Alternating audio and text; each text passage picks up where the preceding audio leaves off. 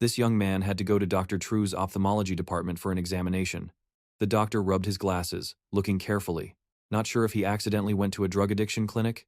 Looking at skinny Jiangdu, his eyes had that intense look, definitely drug-related. Jiangdu described the symptoms he had recently experienced. His eyes felt uncomfortable. Sometimes it flared up, with red blood vessels appearing in the eye. Everything around looked dark red. Especially there was some kind of status bar. It looked like a game interface floating above his head, a living creature. At this moment, Dr. True's was at 18%. The doctor asked Jiangdu's age. Only then did he suddenly ask back. "Are you asking my age?" The doctor was annoyed. "Or are you asking about the size of my manhood or something?" He wondered.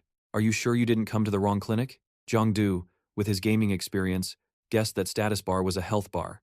But if it was 18%, he was about to die. "Do you drink alcohol?" the doctor asked. Jiangdu scratched his ear, still lost in thought. This skill made Dr. True shudder with anger. Jiangdu shook his head to regain composure. The doctor held his head helplessly. Finally, he could only take out a flashlight to examine his eyes. Jiangdu opened his eyes wide, moving as the doctor instructed. After observing, the doctor was puzzled. Jiangdu's eyes looked perfectly fine, probably just hallucinations. Jiangdu was kicked out. He used his eye ability once again. The entire hospital corridor was covered in a dark red hue. Above everyone's head was their remaining health bar. Jiangdu smirked. Why bother treating conjunctivitis? This was clearly a God-given ability, but he could only see the health bars. Well, there wasn't much he could do. Jiangdu left the hospital. On the bulletin board was a recruitment notice from the Tuan organization. In '99, the whole city faced a catastrophe. But they successfully built a safe survival zone. The mutants fled one after another. Hope had smiled upon them. Jiangdu wasn't interested in news about Tuan. First, he wanted to return to his den. No, first he had to tie his shoelaces. As Jiangdu bent down, suddenly everything turned dark blue-black. The bustling street became deserted. Only one figure remained. The sun was tinged with a strange blue color. The apocalyptic scene unfolded. A girl rushed past Jiangdu, fighting a mutant. Not just her. Many others were also battling different mutants. The bloody scene shocked Jiangdu, especially as the sun was gradually being covered. Jiangdu began to feel chills. Sparkling drops fell from the dark sky, waking Jiangdu back to reality. The bustling street remained.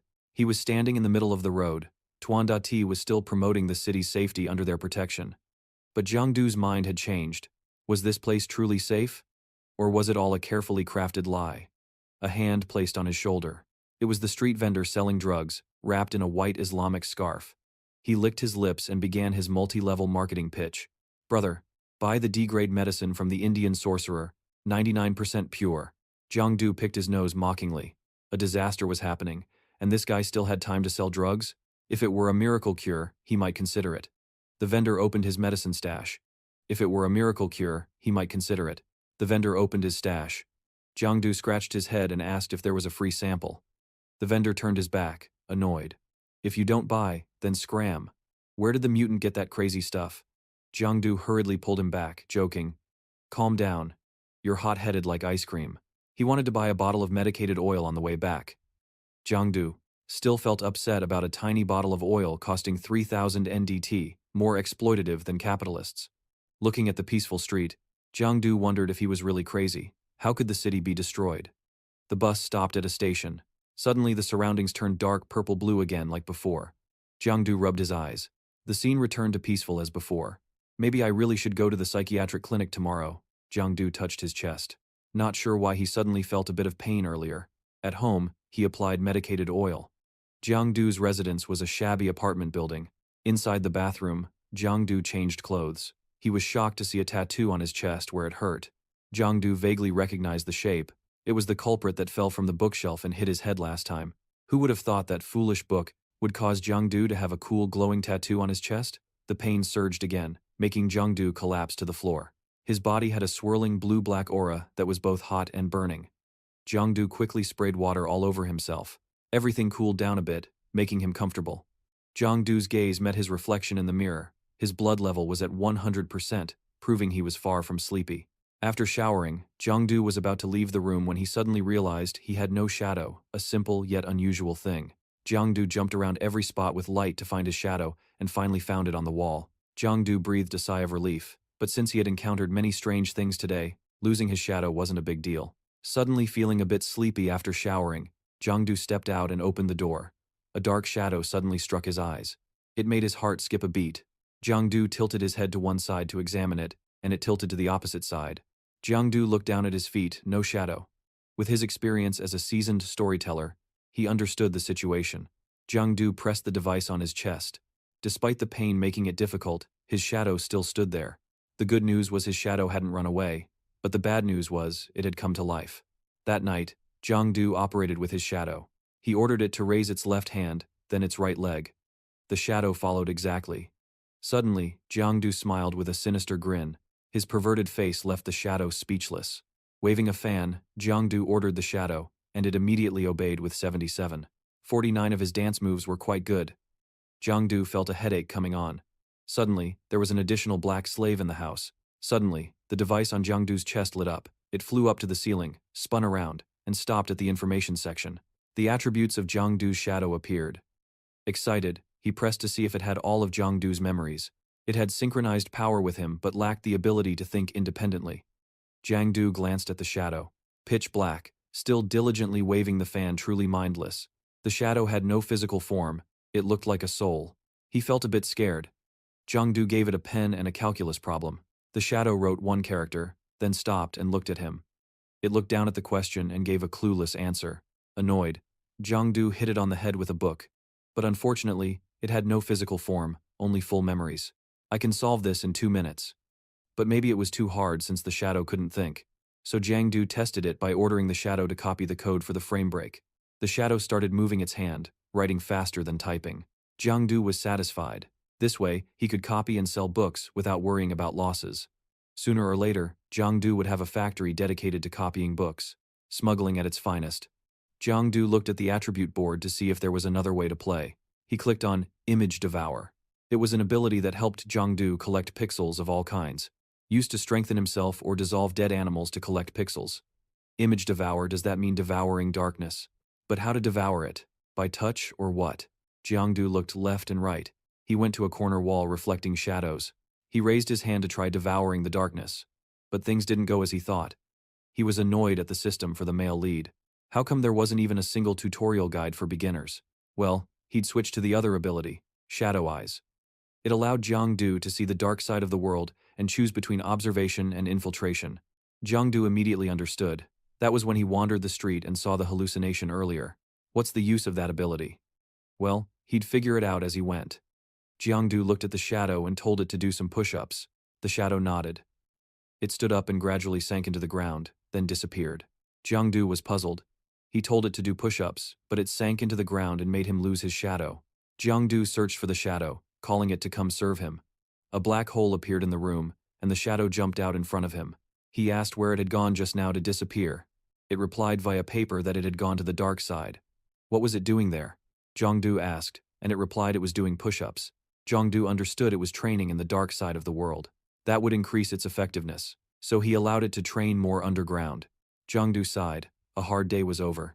Finally, it was just running a deadline. The next morning, Jiangdu was still dreaming a beautiful dream at his desk, mumbling about passion. Hurry, give me the pen, I can keep drawing, Jiangdu groggily opened his eyes. His waist ached from sleeping, sprawled on the desk. At this rate, his life would be bent out of shape. Jiangdu quickly opened the door. The familiar daily call, he immediately went to open it. Early in the morning, his friend Diao Diao, his childhood sweetheart, came to find him.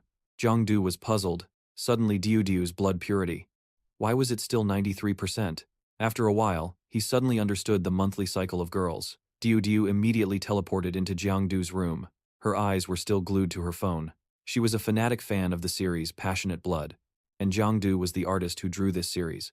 Last night, Diao Diao saw him post on TopTop, saying a new chapter was about to be released, so she came to his house, scheming, wanting to sneak a peek at the manuscript a bit. Suddenly a loud noise made Diao Diao jump in fright. She yelled at Showa. Even though she didn't want to scheme. If you want to see it, there's no need to bang on the door, right?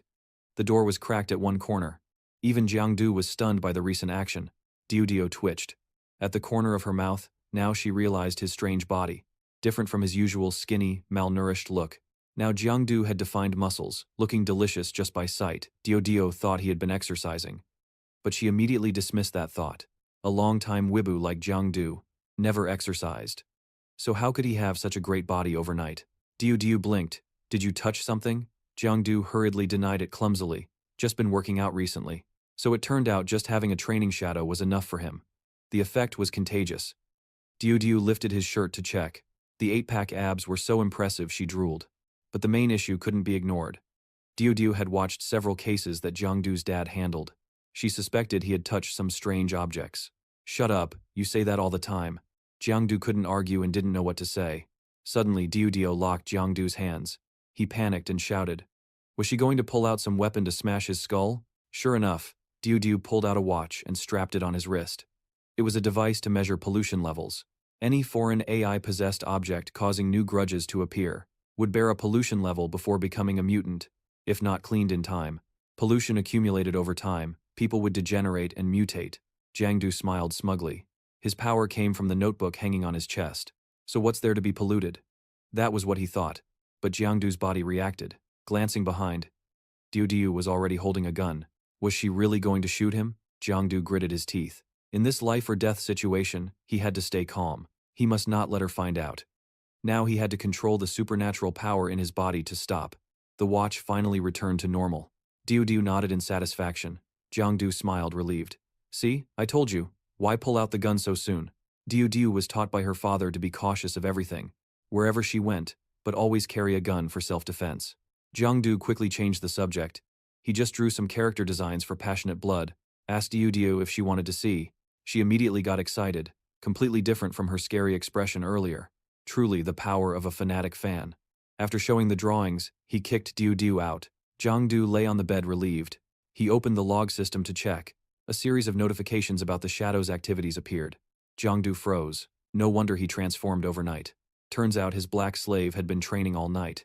Jiangdu immediately summoned his brother to praise him, but he still wanted to exploit more. Just doing push-ups wasn't enough to be delicious. The mindless shadow nodded. Jiangdu began thinking of all kinds of push-up poses. Push-ups on index fingers, one-finger push-ups, push-ups without touching hands. Diao Diao stood outside, eavesdropping on Jiangdu's loud shouts. She thought he was really exercising. She breathed a sigh of relief that her friend wasn't involved in bad stuff.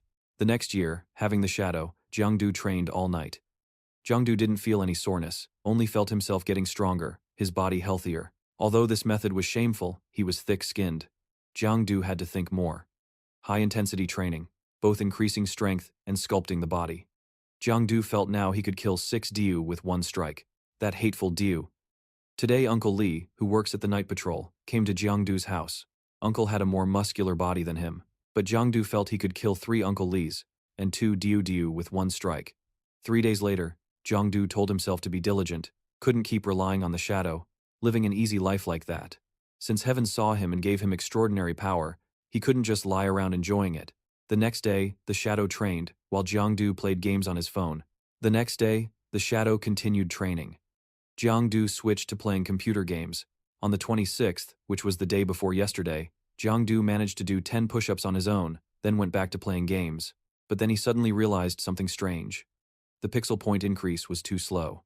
After many days of training, he only had 8 points. If he kept going like this, when would he accumulate enough 10 pixel points to unlock the technique? Suddenly, Jiangdu had an idea. What if he also entered the dark side? Could he speed up the process? Jiangdu's whole body sank into darkness. When he opened his eyes, it was the familiar scene of his room, but the scene was ruined and gloomy. Jiangdu ran out into the street. Finally, he was able to escape the room. Unexpectedly, he was tied up in his own room, so he had to run out to the real-world street before entering the dark side. Jiangdu walked around to look at the scenery. This place was exactly like the real world, just gloomier, like in some horror movies. If a ghost suddenly appeared to scare him now, that would be just right. His wish was granted. Jiangdu sensed an AI approaching. He thought the shadow had come out to greet its owner, but when he turned around, it was the face with jagged fangs of a female ghost. Jiangdu widened his eyes and exclaimed, "Holy crap!" The mutant attacked Jiangdu. His body reflexively jumped to the side. Seeing him dodge, the female ghost kept slashing at Jiangdu. He avoided all her slashes with various postures.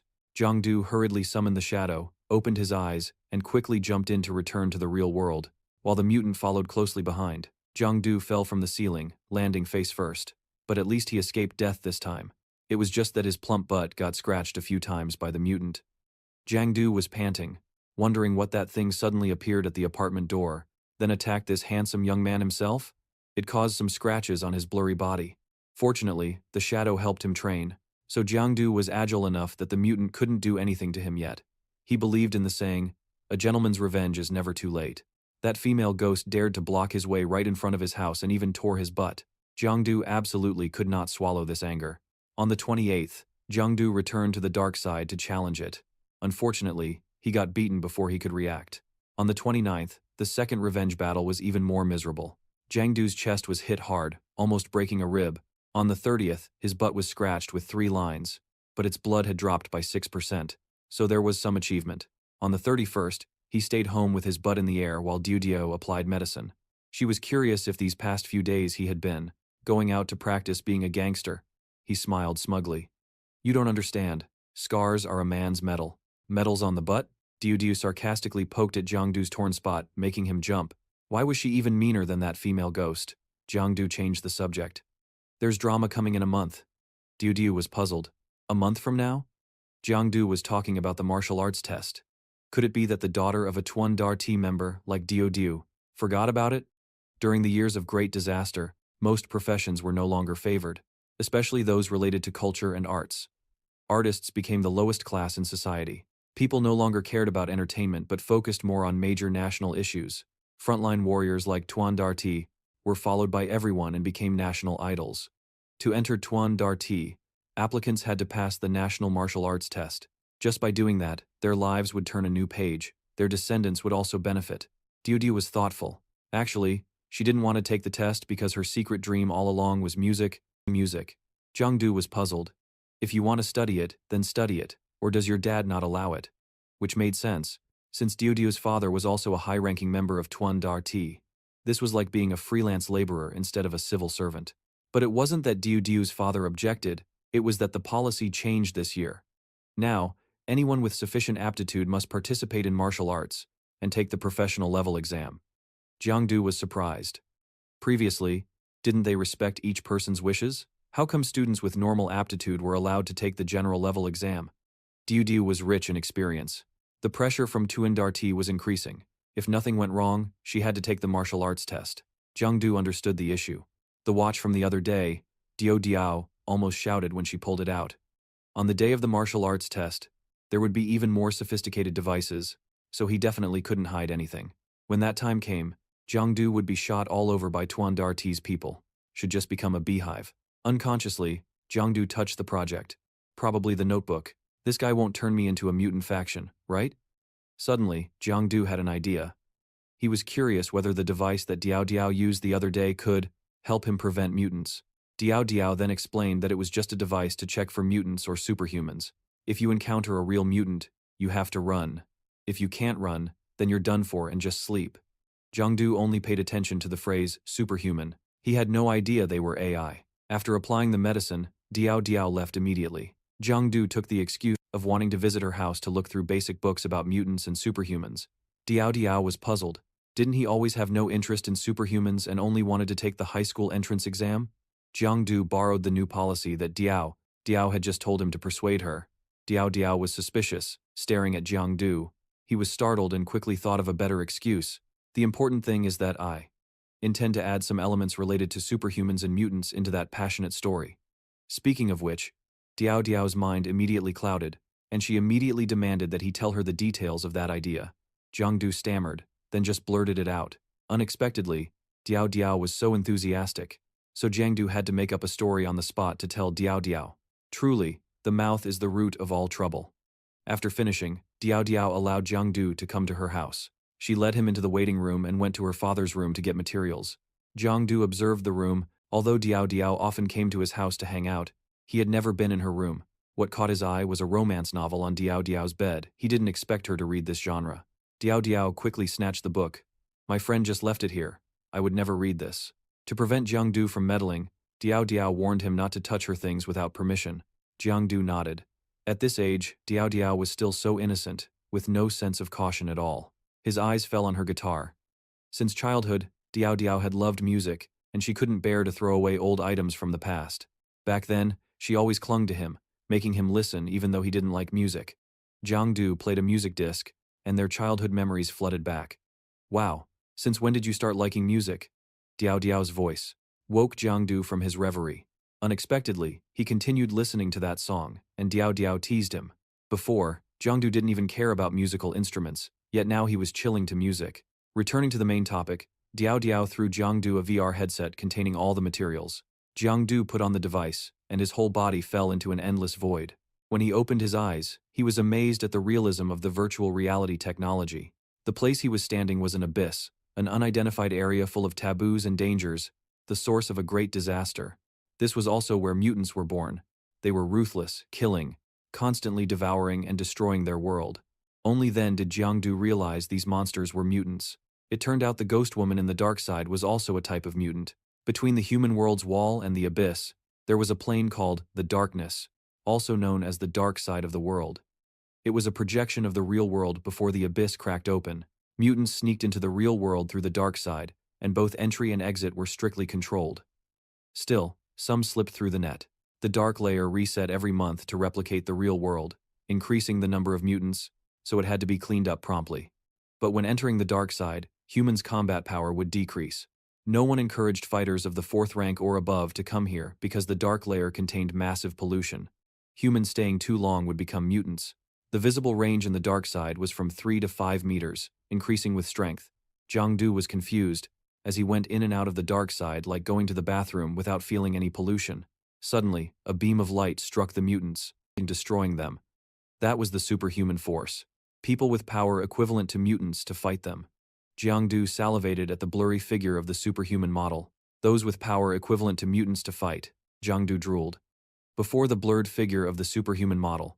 Looks really cool. If he passes the test, he could become an idol. Youth culture, right? Information continued to be conveyed. The nature of superhumans is possessing mutants within the human body. Alongside controlling it is being corroded by that force. Superhumans must always resist mutant pollution. After death, the mutation rate increases.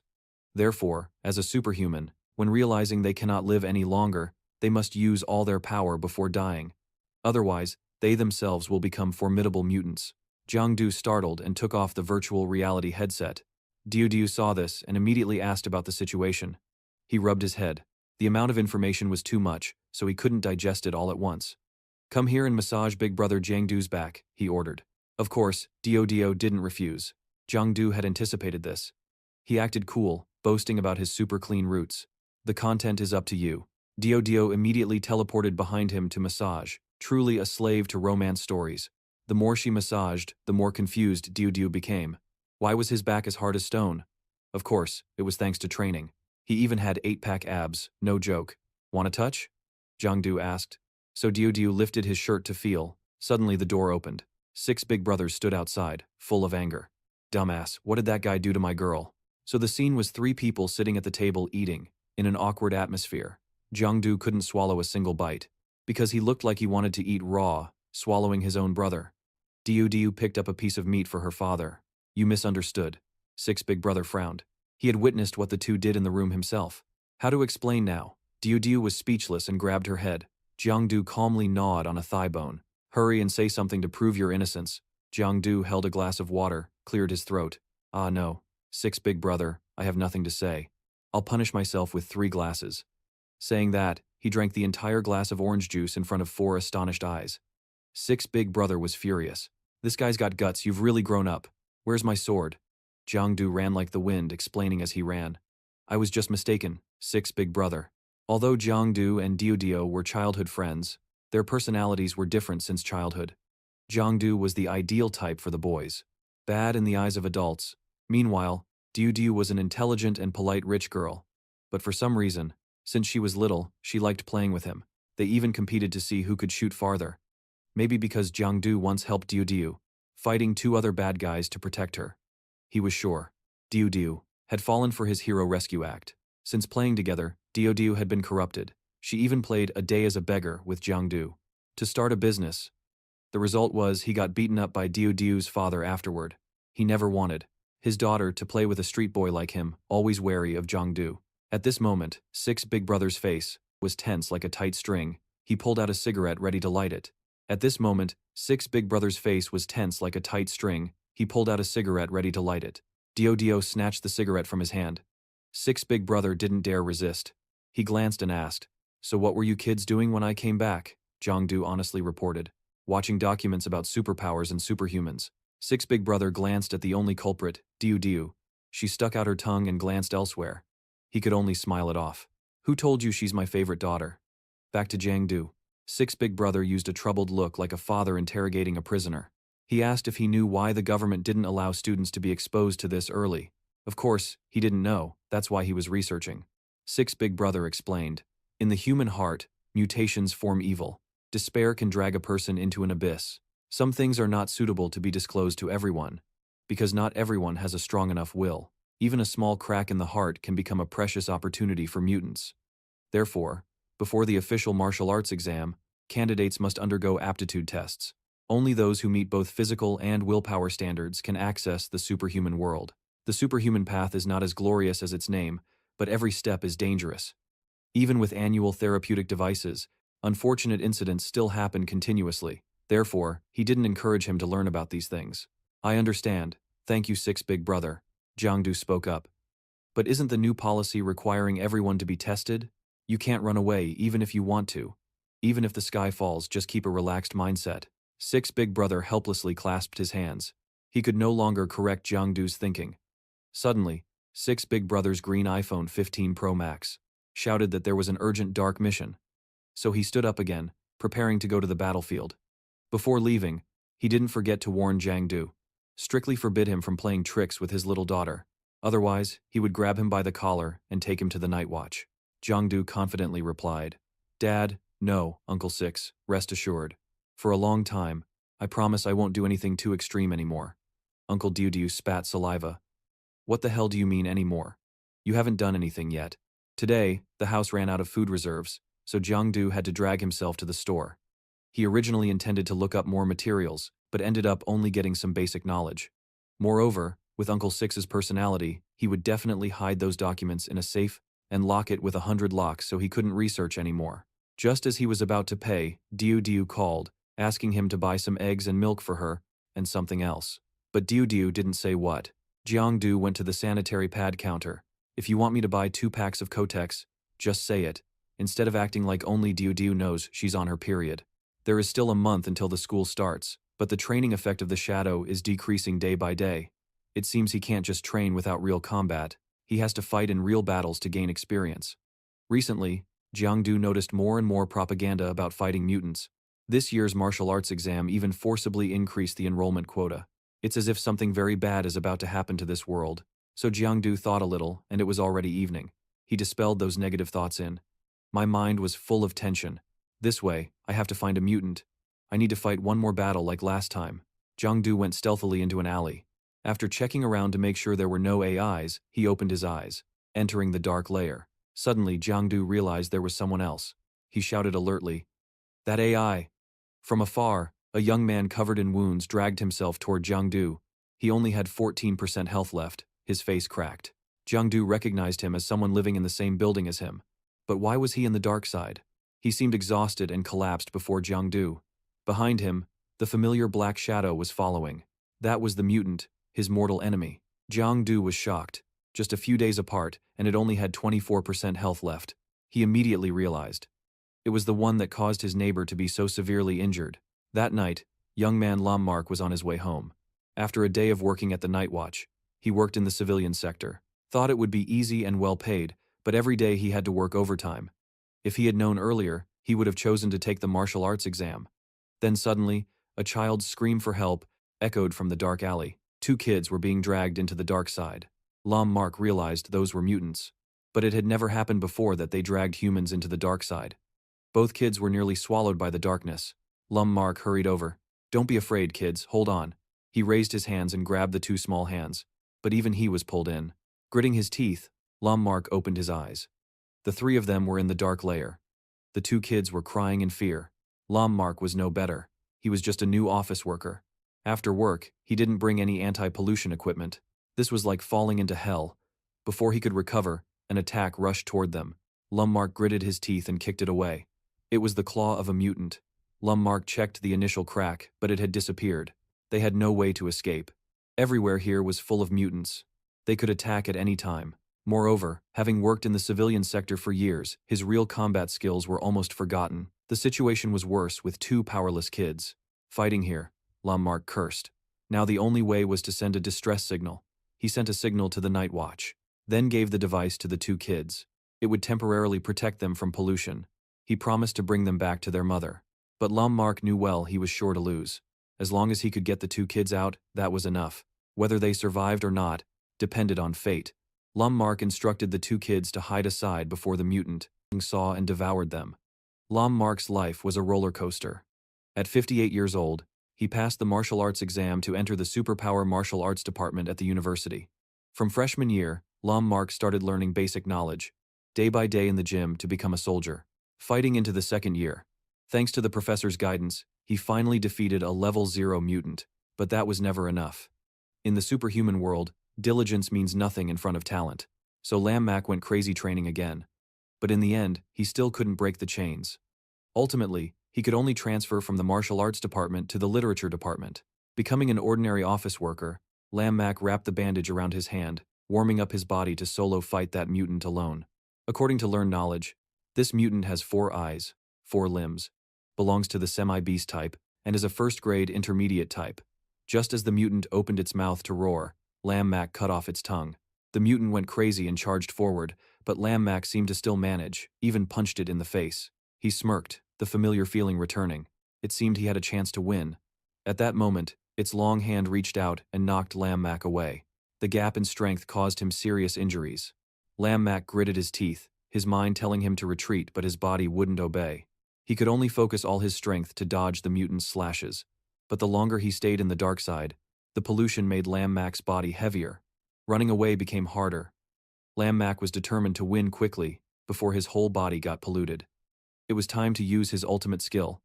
Using the power of shadow illusion, Lammark released a black smoke, blinding the mutant. The mutant roared, tied Lammark's hands, and pressed its head to the ground to silence him. But he wasn't much better. His whole body started to get heavily polluted after using the power. People with low aptitude, weak will like him definitely couldn't use the power too much. Luckily, since working in the office, the number of times he used his power could be counted on one hand, so the pollution was controlled. But facing this legendary long-living mutant, Lammark had to risk his life.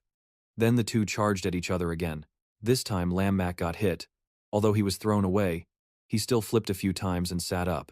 A cough caused a lot of blood to spurt from his mouth. He didn't expect the mutant to adapt to his power so quickly. This first-grade intermediate type, any combat system student at school, could easily defeat it, yet now Lammark was getting beaten by it. He didn't expect his talent to be that poor. But even so, Lammark couldn't give up. He was a person of Tuan and must not retreat. The only thing now Lammark could do was to buy time, waiting for reinforcements to take those two kids away. But could he hold out until then? When the mutant increasingly dominated, piercing one of his shoulders, Lammark was pushed back, fell to the ground, full of wounds. His eyes blurred. He saw the film of his life playing through. At 15, Lammark witnessed his relatives die at the hands of mutants. At 18, he awakened and chose the path of martial arts. At 20, finishing his second year of university, he was forced to leave the combat system. At 21, he came to Tuan to intern as an office worker. Now 4 years have passed. This was the ups and downs of Lammark's life. But he knew, to this world, that was just the most ordinary life. 100 years of fighting between humans and mutants was never peaceful, as people often said.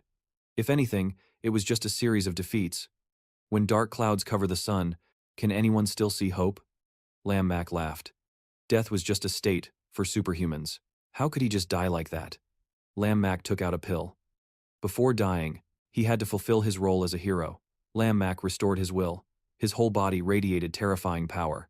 The second fight between the two officially began. Lammark shouted, "Today I swear to live or die with you." He kicked the mutant straight in the face, making it fall backward.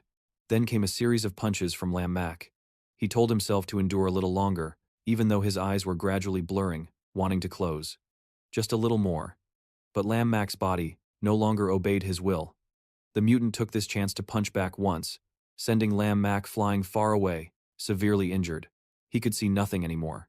In the end, he was betrayed by his own power.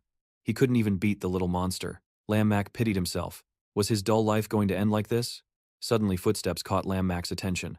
A voice sounded in his ear. "Dumbass, you useless piece of trash. Why did you run here instead of waiting for me at the gate of the area?" Lam Mac heard a young voice. But it wasn't the way Tuan spoke. Could it be a supernatural being? Ordinary people simply can't come here. Giang Du helped Lam Mac lean against the wall, telling him to rest. "Now it's your turn to take revenge." The entrance to the dark side was strictly guarded by Tuan. Could Lam Mac be anxiously waiting? Could this be a powerful, mysterious being living in the dark side? Just then, Jiang Du was punched by the mutant so hard he almost lost all his teeth. Lam Mac gaped. So weak. Even weaker than him. The mutant targeted Lam Mac again, but he wasn't strong enough to fight. A hand reached out and slapped its face. Jiang Du was panting, furious. He grabbed a secret weapon, a bottle of soy sauce, and declared war. "Your rival's face is mine." The two sides clashed. Jiang Du was more agile now, no longer letting the mutant ambush him. He smashed the soy sauce bottle on its face, using the shards as weapons. The mutant was still wildly slashing like a mantis. But Jiang Du had already moved behind it, stabbing its side, making the mutant ache all the way to its stomach. It wildly slashed at Jiang Du, but he dodged with his eyes closed. After many fights, he figured out its moves. Moreover, it was seriously injured now. Everything was inferior to him, so this time the advantage definitely belonged to him. Jiang Du stuck out his tongue, taunting it. He kept stabbing with the broken soy sauce bottle, forcing the mutant to retreat to avoid it. Lam Mac stared at him, unsure if this was strong or weak. Clearly, Jiang Du didn't fight by any rules, yet he could suppress the mutant in a miraculous way. Jiang Du lunged to grab the mutant's head. "Last time it scratched your butt, today I have to tear its back to feel satisfied." As he charged, the mutant's tail whipped across his body, sending him flying into the wall. He gritted his teeth. "It's because you only cared about avenging your butt." So it was prepared. The mutant charged again. Jiang Du was in a dilemma. Behind him were two weak kids. Normally, he would leave the dark side to recover for a few days. But if he did that, it would be like accepting death without a fight. That style didn't suit a protagonist like him. So Jiang Du decided to take a risk. If only he had some alcohol today. Here, he had become the 2D version of Chi Peo. Lam Mac saw him struggling, then remembered the mutant's worst wound was on its right rib, so he told Jiang Du to target that. Jiang Du smirked. "This time that mutant dies with me." His smile gradually turned inhuman. He slid left, then right, observing. The left side was empty now. Jiang Du grabbed his ultimate weapon and stabbed into its right rib. The mutant screamed in pain. It lost another 2% health. This attack seemed effective. The mutant turned tail and fled. Jiang Du was confused. Even these cold-blooded ones know how to run? Lam Mac felt something was off as it passed by. Its direction was toward the two mutant kids trying to heal. The mutant opened its mouth full of fangs and drool, ready to devour the kids. Jiang Du put all his strength into his arm, throwing an energy drink in hard at the mutant. At the very moment that it was about to bite the kids, the can flew at it. It tilted its head back just in time. Lam Mac was furious seeing it trying to heal. He charged with all his strength, kicking the mutant repeatedly, only to be thrown to the ground like a sandbag. Seeing Lam Mac weak, the mutant wanted to rush and devour him, but Jiang Du wouldn't let that happen. He grabbed the mutant's neck. He bit hard on its shoulder, making it whimper silently. The mutant's health bar dropped again. Jiang Du pressed its head to the ground, clawing its back repeatedly to avenge his butt. Its health dropped to 11%. A red mark appeared before Jiang Du's eyes. He didn't know what it was but felt that hitting it would mean victory. So Jiang Du swung hard, piercing through the glowing red circle. The shockwave blew everything around away. Jiang Du, covered in wounds, was panting. Everything reset to the original place of the dark side. He smiled proudly. Finally, he avenged his butt. But it seemed Jiang Du wasn't doing well. Everything before his eyes suddenly turned dark and blurry. Around Jiang Du was a city scene, engulfed in flames and corpses. Suddenly, a horde of mutants surrounded him. They lunged, biting and tearing as if wanting to devour Jiang Du. The sun was far away, the dark side expanding. The spiritual fire was weak. There are noisy people in the decadent brothel. There are people screaming in the dark night. This night is the great continent. Many know. Many others do not know this true face. "Wake up, are you still alive? Hello?" Lam Mac's voice wakes Jiang Du. He drowsily opens his eyes. Luckily, it was just a dream. After killing this mutant, he couldn't remember anything. And by the way, there are creatures here. Jiang Du tries using the shadow devouring technique, and it indeed works. Lam Mac looks at him with a judging gaze. During the fight, he said a lot clearly. But now he is silent. Jiang Du observes the situation. Lam Mak estimates that with 10% blood left, he can still be saved. That is according to the system's standard only. Suddenly, Lam Mak places his hand on his shoulder. He asks Jiang Du to help him to the wall. Both sit down and breathe heavily. Lam Mak starts a conversation. He guesses Jiang Du is not from Tuan. Jiang Du is startled. He did not realize he was a neighbor. Living in the same building as him? But it seems Lam Mak can no longer see anything. That's even better. Jiang Du doesn't have to explain much. Lam Mak knows Jiang Du is not from Tuan, so he laughs. He knew right away. How could anyone from Tuan have to struggle so much to fight the first-rank mutant? Jiang Du twitches the corner of his mouth. Is this guy about to die, so he's talking nonsense? It was a waste for me to stay and save him. Lam Mak laughs loudly, just joking. You're pretty tough too. No one has ever used a soy sauce bottle to kill mutants before. While speaking, he coughs violently, making Jiang Du check if he's okay. But on the contrary, Lam Mak laughs even louder. Jiang Du wonders if people in Tuan get happier the more injured they are. Lam Mak is curious about where Jiang Du studies. Jiang Du doesn't want to reveal much about himself, so he randomly says he's in the second year at Bokdu Academy. Unexpectedly, it is the same school Lam Mak once attended. He asks if Jiang Du studies literature or martial arts. Without Jiang Du answering, Lam Mak mutters, probably martial arts. No one in literature dares to fight the first-rank mutant. He then changes the subject, asking if Jiang Du has any medicine. But he never smokes, he only has some pocky sticks he just bought. Jiang Du breaks some for him, giving the smaller portion. Lam Mak twitches the corner of his mouth. Seeing his attitude, Jiang Du points to the pocky sticks that fell on the ground earlier, dropped during the heated fight. He wants to eat, so let me pick them up. Of course, Lam Mak doesn't want that. The two sit quietly eating the cookies. This is your first time killing a mutant alone, right? Lam Mak speaks again. Jiang Du answers briefly. Lam Mak sighs, beginning to open up. Sometimes he really admires martial arts students, natural talents born to fight, unlike himself. Poor aptitude and weak will, like the sky in this dark place holds no hope. Even if Lam Mak uses the Diao pill to boost his fighting power, it doesn't help.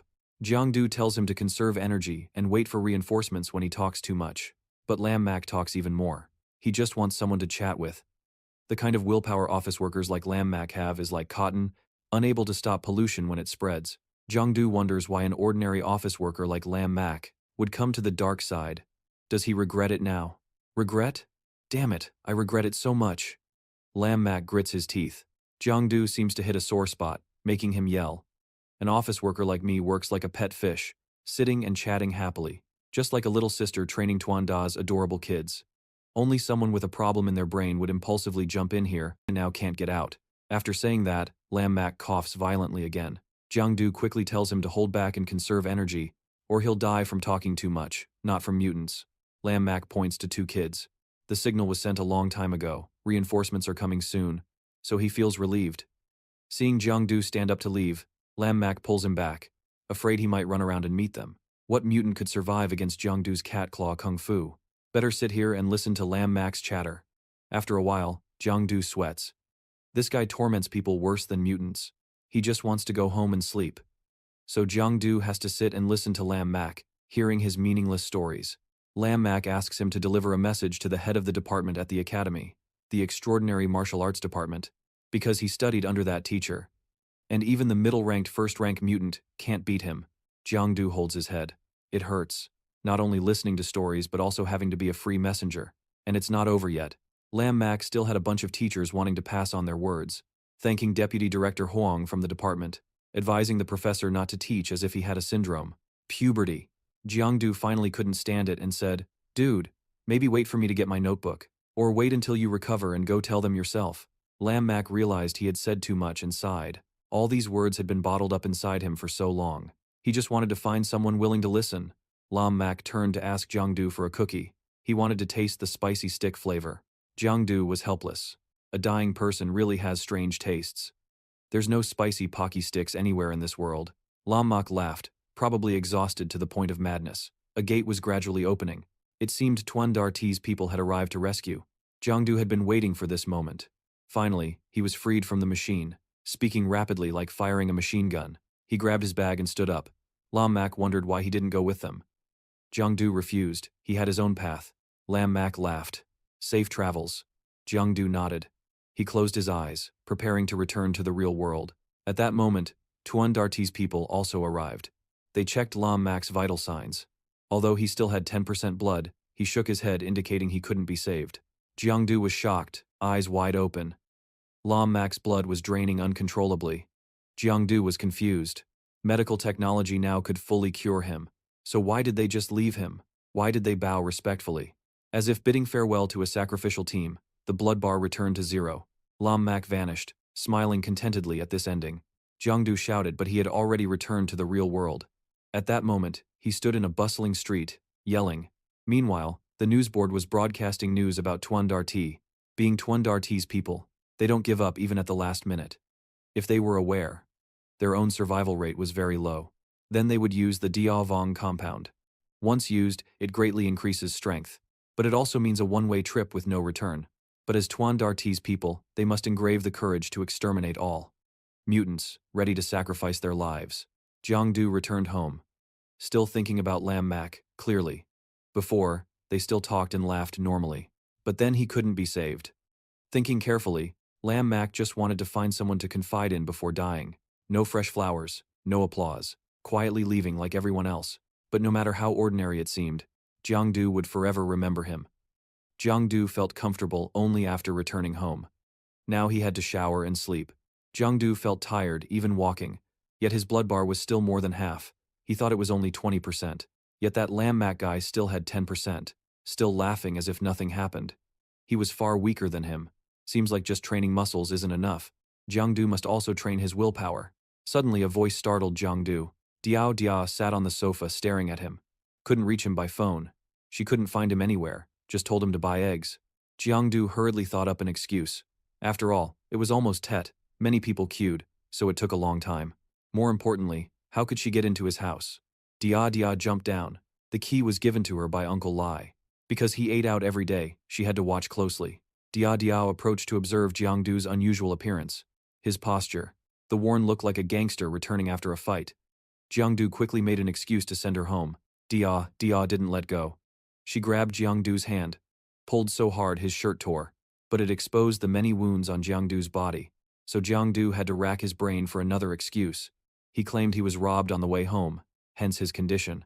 But the robber got beaten much worse by him. Jiangdu even acted out the moves.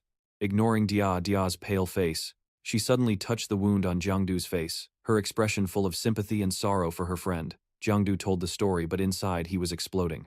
Could Diao Diao really believe his lies? Girls are really easy to fool. Does it hurt? Diao Diao asked. Jiangdu scratched his head and said no, feeling a bit guilty for lying to his friend. Diao Diao threatened to tell Uncle Lai. In the middle of the night, Jiangdu went out again. Besides going to beat people up, Jiangdu feared no one, only Uncle Lai. He ran out, grabbed Diao Diao's hand, begging her not to tell Uncle Lai. Having no choice, he pretended to collapse on the ground, moaning all over. I'm dying, boo-hoo. Diao Diao quickly sat down to check his wounds. He needed to go to the hospital. But Jiangdu firmly refused to go. There was still a pile of medicine that Uncle Lai brought back from Tuan Darty at home. Much better than the hospital several times. Yao Yao frowned. At Sister Thuong's house, she would probably make her apply medicine and serve him again. Yao Yao agreed. But while bandaging, Jiangdu winced in pain. He regretted not going to the hospital himself. Instead, he stayed home to be tormented by Yao Yao. In the end, she bandaged him up like an Egyptian mummy. Yao Yao hit his shoulder hard. Will you dare to show off again next time? No, I won't dare to join in anymore, Jiangdu quickly replied. Showing off is human nature, at most. I'll just stand and film the video, not jump in. Yao Yao grabbed his hair and told him to say it again. Jiangdu hurriedly apologized. Will you repeat it next time? No, I promise I won't. Yao Yao nodded and left. Who would want to stay at your house anyway? Jiangdu lay on the sofa thinking about Lam Mac. Before he died, he had asked him to pass a message to some lecturers at the academy. The more he thought, the more wrong it seemed. The most important matter was Lam Mac. He still hadn't introduced himself to him. Jiangdu opened the all-purpose notebook to check. The first time he used the devouring image to absorb a Juling, he gained the image absorption ability. Jiangdu realized that every time he finished slashing a mutant, the devouring image would be absorbed and registered into the system. Jiangdu looked through the image absorption. When using this skill, if someone attacks from the shadows, he can easily catch their weak points. The first attack causes massive damage. Jiangdu struggled to drag himself to a corner, got into position, and the devouring image voice activated. A light breeze blew by. Nothing else happened afterward. Jiangdu jumped up. Isn't this system stealing from me? No effect at all. Suddenly he thought, maybe it's because there's no target to activate the skill on? Well, next time there's another target, he would try it.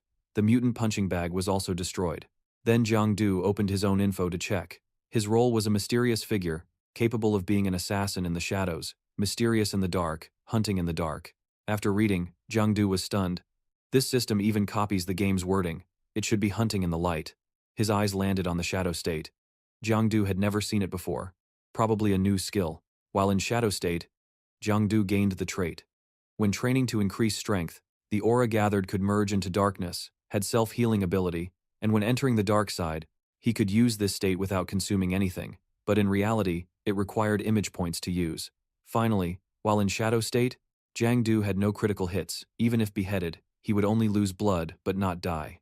This was the power Jiangdu wanted. He pressed to view details. If beheaded, Jiangdu's blood would drop by 99%, not die immediately. Damn it, if blood drops 99%, how do you expect to save me? Might as well just die. Jiangdu grabbed the Rude System's head, but anyway, this ability was pretty good. He had to try it out. He called his black-skinned brother over, then connected with the shadow through contact. The shadow gradually merged and covered Jiangdu. Now, he officially became his own shadow. Jiangdu felt strength surge throughout his body. He took a breath and dashed off like a lightning bolt, jumping lightly from the floor to the ceiling. He had speed, strength to lift a bed with one hand, and defense power. Holding a 100-kilogram weight and hitting his face was no problem. Jiangdu laughed. Ha ha. This shadow state level 7 was really tough. Is the upstairs floor fighting? Be quiet. The downstairs neighbor's shout startled Jiangdu. He dispelled the shadow, now had to be humble, not get excited like those lottery guys. Next was the mysterious roll. But why was there a line that could be unlocked? Jiangdu pressed to check. He already had partial authority of this roll, but hadn't awakened it. After unlocking, it would awaken completely. Others couldn't awaken any ability of this roll. At the same time, unlocking carried certain risks. Jiangdu thought, unlocking the roll looks pretty good. The system uses red to highlight the word risk, so maybe it's better not to choose. But sometimes risks can be beneficial. Jiangdu thought hard for half a day. The system saw him dawdling. So it chose for Jiangdu. He panicked. Hey, no, I'm not sure yet, damn it. Darkness spread, enveloping Jiangdu. After a slight tremor, everything ended. Jiangdu stepped out with the body of a hunter. If he doesn't go all out hunting, he will die during the hunt. Jiangdu's attacks will definitely cause damage. There are 3 things to note. Except for external attacks like guns, bows, or poison. The more he hides in the shadows, the more his notorious reputation spreads widely. He can harvest surprises. Lastly, even the divine spirit cannot escape. After activating the shadow state, Jiangdu's killing ability is also enhanced to a certain degree. It reduces the blood required to kill. When the prey's blood reaches a certain limit, the blood bar turns bright red. He will see the prey's weak spot. When Jiangdu attacks that spot, he can trigger the kill, completely wiping out the prey. Jiangdu suddenly remembered the time he defeated the mutant. A bright red circle appeared then too. Thanks to that, one strike sent it straight to the underworld. Jiangdu smirked. It seemed like he was holding a game hack book in his hands. While feeling ecstatic, he suddenly noticed something strange. Jiangdu immediately removed all the bandages on his body. The wounds healed rapidly. He was puzzled. The system said there was a risk, but everything was perfectly fine. Seeing the scabbed wound, Jiangdu itched to pick it off. He was excited about the healing speed. When in his shadow state, this way, even if he gets slashed, he wouldn't be afraid. Dead meat. Overly excited, Jiangdu immediately posted a photo on Fobo to show off his achievement. 2 classmates became curious about the truth. They could only ask Diao Diao. Last night, Jiangdu even told them he met a traitor who wielded a knife to chop watermelons and people without blinking. Diao Diao sighed. Don't listen to his nonsense. He was just chased by a hunting dog. Still, the 2 wanted to visit Jiangdu. Diao Diao led them there. Habitually, she used a key to open the door. Seeing that, the 2 wondered, how do you have Jiangdu's house key and open it like it's your own? Diao Diao was startled, but this was given to her openly by Jiangdu's uncle, so why hide it? Diao Diao opened the door and saw Jiangdu wearing only shorts, writhing in pain on the floor. He shouldn't have peeled the scab last night, especially not when he wasn't in shadow state. Now the wound was ulcerated.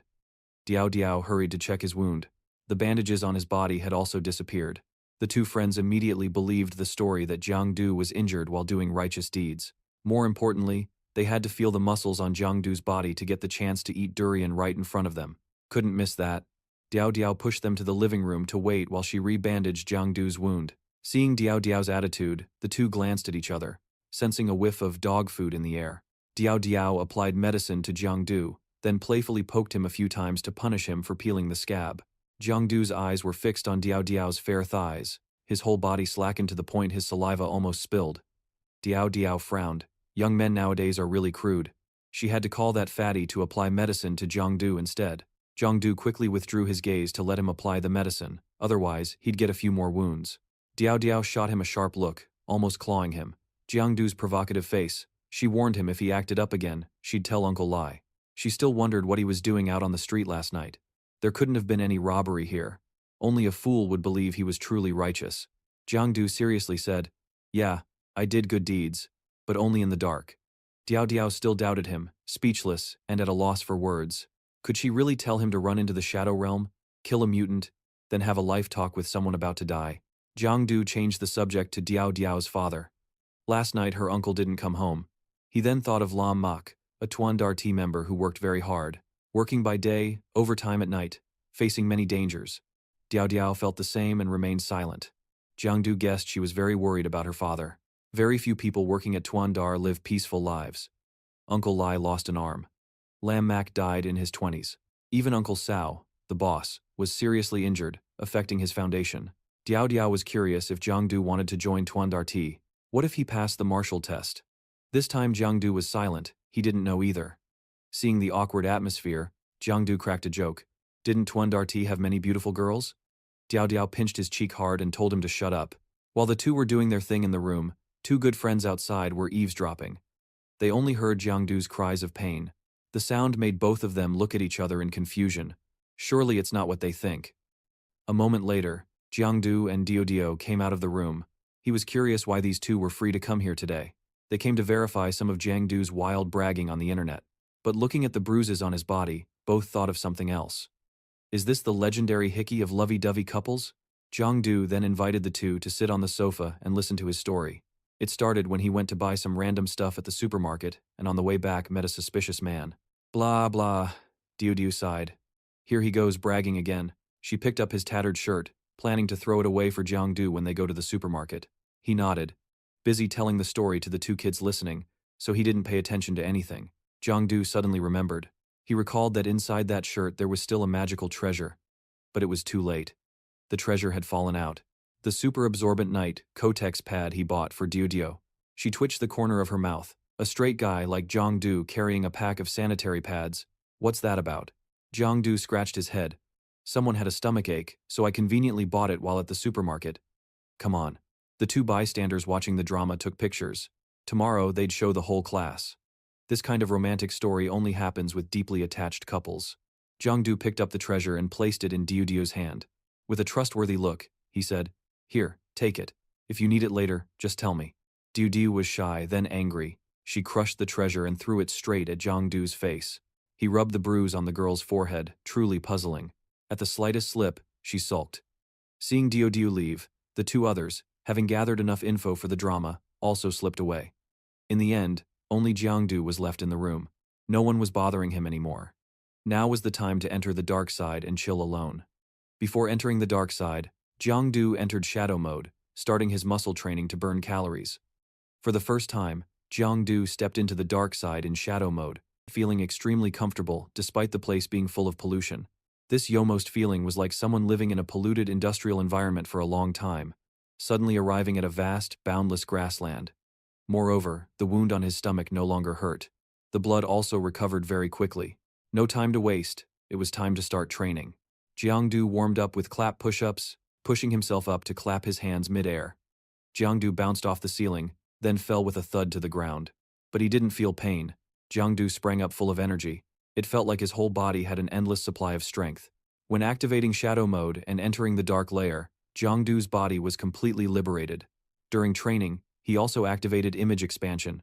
The image expansion hidden in the dark layer slightly increased his pixels and physical attributes.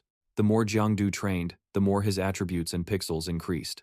In no time, he finished 1,000 plank hovers. But training only in the room was a waste. Jiangdu ran outside to train in the yard. If this were reality, some rich guys would definitely come to worship him as a master. First, a light warm-up with a few hundred pull-up rounds. Meanwhile, at the Tuan tier headquarters, a more intense meeting than usual was taking place. This time they were summoned because of the abnormal fluctuation range of the dark layer. Suspicious cracks were found in various areas. This outbreak was relatively unusual. The concentration was in residential areas, instead of random like before. The 6 bosses presided over the meeting, their faces tense as a tightrope. Recently, mutant activity had increased. 4 cases of people being pulled into the dark layer appeared 2 days in a row. It seemed few, but who knew if after many times, the mutants had become more skilled and caused more serious impacts? Compared to mutants in the dark layer, abyss cracks were much more dangerous. If dark layer mutants were wild beasts, then those emerging from the cracks were the ancestors of wild beasts. Alright everyone, pull yourselves together. It's just suspicion, no need to act like the sky is falling. Uncle Lee spoke to reassure everyone. Moreover, they had long prepared well for battle. If you're scared before the fight, how can you win? Everyone fell silent, then regained composure. Only a few cases so far, being anxious won't allow for long-term fighting. Everyone refocused on the meeting. Next was the list of recent casualties. Late at night, the meeting finally ended. The 6 bosses stood alone, gloomy. One pulled out a cigarette to ease his sorrow. Why do troublesome things always happen right before the new year? Suddenly, the 6th boss noticed the cigarette he was holding tasted sweet. It turned out that Diao Diao had swapped his cigarette for a cookie. Somehow, a pack of cigarettes ended up with the 6th boss. He held it with one hand while still looking at his daughter's cookie. Uncle Lee was the one who threw him that pack of cigarettes. He didn't like having to see anyone making a grimace like a monkey's butt. When tired, he would light a cigarette. The 6th boss put down the pack and happily ate the cookie. I'm afraid of lung cancer. Uncle Lee grinned widely. Damn, you're afraid of this? The 6th boss frowned and changed the subject. Uncle Lee staying means there's something to discuss. Uncle Lee exhaled a white smoke, puffing thoughtfully. There's another announcement upstairs, he said. The 6th boss was startled. What announcement? Could it be that? He sat down dazed. He opened his computer and read the urgent announcement about the aptitude test. Diao Diao's registration for the superhuman major. The 6th uncle planned to wait until she finished the aptitude test before deciding. Instead, he worried more about Jiangdu. He felt his mind wasn't quite normal either. Not sure what Uncle Lee would make him study among those. Superhuman. Uncle Lee took a drag on his cigarette. It was unclear if he sighed or just exhaled smoke. Uncle planned for Jiangdu to study the normal major. The 6th boss was confused. The aptitude test hasn't even happened yet, and Uncle Lee had already confirmed it. Now anyone physically qualified would be forcibly enrolled. In the superhuman major, no more testing. Uncle Lee put on his coat and left amid the 6th boss's questions. Just then, the assistant rushed in with news from the dark floor. After reading it, the 6th boss was dumbfounded. They had discovered a new type of mutant, nicknamed the Crazy Training Shadow. Greetings. Looking at the photo, everyone knew who it was. They described Jiangdu as a pitch-black shadow. First discovered at the Hua Yuan Center, in the Tham Uyen apartment complex. He didn't know what fatigue was. Had a great interest in training. His body had a low desire to attack. Even when the probing staff came, Jiangdu stopped training and saluted for 2 hours. In short, the danger level was low, so no killing order yet. The observers didn't know what to do, so they asked the 6th boss. Watching the video material, the 6th boss's face darkened. What kind of mutant is this? Mentally ill or what? Back then, in the dark floor, a spider caught Jiangdu's eye. He was live streaming while describing today's dish. A spider containing a large amount of protein. Fresh, juicy spider meat. Burn off the hairs with fire, and it's edible. Taking a bite, it's unlike beef or goat meat, because it's spider meat. Jiangdu had been secretly filming mutants on the dark floor these days, and posting them on Fobo. Unexpectedly, it got a storm of likes. At this rate, he'd become a youth idol. Besides him, many others made videos about the superhuman genre. Jiangdu thought all this content was controlled and banned from posting. Suddenly, a notification popped up, startling Jiangdu. He angrily smashed it once. Even a notification has to appear like a ghost to scare people. But Jiangdu's eyes caught the message. His remaining lifespan was 100 hours. That's just over 4 days. The number 100 kept spinning in Jiangdu's head, making him pale. Why did he only have 4 days left to live? Could this be the risk of opening the hunter's position? Jiangdu took a deep breath to calm down. There must be a way to solve this. No way, it gave him a hack and then let him die early? Wait, he recalled the hunter's description. If not a burst, you die in the hunt. That means Jiangdu must always hunt to maintain his lifespan, so he just needs to slaughter those mutants. That way, he can keep living. Hunting might even make him immortal, as long as there are mutants to hunt. If the flesh perishes, he can still exist in another state. Jiangdu didn't quite understand this part. What else is awakening this position so he can live happily? How can an abnormal person be happy with only 4 days left? Later, when he can't kill any mutants, he'll have to rely on Uncle Lee's help. The important thing is he only has 4 days left to breathe. Looks like Jiangdu must kill this spider to gain some lifespan. Rarely is there such a thrilling content. He must livestream it to get to the top. After all, this is Uncle Lee's secret account, An Trung, so his identity won't be exposed. Jiangdu's shadow summoned the shadow state. First, he had to greet the viewers. Hello, everyone. It's Tuan again. Today, I invite you to join me in eating this super giant mutant spider meat. I wonder where Jiangdu got that stick from. He slowly approached the spider that was sound asleep. There were a few unknown metal pieces stuck on the stick. Overall, it was a good weapon. The spider noticed someone approaching and immediately jumped up. When it turned to the back, Jiangdu jumped to the front. When it turned left, he jumped to the right. Jiangdu's heart was pounding. This feeling was like stealing mangoes from the neighbor's yard at noon. Luckily, thanks to the shadow state, the spider couldn't detect him. Next, he just needed to find its weak spot and rely on his killing skill. The red spot appeared again like last time. This time it was on the spider's second hole. Jiangdu grinned wickedly. This little spider was really painful. Half an hour ago, the little spider loli was enjoying the feeling of its new home. This place wasn't as suffocating as the abyss, nor were there any huge bullies. As long as it was a bit careful, the little spider lolly could live its whole life here. So blissful. Every day it just needed to flirt with some young spider boys and then feast on them. Even if it got scratched lightly, a little sleep would make its skin perfect again. While sleeping soundly, suddenly the spider's sixth sense warned it. A pervert was approaching the little spider loli. But it looked around 360 degrees and saw no AI. Clearly, the little spider sensed an AI very close to it. Anyway, sleeping here didn't feel safe. The little spider loli went to find another spot. Suddenly, from behind, the little spider loli felt unbearable pain. Some scoundrel had stuck this spiked stick into its reproductive organ. The culprit AI was none other than Jiangdu's shadow. Just after the first move, he felt the pixels overflowing.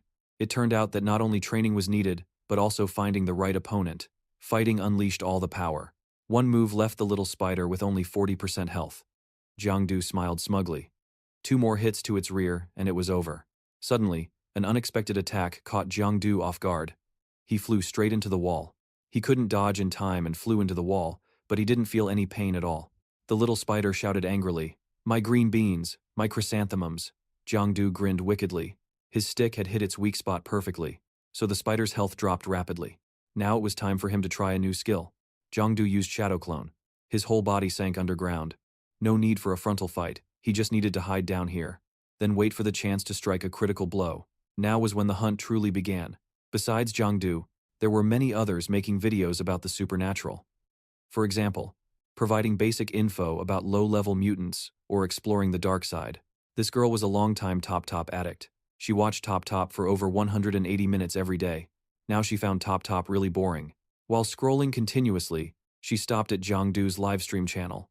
In the livestream, he filmed mutants playing tag in the dark, which excited her. Who would have thought someone dared to film mutants directly and show it to the whole country? Next was a video where Jiangdu introduced the spider loli dish, the oldest demonic species in the middle stage. A bunch of comments only praised his handsomeness, ignoring the spider. The girl read the comments angrily. What a bunch of foolish guys, always posting nauseating stuff online. Yet she was also attracted by Jiangdu's mysterious dark skin. For the first time, she commented complimenting someone else on Top. At that time, Jiangdu was still live-streaming the spider hunt. Her eyes lit up. She guessed he was a supernatural being. This guy is really interesting, she smiled mysteriously. Meanwhile, in the dark, Jiangdu was still working on the little spider loli. He jumped up and stomped hard on the stick, causing it to scream pitifully. The spider swung a sharp leg at Jiangdu, but when it pulled back, there was nothing under its foot. Jiangdu tapped on it. "Hey little one, I'm here." He jumped and dodged its attacks, narrowly avoiding all 8 legs without getting hit once. So clumsy, this Top addict girl. Like many others, she was captivated by Jiangdu's shiny dark skin and had her heart stolen. She had regained her passion for Top. The spider lolly sprayed a bunch of purple poison. It was smug, thinking Jiangdu had melted after touching its acid. You think just because you sprayed acid on the ground I can't do anything to you? His voice echoed from the rooftop. Wherever there is darkness, there is shadow. And wherever there is shadow, there is him. Jiangdu dashed down from the rooftop like a flash. The spider hurriedly sprayed acid, but Jiangdu had already jumped to another building long ago. Because he used Shadow Step, he could teleport, enjoying the darkness. He is the hunter in the shadows. Jiangdu landed right in front of the spider. He used a stick to pierce through its mouth, ending the life of the little spider lowly. Like a habit, Jiangdu used Shadow Devour again to swallow the spider whole, absorbing another mutant.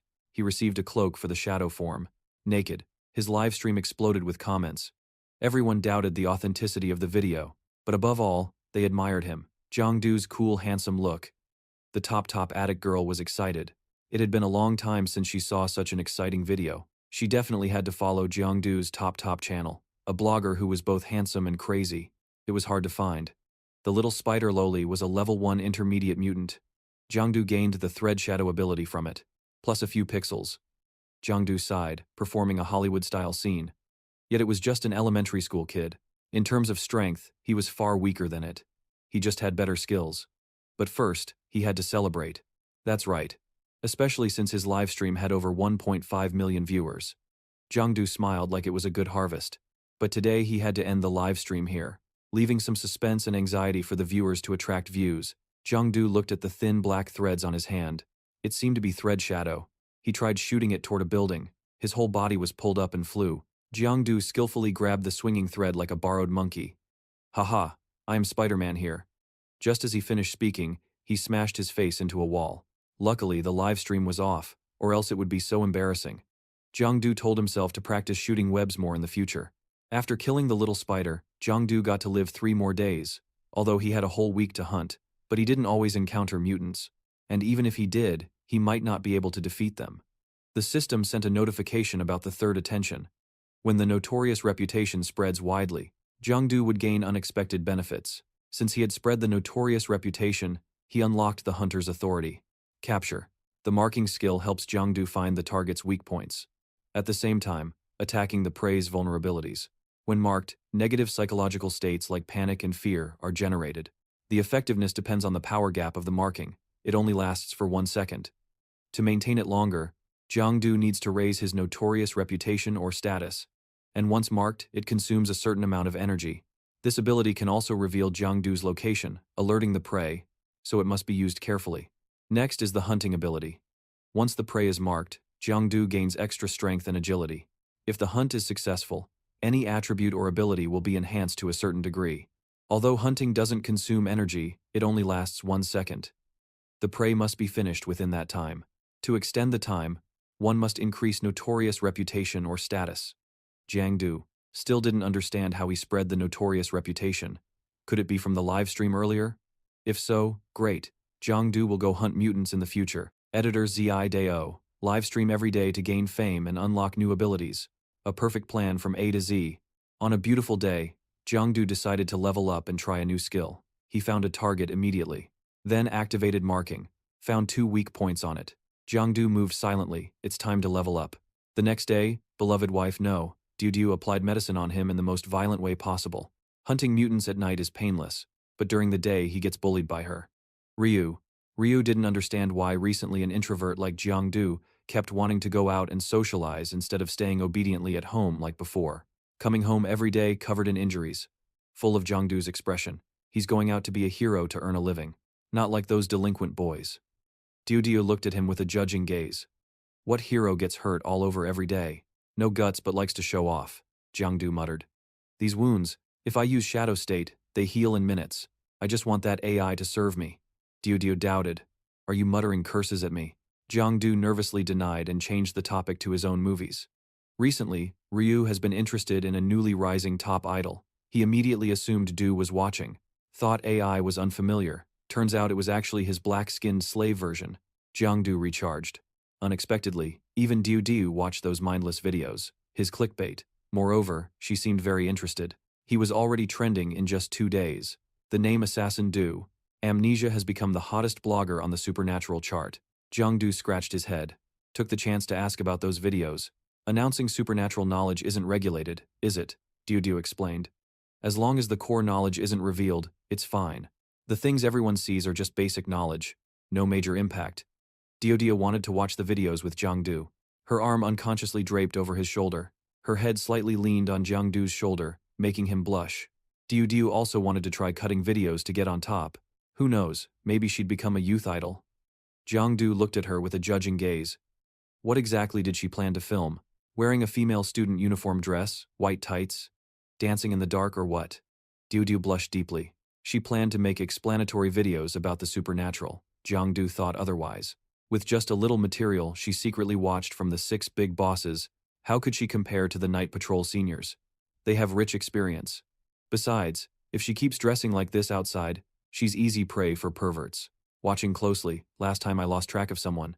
Jiangdu made a scary face to scare Diao Diao, but she only cared about him losing track of someone. Diao Diao pulled a gun and pointed it at him. Jiangdu threatened that bunch. The wounds on this body aren't from surveillance. Sister wearing a dress? Which uniform? Then got beaten up by someone. Jiangdu raised both hands in surrender. Couldn't tell if it was true or false. Diao Diao punished him to cook and wash dishes today. Finally managed to send Diao Diao home. Jiangdu checked his messages. A bunch of people had sent him private messages. Looks like he's really hot now. But in the comments on his video, there were a series of comments accusing him of some underground scandal, saying he faked the video. Jiangdu didn't understand anything. Went to check the underground guy's page to investigate. An old man with a creepy smile had made a video targeting him. The old man analyzed the video saying Jiangdu edited it. The background was blurry due to blurring the real scene. The more Jiangdu watched, the more irritated he got. Isn't this old man in the culinary field? Why is he trying to ride Jiangdu's fame? Besides, he only cut a few parts. He's not handsome but also got attacked by the underground old man. The underground guy started bragging. He said he was the real Night Patrol in the dark. When young, he eliminated countless mutants. Didn't bother with kids like Jiangdu. In the comments, fans from both sides were fiercely fighting. No matter what people said, Jiangdu didn't care because he was used to it. His comics were also once led around by a bunch. The truth is, only when the tide recedes, do you see who's naked. If they say his video is fake, he'll go hunt some more mutants. After all, he needs to gain some more lifespan. But first, he had to deal with that underground old man. Today he prepared a mini camera. Sat waiting for a while but no mutants appeared. Every once in a while, the trauma resets. So the mutants gradually decreased. After a long wait, finally a prey appeared. A mutant hiding to ambush others. Jiangdu grabbed his weapon, ready for battle. Let me show you what real stealth hiding means. It's hunting time. Just as he was about to pounce, Jiangdu hesitated. This building must be about 10 meters tall. He swallowed hard. Finally decided to take the stairs. Safer option. Luckily he hadn't started live streaming. Eventually got down to its location. Jiangdu marked the mutant. It suddenly felt an inexplicable fear. However, Jiangdu looked at this four-blade named One, and it reminded him of the first mutant he met. Could this be its evolved version? But he himself had also evolved. Jiangdu crawled underground. Using his holy stealth staff, he probed upward from below, causing the mutant to lose half its health. Seizing this opportunity, Jiangdu launched a chase right before its eyes, blocking its escape route. Jiangdu struck hard with the staff.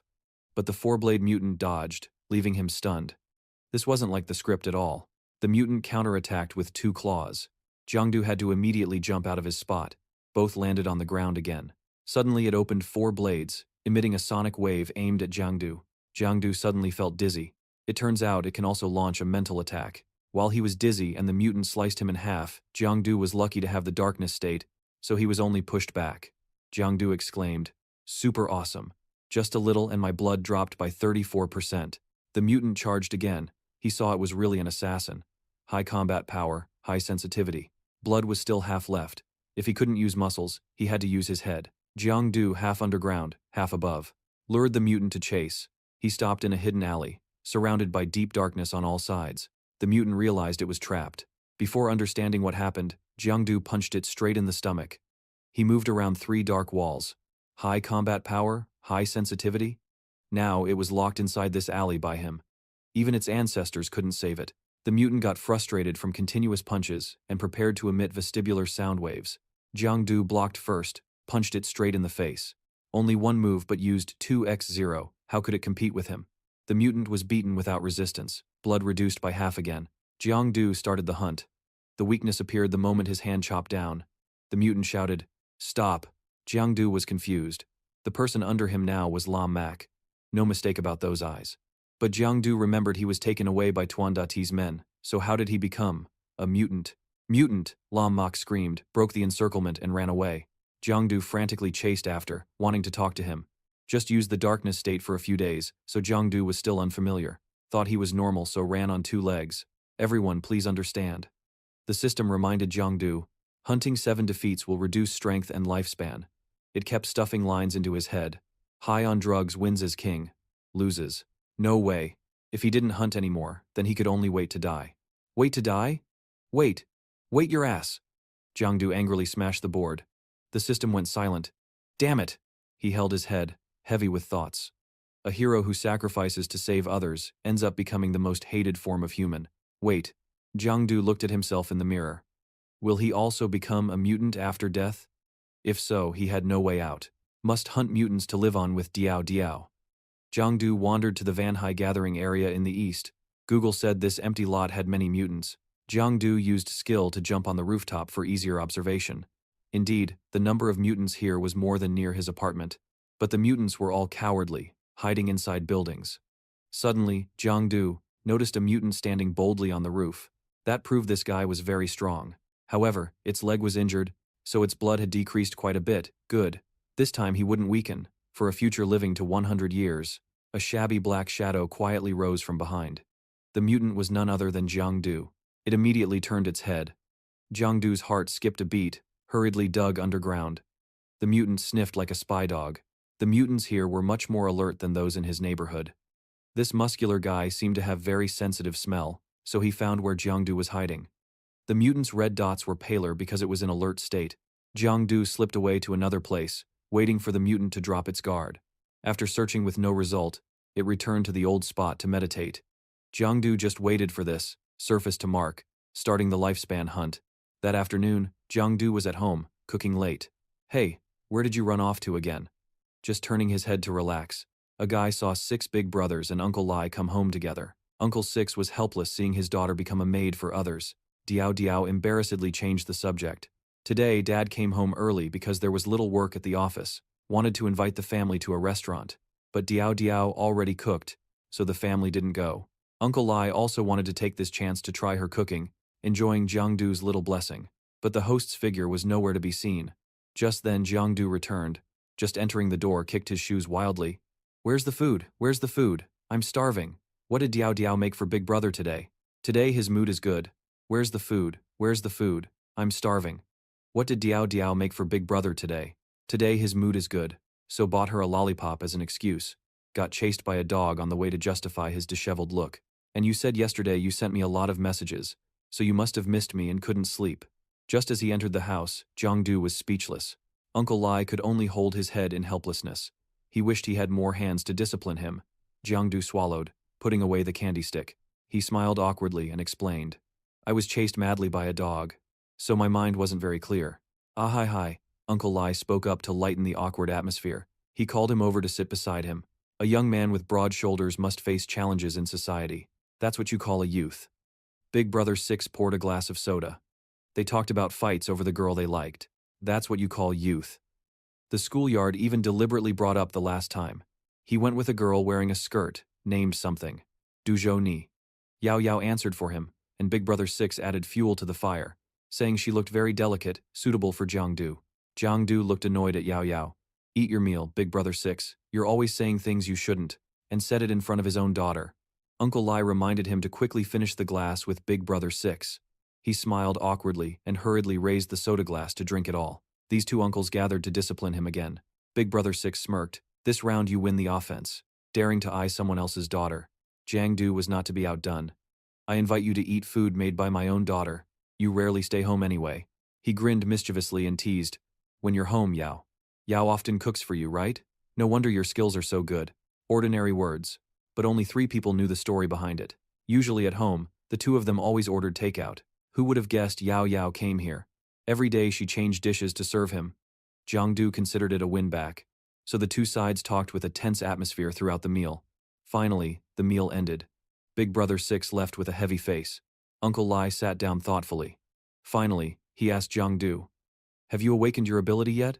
Giang Du looked away, beating around the bush. Uncle Lai didn't beat around the bush either. I'm the night patrol on the 25th. Don't you recognize the wounds on your body? What caused them? Jiang Du was caught off guard. Finally, he had to sit down and tell the story to Uncle. The incident happened half a month ago, and Uncle Lai asked more. He broke out in sweat, feeling like he was being interrogated. Don't be so tense, just tell me, Uncle Lai. Jiang Du didn't know why, he just awakened like that. Uncle Lai was surprised, suddenly awakened like that. Only a few people each year. Who would have thought my nephew would be an exception? Jiang Du could only roughly say so. Maybe you have a congenital talent. Mentioning congenital talent, Uncle Lai suddenly tensed up, making him nervous. Uncle Lai withdrew his gaze, patted his shoulder, and sighed. If this year you test out extraordinary talent, as long as your willpower is not lacking, to the point it's unacceptable, you all must take martial arts exams. Jiang Du nodded. This is about your future wife. Oops. Yao Yao told you already. In recent years, the pressure on the night patrol department has been very high. The number of casualties increases every year. Uncle Lai wanted to pull strings for Jiang Du so he wouldn't have to take martial arts exams. Just obediently stay home and study normally. Jiang Du was startled. How could he casually talk about pulling strings?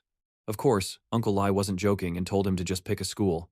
He saw that he liked drawing comics. So just enter some art science major. Jiang Du was stunned. Damn, his uncle turned out to be such a big shot? Jiang Du immediately asked. Could he skip school and just get the diploma? Is that possible? Uncle Lai slapped him a few times. Wanting more and more, huh? He told him to study at Lamdong University. After he graduates, Uncle would arrange a stable job, growing vegetables and raising fish with Yao Yao to get by. Jiang Du was silent. Finally, he looked at Uncle with determination. I still want to try to become extraordinary. No, for this matter you have to listen to me. Uncle Lai suddenly shouted at him. Then he panted heavily from anger. Even Uncle Lai didn't expect to raise his voice like that. Jiang Du shook his head, threatening to report Uncle Lai to the department. If he dared to pull strings for him, Uncle Lai didn't expect this move, wanting what's best for him. But he went and reported him. The atmosphere suddenly froze. Uncle Lai finally spoke. I'm not joking with you. The extraordinary world is much more dangerous. Compared to what you imagine, I just want you to focus on your studies, leave everything to me. But Jiang Du was serious too. Danger exists everywhere. Besides, Uncle Lai might not be able to protect him forever. Uncle Lai sighed. Finally, he had to compromise with him. But just wait and see if he regrets it. If he wants to turn back, he must tell Uncle before the 3rd year.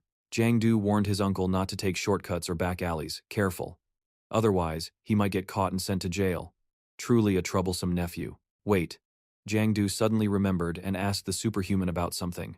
Before dying, one must exhaust all their power to prevent mutation. But what if someone is already dead? Their power is also completely depleted. Then what if they still turn into a mutant? Uncle Lai squinted but still answered his question.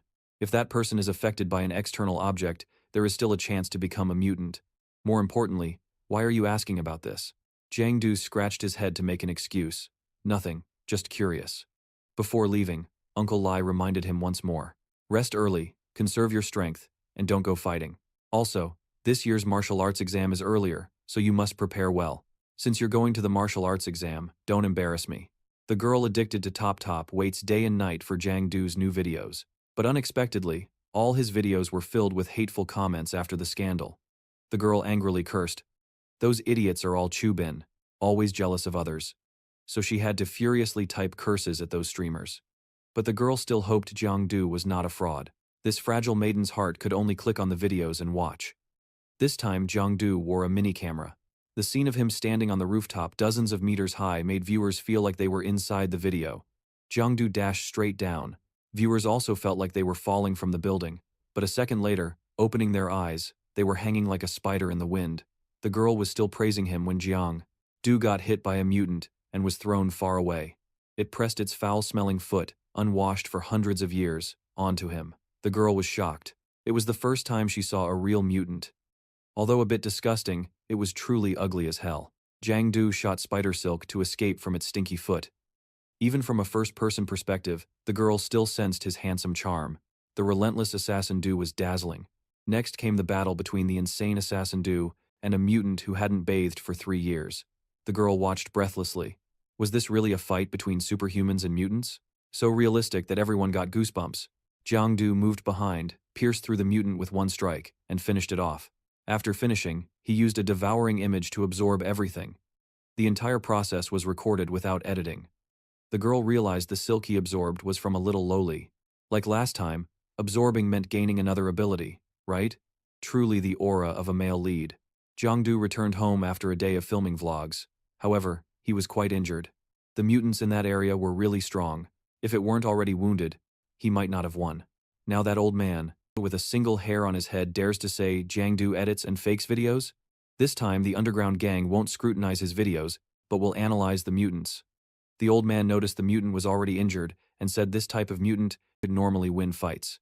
So Jiangdu definitely wasn't a superhuman. After watching, Jiangdu turned off his phone, furious. Clearly, the living cling to him like restless spirits. Could it be that releasing a mutant into the old man's house would teach him a lesson? Jiangdu sat on the sofa and sighed. Indeed, his power was still insufficient to handle even a level 1 mutant. Therefore, he must become stronger so no one will doubt his ability anymore, especially that old mouthy man. After a few days of fighting, Jiangdu accumulated some skills. First was the new image points. At first, he thought it was experience bars, but it was also like an energy bar. Using silk images consumed 3 points. Activating image training cost 1 point. Skills like assassination, marking, or tracking also consumed some points. As for the shadow state, it depended on the environment. In darkness, no points were lost. In the real world with shadows, some points were consumed. Under sunlight, the consumption was high. Soon there would be a talent test. Those with superhuman talent roughly matched his power, having 1 to 3 image points. Even if he didn't get stronger before the official test, his current strength was still stronger than theirs. But Jiangdu understood that outstanding people were easily targeted. The result of bragging too much was being scrutinized by many. So he didn't care about humility at all. Jiangdu was determined to act grandly, always protected by Uncle Lai, so he wouldn't fear anyone. Buying quickly is my life motto. Jiangdu's laughter echoed down to the floor below, making the old man sigh in exasperation. The next morning, for some reason, he had to sit here with this fat guy, waiting for 2 people to go burn money on clothes. If you keep wasting your life like this, how many more days can you live? Don't joke like that during the new year. Not lucky at all, said fat guy. But Jiangdu wasn't joking. If he didn't hunt, he'd have no choice but to die. Just then, the 2 Diao Diao finally came out. Now, finally, it's time for him to show his abilities, leading everyone to a restaurant perfectly suited to students' tastes. A suspicious shadow appeared, signaling trouble ahead. Diao Diao looked at the menu full of chives and couldn't hold back his anger. Is this the place Jiangdu said was perfect for students' tastes? It's more suitable for male students. Jiangdu has been injured a lot lately, so he needs to nourish himself. He told the waiter to order some baked buns, soy sauce, fried rice, egg soup, and stir-fried vegetables. Rio looked at him with a strange gaze, thinking Jiangdu would order those hot soups, but it turned out he only ordered some common dishes. No need for the dishes just mentioned, just 1 serving of each of the rest. Oysters must be chosen big and fresh. Jiangdu's words made both the waiter and Rio stunned. Finally, the food arrived, and everyone happily ate. Just then, the announcement about the martial arts exam came. This year's early and mandatory exam upset all the students. Jiangdu patted Fat Guy's shoulder to comfort him. Don't worry, your talent. Is this kind of reassurance or what? Fat Guy actually had psychological trauma since childhood. At age 7, he was chased and proposed to by a minor mutant. Jiangdu snorted arrogantly. If it were him, he'd definitely fight it on the spot. Diao Diao looked at him with a judging gaze. Not everyone has mental issues like you. The psychology of avoiding crowd effects. Most people have this state, even if it seems fine, but the psychological barrier left by mutants still smolders. The atmosphere suddenly fell silent after Diao Diao's words. Jiangdu quickly raised his glass to break the awkwardness. At that moment, the pollution alarm sounded. It meant mutants had infiltrated the shopping center. Run away quickly. The whole center was chaotic, people trampling each other to escape. The 4 of them stood by a river, with no room to squeeze through to escape. Hide. It was Jiangdu's voice. He punched through the wall with 1 hand, creating a new path to prevent people from dying by trampling, instead of dying at the hands of mutants. As soon as he got outside, Jiangdu saw the mutant. Since it appeared, the sky turned gray. Now there were too many people around. If Jiangdu acted, his powers would be discovered. So the best way now was to run. Jiangdu pulled the group to blend into the crowd. Logically, there should be protective measures around the mall, but how did that mutant sneak in? Jiangdu was the only calm one. That didn't matter now, the important thing was to run. The mutant was still coming out, so there was still time to hide. Ahead was the exit. But suddenly the ground shook. Jiang Du realized the place was about to collapse and shouted to Tiu. Tiu held his hand tightly. Just then, the floor beneath them broke, and the group fell down.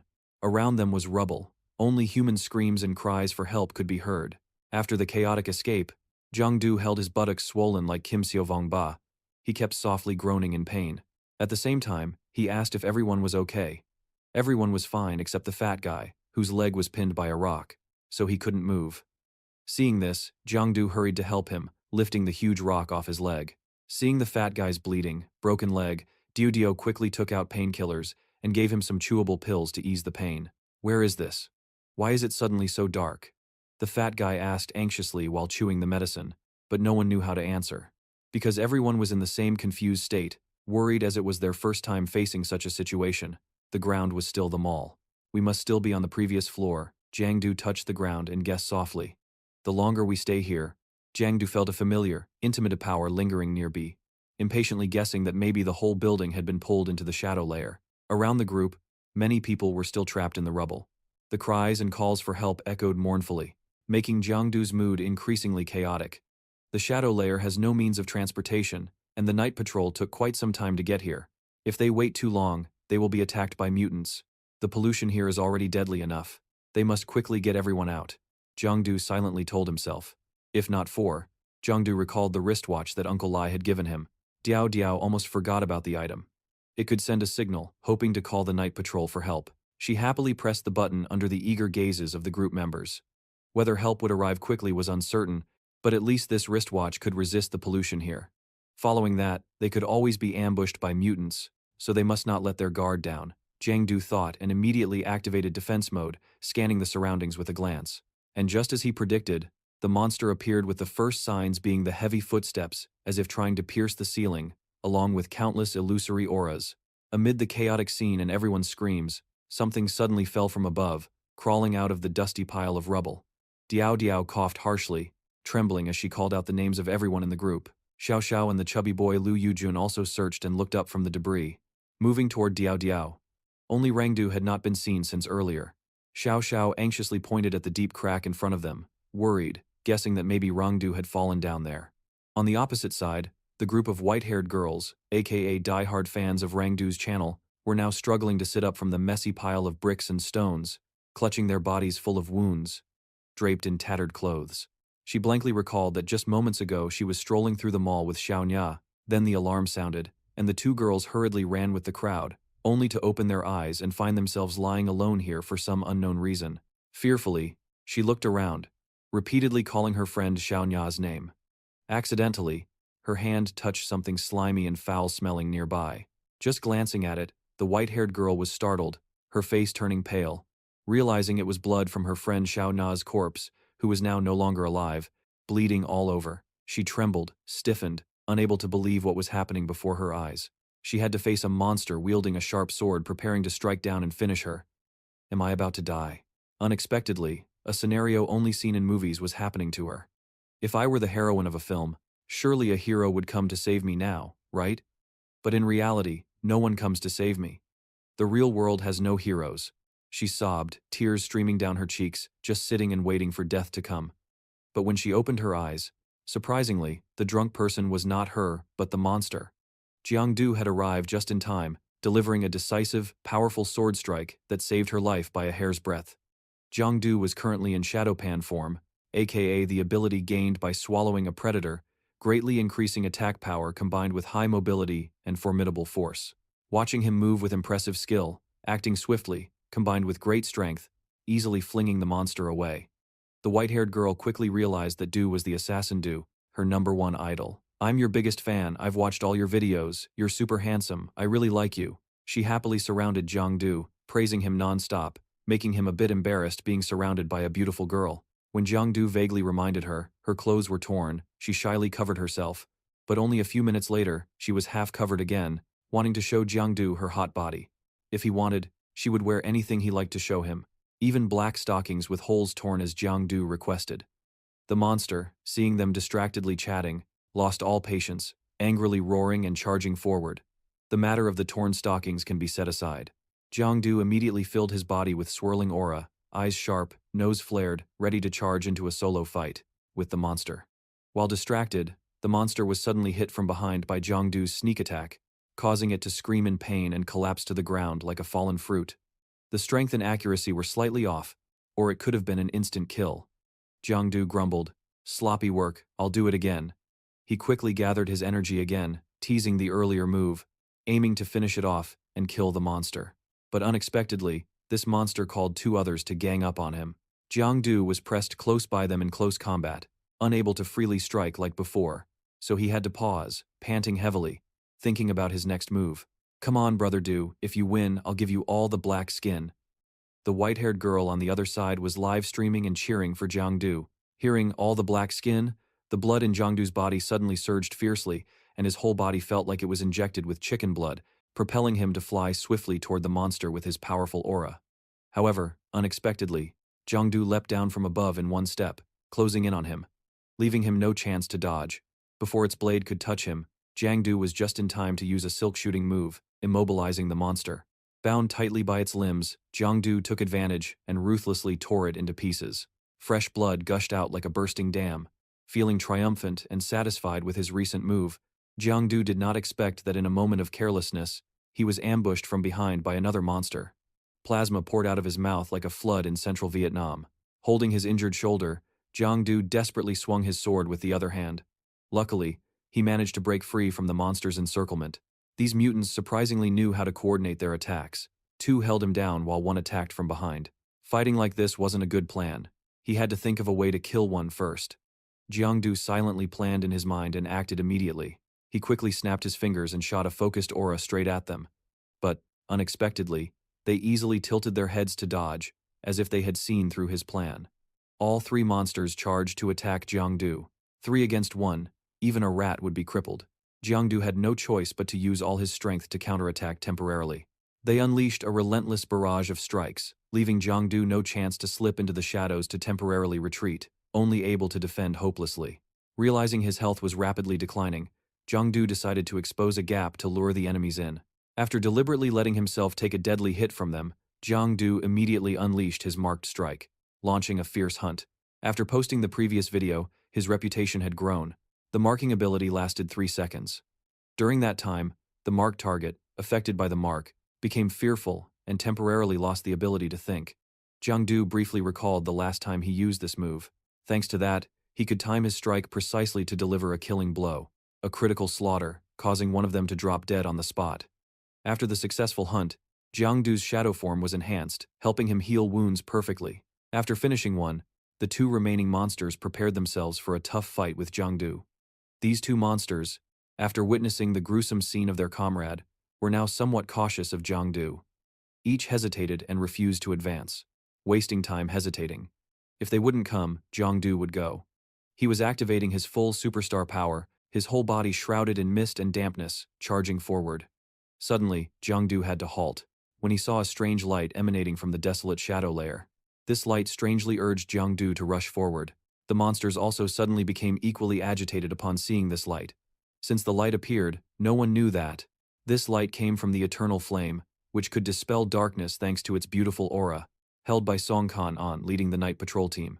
Seeing Song Kan-an about to strike him, Jiangdu had to shout loudly to signal that he was an ally, so he stopped in time. 2 monsters sneaked from behind, trying to ambush Song Kan-an, but were sent flying by his snap of the fingers at a dangerously fast speed, leaving Jiangdu stunned.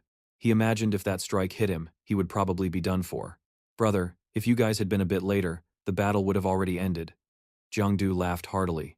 He approached and grabbed the hand of one from the night patrol group, saying to hand over the lightly injured white-haired girl to the team. Taking care of her, the girl who originally thought Jiangdu would take her home, but now he just left her in the middle of the market. This way, the 7 vows are basically, "I am clearly a member of the night patrol, always putting work first. Send her to the guys." Jiangdu wiped the fish, waved goodbye, then disappeared from the platform like a sponge. Facing the puzzled looks of those around, Tong Kan An frowned and glanced at his subordinate. His tone was inquisitive.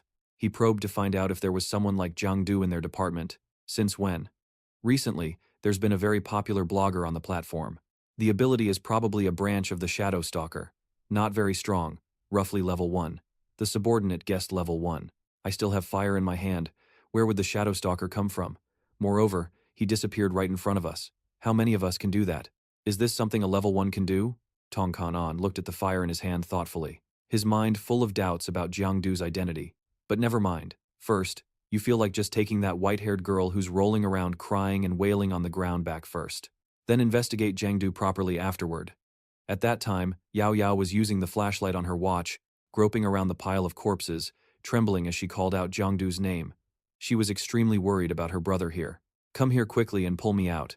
I feel chest pain. Can't breathe. Jiangdu crawled out from the chaotic pile of dirt and rocks, his voice tired as he tried to call Yao Yao for help. Yao Yao hurried over to help him lift the stones, but Jiangdu wanted her to pull him out quickly. After struggling for a while, Yao Yao finally pulled Jiangdu out of the stuck spot, even though it was shallow enough that he could have escaped by himself. Jiangdu blushed when Yao Yao saw through his dark heart and awkwardly patted her. He just scratched his head and smiled foolishly. Seeing the blood-soaked wound on Jiangdu's back, Yao Yao turned pale and asked if it was caused by being hit by a rock or not, but he just pretended to be fine. What rock, Yao Yao? If you knew this wound was caused by a mutant, species / I probably wouldn't be able to keep my mouth shut. Hearing Jiangdu ask Han about Xiao Xiao and Liun Gokwang, Yao Yao said the two had already been taken to the hospital by the night patrol. So only Yao Yao remained, to stay here in danger to look for him. After understanding everything clearly, Jiangdu was so moved by Yao Yao that tears welled up. Emotions surged, making him unable to hold back and rush to hug her tightly. Yao Yao blushed deeply at this unexpected action from Jiangdu, trying to pull him away but basically powerless. With this perverted lecher, Jiangdu was enjoying eating Yao's tofu. Suddenly, Yao was blinded by a dazzling light shining straight in her face, forcing him to let go. Ah, just heard the screams earlier. Is everyone okay? A green-haired girl with a confused expression holding a bright flashlight awkwardly asked Jiangdu and Yao Yao. The two hurriedly pushed each other aside, stammering, "The two of us are fine. Good to hear. Follow me. I'll take you outside." The green-haired girl smiled and offered. Jiangdu suddenly remembered earlier, forgetting to swallow the mutant parasites, causing him to lose the image points. Regret and suspicion flashed in his eyes. The lives of the two girls ahead. At the night patrol station, Jiangdu was with a female officer conducting counterattack and defense, questioning to record data. The impact of this incident was significant. According to normal procedure, those who experience this event need to receive psychological counseling at the night patrol station. The therapy lasts about a month. If during this period a martial arts test is taken, the results for aptitude, strength, and willpower will significantly decrease. The officer said, "I feel mentally strong. Can I skip the therapy?" Jiangdu asked curiously. The contamination of the mutant parasites is deep and dangerous. When it bursts out, it's always too late. Therapy is necessary and mandatory. The officer replied. Regarding if Jiangdu's test schedule conflicts, the officer also explained that the night patrol station will provide appropriate policies for this case, allowing the person to apply for early testing, contact parents to sign a commitment for early testing, take the test at the night patrol station, the results entered into the system, with the same regulations as normal testing, using the same equipment, ensuring fairness, transparency, justice, safety, and other aspects guaranteed by the night patrol station. The officer explained all this to Jiangdu with a confident promotional tone, but her attitude was no longer as calm. After hearing Jiangdu say his uncle was Li Tuan Kuang, with the surname Lai having the wood radical, the character Tuan has 3 water dots and Kuang in Kuang Min, belonging to the eastern headquarters. A guy who determines that he is a normal civil official. Officer Li suddenly stood up, pressed his whole round soul against Jiangdu's face, then questioned him incessantly. Jiangdu hesitantly confirmed, with a bit of puzzlement in his mind, not understanding why Officer Li was so flustered. "Wait, don't tell me he has already been dismissed from the investigation? I haven't reported to him yet." Jiangdu anxiously asked again. "Of course not, right? Report. Like this? I'll take you to meet him right away. Come with me." Officer Li had no other choice, so he stood up, gathered all the papers, called Jiangdu to follow him, and she led him straight into the magnificent night patrol headquarters, making Jiangdu unable to hide his excited amazement, his eyes darting around, looking like a country bumpkin in the city. Suddenly, Jiangdu passed by 2 men. At that moment, they were discussing the mysterious background of him in the night patrol, making Jiangdu pale and stunned. Sweat poured down like rain. This fan is definitely a trouble for him. Who told him to lie? Before calling Commander Li, Officer Li quietly opened a door to a room and signaled Jiangdu to enter and rest. As soon as he stepped inside, Jiangdu had to hide his eyes, surprised to find Diao. Diao and Tiu Tiu were both here. Moreover, There was the white-haired girl he had saved back then. Diao and the white-haired girl were busy, whispering gossip about Assassin Du. So basically, they didn't pay attention to Jiang Du, who was also present in the room. Why is she here too? Such a coincidence. Jiang Du stared anxiously at the white-haired girl thinking. Diao glanced at Jiang Du arriving, then pointed for him to sit next to her. Her talkative mouth was still working actively. She suggested the white-haired girl quickly continue the story about Assassin Du. She saw him fighting 10 mutant monsters. He was calm as if nothing, slaughtering fiercely. In a blink, he had killed one mutant. At the moment when the mutants were too weak to resist, the night patrol people rushed over. Brother Du then disappeared into the hidden darkness. Listening to the white-haired girl bragging, even Du himself sitting beside didn't recognize that she was talking about him anymore. Adding salt and seasoning, it was really salty. But because she wore white stockings today, which was very pleasing to his eyes, he let it slide.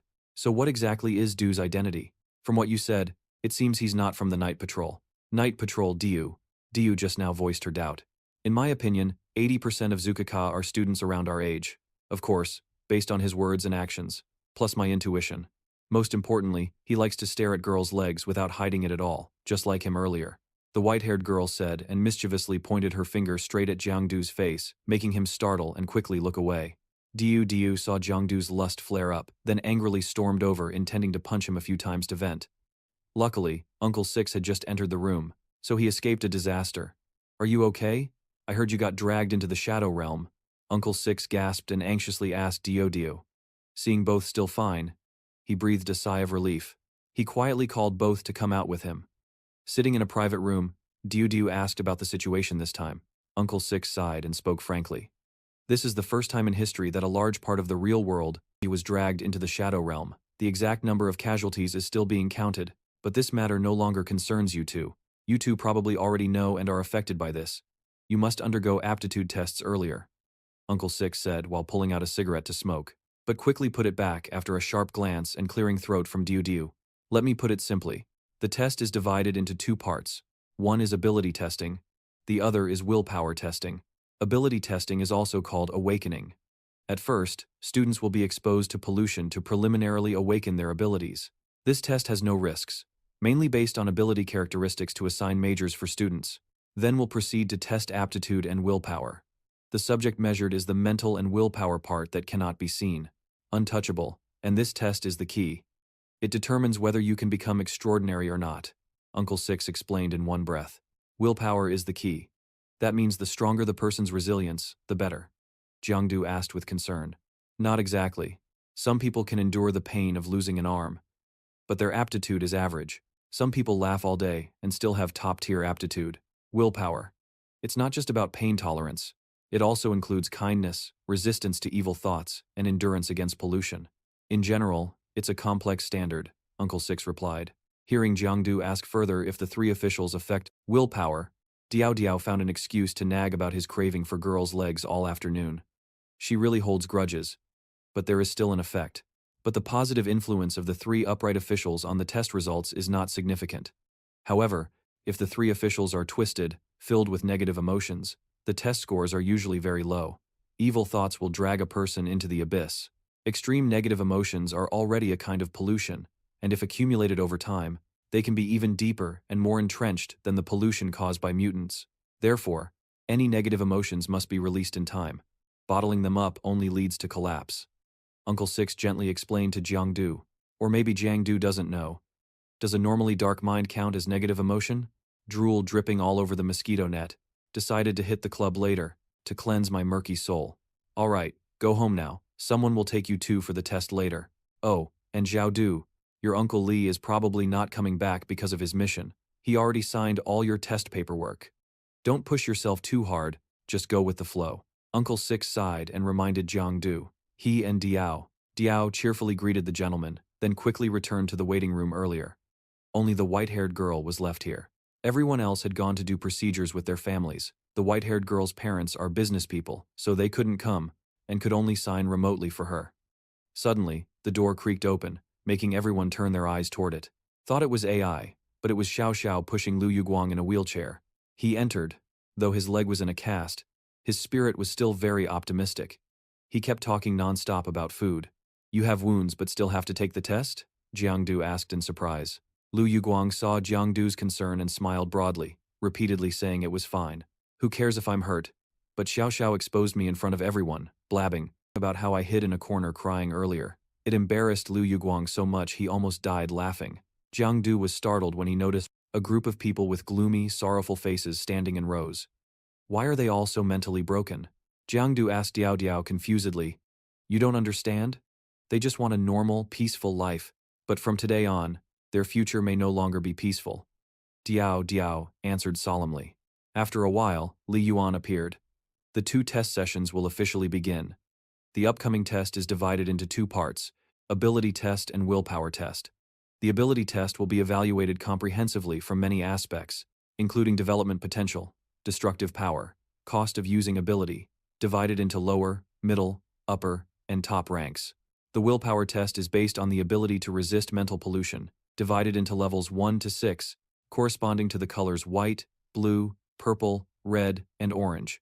In previous years, level 1 talent was not allowed to participate in martial arts competitions, but this year, anyone with level 1 white talent must participate.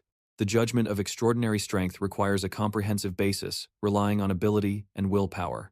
With enough willpower, no matter how weak the ability is, one can still make a comeback.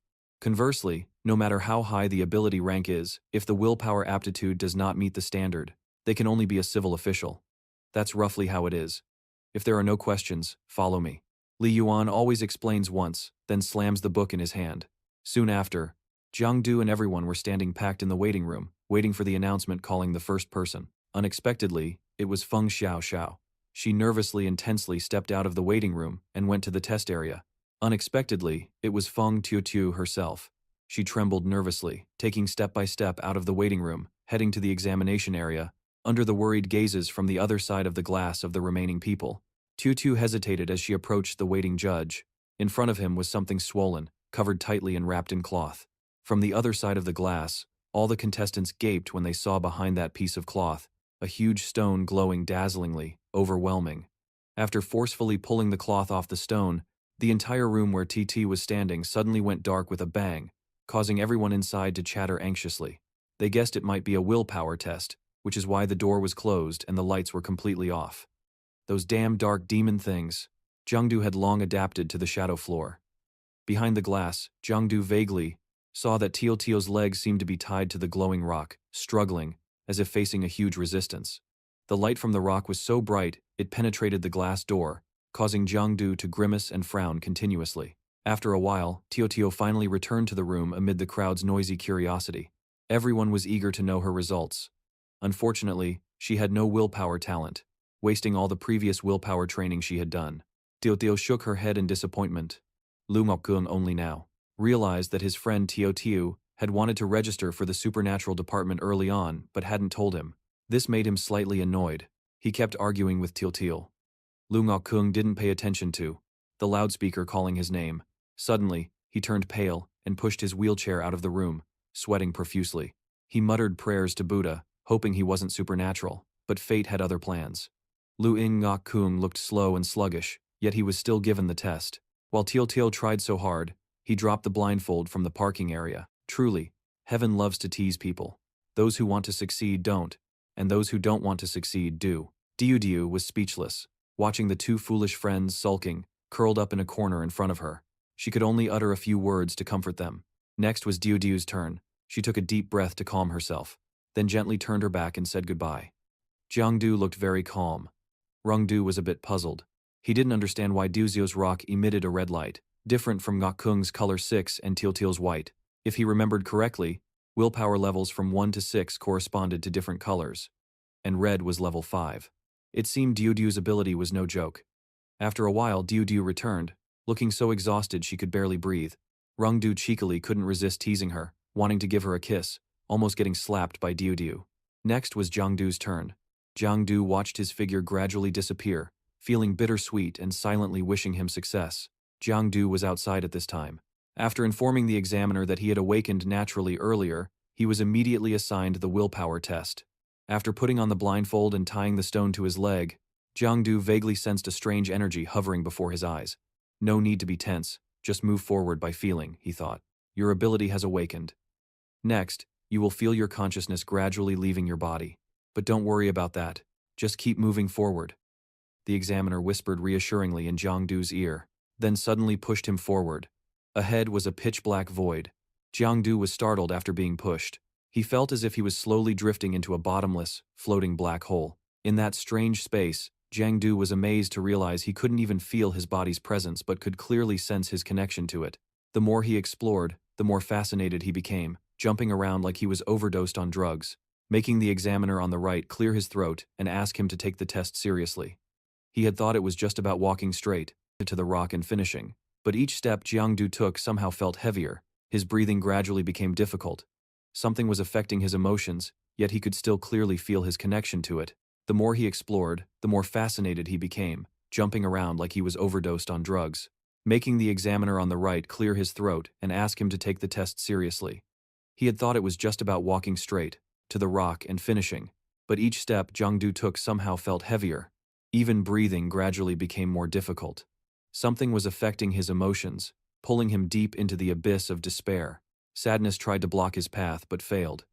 He couldn't let these emotions affect him. Jiangdu gritted his teeth and thought silently. He tried to remind himself to stay alert. Suddenly, at this moment, the illusion of Uncle Lai inexplicably appeared before Jiangdu. Little Du, your temperament can never become extraordinary. You will harm others, including yourself. You should know you have no talent in this area.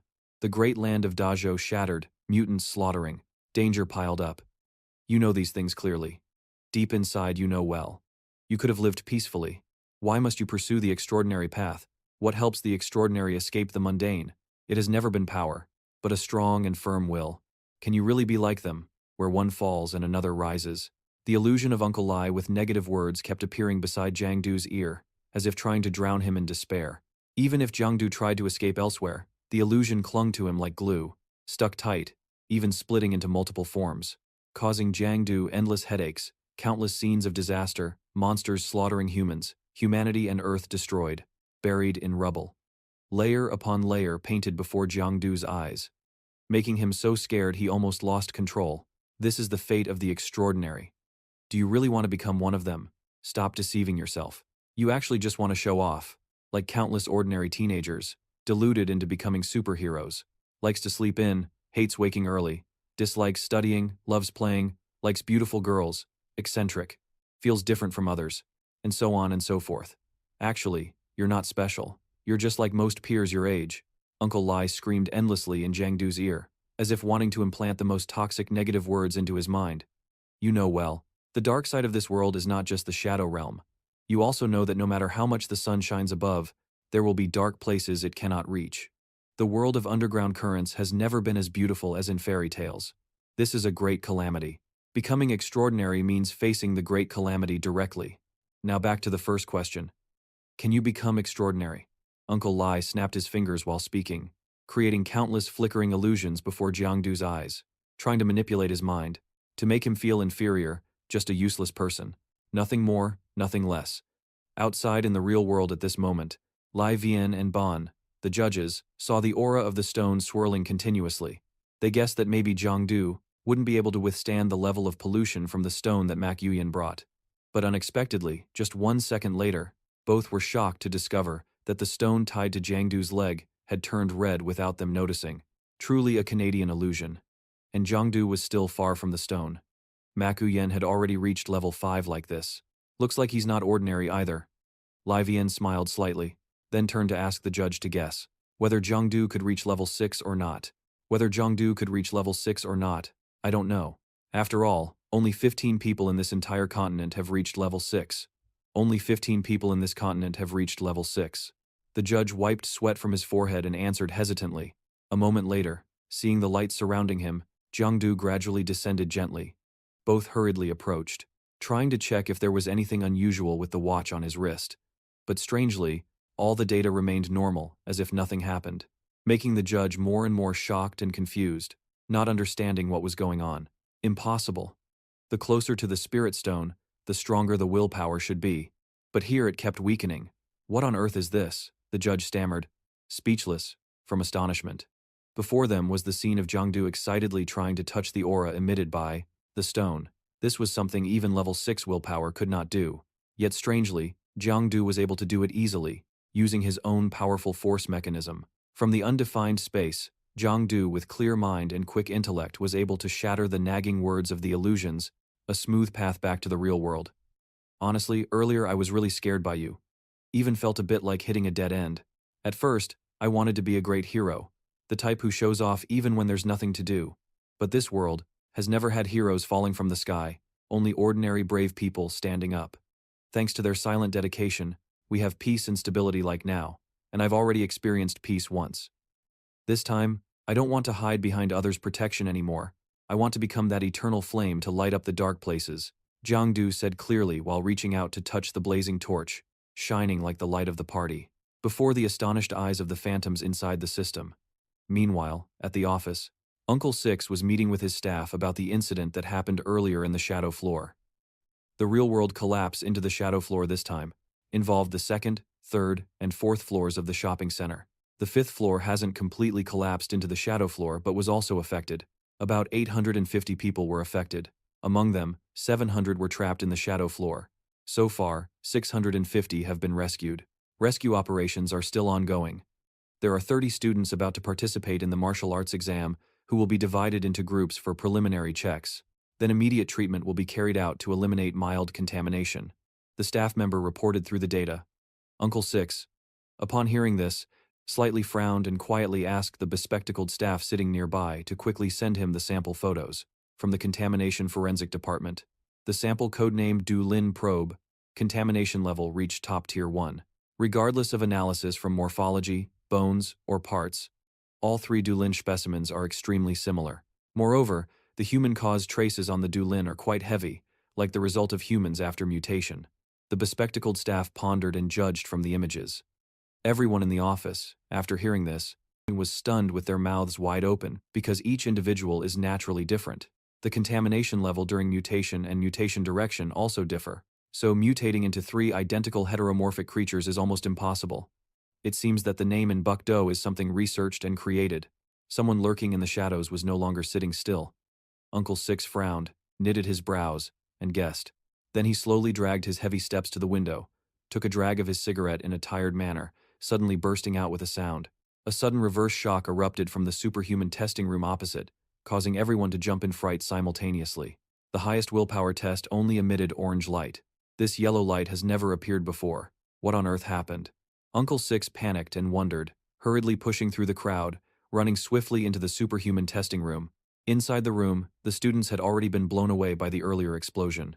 Everyone was stiff and frozen, unable to close their mouths, witnessing a kind of firepower from Jiang Du. Jiang Du, who was still concentrating on cultivating energy, sensed something strange. He glanced toward the door, which was tightly packed with people, making him a bit confused.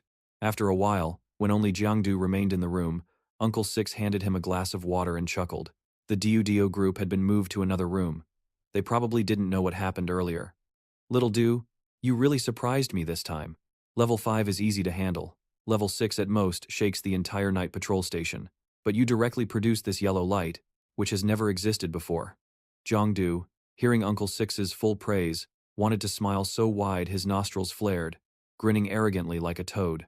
However, since it's unprecedented, it's hard to say exactly what will happen. You might even be taken for surgery, experiments, or used as research material. Your data will be sent to major night patrol stations for study, and you will be classified as a key surveillance target. Uncle Six suddenly scared the young man who was enjoying himself inside. Jiang Du, who hadn't existed long, was already about to be extinguished. No way, making things more complicated? Jiang Du asked anxiously, pale-faced. It's okay, I'll teach you how to deal with it later. Just follow the procedure, Uncle Six gently reassured Jiang Du. Okay, dude, if that's the case, then you don't have to worry about a thing. What else? His chance to show off is about to come. From the activity room, other students were staring. Their eyes followed Jiang Du's interview with the senior staff of the night patrol on TV. No one expected it. A seemingly ordinary student like him turned out to be a rare genius, able to produce yellow light during the test. But some guessed it might just be a device malfunction, not necessarily that Jiang Du had a high talent.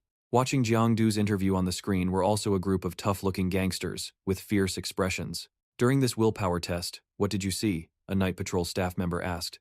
Jiang Du saw countless night patrol members of the Yang Peak, torches moving forward. They followed one after another, fighting against hetero species. Jiang Du recited like a machine. All his words were prepared by Uncle Six. This made him a bit annoyed. When he himself was the legendary Yellow, yet had to follow the procedure here. When you saw those things, what did you think? Uncle Six continued to ask. At that time, I was very excited because I was about to enter the superhuman world. I felt the responsibility on my shoulders, then I. While saying this, Jiang Du suddenly fell silent, then suddenly smiled mischievously from ear to ear, giving Uncle Six a bad premonition. Uncle Six, there's a map hanging on your wall, right? The 10 surviving safe zones are now only 5. Perhaps our situation is not as easy as it seems. Nothing is as good as imagined. Sometimes knowing the truth is a kind of suffering. I hope young Daichao escapes indifference, always moves forward, dedicates himself fully. Even if there's only a faint light like the firefly glow of J97, I will try my best to light it up. Later, if there is no torch left, I will be the only light. Jiang Du stood up heroically, gesturing wildly, delivering a speech like preaching, making Uncle Six's face grow darker by the minute. So shy, this kid Rungdu sometimes likes to joke like that. He shyly held his head and tried to cover, laughing with those sitting nearby. Who would have thought? The night patrol staff were all moved to tears by Rungdu's passionate, awakening words filled with socialist ideology. The students at that moment were no exception. Everyone's eyes were already moist with tears, their hearts filled with faith in Jiangdu's talent. It seems his psychological manipulation skills are truly outstanding. Uncle Six was speechless from shock, but had to hold back, clearing his throat to suggest Jiangdu quickly return and wait for the special training camp announcement. That night, Jiangdu, in combat mode, quietly sat on the roof, looking a bit absent-minded, recalling the special training camp Uncle Six mentioned. Earlier, that was a place where qualified talents gathered for training. After a few months of special training, there would be an evaluation through a martial arts exam. After reminding Jiangdu to be on time, Uncle Six also warned him not to mention this matter, not even a word, to anyone, including Diao Diao. Back to the present, from the system, Jiangdu discovered his lifespan was only 20 days left, while the special training at the end of the month would last several months. Therefore, he had to speed up hunting to check enough lifespan. While lost in thought, suddenly, across the street, a huge heterospecies monster caught Jiangdu's eye, making him immediately chase after it, determined not to miss this opportunity. Thanks to the phantom step technique, allowing him to move like on land over any terrain, Jiangdu was too fast, too dangerous. He could already rush in to mark the heterospecies with a strike, then use his power to kill it, capturing it in his hands. The system suddenly appeared, notifying that these 2 heterospecies were already severely injured. They fled in panic like that, just to survive. But obviously, their lives ended here. They had no way to see the sunrise tomorrow, nor the whisper of the gentle breeze. Because the prey wasn't Jiangdu's, his lifespan only increased by 22 days. Or the whisper of the gentle wind blowing by. Because chasing prey was not Jiangdu's, his lifespan only increased by 22 days.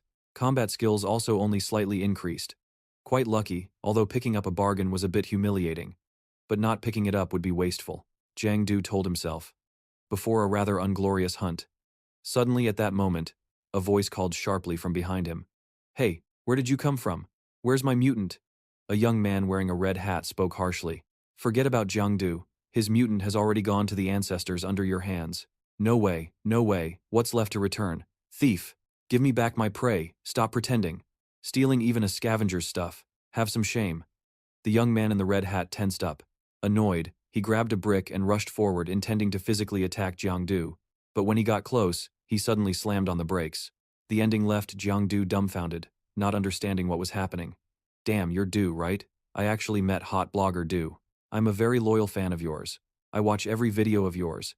After scrutinizing every familiar feature on Jiangdu's face, he immediately cheered excitedly.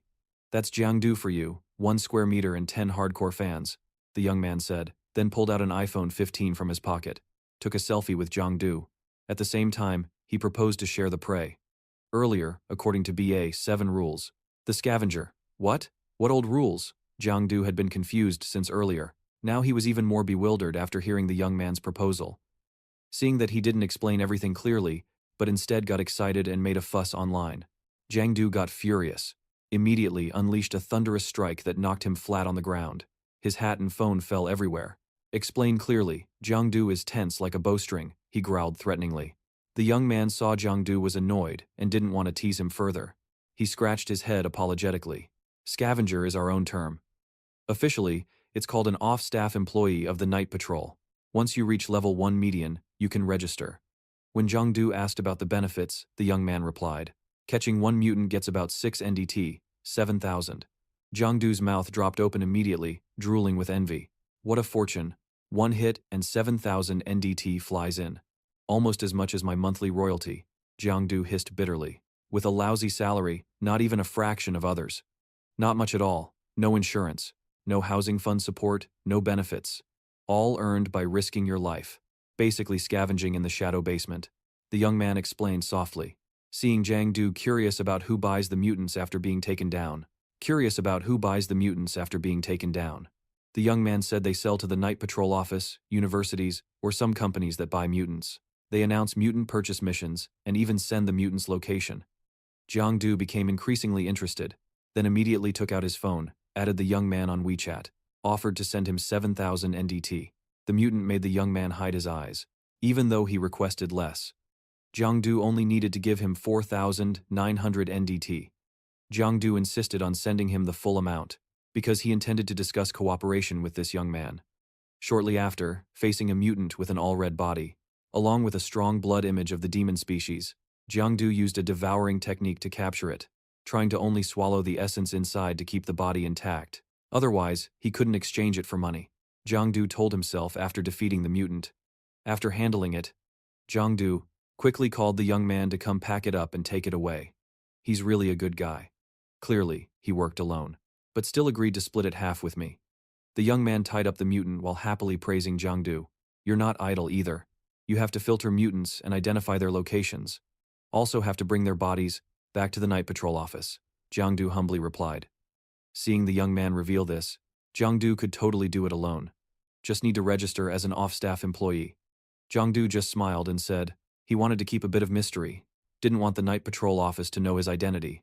Hearing this, the young man praised him non-stop, making him both embarrassed and thrilled to the point of drooling, realizing he had swallowed several pig mutants earlier but wasn't much stronger. Moreover, continuing to hunt level 1 median mutants made Jiangdu a bit bored. He then went big. Asked the young man, Aka Dang Hoa, to help him find some level 1 superior mutants to fight tomorrow. Level 1 superior mutants? You probably don't understand. Although both are level 1, the superior strength can easily crush the median. Extremely dangerous. Dang Hoa frantically warned him. I know, but I want both experience and money. Jiangdu just calmly replied.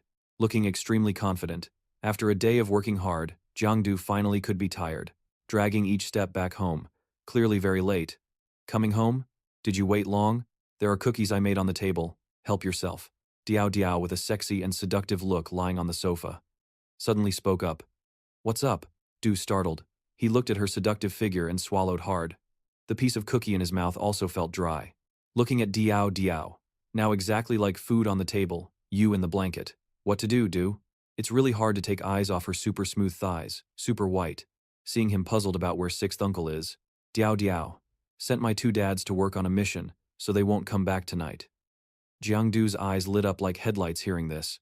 Drooling profusely, slightly timidly, he coaxed Diao Diao to stay. But before he finished, she flicked his swollen head. No chance to ask during the day. Have you passed the test? Diao Diao irritably asked, changing the subject. Jiangdu held his head and mumbled nothing, because for the 2 brothers, Dad at BA level, he already passed. Although, what he got was the legendary yellow light. But sixth uncle didn't let him say that. What about awakening ability? What is it? Diao Diao curiously asked again. Ability? Shadow image? You must have heard about it, right? Jiangdu smiled foolishly, hesitatingly replied. It's okay. A branch ability of the Shadow Phantom. Normal ability and potential, leaning towards support type.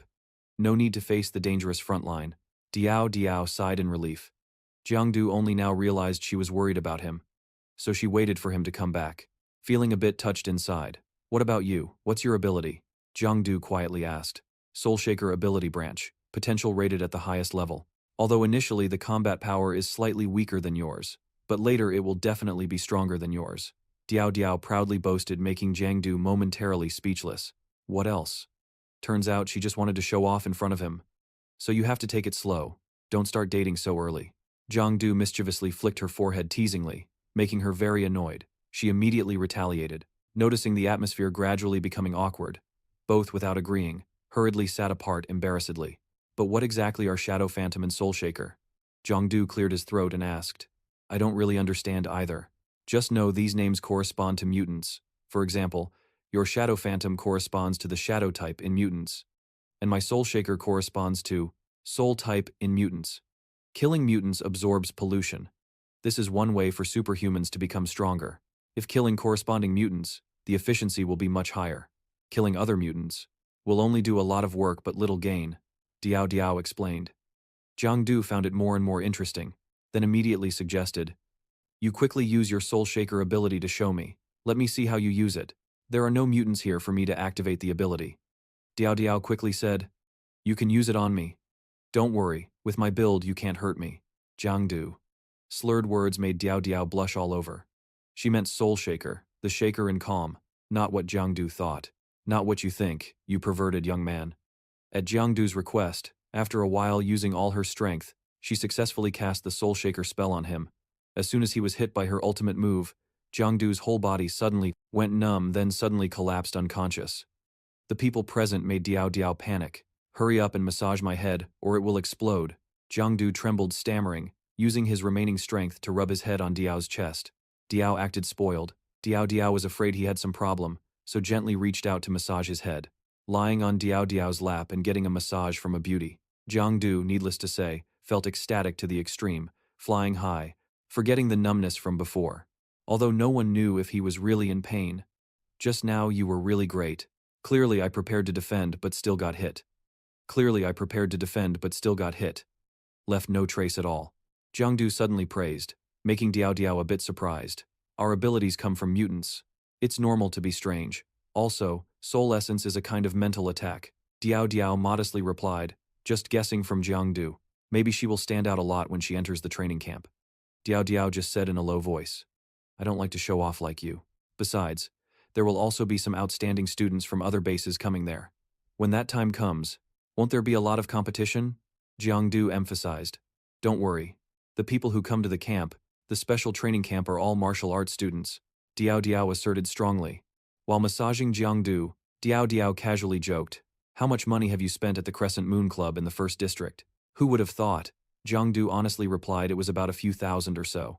Hearing this, Diao Diao immediately stopped. Her whole body radiated fierce energy, then she immediately hit him hard like frying. In the quiet late night, Jiangdu's screams for help were really loud, echoing throughout the area. The next day, Dang Ho, as promised, led Jiangdu to the high-level Type 1 mutant he found. Jiangdu then rushed to unleash his force path, charging straight at it without needing Dang Ho's help. In front of Dang Ho's eyes, Jiangdu was too fast and dangerous, continuously unleashing thunderous strikes, successfully taking down the mutant in 1 minute and 30 seconds, leaving Dang Hoa stunned and applauding. After this fight, Jiangdu's shadow clones were enhanced, and the system also granted him a new ability. The shadow group's ability to control darkness was improved, compressing the darkness, then after exploding, it can shoot out many shadow clones, with strong penetration in all directions, extremely awesome. Meanwhile, Diao Diao was watching on the computer a clip about the war general, the strongest fighter in the continent, among the superhumans. The awakening rate of soul awakeners is not high. Your soul suppression ability can be considered top tier among them. There was once a war general who awakened abilities like you. This USB records that person's cultivation experience. You should watch it carefully during this time and not let it leak out. Uncle Six reminded his daughter. This USB is precious because Uncle Lee is close to those war generals, so he managed to get it. Diao Diao was a bit puzzled. Why didn't my father give it to Jiangdu but gave it to you instead? Uncle Lee was standing on the balcony, smoking, his mind busy thinking about a new mutant. That is mutant number B14, 256. It is located about 200 kilometers west of North Capital. During the 90th Great Disaster, its whole body was surrounded by a white glowing light floating in the air, its shape undefined, seemingly dying. You can't look at it for too long, or you will be contaminated and become a fanatic follower. Its followers have strong forces and self-healing abilities, no blood like normal humans, immune to most toxins, completely immune to superhuman mental abilities. 2 sect masters died in battle, 3 war generals severely injured, 300 night guards were wounded or killed. 300 night guards were wounded or killed. It was captured and successfully imprisoned. The file has since been sealed top secret. During long-term research, the following characteristics have been discovered. cannot be looked at directly, cannot describe its specific shape, cannot be destroyed. After comprehensive consideration, everyone decided to call it the Divine Spirit. Back to Jiangdu, he was busy fighting the high-level mutant, punching and kicking. Opposite him was Dang Koa with a camera, continuously filming him. After being slapped hard by the mutant, bleeding from his face, Jiangdu was annoyed, and just as it was about to charge, he quickly refined his shadow group, causing it to explode into pieces in an instant. The mechanism of this move is to shoot a small bullet, which explodes in the middle of the area or sticks to the enemy and explodes. The damage is limited, but if it gets inside the opponent's body, the explosion inside is terrifyingly fast, just like the scene that just happened. Immediately, Dang Hoa showed Jiangdu the cool footage of him fighting, praising him non-stop, making Jiangdu want to smile proudly. Later, while Dang Hoa was busy collecting monster corpses, Jiangdu was checking and testing the system, with 47 days of remaining lifespan, which seemed more than enough for him to hold on until the training camp started.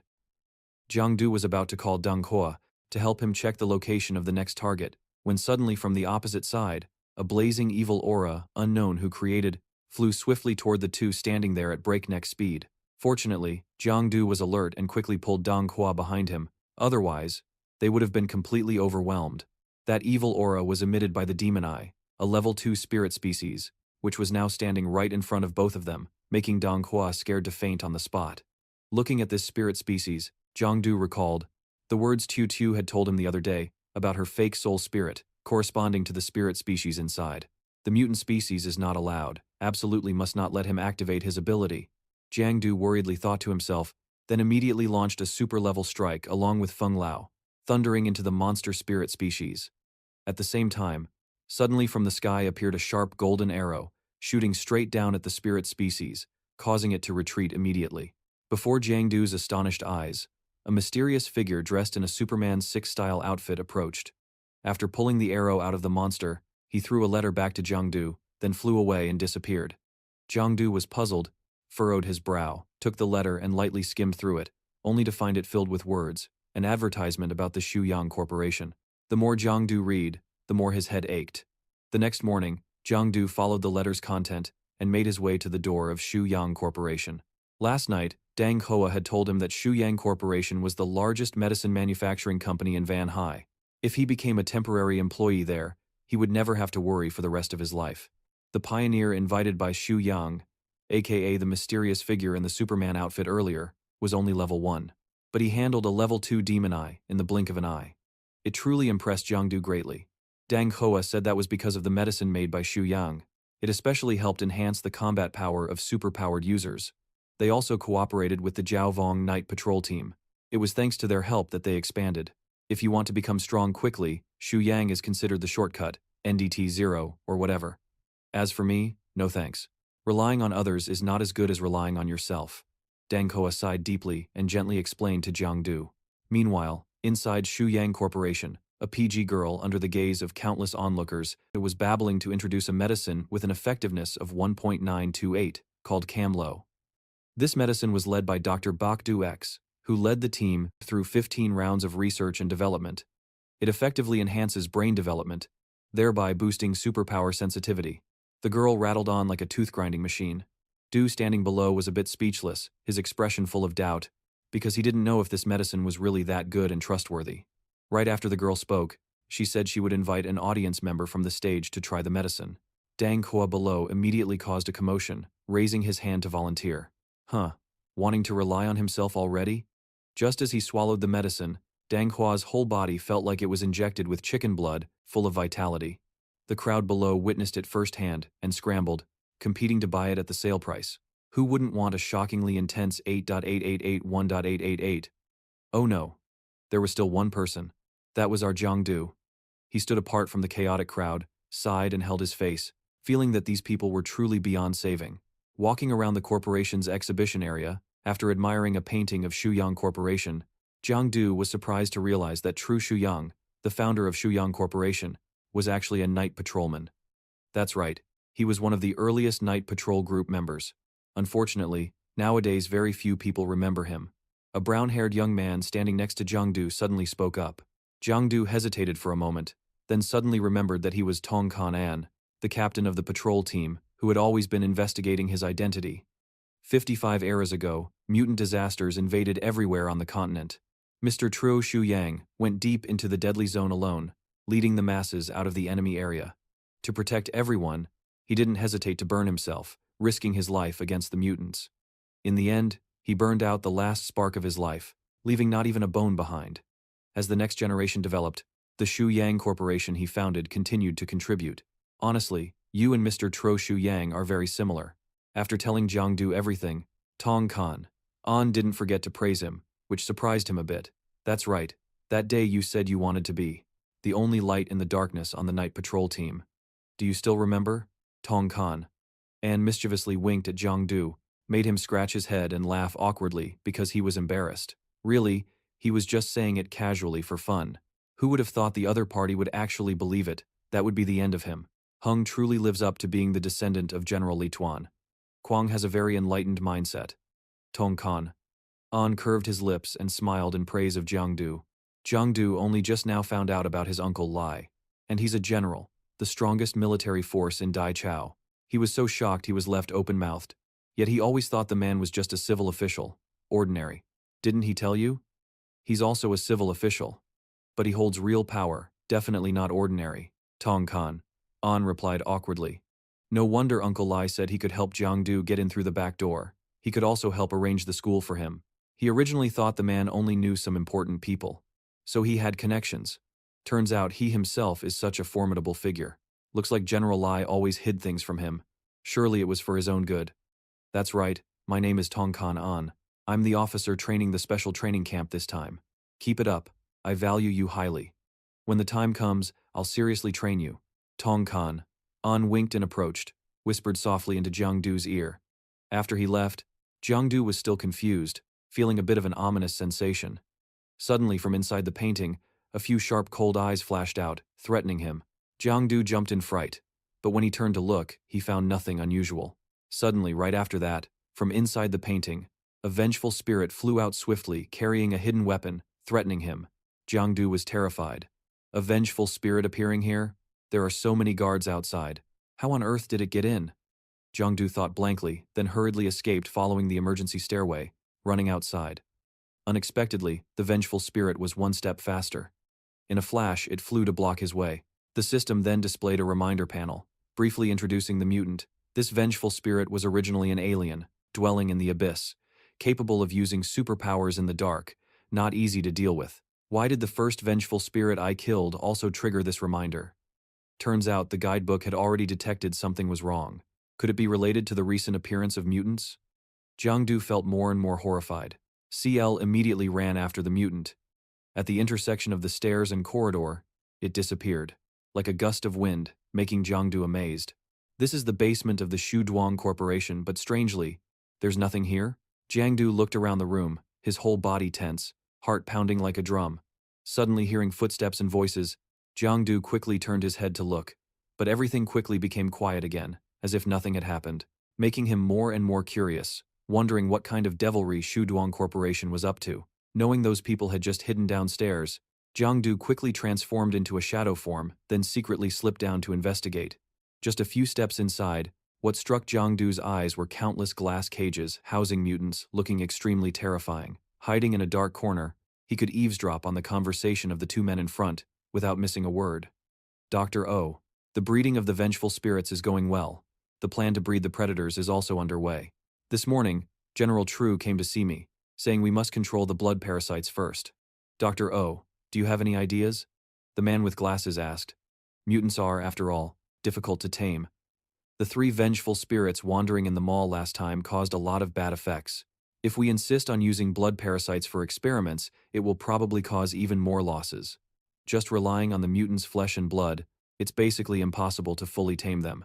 Our ultimate goal is still to research a way to control mutants, to help the night guards. To do this, we still have to deal with the soul species first. It can be said that Jilin originally evolved from that soul species. Dr. O stared at the giant mutant in the glass cage, speaking in a deep voice. Far away on the other side was Jiangdu, with countless mixed emotions inside. After accidentally overhearing all of Shuduang's plans, "Hello, number 9. How's your body? Are my eyes good enough for you?" Dr. O knocked on the glass, as if greeting the mutant. Seeing it also banging the glass in response made him very pleased, feeling its emotions were gradually stabilizing. Thus, Dr. O decided to clone number 9 so that mutants could fight mutants. Saying that, he immediately ordered the guy wearing glasses to quickly bring some soul-calming stones for the mutant to use. Jiang Junuk, on the other side, noticed the mutant seemed to be panting, staring at him intently, which made him slightly uneasy. Did it see me? Unlike spirits, I noticed before it wasn't aggressive and even knew how to interact simply, as if it had individual consciousness. Jiang Duzun thought silently. If the doctor keeps going like this, it might escape control and become difficult to handle, right?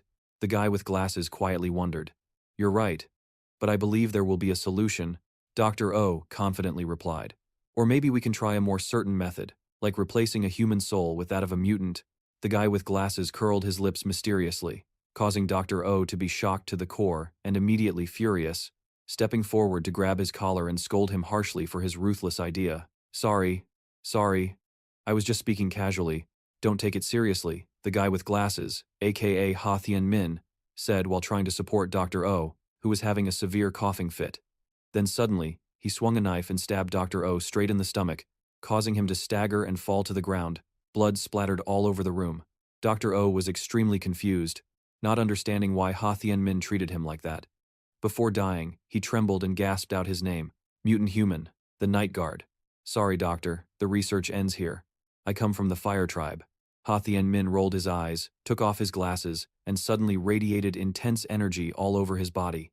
Truly an unprecedented pro-twist head turn. No one expected it. Truly an unprecedented pro-twist head turn. No one expected it. The last mutant was the guy with glasses. He looked harmless like Ha Thien Min. After unleashing his furious energy attack, Ha Thien Min successfully summoned a storm, causing the mutant containment tank to crack into pieces. Water then poured out like a flood. The mutants inside the tank, rarely given such a chance to escape, immediately swarmed together into a chaotic, writhing mass. The alarm in the room detected the disturbance and blared loudly, warning all research staff to evacuate quickly. In the dark hallway, a red light flashed from the alarm. The staff learned that dozens of mutants from room 03 had escaped. They shouted to each other and scrambled to flee like ducks, but it was too late. No one here could escape this energy that robbed their minds, including Ha Thien Min. From above, his eyes began to sag, blood vessels bursting all over his body, cracks forming across his facial skin, like a wax statue dropped to the ground. In the end, he collapsed with his blood completely drained to 0%. A bizarre smile still visible on his lips. Jiang Du stood aside, observing, unable to understand why this student Ha Thien Min treated his teacher like that, then tragically took his own life. The mutants took advantage of the chaos and had long since fled without a trace. Standing there in a daze, suddenly from the rubble rose an aged arm and a weak, groaning voice, startling Jiang Du. It was Dr. O, not fully dead but barely clinging to life, knowing he couldn't hold on much longer. When Jiang Du called for a doctor, Dr. O used his last strength to whisper each word, Fire Tribe. He was from the Fire Tribe. Having said this much, Dr. O could no longer endure. He quickly rolled his eyes back and coughed up blood, dying right there. The message was cut off halfway. Jiang Du angrily shouted, trying to shake Dr. O awake to hear the important part, but it was probably useless. Jiang Du's luck was truly cursed. Every time at the most critical moment, he was given the silent treatment. Putting aside being ignored, in front of him now was a mutant with overwhelming power, making it impossible for him to just close his eyes and ignore it. Looks like he needed to beat it first, then think about Ha Thien Min's situation later. So he dashed like an arrow at the mutants.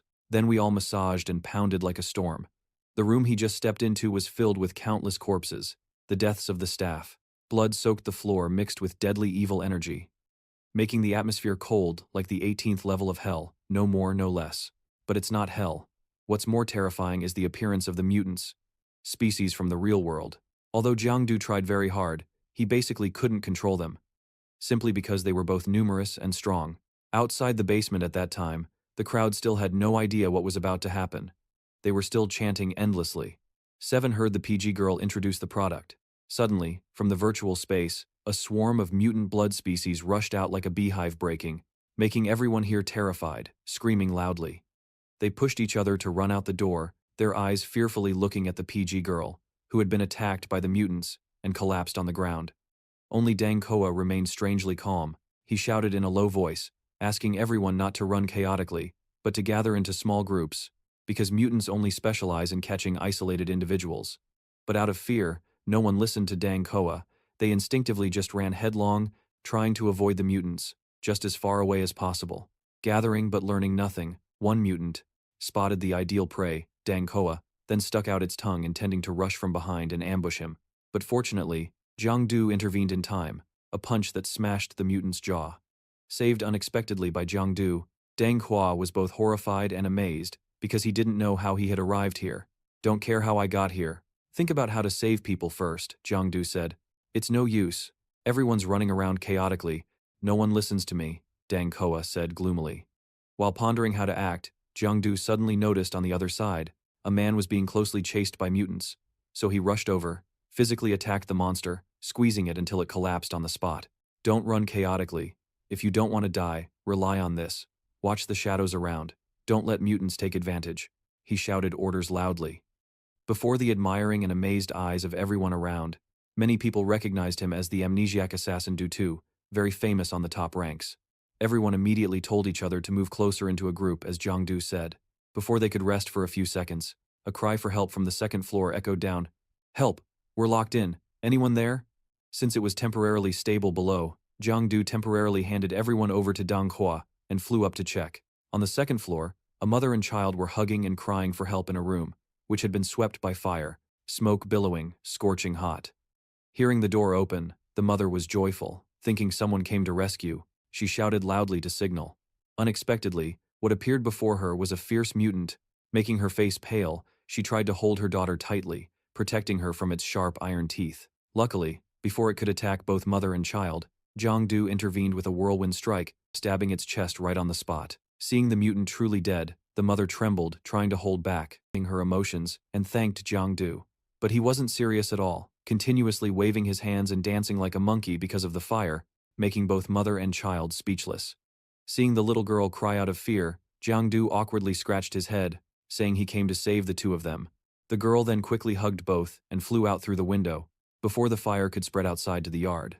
At this time, the fire truck was already waiting to spray water and put out the fire.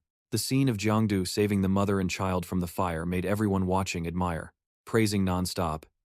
After the mission, Jiang Du sped like the wind, carrying them into the building, amidst countless screams and cheers from the people around. He had to make the most of the time. His image in this world was depleting very fast. He didn't know where the other night patrols were at this time. The reinforcements must have arrived long ago.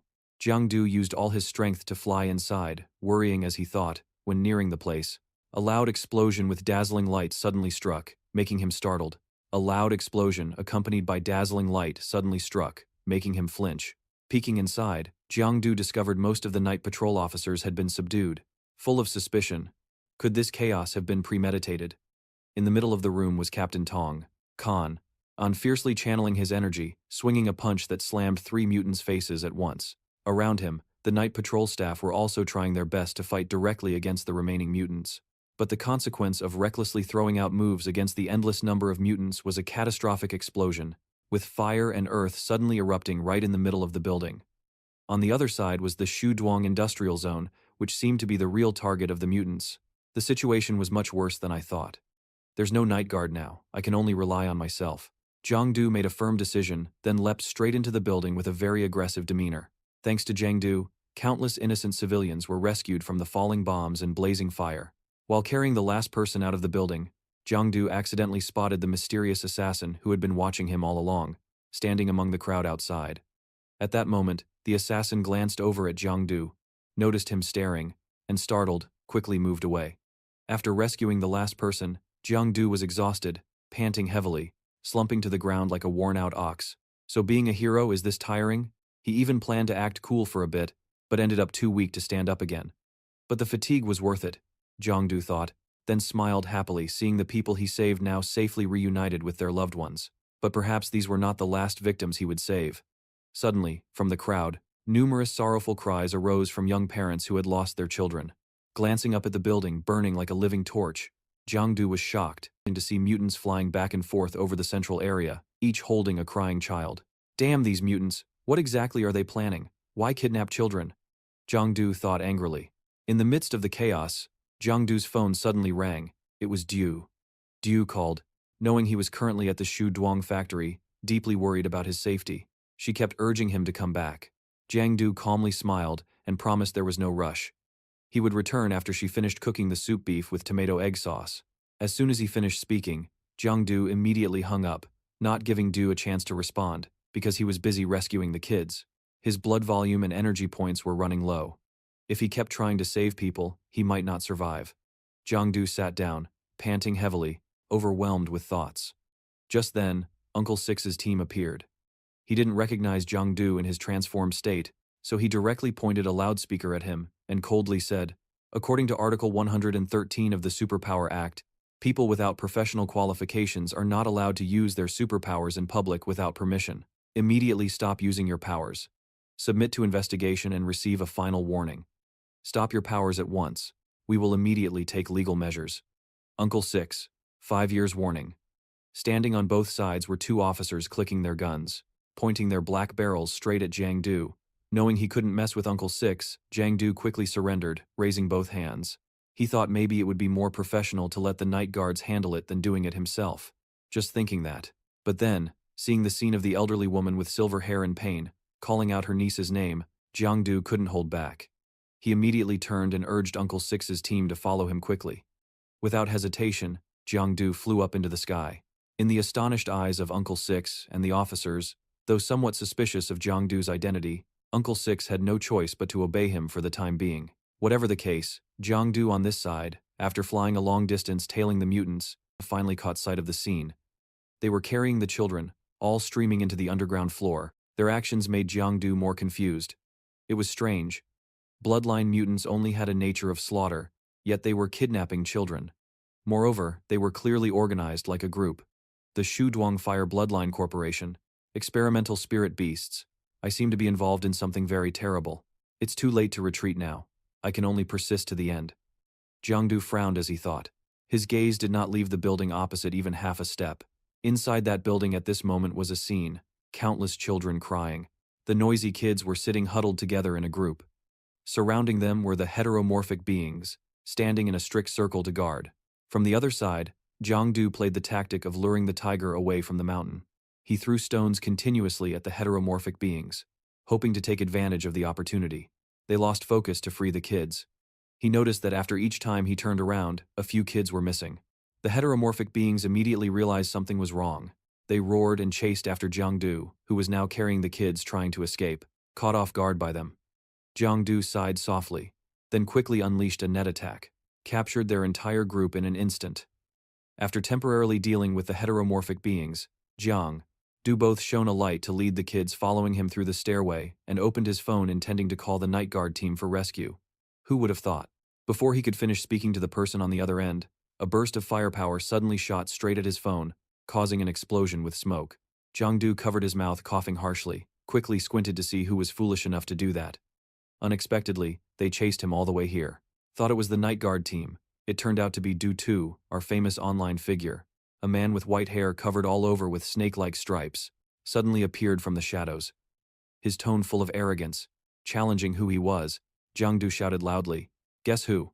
The white-haired man stuck out his long, bright red tongue in response.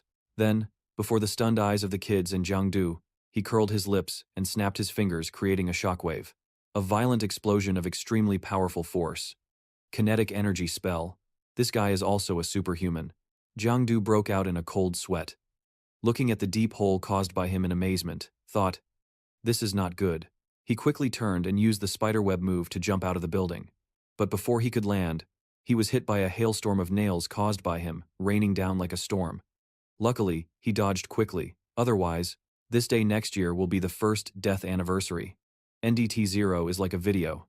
His agility is very quick, but overall strength is only level 1, basically not worth mentioning. He sneered mockingly at Jiang Du.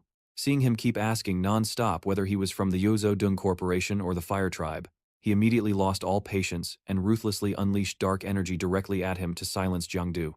Using all his strength, he rushed forward to protect the kids, his whole body tense. Gritting his teeth to endure each wave of dark energy, pressing down on every muscle fiber. Then when he could no longer bear it, an earth-shaking quake with fire energy, targeted right at Jiang Du, exploded with a boom, sweeping clean a whole area. Jiangdu was thrown and rolled down into a deep pit. Above was a storm of fire and bullets, as if wanting to bury him below. The white-haired man, witnessing this beautiful scene he created, felt a slight pride. His lips couldn't help but curl into a smirk. The kids fearfully gathered around the edge of the pit, each one crying because they feared he was dead. When the dust settled, the white-haired man suddenly jerked in shock, realizing that Du was not in the chaos. All that remained after the shockwave was rubble and deep cuts. There was a hole in the ground, but no sign of a person. Taking advantage of his carelessness, Jiangdu secretly crawled up from behind and ambushed him with a squeeze, almost making him lose control of his limbs. Surprised by the sudden attack, the white-haired man roared fiercely, muscularly unleashing a brutal lightning strike back at Jiangdu to retaliate. Although he did not defeat him, he was instead covered by numerous energy rays from Jiangdu. The white-haired man stubbornly fired back. Fire lives on indestructibly. Tensing his muscles, Zipper's counterattack was also strong. He ambushed from the shadows. It was indeed somewhat difficult to deal with, but what I have is a way to handle you. The white-haired man hissed. With his hands already bloodied from injury, he forcefully spun and unleashed a surge of power at Cao Chung. But strangely, it did not fly toward Rungdu but aimed directly at a little girl in the group. The girl screamed in fear, calling Rungdu's name. Fortunately, he appeared just in time, successfully creating a shield to block the blow for the girl. It turned out to be the white-haired man's plan. He wants to exploit the girl's life to lure Rungdu out. While he is gasping for breath, exhausted, trying to block the attack, the white-haired guy suddenly appears behind him. Too fast, too dangerous. Without letting him utter a word, he immediately strikes a thunderous blow, causing Rungdu to cough up blood and fall right there. Still want to hide in the darkness? You have no chance left. Ha ha ha ha, he laughs wildly. Then he clenches his fist and rushes to punch and kick Jiangdu. Like a punching bag, each hit hurts so much that he can do nothing but cover his face and endure. In this miserable and battered situation, Jiangdu briefly realizes that his dark form seems to be shattering. The shadows in his body also become chaotic. He can no longer use his skills. After a thorough massage all over Jiangdu's body, he then switches to physical attacks on his face, smacking like pounding garlic. The dark form on Jiangdu's face cracks and breaks into pieces, revealing part of his real face. Come on, let me see who you really are. The white-haired guy sticks out his tongue eagerly and speaks. Just as he is about to strike Jiangdu with a final deadly blow, the kids from above start throwing stones at him, attacking him. Making him furious, he intends to deal with the kids immediately. Seeing the kids are in danger, Jiangdu rushes over and tightly grabs the white-haired guy's waist, trying to hold him back, silently thanking the lovely kids who are holding him tightly. Jiangdu tries to use the copper light to pull him into the darkness, but unexpectedly is defeated by his formidable skills. Just a flick of his hand is enough to kick Jiangdu far away. He clings on relentlessly. You think pulling me into the darkness can stop me? Wait until I finish with you, those kids helping you. I will take them with me too. The white-haired guy growls, pointing his finger threateningly at Jiangdu. Only now does Jiangdu realize that indeed those blood parasites are all controlled by him. But he doesn't understand why he wants to capture children. Of course, the purer the child's soul, the better. You must have heard about the soul parasite technique. The white-haired guy glaring coldly like a snake's eyes, gritting his teeth and replying. So that's how it is. Now I fully understand everything about the soul parasite technique in the laboratory in Zodong that day. To further confirm his words, the white-haired guy snaps his fingers, summoning 500 mutant comrades to tightly surround him. After his command, the bloodthirsty mutants rush forward, trying to grab him as if to devour him alive. But Jiangdu is not that easy to swallow.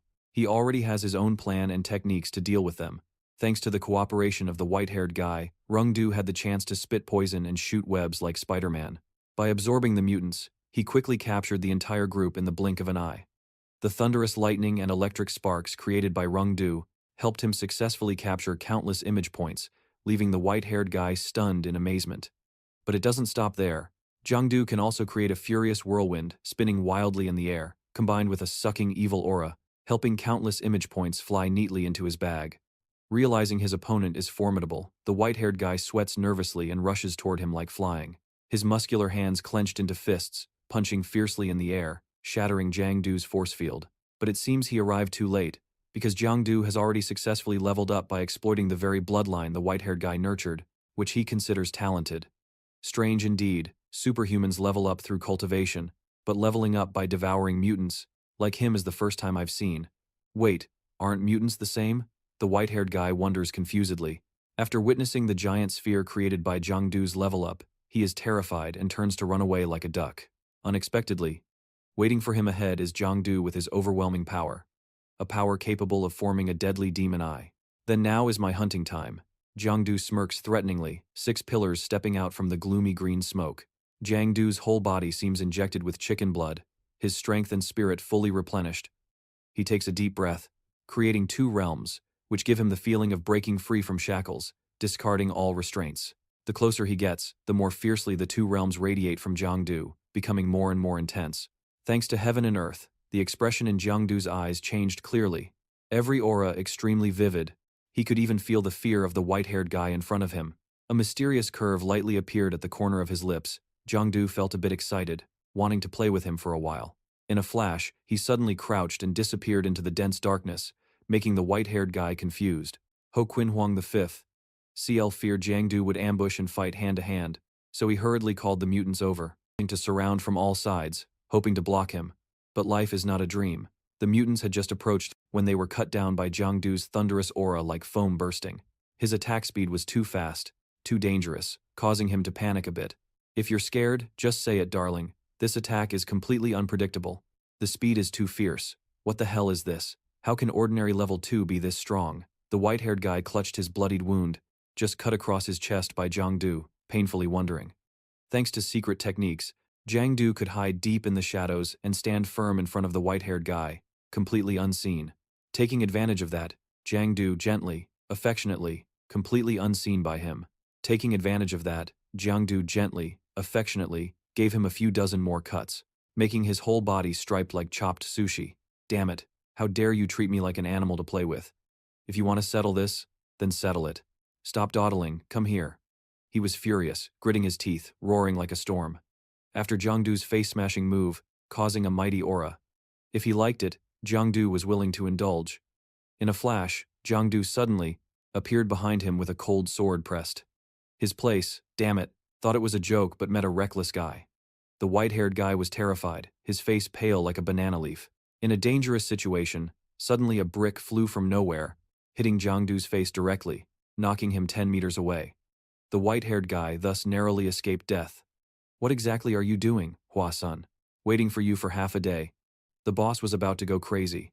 A young man, student face, parent's body, fragrant durian scent, suddenly stepped forward. Proudly, he spoke to Tru Dung. Did the boss send you? The white-haired guy, aka Hua-sun, saw Tru Dung. He was extremely surprised to see him here, immediately anxiously asked, "Is the plan about to start? Take the kid outside, leave this to me." Tru Dung gestured to Hua-sun. Seeing Hua-sun about to run away, Jiangdu hurriedly chased after him, feeling very annoyed because he knew they dared to harm innocent children. Tru Dung saw Hua-sun being interrupted by Jiangdu, rushed over and gave him a steel punch. Oh my! Successfully hitting his face and rescuing Hua-sun.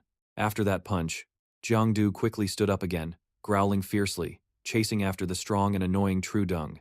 While diligently dodging each strong force attack from Tru Dung, Jiangdu, not paying attention, was accidentally grabbed tightly from behind by Hua-sun with a sharp, blue-green aura. Tru Dung at this moment also immediately clenched his fists, preparing to physically attack Jiangdu. Who would have thought the weak one was not Jiangdu, but the sharp-mouthed Hua-sun? Overjoyed to see Jiangdu being ganged up on, he forgot that Jiangdu still had thunder and lightning, and in a flash, sent him back to Mother Earth, in a dismembered state. You're quite skilled. Kid, you're not a night patrol, right? Why interfere in our business? Tru Dung looked at Hua-sun's corpse, blood, not his own, then glanced at Jiangdu and asked, "Damn it, you guys kidnapped children to experiment on mutants? Can I just ignore that?" Jiangdu angrily retorted. "So that's a personal act? Think you're the embodiment of justice? Want to be a hero?" Tru Dung slightly puzzled. "I'm not a hero. I've never thought about being one.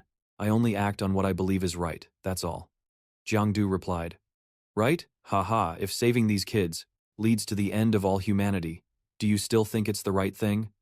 Tru Dung suddenly became furious, eyes wide, shouting like a pig being slaughtered. "What did you say? You mean kidnapping kids to save the world? What the hell is this joke?" Jiangdu, after hearing Tru Dung Than's words, stammered and couldn't catch his breath, thought he misheard. You know, the war between humans and mutants has been going on for 100 years. Humans have only been able to resist until today by relying on a tiny bit of hope. But the human body has many limitations, unlike mutants. Human strength is like the light of fireflies, fundamentally unable to resist the darkness of the abyss. Instead of dying painfully in vain hope, it's better to find another way out. If darkness cannot be defeated, then actively embrace it and adapt to it. Bury hope deep into the abyss, wait in hiding until becoming the last fire species, extinguishing all hope of humanity. Trio Dong Thine opened his eyes wide, full of determination, burning like sacred fire. He said in a deep voice. But Jiangdu basically didn't listen to his reason at all. Humph, clearly already a traitor, yet still pretending to be upright and proper. If you guys are called the fire species, then let me destroy you all. Jiangdu drew his sword, lightly gritting his teeth to threaten. Indeed, talking to someone like him is meaningless. Let me open your eyes a bit. Trio Dung Thon laughed loudly, then quickly unleashed his fiery aura, rushing straight at Jiangdu. His muscular arms, bulging veins, could easily block Jiangdu's sword barehanded with one burst. Not stopping there, this strong Trier Dung Than also skillfully combined punches and kicks swiftly. His tough arms struck fast and agilely, causing Jiangdu to be kicked into the chicken coop in a moment of carelessness. The cage owner struggled to get up amid the smoky rubble. Though unwilling, Jiangdu had to admire Trier Dung Than's impressive power. Jiangdu was already unlucky enough to encounter this. The wound caused by Trier Dung Than's attack just now, for some reason, wouldn't heal like the others, which made him frustrated. All because of his super skill, the Supreme Flame Prison Slash. You can't even beat me, let alone the Abyss. Against absolute power, resistance, truly means nothing. This is the end of the line. Go to heaven. Trio Dung Tan coldly declared, his muscular hands ready to deliver a fatal slap to Jiangdu. But it seemed he was too early to celebrate, because Jiangdu just unleashed his #1 spiritual strike, Tiu Qi. At the moment of impact, Trier Dung Thine was startled to find himself trapped in the abyssal space. At some point, the fear hidden deep inside him surged all at once due to the environment stimulation, making Jiangdu, watching from the side, laugh uncontrollably. Psychological strikes are always more powerful than physical blows. Saving humanity is just an excuse. Fear of the abyss is the real reason he betrayed. You guys aren't really the fire species, just a bunch of cowards who only know how to run away. Jiangdu said as he pulled out a huge weapon from his body, poked Trier Dung Than's mouth, making him twitch, then charged to attack again. While they fought fiercely, Jiangdu launched a stabbing strike straight into Trier Dung Than's chest, making his ketchup-like blood spurt out. Jiangdu's mask simultaneously burned by the firepower, revealing his true youthful face. The face of a young teenager, which surprised Trier Dung Than quite a bit. Just a kid? No wonder he wasn't afraid at all. I used to have the same fearless spirit as you. That fearless spirit toward heaven and earth. It was long shattered beneath the abyss. And you will be too. Sooner or later, the abyss will consume you. It's just that I can't wait until that day. Trier Dung Than collapsed to the ground, panting, his mind hazy, trying to suppress the pain while thinking. When Jiangdu asked what he really was, Trier Dung Than finally revealed to them that he was the fire species. Outside the building at this moment, the host, Thui Thui, was reporting live from the scene. The incident at Zhou Corporation. 1 hour ago, at Zhou Corporation, a sudden large fire broke out. At the same time, many mutants rushed out. Now the area beneath the skyscraper has been completely burned. On the other side are the battle traces of superhumans and mutants. According to the station's investigation, at that time, many people were trapped in the fire. All were rescued by a famous internet personality named Du Tu Ka. After learning that many children were missing at the scene, this Du Tu Ka immediately went to rescue them. So far, there is no accurate news about him. Let us pray he and the kids can return safely. Thui Thui was reporting live while directing the camera crew. The poor parents were sobbing, waiting for Jiangdu to bring the kids back. At the moment, everyone was most hopeful. Jiangdu and the kids miraculously returned from the fire, making everyone unable to contain their joy. Before running to their parents, the kids did not forget to be hugged by their aunt, thanking Jiangdu for saving their lives. All the citizens and soldiers lined up neatly, saluting and thanking Jiangdu under the bright golden sunlight. For the heroic deeds he had done for them, working hard all day just to get home, Jiangdu was more exhausted than a wilted banana. His tired legs and disheveled body stepped through the door, and what caught his eyes was Diao Diao sitting gloomily on the sofa. On the table was a cold meal because no one had eaten it. Seeing Diao Diao waiting for him to the point of exhaustion, Jiangdu felt extremely guilty. He hurriedly pulled out a carton of eggs from his pocket and pretended to say that on the way to buy eggs, some things happened so he had to stay longer. Diao Diao, of course, didn't believe him, her eyes wet as she kept sobbing quietly. What's wrong, you thought I was dead? Jiangdu teased Diao Diao mischievously. She immediately blushed and shook her head. Shaking her head in denial, she looked fierce and swung her arm to punch him out of anger. But unexpectedly, he grabbed her arm back. Let go, buddy. Diao Diao puffed her cheeks and ordered. I won't give up on you when you haven't even tried, right? Don't be afraid. Once you try, we're no longer kids. Jiangdu suddenly moved close to Diao Diao, then spoke words so charming they made her blush deeply. Diao Diao lay comfortably in Jiangdu's arms, shy and stammering, not understanding his meaning. Jiangdu said nothing and kept moving closer. Diao Diao got more and more flustered until he suddenly placed an unexpected kiss on her lips, leaving Diao Diao unable to react, her whole body stiff as if glued, blood rushing to her face ready to burst. Diao Diao hurriedly pushed Jiangdu away with a bit too much force, almost making him fall. Nothing. I was just a little thirsty and went to get some water. Have you eaten? I'll warm up the food a bit. Jiangdu ate the tofu at her place and then pretended nothing had happened, making Diao Diao slightly annoyed. Meanwhile, Jiangdu breathed a sigh of relief because he finally did what he wanted with Diao Diao. He was too impulsive and kissed her. He thought Diao Diao would scold him, but she was actually soft. After all, it was a girl's lips. Jiangdu, with sparkling eyes, recalled the recent scene, feeling so happy he couldn't contain himself, jumping around like a crazy person, making Diao Diao, looking from outside the door, lightly scold him. The food was warmed up, and the two sat facing each other, but didn't say a word, just stared at each other. Actually, only Diao Diao was looking, because Jiangdu was busy eating like a ravenous tiger. Too hungry, he ate while thinking about random things. After this battle, he wondered how much his abilities had improved. Team On must be the skill to freely enter and exit the shadow dimension, which is quite useful. Killing continuously is also strong, but you need to attack them for it to work. The conditions are a bit different. Red probably means enemies. Blue means allies. White means bystanders. Jiangdu thought this through, then suddenly paused, scanning Diao Diao's body, feeling very curious, not understanding what the pink color radiating from her means now. Jiangdu thought in his head, I get it, pink means she likes me. This guy's delusions of grandeur are truly top-notch. Looking at Jiangdu's extremely lecherous face made Diao Diao stiffen like glue. She thought he was thinking about something shady and dark. The two childhood friends were enjoying dinner when an explosion outside caught Jiangdu and Diao Diao's attention. Diao Diao slowly opened the door and stepped outside, with Jiangdu curious and following. Then he saw her standing on the balcony, looking up at the sky with a radiant gaze. The two stood together watching fireworks. A truly romantic scene. Jiangdu suddenly turned to ask Diao Diao, do you know about the Fire Clan organization? Diao Diao turned and asked him, where did you hear the words Fire Clan? Then Diao Diao explained, in my father's documents, there are some basic contents, including mentions of the Fire Clan. She believes the Fire Clan is not like the militant faction or the main research faction. They are a bunch of strange people, conflicted and with mutated bodies, classified as one of the 5 mutant species.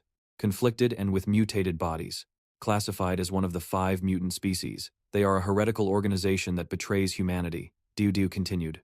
If the Fire Clan is captured, they must be handed over to the Night Watch team and will be rewarded 500,000 inches cash. Hearing such a large sum, Jiangdu couldn't believe his eyes and gaped. It was because he had caught 2 Fire Clan members, but unknowingly handed them over to the Night Watch team. Seeing him so dejected, Diao Diao asked, what's wrong, Jiangdu? Though he tried to appear fine on the outside, inside, his tears were like a vast ocean. His 1 million just slipped away from him. Then he asked Diao Diao, so besides the Fire Clan, are there any other strange organizations, ones that have rewards? She then dashed Jiangdu's hopes for money. She turned away and answered, that's all. Do you really hope there are? Jiangdu held his head awkwardly and asked her, can this be relied on to get rich? Haha. Diao Diao was truly helpless with this money-hungry guy, she replied. There are indeed strange organizations, but no rewards. For example, the Lei Min. Jiangdu found the name Lei Min very unfamiliar, so he asked Diao Diao again. You told me about a conflicted organization, a militant faction, but different from our main faction's militant group. Another faction firmly believes that humans will definitely fail and always seek to escape this land. Diao Diao raised her hand to the sky, for example, leaving this planet to find a new Lei Min. Jiangdu thought this idea was too far-fetched, because after all, this isn't a sci-fi movie, and they still can't build a spaceship or anything. But Diao Diao denied that. It doesn't necessarily have to rely on science and technology. She told him that the mutants in the abyss also have no science or technology, but they can still use the abyss cracks to come to this real world. Diao Diao continued, if the method can be grasped, then the Lei Min faction's wish might actually be achievable. Time passed quietly, and the joyful spring festival gradually ended. Those who work went to work. Those preparing for school started preparing. Since reaching level 2, the lifespan and points gained from hunting level 1 aliens are negligible. Sometimes working a whole day only adds 3 days of lifespan. The aptitude test for the final school year ended. Reports began to be sent to the special training camp in batches.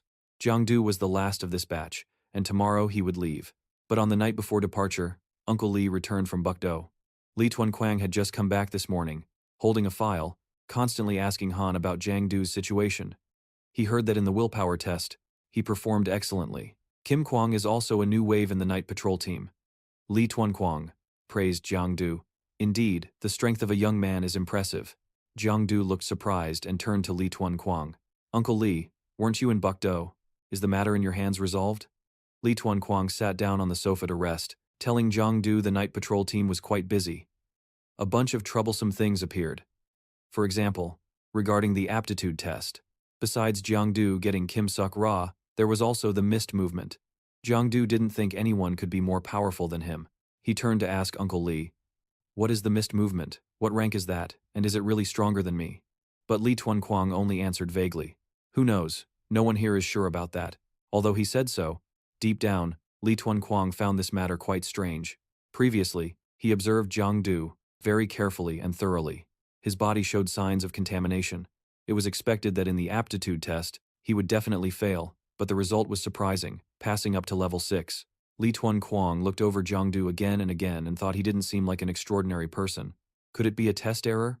Taking advantage of the chance to meet, Jiangdu also told Li Tuanquang something. "That's right, Uncle Li.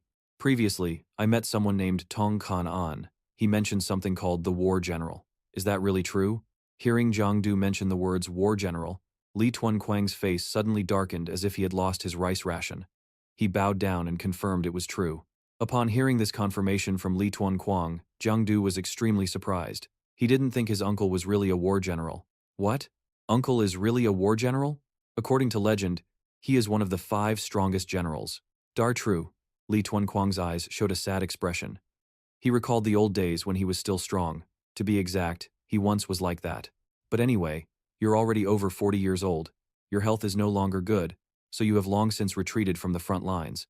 But you were just like me back then, full of youthful passion. Li Tuanquang continued. As the war general of Darchu, he fought countless powerful enemies. Back then, his thinking was very simple. As long as all the mutants were killed, Darchu would be safe. And at that time, mutants were endless. In the blink of an eye, more than 25 years have passed. Li Tuanquang pointed to his lost arm. His face showed a sorrow mixed with some anger. In the end, his wife died from mutant infection. He was old and had lost an arm. Li Tuanquang turned to look at Jiangdu and said, "Moreover, this time in Bukdo, an even stronger mutant appeared." Before I could finish speaking, Jiangdu hurriedly turned the vehicle around to refuse. Don't try to persuade me to stop being a superhuman, right? I absolutely will not give up." Jiangdu showed great determination. He said to his uncle, "Besides, I also want to be like you, to become a war general of Darchu." Li Tuanquang listened to Jiangdu's resolute attitude, then was silent for a moment. Saying nothing, he slowly stood up, put his hand in his pocket, and pulled out something, while also telling Jiangdu some information. "Now, the superiors are paying attention to you. If they want to, they can't be stopped." Li Tuanquang handed Jiangdu a mysterious necklace made of gold and told him, "Take this and wear it on you." Jiangdu took it and looked at Li Tuanquang, asking, "What is this? Is this a pendant?" Li Tuanquang explained that this was a forbidden item. It's called the Whisper of the Night. Wear it behind, next to your ear. It will transmit the whispers of those who are pulled in. Tham Uyen and Li Tuanquang informed Jiangdu this forbidden item can, over time, train willpower and help sharpen basic skills. But it also amplifies negative human emotions. Therefore, when wearing it for a long time, you must wait 3 days before wearing it again. He added that it can also be used to activate superhuman energy, releasing polluted energy for a short time. The user's combat ability will be enhanced, but it can only be used once. Hearing this, Jiangdu's eyes suddenly widened. He thought about the polluted energy and the necklace from Tham Uyen. Li Tuanquang also warned Jiangdu that this is quite sensitive. It really comes from the abyss, so forbidden items like this are all collections of pollution. Using them requires a great price. Then, Li Tuanquang pointed to the pendant. Moreover, this necklace is a bit special. The cost of using it may relate to your aptitude and willpower. As long as your willpower is above level 5, you can wear it. Li Tuanquang also added another important piece of information. This necklace is very special in that it can recognize the wearer. Jiang. After hearing Uncle Li's words, he was very interested. He immediately put the necklace around his neck. Tuan curiously asked him, "How is it? Do you feel anything?" But Jiang did not hear any strange sounds. Tuan smiled after seeing Jiang condition. "It seems your willpower can completely resist its influence, so I can rest assured." Tuan told Jiang, "Just keep this necklace. When I'm free, I will get the documents about the wearer of this necklace for you. If you have free time, open it and take a look." Then, Jiang said goodbye to Uncle Li. At night, while Jiang was sleeping, the snoring of a young man echoed throughout the room. Jiang sleeping posture was really stylish. You have to have a runny nose to be truly cool. The necklace probably couldn't stand Jiang thunderous snoring, so it protested by emitting a strange green light, directly brought Jiang into a virtual space. The young man was still half asleep. He walked while wondering, "Where is this place? Am I lost?" Suddenly, Jiang noticed something in front of him. A very strange scene appeared before his eyes, with many transparent purple bubbles floating in the air. Inside one of them was a woman trapped. She looked extremely tired, constantly holding the necklace around her neck, as if trying to take it off. Immediately she screamed in pain, "Stop whispering in my ear and just speak." Then Jiang glanced at another bubble. Inside this bubble was a rebellious young man, just entering adolescence. It seemed the mysterious necklace had made his power stronger. In another bubble, Jiang saw a man screaming in pain and despair. "It hurts so much. Kill me." The man's extreme physical and mental suffering, it was all caused by the necklace. It made him feel like living was worse than dying. Many people had been previous owners of the necklace. All of them were tortured to despair. But cries for help like, "I will never wear it again," or "This is a curse I don't want," always echoed in the space. Jiang realized that what he was seeing before his eyes might be the memories of the necklace, a modern urban scene, bustling with people. Inside a car, Diao Diao yawned repeatedly. Seeing this, Jiang turned and asked, "Can't sleep well?" Diao Diao raised her hand to her mouth, her eyes thoughtful, only nodding slightly. First day at the special training camp, nervous, couldn't sleep all night." Diao Diao asked him back, "What about you?" Jiang smiled and said, "Of course, I slept very well."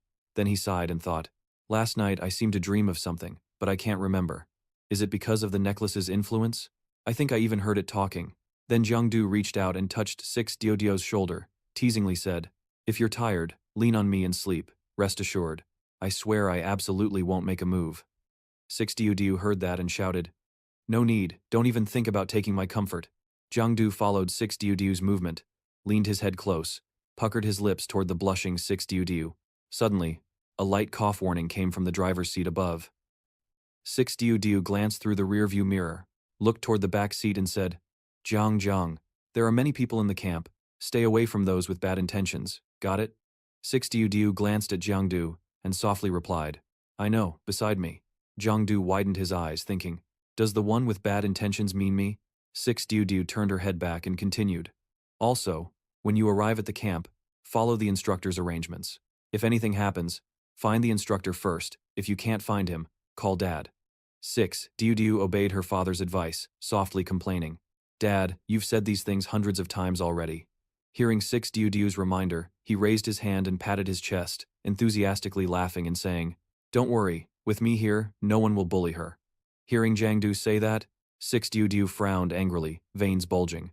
"It's precisely because you're here that I don't feel at ease." Diao Diao's car stopped in front of the subway station. A voice rang out, "We've arrived." Diao Diao looked at her father sitting in the car and greeted, "Dad, we're leaving now. Goodbye."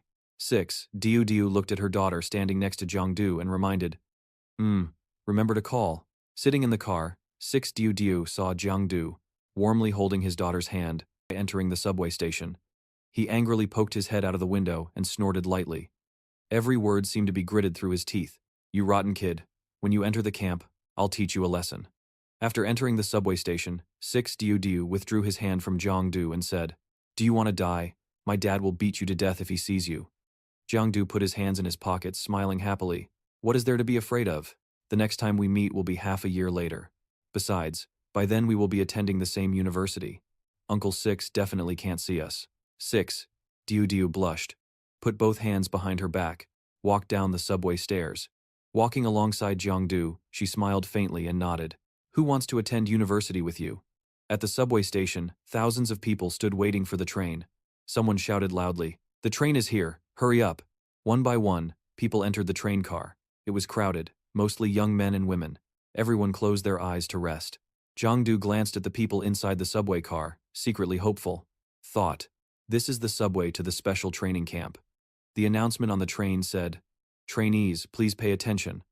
The train to the Xinhai Special Training Camp will depart at 10:30 Beijing time and will not stop along the way. The entire journey is expected to last 20 minutes. The train doors are gradually closing. After finding a seat, Jiangdu clicked his tongue. Many real people, even 6 Diao Diao had to admit. Of course, people from the concentrated areas all came here. Looking at the passengers in the carriage, 6 Diao Diao continued. Everyone in this car has the best aptitude in this round of tests. Some have extremely high willpower ranks, some have special superhuman abilities. Just a little more training is enough to handle first-level mutants. Hearing this from 6 Diao Diao, Jiangdu widened his eyes in surprise. That powerful? Then we don't have to be afraid when facing mutants in the future. Outwardly surprised, but inwardly he was proud. Yeah, with my current strength. Second-level mutants are no problem.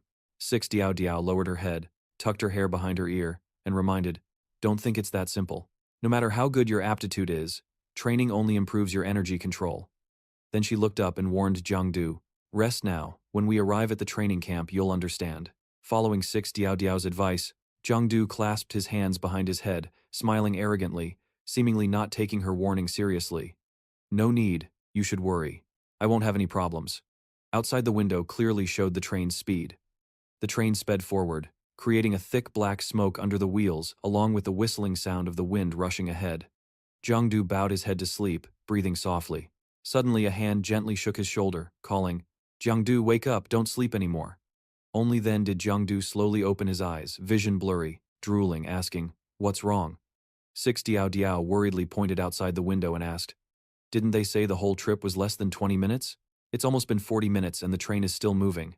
Everyone around was dozing off. Then 6 Diao Diao continued. Strange, it was still bright outside but suddenly it's dark. Jiangdu looked where 6 Diao Diao pointed, then looked at the window, as if seeing something terrifying. His face panicked as he shouted, there's fog! Hearing Jiangdu's shout, everyone stood up to check. After seeing the scenery outside the window, fear showed on everyone's faces.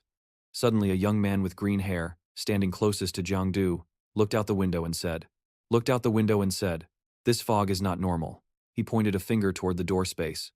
A black smoke appeared covering his finger. He then shouted loudly, don't! It seems like it can sense me. Everyone around was terrified. Silence enveloped this side of the train car. Diao Diao looked at Jiangdu, unsure what to do. Everyone stood watching the door opening but no one stepped outside. Suddenly the train stopped abruptly, causing everyone to lose balance and fall forward. The train announcement sounded, arrived at Yunhai training camp. Please all passengers exit from the left door. The announcement repeated twice. The door opened. Everyone stood before the door, looking out at the quiet outside, asking each other what happened. Diao Diao stood behind. Everyone saw and asked, there should have been trainers to pick us up. Yeah, someone in the group replied. I don't know. Suddenly Jiangdu stepped forward, pushing the black-haired guy who was panicking near the door aside. Then he stepped out of the train door. Diao Diao looked scared, running after him, asking, what do you want to do? Then she quickly told him, come back. But ignoring Diao Diao's warning, Jiangdu calmly stepped outside. His eyes were vacant, replying, I don't. Before he finished speaking, Jiangdu's pupils gradually turned red. Just as he finished the sentence, why hold someone back when what he touched first was a pool of blood? In the rather gloomy and tense atmosphere, the image of a girl with shoulder-length hair, eyes wide with horror, covering her mouth with a frightened face, panicked, a bit worried. This was her voice, trembling slightly. A hand reached out to wipe the blood trail stretching on the ground. He observed the blood trail while wiping it on his hand, checking if it was dry yet. It was fresh blood. He spoke with certainty and a determined look in his eyes. After that, the friends behind him panicked, their faces full of worry. Everyone's eyes clearly showed worry, and someone spoke up. Blood? Is there enough? He stammered, unwilling to believe it. Then he continued. Could it be that someone in the training camp has already been killed? He asked with a mix of suspicion, many questions in his mind, and fear.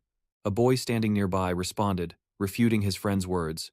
No way, the special training camp even has instructors, who could mess with them?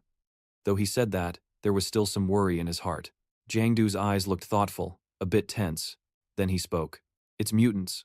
As soon as he said that, everyone's faces turned pale, clearly showing panic. Jiangdu turned to look at Diao Diao, informing the night watch. If anyone knows how to drive the subway train, please drive it back as soon as possible. Diao Diao looked at him worriedly and asked, "What about you?" He glanced at her, looked for a moment, then smiled and said, "I'm going to the bathroom." Dee watched his back, perhaps too worried. She shouted loudly, "Jiangdu!" Her eyes were full of worry as she watched his back. She clenched her teeth, thinking about something, but then made a decision. She clenched her teeth thinking about something, but then decided. After that, without hesitation, she ran after him. Watching her figure run farther away, everyone looked on with increasing worry. The red-haired boy asked, "What do we do now?" Another boy with brown hair spoke up, "Do we really have to drive the subway back?" Everyone started talking over each other. Someone said, "No phone signal, can't call." Someone else continued, "Waiting here isn't a solution either, we should go outside too." Saying that, everyone began to step out of the submarine. They started to disperse to check the situation around. The scene showed a camera with a bright red light shining in some direction. The last drop fell.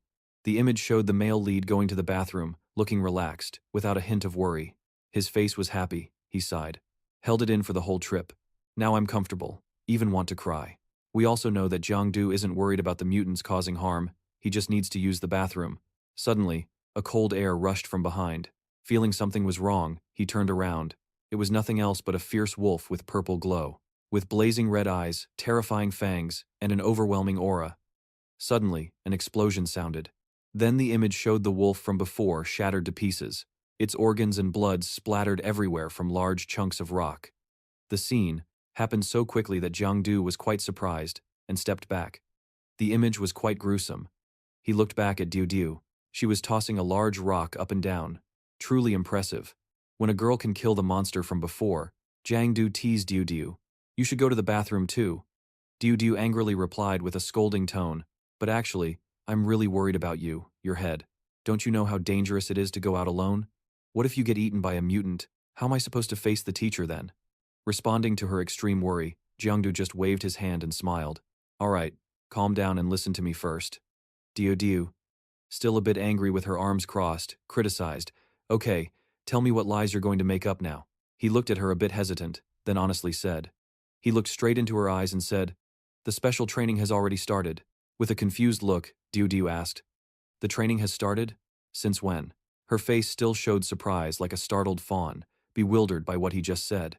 Jiangdu calmly looked at her and explained, "It started the moment we stepped onto the subway." Her face still clearly showed disbelief. Her cheeks slightly flushed, she pointed at him and spoke carelessly. "Where's the proof? This face definitely doesn't believe you." He didn't explain much, just pointed at the mutant beast lying in a bloody mess. "There, that's the mutant you just defeated. How do you think its combat power is?" She rested her chin on her hand thoughtfully, thinking carefully. "This level is just a bit stronger than ordinary species." She thought for a moment and continued. "Logically, a mutant this weak wouldn't dare attack the training camp." After she finished, Jiangdu patted her shoulder teasingly. "You're not wrong, not wrong. Looks like you're not stupid after all." After saying that, Jiangdu continued. He patted her shoulder teasingly. "She's not wrong, not wrong. Looks like you're not stupid after all." She turned with a displeased expression. Her arms crossed in front of her chest, as if to object. "Hey, maybe we just haven't encountered a more dangerous mutant yet." He looked over at her, raising his index finger, smiling as he spoke. "All right, let's say the training camp was attacked by mutants. The night guard couldn't have missed it, right? If something really happened, wouldn't they have informed us?" He continued explaining, intentionally prolonging the time to create anxiety, using fog to cause panic. While explaining, he recalled an old memory, the incident of using fresh blood to create fear. He spoke with absolute confidence, gesturing to emphasize his point. The main purpose was to create psychological pressure on humans. He continued explaining. Under that pressure, all the good and bad traits of humans would be directly revealed. Outside. Then the scene shifted to those who stayed behind. At this time, they were struggling hard against the mutants. Some were being beaten up badly. Cold wind at midnight. Returning to the general, Jiangdu was still proudly confident about himself. He shouted loudly while pulling Rungdu's hand. His hand made a thumbs-up sign, pointing to himself, with a bright smile, proudly confident that he was the strongest. He spoke arrogantly, and affirmed that he was the strongest. His expression was extremely smug, speechless watching him admire himself. Talking all day is just to brag, huh? While he was still proudly confident, nearby the mutant creatures, The mutants were approaching with overwhelming aura. 3 mutants roared loudly, then charged. Each one bared their fangs threateningly, making our Jiangdu jump in fright. No longer proudly confident as before. Now he was still scared, cowering behind Diao Diao. "Hurry, Diao Diao, use the soul-shaking bow attack." She was in a defensive stance, trying to protect the guy standing behind, and teasingly asked, "Aren't you the strongest? What's the idea hiding behind me?" He still whispered behind her shoulder, "If I took action, you wouldn't stand a chance." She turned back helplessly, speechless. "Then you just go ahead and act." Without letting her say more, he pushed her forward with a very casual demeanor. He stood firmly and ordered to stop talking nonsense. If given a chance, just do it. Somewhere else. The image, a computer screen of an AI, was showing the scene. Jiangdu and Diao. Diao was fighting. 3 tall, not-so-dark men were observing everyone's moves carefully. After a while of fighting, Diao was exhausted, panting heavily. Meanwhile, the guy was just fanning himself. He stood behind clapping encouragingly. So impressive, Diao won against 3. Her expression was now extremely annoyed, as if ready to devour him alive. Swallowing Zhangzhu like a dam breaking, as in Ngotutos took Nuk Verba. Instead of Chizo hitting, now Xiuxiu was also punching, but with words. She was both angry and shouting at him. "Jiangdu, you really have no shame just standing there on the sidelines, huh?" To respond to her anger, he only said, "Don't be mad, I'm trusting her." She shouted loudly, "Trust his head, go die." Suddenly he grabbed her hand. "This is not the time to cause trouble, look. This is not the time to cause trouble, look." While speaking, he looked in a direction. Both were standing in front of a map, unclear what kind. After a moment he said, "That's the map, we have to choose an exit." Inside the factory, everything was pitch black, with thick smoke everywhere. Diao glanced with indifferent eyes, crossed her arms and asked, "Which way do you think we should go?" Beside her, Jiangdu stood rubbing his chin thoughtfully. "Door C, Shadow Hall," he answered. Diao found it hard to believe. She asked, "Shadow Hall, are you sure? It feels like simulating the shadow floor." "But isn't the shadow floor very dangerous?" Looking up at the map on the wall, Jiangdu said chillingly, "The most dangerous place is the safest place." He looked at her and smiled slightly, patting her shoulder gently, reassuring, "Let's go. If it's dangerous, I'll protect you." At that moment, some guys suddenly ran over, eyes wide, shouting loudly, "Help me, help!" He immediately paid attention, worriedly asking them, but these people were too scared, only running for their lives, causing Jiangdu to leave his question unfinished. Seeing them like that, he wondered, what's wrong? Scaring the elite mutants, how could they do that? Just as he was off guard, Diao seemed to have noticed something. She loudly warned him, "Jiangdu is behind you. It's the bronze snake," just as it bared its fangs and lunged at him. Jiangdu immediately turned his eyes to look. He hurriedly jumped away, avoiding its deadly bite. Jiangdu worriedly thought, "What's going on? The power of this mutant has reached first-level intermediate." Jiangdu gritted his teeth, sweating cold sweat. Training run to get this group out, really wants to take some other lives.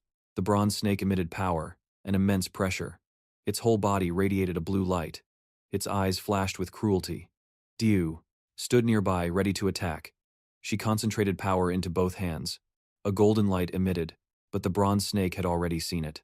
In its blue eyes appeared the image of the little girl. It suddenly lunged at her, mouth wide open, sharp teeth ready to tear, and its long tongue also stuck out, frightening to see. She was caught off guard, unable to defend.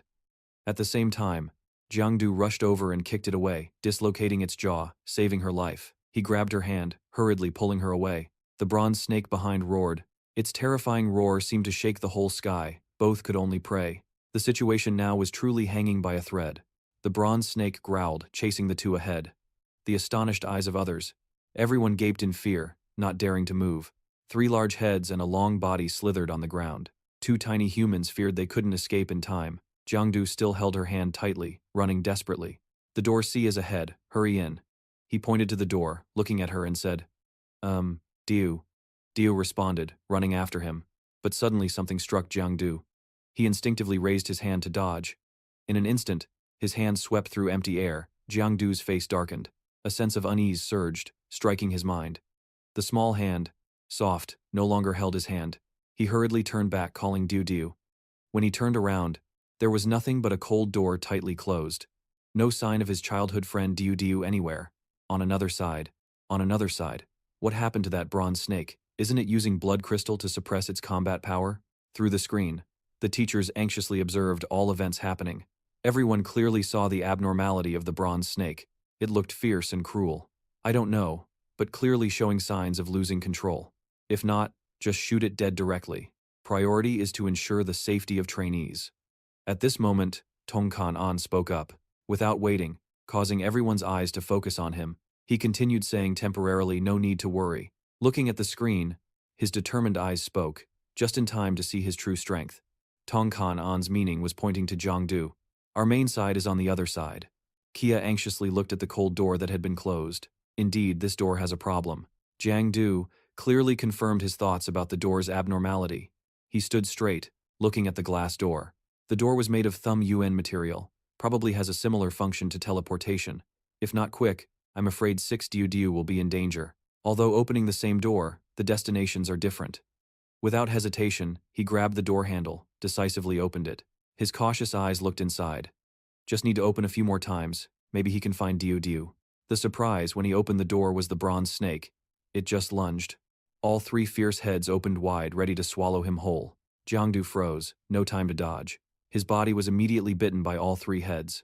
The sharp teeth seemed about to pierce the flesh, piercing deep to the bone marrow. Jiangdu sweated, his heart pounding. He gritted his teeth, mustering strength to resist, trying not to let it bite him. Its eyes brightened. The roaring sound echoed in the training camp. Its loss of control was extremely abnormal, now even more worrying. Jiangdu activated combo skill punching its face. The bronze snake was punched so many times it couldn't dodge, nor could it bite back. Now the one losing control might be Armin. Hit in a painful battle, it was knocked back and slammed hard onto the ground. Jiangdu gasped, breathing as if never before. His pants were torn by the bronze snake's bite. He worried, almost died from those hits. Hopefully it won't be exposed. When he wasn't paying attention, a dark shadow suddenly rushed to envelop him. Jiangdu transformed into a completely blackened form, bright-colored eyes with some strange rays running through his body. He looked at his hands in surprise, wondering what was going on. He hadn't activated the shadow form. Why did it appear on its own? At the same time, something else appeared simultaneously. Its body was bluish-green, mouth full of sharp teeth, no ears on either side, with strange scales like a fish. Its body was covered with wide-open eyes that were terrifying to look at. Jiangdu immediately realized and worried. This was a first-rank upper level. The situation was getting worse. On the other side of the screen, what was happening was displayed simultaneously. Everyone was surprised, their eyes filled with unspeakable fear. Even Uncle Tong's face turned pale. He couldn't believe his eyes. What was this? Its body was slimy green, the vascular tissues replaced by faint thread-like lines. His body emitted a purple aura into the air. The whites of his eyes. Black pupils sprouted from his disgusting body, eyes with cloudy whites. Pupils shrank tiny, tiny. They bobbed all over his body. His face couldn't be any more grotesque. No eyes, no nose, his mouth stretched back constantly. Stretched all the way to his ears. Sharp teeth like nails inside his throat. He had a perfectly round green eye. His hair was completely bald. Spiky nose patches pointed upward between the corners of his 2 cerebral hemispheres. Another eye protruded out. Although terrifying, one could not deny the fact that if the purple slime turned into human skin color, his body would be the one men dream of. Clearly defined muscles, perfect tendons, a strong, muscular physique. It seemed like he could lift an elephant. In front of the fortune tellers, examining his long, skinny fingers raised. His nails were long, carefully filed, sharpened at the tips. Last time it was men, this time there was also a trait attracting women. Passionate about beauty care. Rushing to ask him about the nail salon. But probably no one dared to ask, and he was not a good person. Generous, open-minded. His index finger pointed straight up perfectly, pointing somewhere, then he spun. The eyes grabbed his invisible hand. They circled from behind him to the front. The aura enveloped him. Flames blazed intensely. Dark purple magical circles layered like electron shells. He was the nucleus running a chemical corporation. Humans can be corrupted, but chemistry never forgives. Humans were manifested, causing the lonely, isolated blue light among the periodic table of chemical elements. Until now, like Jiangdu, thinking he could escape chemistry class. The outermost electron shell just arrived, questioning the basic role of the reactions it participates in. It was very polite because it questioned silently. It both tested and knocked down Du's teeth, not giving Du's teeth time to react. The next challenge was a swirl of blue, purple, and red appearing, forming a round fortress. In the middle was a black swirling eye with a white spot. The effect of the next challenge made Du's toothache. He quickly held his forehead, his face wrinkled. He was shocked to realize the enemy was a cunning schemer. He was doomed. It was an attack.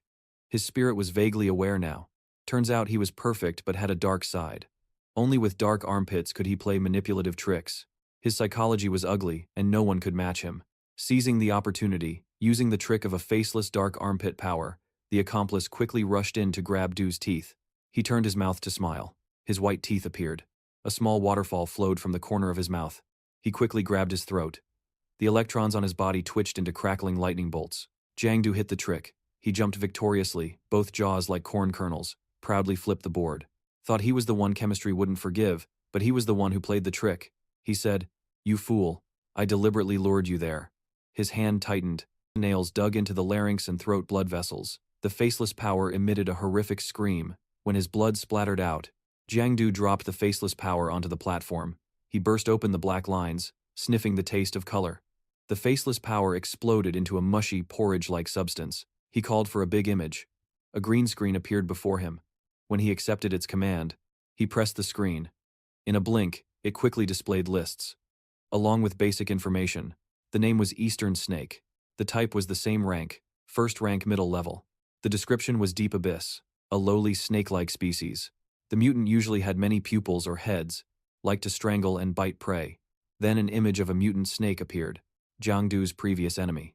Next, lines of information appeared. Note the low pupil species, rumored to have been low rank, same family as the shadow species, elimination cost. The poison seals the square, cost has been waived. Harvesting large shadows, the number of shadow points increases. The mutant has been notified and recorded. Other information replaced and presented. Nameless clone name. Species type. Same rank at the highest level. Describing the Deep Abyss mutant. Inferior, the pupil is the source. Its main ability. The number of pupils does not represent true strength. Understanding spirit type attacks. Pupil. Can assist them to see more clearly in smaller places. Seize the opportunity to proceed with life stimulation. The image of the nameless clone is presented. After the information chain. Next announcement. Attention to low-level pupil species. Rumored to be low-level, same family as the shadow species. Elimination cost blind. Temporarily both eyes. Cost has been waived, harvesting large shadows. The number of shadow points increases. Shadow clones slightly increase. The mutant has been recorded. He rubbed his chin, pondering deeply. Two things caught his attention: that the same species are related to the shadow species. I am a precursor. Naturally confront the shadow species. So they targeted me? He pieced together clues. The fragments of memory in his head were originally intended. If it's a test, probably just instruction. Sending a few weak mutants passing through the stage. As a result, they sent those who could be taken. Lives at stake. He sighed heavily, bent over from exhaustion. He muttered self-criticism. The deadly point is this form of mine. Probably seen by the special training overseer already. Then he sighed deeply again before continuing. Hiding no longer makes sense. Dispel form. When he read the command, a small whirlwind swirled around him. He examined his 5 deformed fingers, noticed something strange. He raised his eyebrows, grunted with frustration. He fidgeted, rubbing his hands, moving his feet erratically. He spoke quickly, stumbling over the dispel command. Dispel shadow form. Nothing happened when he read the dispel command. He doubted, wondering what was going on. No reaction. A growling sound reached his ears. He quickly turned his eyes toward the sound. To identify what it was, on him was a large green patch, enveloping him like a trap, enveloping the prey. Multicolored eyes were staring straight at him, like a stalking beast. He reacted quickly, activating black magic. His hands swelled up, preparing for counterattack. He whispered, "Looks like this time I've walked into a nest of same species." Meanwhile, surveillance screens hanging on the wall kept experiencing interference one by one. Some even shut down completely, a red-haired staff member shocked. "What's going on? The screen is all black," the young man, with curly hair, immediately transmitted a notification. "Quick, contact the equipment room immediately." Amid the chaos caused by the recording device losing connection, someone remained silent facing the interference screen. Tong Kan. An lowered his head, not uttering a word. The hurried door opening sound, as if breaking the door down and almost rushing in. At the door was a male staff with reddish-brown hair, bangs shaved off. The man shouted a report. To ensure everyone in the room paid attention to him, the man was panting, delivering bad and good news in broken sentences. All information systems are experiencing strange malfunctions. Furthermore, the man said, Overseer Lu and Overseer Locke have lost contact. Without delay, right after the man reported the bad news, everyone in the monitoring room was horrified. The shock was so overwhelming it crushed the reaction nerves and tightly bound the motor nerves, giving no one a chance to show facial expressions or move. Everyone stood frozen. The sound of an iron cane hitting the porcelain tile floor created a resonant and unpleasant echo. The male staff was startled by the sharp tapping of the cane on the green porcelain tile floor. Tran Lao, with a face full of wrinkles forming a curved line, descending with his mood. Bald on top, high forehead, large nose, an unhealed scar running from forehead to cheek, creating the image of a seasoned elder, full of life experience and hot-tempered. Tran Lao's outward image blended with his personality. He gritted his teeth, criticizing the youth class, admiring the training camp, especially Van High of you all. A little problem and you all panic. Then Tran Lao's face grew serious and tone stern, emphasizing each bitter word. Are you useless lot even worthy to be overseers? Tong Kan An, patrol team captain, is too familiar with Tran Lao's usually irritable personality. He gently soothes Tran Lao's erupting emotions. Sorry to make you laugh, Tran Lao. What should we do now? No one knew if he had calmed down yet, when Tran Lao slammed his stick on the tiled floor, making a clapping sound in the surveillance room once again. Tran Lao opened his mouth so wide that the corners of his lips hurt slightly. Using an authoritative tone, Tran Lao instructed the junior officer to list the names and awakening abilities of the students entering the dark school, retrieve the white bones, initially planned to send a few officers to maintain order, but finally gathered all remaining Level 2 and Level BA officers and proceeded to the dark school. The majority of the patrol team members responded in unison. All patrol team members hurried to the stairs, then stepped up to follow Tran Lao's instructions. Without hesitation, in this difficult situation, Tong Kan An intended to follow the others, following the instructions, but Tran Lao's call rang out. Officer Tong. He waited a moment. Tong Kan An stopped and turned to look at Tran Lao. He was slightly puzzled. Tran Lao closed his eyes.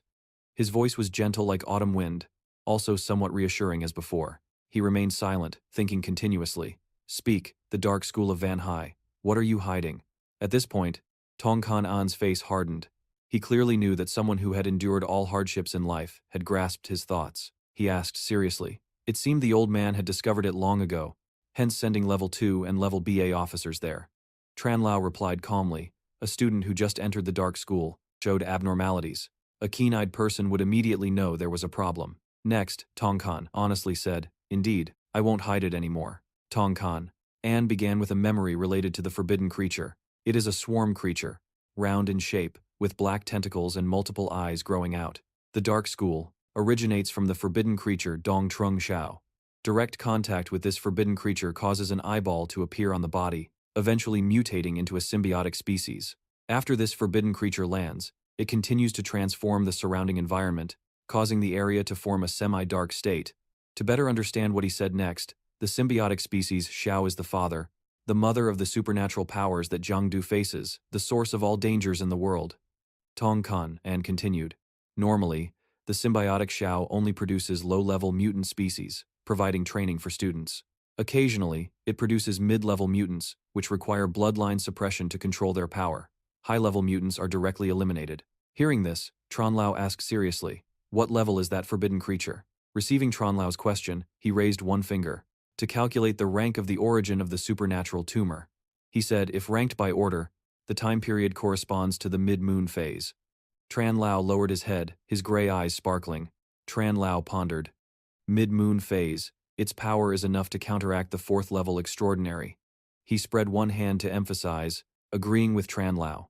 That's right, as long as it is not provoked, it will be fine.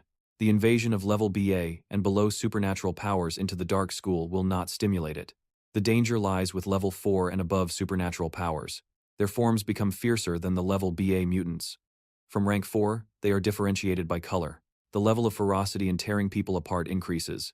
Thinking of this, Tong Kan An said with concern, however, if a level 4 or higher extraordinary invades its territory, the suppression will be activated, and it will continuously produce powerful mutants, mobilizing all its strength to eliminate the invaders. Tran Lao quickly grasped the meaning, with a heavy mood, asked, Are you among the students with level 4 or above supernatural powers? He did not give a definite yes or no. He said, I feel the possibility is very low but cannot rule it out. Tong Kan An's face darkened. He spoke slowly. very slowly. The thing he had worried about for so long. Whether or not it is 4th level, the person currently inside the dark school. He paused completely. Finally, after gathering all his courage to continue, a statement he never hoped would happen. I'm afraid he will die there forever. Jiangdu. Struggling as the level 4 mutant species chase him, Jiangdu unleashed his ultimate move. His hands and claws swollen, looked like Doraemon shining a flashlight to enlarge it. He advanced. His foot jumped a step to gain momentum to slash the bluish supernatural power, trailing flashes of lightning. That supernatural power had segments, but its belly was bulging, surely. This supernatural power only rented training for the beginning part. He quickly knocked down that supernatural power, slammed it down, and delivered a finishing slash with continuous streaks of lightning flashing non-stop. He glanced back. Although there were no black pupils to tell if he looked back or not, well, since the author drew it that way, let's just accept it. He gritted his teeth. I really admire it. Behind him was a crowd of all kinds of supernatural powers. There were leg shapes, some like hornless rhinoceroses, octopuses too. Even a copy of the unlucky Spider-Man was there. All diverse, all like a rainbow, all colorful. Jiangdu activated magic skills to quickly escape the crowd of supernatural powers. So much so that while waving his hands and feet, he didn't forget to add a bit of salty fish smell to the stupid birds. Can you guys stop chasing? He stomped to gain momentum. Lightning streaks fanned out to help him.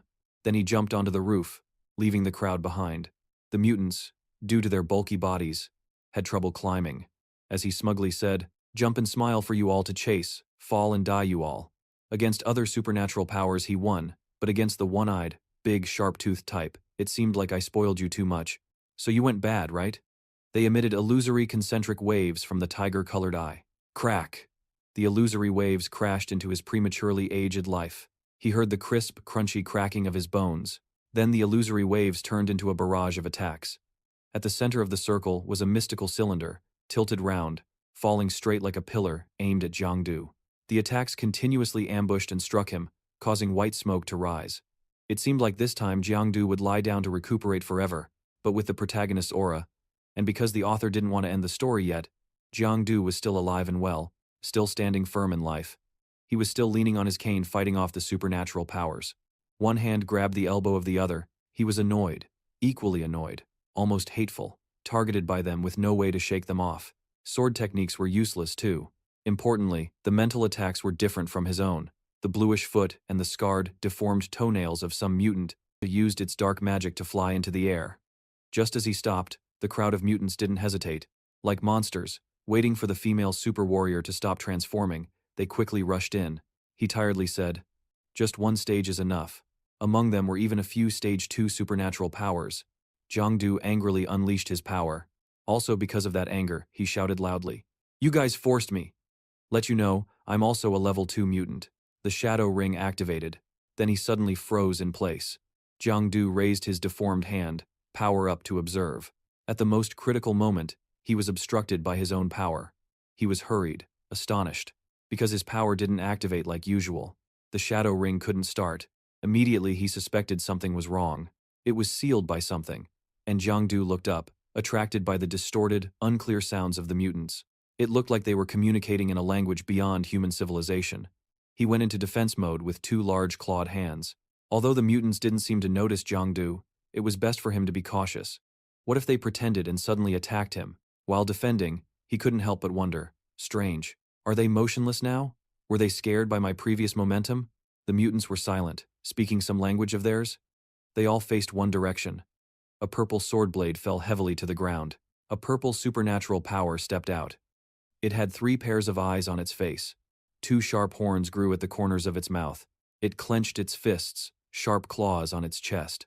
The fur had 4 more eyes watching, from inaccurate positions. Its belly lid was a big mouth peeking out. The mouth opened with crooked, irregular teeth. The long tongue stuck out as if wanting to swallow a person. Jiangdu quickly recognized this supernatural power. Startled, exclaimed, this is. I never expected to encounter this supernatural power, in a disadvantageous situation for me, because it's a level 3 mutant. Facing the sharp blade of the mutant, Jiangdu seemed completely weaker than before.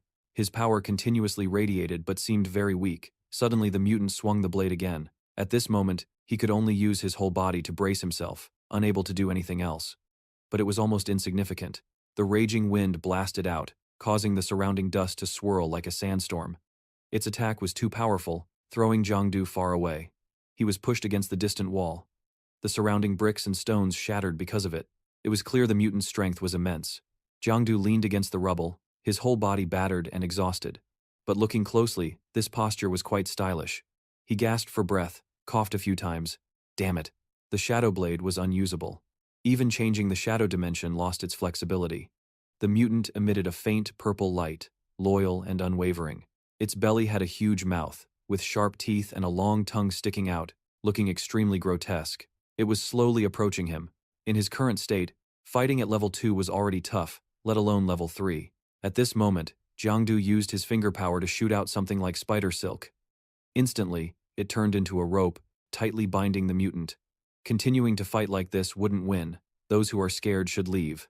As for him, he was scared, so 1 second later, he was running like crazy, legs over neck, fleeing. 36 chairs. Running away is the best strategy. 36 chairs. Running away is the best strategy. Mutant level BA easily broke free from Jiangdu's rope with its strength. It roared and chased after him, screaming. Jiangdu hadn't run far, when the mutant was already right behind him, like the emperor playing tag with his concubines, so fast. It jumped up, swinging its blade as if starving to grab Jiangdu. He panicked, his face shocked as if saying, "What the hell? What the hell?" With his full experience, he quickly jumped to another spot. The mutant's attack exploded on the ground. If he hadn't dodged just now, he might have been on the altar admiring naked chickens. Seeing its blade still on the ground, he thought, "Good chance." Jiangdu jumped up, striking the mutant's face without missing. Continuous kills. Kill power +1, kill power +1, kill power +1, kill power +1. Although hitting, it was insignificant. The mutant's health bar was still at 93%, hopeful. Even though each attack felt like scratching an itch, continuous kills could accumulate kill power. Enough kill power could directly slash it to death. Not long after, bad news came. The mutant punched Jiangdu in the face. To his surprise, his nose bled. Because of the huge impact from the mutant's position, not because of excitement like in romance stories. Usually, he was thrown flying in the air. Without blood, outsiders might think he was just chilling. Jiangdu landed on his back. His back hit the balcony of a building. Before he could recover, the mutant was already flying toward him swiftly, ready to send him to meet his ancestors. Then, for some reason, it looked at something with its mouth agape and eyes wide. It quickly braked. Whatever it ran on, nobody knew. The two faced each other, the surrounding scene chaotic, shattered, rubble piled neatly on one side, dust still thick from the unprecedented chase. Jiangdu was full of questions, then suddenly stopped, and the mutant stood still like a statue, not bothering to swing its sword, just staring at something. Jiangdu sweat nervously. What's going on? Why isn't it attacking? Suddenly, a breath of energy spread, catching his attention. Turning around. The energy grew stronger, startling him. Jiangdu felt quite chilled. That old abandoned house seemed haunted. He frowned at this unpleasant evil aura. What's going on? This place seemed exactly like the shadow dimension simulation floor of the open arena. This shadow was too similar. Jiangdu boldly stood in the middle of an energy flow full of green and red colors. It gave him a feeling of being compelled to explore deeper. Moreover, this place had even more evil aura than the shadow dimension, as if something was attracting him. Without giving Jiangdu time to rest, the level BA mutant charged at him again. Its long dangling tongue seemed to want to lick his flesh. Jiangdu dodged. The mutant missed every strike. Jiangdu kept running like a motor was attached to his butt. Whatever. Escape first, talk later. He ran endlessly, not knowing how long, panting so hard he was almost out of breath. Ha ha. The road ahead never appeared. The dead end was engulfed by eternal darkness. Strange, why is this alley so long? I can't see the end at all. Jiangdu suddenly startled, jolted. It feels like missing a step in a dream. He was transported to another space, enclosed by a large sphere, as if being protected. Jiangdu groped around, turned front and back, because the only thing he saw was black, like the future of Chirdar. The dull face. Who am I? Where is this? What's going on? Where is this place? Seeing nothing, feeling nothing at all. Suddenly something touched his shoulder. Jiangdu flinched, a bit panicked. Although now living almost like a blind person, he still reflexively looked down at his shoulder. A tremendous force grabbed Jiangdu. He was pulled away easily. But the pulling force was so strong he couldn't stop. The only option was to scream loudly. Damn it, my body. Why suddenly can't I control it like this? The strong wind pulled hard like in a storm, making Jiang Du's flesh flutter. Judging by his face, he seemed okay, but actually he was falling apart. Stop now, stop for me. I am your true master. He suddenly froze when the command unexpectedly took effect during his survival instinct.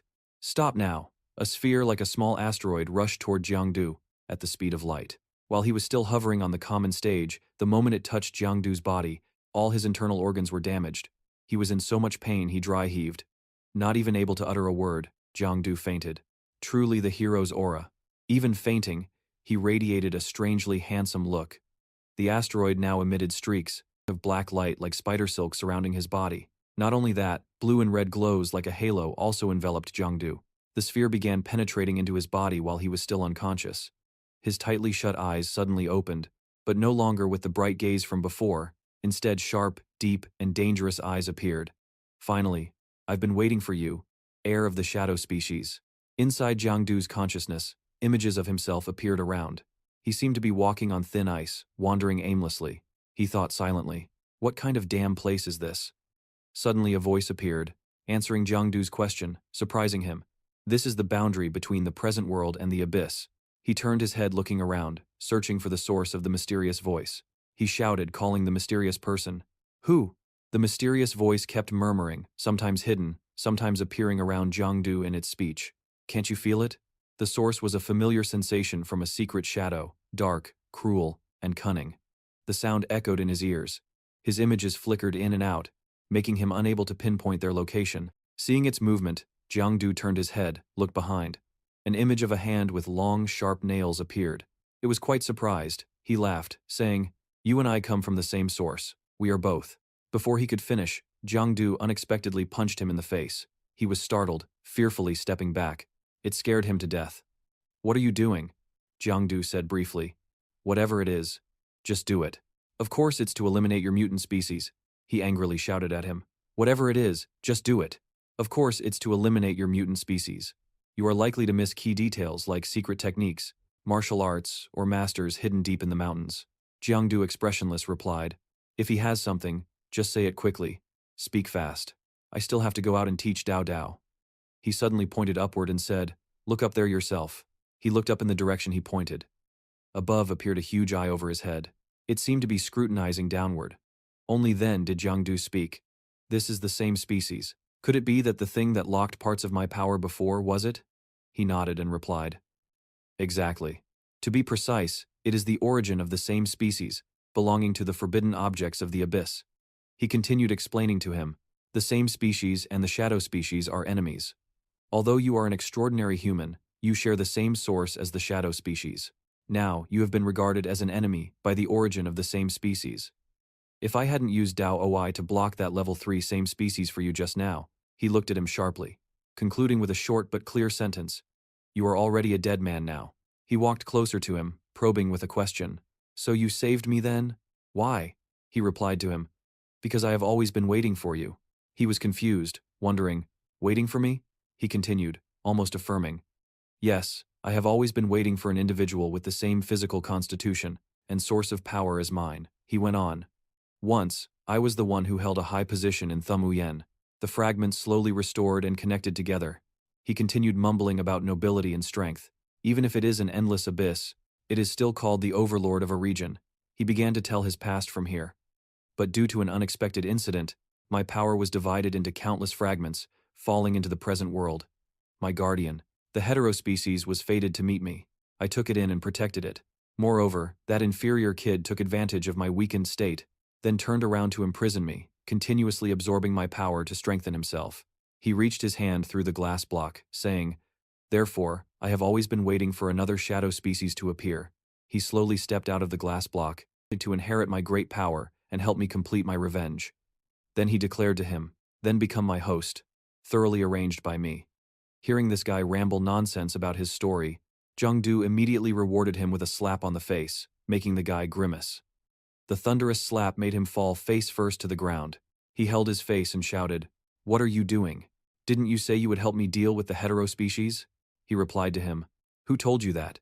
Jiang Du sneered. Someone whose underling stole his underwear has no right to talk about cooperating with me. Moreover, he paused for a moment, then continued. He stepped closer to him and pointed at him. The one who wants to parasitize others, arrange me. This heterospecies no longer wants to play games with him. He began to show his true face. He laughed and replied, yeah. So what? You can't escape anyway. Jiangdu struck him once. Suddenly, the heterospecies began to threaten him. Obey me, becoming my host is your honor. But Jiangdu, he didn't even pay attention to the threats from the heterospecies. He directly reached out, surprising him. Jiangdu grabbed the heterospecies by the neck with one hand, pulling him out of the shield. At this moment, Jiangdu became serious, speaking sternly. Although you were once very strong, you also said it yourself. You are now a weakened fragment state. And furthermore, more than half of your power has been absorbed by the heterospecies already. Between the two of us, who can really control whom is uncertain, the heterospecies now felt like a low-level creature being openly despised. He angrily gritted his teeth. Grinding his fangs, he said, I am a level 6 heterospecies, the bloodline successor of Tham Uyen. You can never. Before he could finish, Jiangdu executed a move to absorb the heterospecies' soul. Now he was truly terrified, almost unable to believe that this guy was trying to absorb him. What is this? This is impossible. Just a level 2 type trying to arrange me? Who exactly are you? The heterospecies screamed in pain as Jiangdu absorbed his soul. Meanwhile, he didn't care, doing his best to absorb every bit of the heterospecies' soul, leaving no fragment behind. After finishing absorption, he felt renewed. He placed the heterospecies' soul deep inside himself, merging it with his body. Jiangdu slowly opened his eyes, feeling around his body, checking for any changes. The heterospecies fragment piece, this is his authority when lost. Somewhere. The instructors reminded everyone. Therefore, if gathered together, the instructors protect outside, the students inside. So, students must immediately use anti-pollution medicine and not leave the protection zone. Everyone around was worried, restless, uneasy, anxiously fearing it might threaten their lives. Among them was a girl, Jiangdu's childhood friend, named Diao Diao. Now she was very worried about Jiangdu's safety. She thought silently. Jiangdu, where exactly did you die? Right there. The blue many-eyed monster noticed Diao Diao. The monster suddenly emitted a terrifying color. Roar, roar, roar. She realized the faceless clones were crazily lunging toward Diao Diao. Without hesitation for a second, she summoned all her body strength, single-handedly held back 3 monsters. The other officers just needed to swing their swords to slash their bodies apart, which made them disappear. Others also helped out, clearing level 1 and level 2 monsters. One guy looked at Yao Yao, who was panting heavily, and said, thanks, if you hadn't helped, it wouldn't have been so easy. He also asked Han, can you still hold on? Even though she was still trying to breathe, her limbs felt limp, maybe because she had exerted too much strength. She still hadn't recovered her mana. She was fine but still replied to him, I'm okay. Then the captain with a worried face announced to everyone, everyone follow me, get ready to leave this place. As soon as he finished speaking, a strange monster appeared behind him. Its entire body was covered with eyes everywhere. Then it emitted a dazzling light, attacking the captain. It caused him to collapse right there. He fainted right before the astonished eyes of the 6 Yao Yao. Before they could realize what happened, the monster flew straight to the position of the 6 Yao Yao, intending to attack the next target. She was startled, frozen in place. By the time she realized, it was too late. While she still hadn't reacted, thinking this is bad, Song Khan, and suddenly, appeared just in time to rescue her. His punch carried the power of a thunderbolt. The sound after the punch was earth-shattering. With just one move, he knocked the monster apart, rendering it immobile. After that, Khan An looked at the monster lying on the ground and assessed it as a BA-class mutant. The situation was worse than expected. Then he turned and scolded his juniors with a frown. Didn't I tell everyone to stay alert at all times? Almost got ambushed. At this moment, the teammates could only bow their heads and admit their fault. Sorry, it's our responsibility. Then Song looked at the students waiting. Seeing so many students on this trip, he thought. But among these students, only they were attacked by BA-class mutants. Could it be that among them there is someone superhuman level 4 or above? Then he gestured to the students. Is everyone here? Everyone follow me. Hearing this, the 6 Yao Yao worriedly and suddenly said, wait, I came with Jiangdu, but he's not here. Jiangdu, hearing that name, Song Khan An's face became thoughtful and worried. He suddenly realized. Wait, could the person the mutant group is targeting be him? This girl came with Jiangdu and is close to him. While thinking, another monster appeared behind, cutting off his thoughts. Seeing the monster, he remained calm without showing fear. Song's professional skills were very high. With just one move, he easily knocked away the unfortunate monster. Then he shielded the 6 Yao Yao, who were trembling behind him in fear. At this moment, he was sure his judgment was correct. Indeed, she was also targeted by the mutant group. Leaving the people waiting behind, Song Khan An put on his combat helmet and dashed forward like flying, determined to fight to the death with the BA-class monsters. He reminded his two juniors, "You two take the students ahead, leave this place to me." The two obeyed and silently retreated with everyone else. Now, only one person remained by Song Khan An's side. A monster charged in to fight. With all the strength he had, using all the internal power in his body, he easily handled the current situation alone. When the monster tried to attack, he used his power to create a large blue tornado, lifting the monster up high, making it unable to resist. After a while, it squinted one eye, then it easily escaped from the tornado. Seeing it hadn't gone far, he gritted his teeth, added more power to his arm, intending to create another tornado to trap the monster. "Trying to run, Fong?" Before he finished the sentence, he noticed something unusual. His power was gradually disappearing. His left hand stiffened and trembled. He couldn't use his power. He turned pale. "What's going on? I can't use my ability." "Ah!" A loud scream came from nearby. Before he could finish dealing with this monster, he noticed another monster far behind. He found the reason in that monster.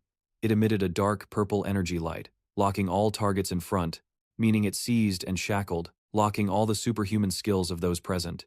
It blocked their way. A shockwave was emitted, causing all the AI to collapse as they couldn't resist. Even Song Khan An was no exception. He couldn't withstand it and fell flat to the ground, fainting on this side. At this moment, 6 Diao Diao was already very tired, and now had to endure the impact of the shockwave, but she still tried to keep her spirit strong. However, the mutant's power was too great for her to bear, thinking to herself, "I'm done for," her body unable to move, consciousness gradually fading. 6 Diao Diao still tried to endure each wave of the monster's power. Although she had mentally prepared beforehand, when actually facing the mutant, she still felt helpless and hopeless. Seeing that she didn't lose consciousness like the others, the monster felt irritated. It stopped the shockwave attack and transformed into iron spears attacking her. Seeing the iron spear created by the monster, it rushed swiftly towards 6 Diao Diao. At this point, she was losing consciousness, only able to relax, letting fate decide. Murmuring her last words, "A farewell. You must survive." Just before death was about to take her life, she still tried to call out to Jiangdu, silently hoping he would come to save her. At this moment, the spear was just a few steps away from 6 Diao Diao, suddenly stopped by a hand, preventing it from getting closer to her. Her body was about to fall to the ground, but a gentle hand lifted her up, accompanied by a tender voice. "I'm here, exactly the right person at the right time." Jiangdu arrived just in time, saving her from a deadly situation. Seeing Jiangdu in the state of unleashing his power, he timely saved 6 Diao Diao from the evil hands of the mutant. A flickering blue flame moved in a curve as he gently placed 6 Diao Diao on the ground. His face tightened, showing caution but also worry. Jiangdu stood up straight, his hands relaxed, then clenched into fists. His face showed no emotion, commanding. When he looked at 6 Diao Diao, who had fallen asleep, her pale expression and painful look. Turning his back to the mutants, each of them focused on Jiangdu, above his head. They were mutants with large purple cat eyes. Wow, their vertical pupils stared straight at him. Jiangdu showed no reaction. He frowned, seemingly calculating a special gift for the mutants. Then they all charged simultaneously, screaming in unison. Their throaty howls were pitiful. They aimed their colorful claws at him. Jiangdu was about to be torn apart. In that situation, the mutants thought they were the hunters, and he was the fat prey for them to tear apart and season before eating. However, the situation was reversed. At the moment, a contemptuous smile appeared and stretched at the corner of his mouth. He slowly said, "Although this is the territory of the Sao tribe, have you forgotten this is the Shadow Realm?" The blue flames grew larger and fiercer. The black thorn-shaped lines moved chaotically. Confident of victory in his palm, Jiangdu arrogantly declared, "And I am the overlord here." In an instant, he pointed to the sky. His index and middle fingers crossed, emitting blue light rays. The light condensed into a mass. The mass transformed into a straight beam, perpendicular to the sky. Magical circles followed the axis. From small to large circles moving toward the dark sky, causing an earthquake. The ground shook, the land cracked, causing a building to tilt and nearly collide with another. The final point of the blue light axis gathered black whirlpools. Each spiral aimed directly at the two mutants with glowing eyes. None resisted. Or maybe they had no right to hear. In Jiangdu's playground, Behind were other mutants sharing the same fate. The thorns of the whirlpool wrapped around them. Deep beyond the sky were blue circles, spaced to form a blue galaxy. Somewhere above echoed his voice. Welcome to my territory. From the jagged lines of the blue whirlpool, continuous movements formed a magical circular wall, imprisoning the mutants. Inside that magical circle, under the impact of thorny lashes striking them, their eyes, the third eye on their foreheads emitted a dazzling light, then exploded. Jiangdu stomped so hard his shoes made a cracking sound on the ground. Between the soles of his shoes formed a small magic circle, cruelly activating. The wall imprisoning the psychics was behind him. The cannon barrage exploded. The group of mutants was trapped inside. Continuous booming explosions occurred. In a place where Jiangdu's eyes did not notice, where the psychics screamed in despair, his lips formed a satisfied curve. He stood before the giant psychic with 4 eyes on its chest and a mouth baring its teeth wide open. He said, "Hey, we meet again. Last time you chased me all the way." Out of nowhere, 2 swords appeared in his hands. The sword paths formed an X-shaped defense. He smirked. Now it's my turn. In a flash, not giving the demonic psychic time to react, Jiangdu quickly charged and slashed it. The psychic sensed something unusual. Suddenly its head was no longer connected to its body. It opened its purple eyes wide. Suddenly its head was no longer connected to its body. It opened its purple eyes wide, and its body shattered into pieces. He folded the sword into a small shape like a fan, laughing mockingly because it couldn't endure the humiliation from last time. The tumor psychic quickly looked, controlling its tentacles to grab the corpse of the dead psychic, but Jiangdu's sword pointed straight at it, creating a prolonged clanging sound that was deafening. The combo kill notification appeared just as he used his ultimate move. The word combo changed to activated, when the psychic's eye flashed blue light, and his spikes stabbed into it. The psychic's eye squinted, its eye socket bled. Now it was very weak. Executed when Jiangdu pulled his sword back behind his back. The blue lights turned into glaring red. Then he lowered his hand, sighing in relief. From the sky poured down red rain like blood. The sudden illusion accompanied by the unusual color of the rain made Jiangdu pay attention. He looked up among the scattered psychic corpses lying around. He thought silently. So strong, this is the power of the shadow bug. Jiangdu's foot trampled on the limp body of the psychic. A bright green eye lay wide open on the ground. He mocked. This same species really got killed by the shadow bug. Hey, just the opening and the comrade is already dead? He smirked, revealing his arrogant ego. Jiangdu laughed. Even at level 2, it's easy to kill same species. Now at level 3, no wonder the same species nest is so scared. He raised his hand to grab the wriggling thing from the psychic's body. Using his thorn branches, his dark magic to add strength to pull it up, he said to the soulless psychic corpse, "But I have to say thank you for giving me so much experience, and today I ate well." On the rooftop were the sounds of footsteps, the clatter of a group of people, a man holding a sword and blade, his face marked with a scar on the cheek, with short, sparse hair at the back of his neck. He wore a tight cap. He looked like someone who could slash anyone with his big sword and blade. Next to him was a girl whose name was unknown, only known that her purple hair was cut short to the neck. She wore earrings and performed a shuffle step. Behind her was a man holding a small sword. Finally, a man with spiky white hair, just like a porcupine's quills. The man wore black glasses like swimming goggles. He opened his mouth to smile, showing 2 rows of white teeth, and said, "Hurry." On this side, the signal was transmitted from here. Jiangdu watched a small group of people moving from one building to another. The sudden appearance of this group forced him to miss his feast plan. He snorted. Arrived at the wrong time. Jiangdu quickly cast blue spiral magic. Just as another unit arrived. A unit captain with light purple hair and white eyes. Behind the captain were 2 men observing the scene. The captain shouted commands. "Quickly take the wounded away." A young woman from the medical unit urgently called for help. "Has the anti-pollution medicine arrived? These people are about to be done for." The captain pulled along the blue-haired girl. He loudly directed the unit. "Some people block the same species nest. Move quickly." Inside the hospital were rows of people waiting to bandage wounds. Hospitals have rules against loud noise. But today everyone was being nosy, so they turned a blind eye to that rule. The noise signaled the big-eyed monster rushing towards me. I hit it twice, then immediately turned and ran. The noise signaled the big-eyed monster rushing towards me. I hit it twice, then immediately turned and ran. The owner of that voice was Jiangdu, no longer in the pitch-black form as before, but a young man with messy hair like a crow's nest. His yellow eyes brightened as he recounted the story to the eavesdroppers. He continued. A crow flew on the airplane roof, then exploded right there. He interrupted the story right at this moment. There was a mutant trying to ambush me. Before I could finish, someone attacked me from behind, just as Jiang Du described. A straight slap to the cheek, so hard that he foamed at the mouth. Seeing his cheek swell, the attacker finally spoke. Injured this badly and still bragging? 6. Diao Diao crossed her arms and ordered him to take medicine quickly. He touched his cheek, chuckled, and said, "Please apply it for me." 6. Diao Diao immediately agreed. All right. Just as she opened the medicine cap, things didn't go as Jiang Du expected. 6. Diao Diao poured the medicine straight onto his hand.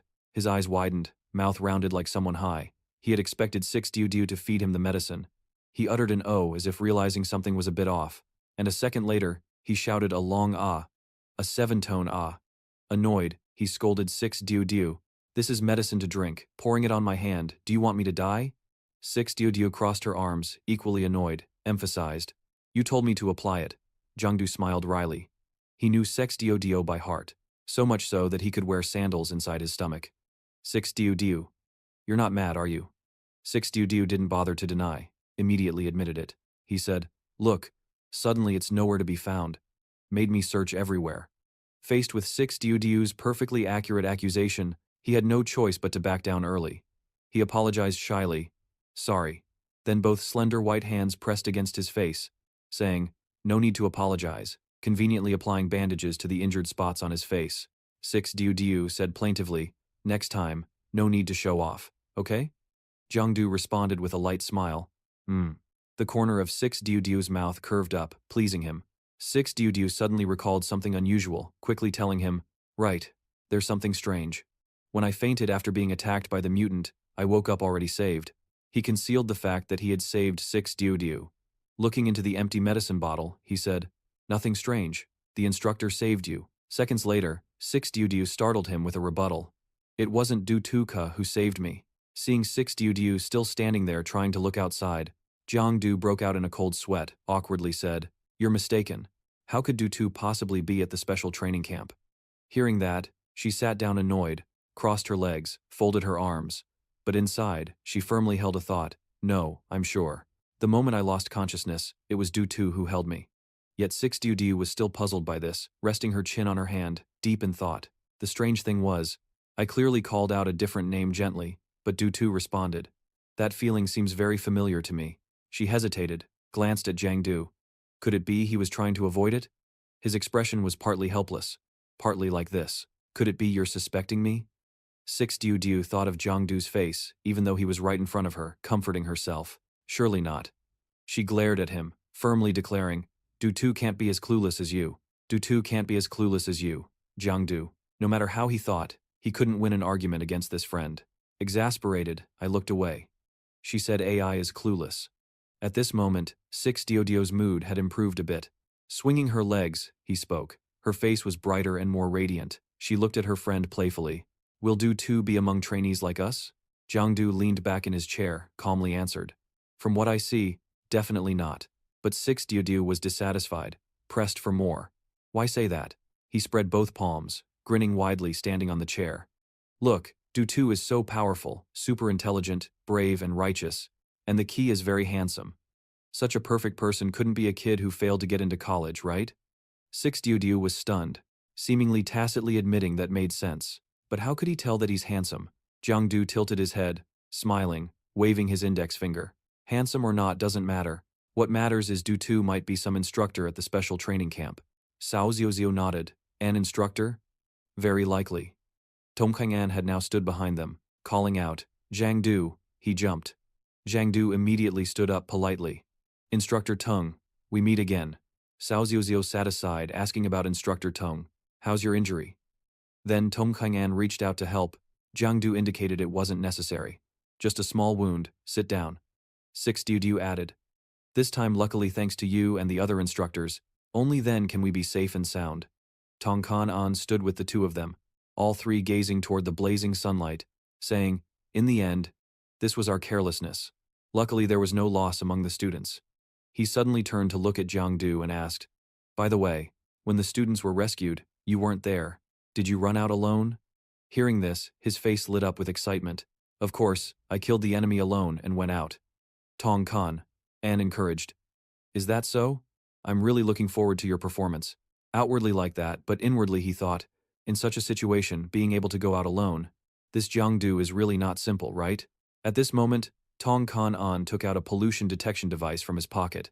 Right, the inspection room over there is very busy. Please let me check the pollution for you. He pointed the device at 6 Diao Diao and Jiangdu. Very good, the pollution level is still fine.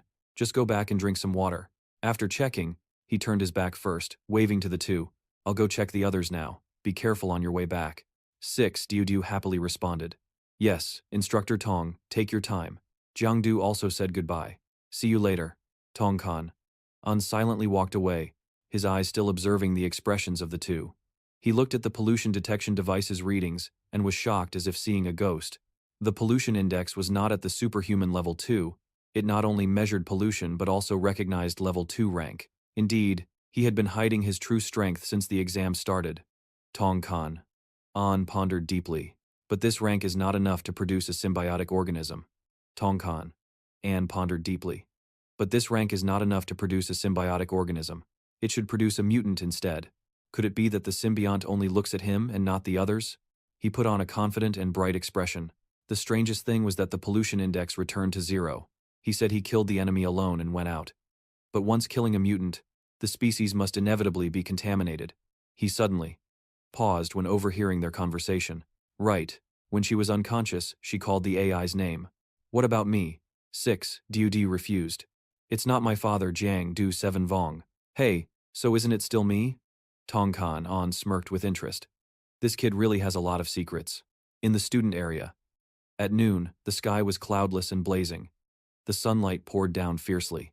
Manhwa University. This special training location was again the area for first and second year students, and also the training site for third year students in front of the hall. Some students gathered chatting, their eyes shining brightly like car headlights. Their gaze even turned into heart shapes when they saw the smooth white thighs of some older girls. Wow, this university is great. 6 Diao Diao, for some reason, heard this. His face darkened in contrast to his friend. While Jiangdu was still immersed in happiness, she pulled her suitcase and went ahead. Pervert! He was startled and ran after her. 6 Diao Diao's face flushed with anger. I came to report the reason earlier. Jiangdu scratched his head confusedly. You're not used to this place. Let me take you. She quickly realized his intention. To be blunt, he wanted to go to the girls' dorm to check out the older girls, right? Hearing that, Jiangdu seemed to regain energy, cheeks blushing. Really? You know that? 6 Diao Diao grumpily pulled her suitcase ahead. Don't talk to me. Only a bump appeared on Jiangdu's head. He rubbed the spot that was hit. At that moment, Lu Ngok Kwong held a bunch of snacks, popcorn, chicken legs, his cheeks puffed up as he teased. 6 Diao Diao ran off angry, right? Chewing noisily without any embarrassment. He was still the same. Jiangdu's eyes wide open, mouth agape, couldn't believe his eyes and exclaimed, Damn, Lu Ngok Kwong, why have you gotten fat?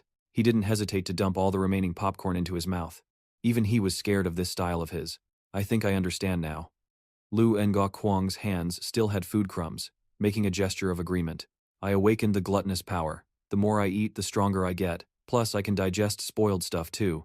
If I don't eat, I don't eat. Just as Lu Ngok Kwong said, his power comes from food. With just one finger, a heavy suitcase was easily lifted. Originally a talent, my willpower wasn't enough to join the special Manhwa training camp. But because this power of mine grew with good traits, they made an exception to let me come here. The buildings here are all constructed in a modern style, surrounded by plenty of cool green trees. Come on, let me take you there. You'll be staying in dormitory number 1. The dorm is built with red bricks, with the loud chirping of cicadas echoing in front of the dorm lobby. Lu Ngok Kung pointed at the building in front and asked, Are we here already? This is the number 1 dormitory of the martial arts faction, right? Jiangdu suddenly felt small standing there, a mouth agape like a carp, sweating, frowning, and exclaiming, Impressive, it's like a hotel. Jiangdu walked lightly and spoke softly, stepping on the shiny floor that looked like a mirror. Lu Ngok Kung was like a proud owner, walking without hesitation. This dormitory is exclusively for the top students of the special training camp. All the equipment is the latest, and the environment is very good. The classrooms are fully equipped, lockers are new, and everything shines brightly. Besides the dormitory, there's also a garden, open sky, gym, and study room here. Not only that, there's a gym with advanced modern equipment, treadmills, and exercise bikes. Additionally, there's a study room with bookshelves full of knowledge, ensuring you'll be very comfortable here. Lu Ngok Kung led Jiangdu to room 101. Here we are. This is your room. Why is the door open? Isn't this a single room? He was sweating in surprise. Lu Ngok-kung pushed the door and stepped inside. Jiang Du also peeked in. Inside were 3 students who looked like ruffians, laughing loudly. Ha ha ha, really, the bed is so big, the lighting is good, ventilation is fine, very comfortable. 2 burly guys said, let's see if the new student is really strong. Let's not get flipped over, look at how he acts. We're about to enter 2nd year, and still afraid of some new students? The student with a stylish purple mohawk only now noticed the 2 who just entered the room. Look, speak of Cao Cao, and Cao Cao appears. The guy wearing a tank top was Thoe Mark. He stood up from his chair and said to Jiang Du, you guys better find another dorm room. He scratched his neck and laughed threateningly, a large scar on his face and an earring in his ear. This place belongs to me now. This is the rule of the Von Hai training camp. Lu Ngok-kung didn't know about this lame rule. Hey, since when? Pointing at the group loudly. Lies. There's no such rule in special training. The Mohawk kid was arrogant, relying on his height, and when others bullied him, he stepped closer. Lu Ngok-kung raised his eyebrows and whispered, what now, not convinced? You can only grit your teeth and endure, no fighting back. Of course, this is the dorm for new students. You guys get out. The student laughed devilishly, suddenly stepping out the door and confidently shouting, hey, there's a new guy here, saying this dorm is his. Loud noises came from the rooms outside. Suddenly, the door was kicked open roughly by a foot in flip-flops. Then not just 1 pair of feet, but 3 or 4 pairs rushed in like a crowd going to the market. A tall, stocky guy with a shaved head stepped forward, cracking his knuckles. Who was behind him? Everyone had a terrifying expression. Lu Ngok-kung and Zhang Zhu looked like tiny people standing before them. New guy and already acting tough. Do you understand the rules? Heh. If you want to stay here, talk with your strength. But a little reminder, we're the top first-year students. Just estimate their strength. Lu Ngok-kung was sweating heavily, frowning in annoyance. So annoying. This whole floor was taken over by them. Jiang Du didn't want trouble. He patted his shoulder and left, while Lu Ngok-kung spoke to the scowling guys. After all, they are our seniors. Let's save some face. Lu Ngok-kung was ready to pull his suitcase out of here. That's right. Today, no more fussing with them. Let's go. But in contrast, Jiang Du suddenly changed 180 degrees. He looked at them with a confident smile. After all, letting juniors get pushed around like this and moving out wouldn't be good. The atmosphere suddenly became full of killing intent. Lu Ngok-kung didn't expect this move. Speechless? The second-year guys with clearly muscular bodies swung their fists angrily. This new guy is too arrogant. Getting beaten until you soil yourself will be you. At that moment, they rushed at Jiang Du like they were starving. He immediately unleashed his power. Blue sparks like electricity surrounded him, using that body. But from behind, Thaimok also refused to let this matter go. But it also began to radiate power. They were like sparks from heaven, burning fiercely, enveloping the man. The others froze in confusion. Thaimok's eyes seemed to be dyed red. The entire gray iris turned into the color of fire. He frowned, veins clearly bulging on his cheekbones. Thaimok focused his strength on his eyes. A bright red aura glowed. Jiang Du realized the enormous power coming from that young man. He thought silently, oh, it seems this Merkaz ability is related to copper. Thaimok put both hands in his pockets and approached him. What's your name? Jiang Du answered without hesitation. He curled his lips into a disdainful and arrogant smile. I see you as Bing Tung. You want this room. Then it must be according to Von Hai's rules. Fight in the gym. Jiang Du pointed. Thaimok smiled confidently and seriously. All right, but one fight isn't enough. Then he turned to the thugs. They were startled. None of you can run away. The large schoolyard buzzed with chatter and laughter. However, it seemed most people were discussing one topic. Have you heard the news? There's a senior student in the special training camp who isn't afraid to die and dares to challenge Thaimok's group. I heard about it. That Thaimok gang likes to bully others. Suddenly, someone stepped forward and told everyone, I heard a student wants to help us take back the dorm. Another person interrupted. Is that true? Can he do it alone? A voice echoed somewhere. Go, cheer for him. Where is it? I heard it's in the gym. Just follow the crowd, that's right. Saying that, the crowd gathered and headed to the gym, making it packed. The blue-haired girl was holding a paper, writing something. All right, your information has been registered. Next, you can choose weapons and protective gear. Jiang Du walked over brightly from afar. Everyone knows the rules, so hold back a bit when fighting. Everyone knew the rules, so hold back a bit when fighting. The other guy said confidently, Don't worry. We will make the new student regret it, his companion said. Jiang Du worried he couldn't fight back, so he whispered a suggestion. Jiang Du understood and stopped. There were really too many of them. Jiang Du smiled lightly. Don't worry, I've got it. He had his own plan, first choosing a weapon that suited his hand.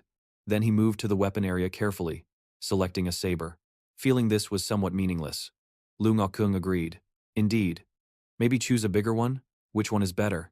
While he frowned choosing, someone with a weapon was approaching from afar. Provoking, he clenched the weapon in his hand, yelling at him. What are you hesitating for, soy sauce? Come up here. If you're scared, kneel and admit defeat, and I'll let you go. He approached with a hostile aura. Afraid of losing was laughable. Then he raised his weapon, smiling lightly with satisfaction. Thinking about what weapon to use to teach them a lesson. Just takes a bit of time. That guy felt humiliated, not wearing protective gear, and choosing a broken Kia weapon. Are you looking down on us?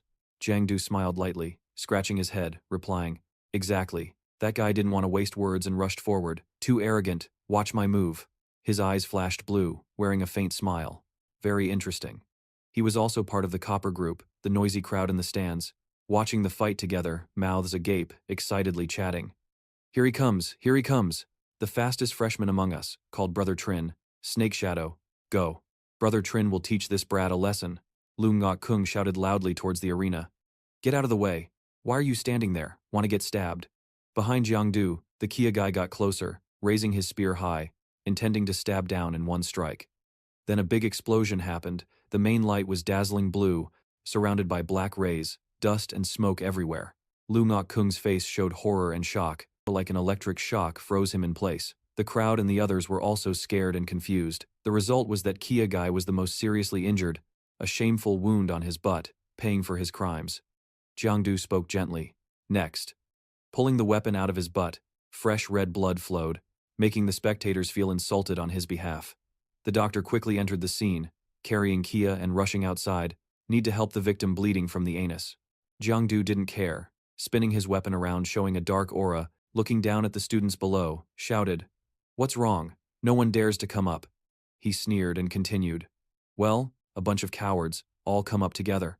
The students below gaped, furious to the point of losing their vision, saying it was really unreasonable. Too arrogant, you bastard. Yet they were tricked by a high school student. Then, they charged from all sides to surround Jiang Du, each one furious and fierce, lacking spirit, rushing forward. The others, unable to sit still for the sake of pride, also wanted to make a notable move. Let's all go up together. Jiang Du smiled with satisfaction, thinking, Ha, I've been waiting for this moment. At this time, various thoughts began to flash through Jiang Du's mind. The attribute of the Shadow Hunter class. The Shadow Hunter hides in darkness. No one knows you exist. You can easily hide in the shadows, making it hard for others to detect you. All darkness is your home ground. Please note, if you reveal your identity, it will weaken this class's power. Only existing in darkness is the strongest. After absorbing the Shadow class fragment, last time his ability successfully upgraded. Among them, the hidden person's ability was tested when killing the same species. In this world, it is temporarily unnecessary. Jiang Du's body transformed terrifyingly. The hunter is a symbol of invincibility, a true hunter. Extremely skilled at gaining experience from battles and applying it. Through high-intensity combat, you can develop quickly and have a chance to comprehend entirely new abilities or strengthen existing ones. Invincibility is especially for dealing with direct battles. The fiercer the fight, the faster your development. The scattered group rushed towards him. Just starting, they were beaten by Jiang Du into a chaotic mess. He was quick and agile, striking here and there. Lu, and Jock worried for Jiang Du. They ran to beg the blue-haired girl to stop the fight. Is this against the rules? Many attacking one. Please tell them to stop. The blue-haired girl quietly replied softly. This is not considered a violation. After all, your friend challenged everyone. She calmly reassured him and believed in Jiang Du's strength. Moreover, he need not worry. That friend of his was somewhat unrealistically strong. Jiang Du quickly defeated them all, truly weak but full of wind. He sighed gloomily and said, Is that all? I still haven't fought enough. Thomok held a red apple, took a bite, then calmly approached Jiang Du. For a high school student, he could surpass ordinary people. But fighting is not just about martial arts. The most important thing is, Thomok said while tossing the red apple behind, swiftly performing several flawless basic moves. Sharp eyes caught the red apple with a cool sword tip. Skill, Thomok said loudly. Catching the apple had already shaped it into a flower. He brought it in front of Jiang Du to show off his skill level. Thomok arrogantly threw the half-cut apple to the ground. The apple rolled to Jiangdu's feet. Everyone in the stands was silent, not daring to utter a word. Thomok's fans roared, screamed, and shouted wildly without any restraint. Go, Thomok! Don't let these third-year seniors stay arrogant. Regarding real combat skills, he was still a junior who could teach these seniors a lesson. Thomok, immersed in the cheers behind him, smirked, casting a contemptuous glance at Jiangdu. Jiangdu still stood silently there. Jiangdu looked at the apple carved into a flower lying on the ground, unable to help but think. This guy's swordsmanship is quite advanced, like a top master in a novel. But he did not hesitate because of that. He charged straight at Thomok, firmly holding the mace in his hand. Then let me compete with you. Perhaps Thomok did not expect Jiangdu to rush straight like that. He raised his eyebrows. A dark aura radiated from Jiangdu, expanding terrifyingly. But just as Jiangdu was about to clash with Thomok, he slowly sneered. You don't know your limits. My bronze ability is the highest branch of the ancient demon master. He immediately moved behind Jiangdu, not forgetting to mock. After my power activates, your movements seem to freeze. He raised a wooden fragment high, saying he could not only easily dodge Jiangdu's attacks but also observe his weaknesses and counterattack. The piece of wood in his hand suddenly burst into flames and transformed into a sword. Fierce fire. If this guy sweeps once, a bunch of people will immediately go to the afterlife.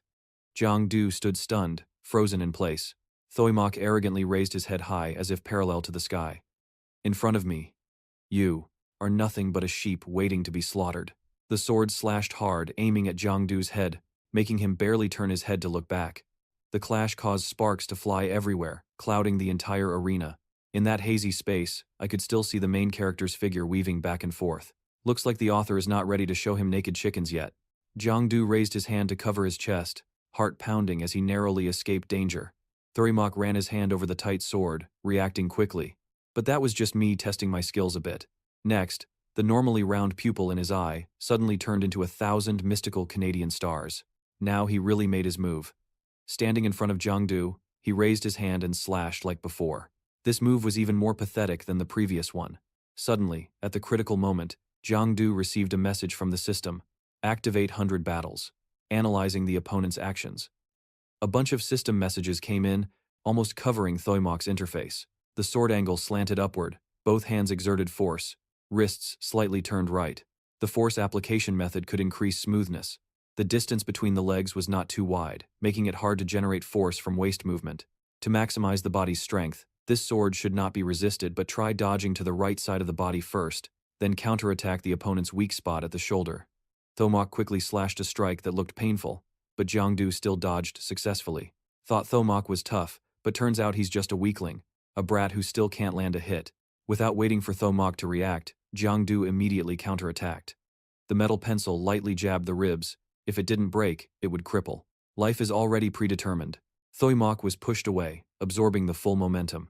He only managed to shout a few clear words, then flew out of sight. He stood up clutching his trembling arm. How could this be? Was that really my move just now? He looked at Jiangdu, eyes wide open, mouth agape, unable to believe as he stared at the mace. And my power just now. Yet he was defeated by him, in the end. Thomok was stunned before finishing his sentence. Immediately thought of a terrifying image he never dared to imagine. Wait, could he be the Shadow Elder? Thomok cautiously stared at Rungdu. He felt a bit sad thinking about how his synergy effect on the shadow would be greatly reduced. Not only that, Thomok frowned. You stand amid red-orange lightning bolts continuously radiating under his power. Sukana thought deeply. If Rungdu used his power, he would probably suffer a huge disadvantage. Contrary to Thomok's worried look, Jiangdu carried the spiked mace on his shoulder, standing calmly on the other side. He saw Thomok hesitate for a long time without reacting, his teasing nature rising. He taunted, "So, continue. Are you scared now?" Hearing this, Thomok laughed in anger. "Scared of you?" As soon as he finished speaking, he rushed quickly toward Jiangdu, mocking him sarcastically. Seeing this, Jiangdu withdrew his teasing expression. Earlier, he calmly and seriously observed Thomok's actions, then pulled down the spiked mace from his shoulder. One of his eyes had turned black. Jiangdu quickly noticed the change in Thomok's sword angle, and, with his full experience, realized it was a feint, carefully reminding himself not to be fooled by the wrist movements. Then he focused on observing Thomok's shoulder, confidently concluding that the real attack moment was when Thomok's shoulder dropped, and the force was generated after the power transferred from the waist and abdomen. To win this fierce battle, Jiangdu had to strike first before Thuy Mok's shoulder prepared to exert force. Therefore, without waiting for Thuy Mok to react to what was happening, Jiangdu jumped high toward him and raised the iron mace, unhesitatingly stabbing straight into Thuy Mok's neck. At this moment, Thuy Mok was still at a considerable height from the ground.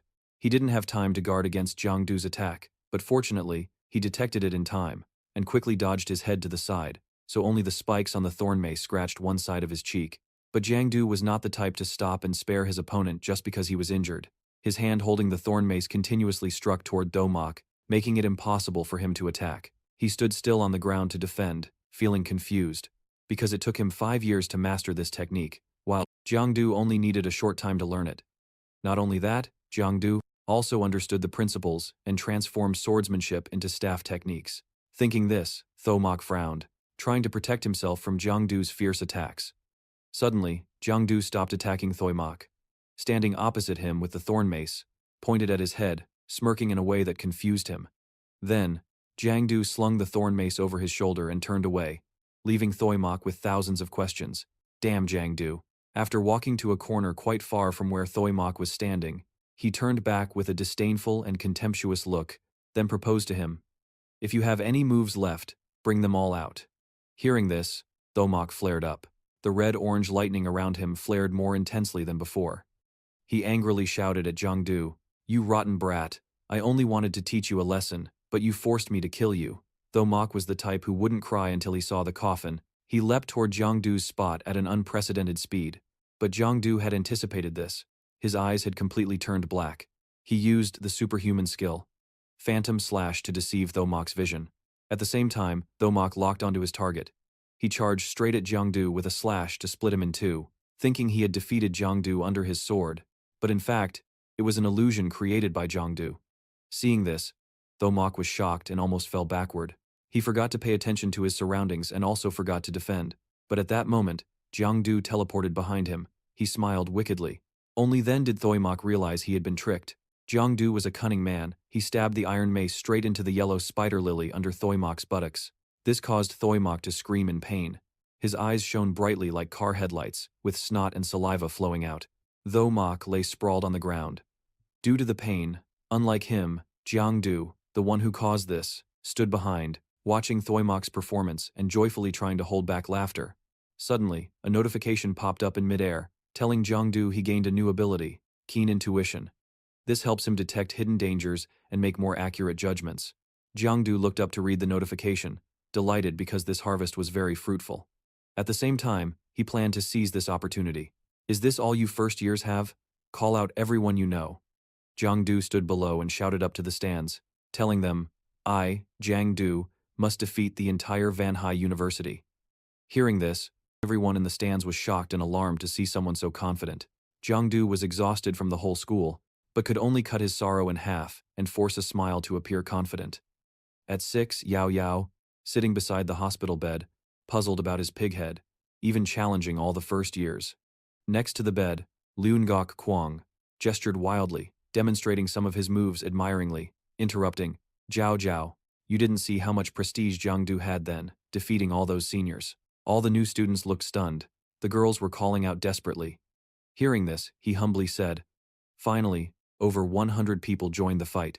The girls were calling out desperately. Hearing this, he humbly said, "Finally, over 100 people joined the fight." Those girls all called desperately. Hearing that, he humbly said, "In the end, over 100 people joined the fight. I still didn't have enough stamina. That's why I fell. That's why I said that." But his mind was still thinking about who would win or lose. Unfortunately, at that time, he couldn't open the obsession form. Otherwise, he would have defeated Vanhai already. She felt her guts tighten hearing this.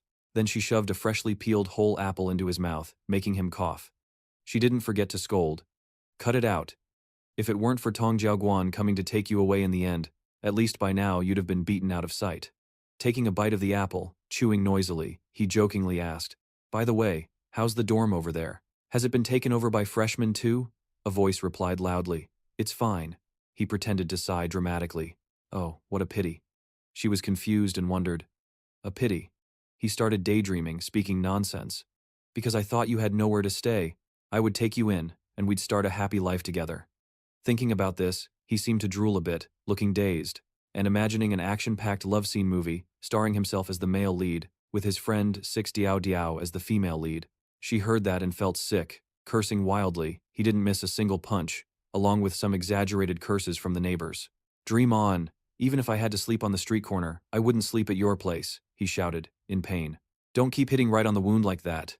Liu and Ga Kuang had been eating dog food all this time. Luang Han couldn't help but curse the two of them. The short-faced sincerity said, "Can you stop feeding us dog food already?" Seriously, the atmosphere was immediately interrupted by a laugh and a voice. "Looks like your mind is still sharp," causing the three main male characters and the female lead to spray glue and focus their gaze on the source of the sound. It turned out to be Instructor Song. Song Kan An appeared looking stunning and cool as a cucumber, raising his hand to wave in a friendly pageant-style greeting, adding, "Judging by your current condition, you should recover very quickly." Looking like an Egyptian mummy, Jiangdu immediately sat up, raising his hand to show determination, like those excited girls using whitening cream. "I'm already healthy. When can we start training?" 6. Diao Diao gave a short-faced look, with an attitude like, "You're crazy," reminding him, "Lie down, so I can still criticize you. Isn't your wound big enough yet?"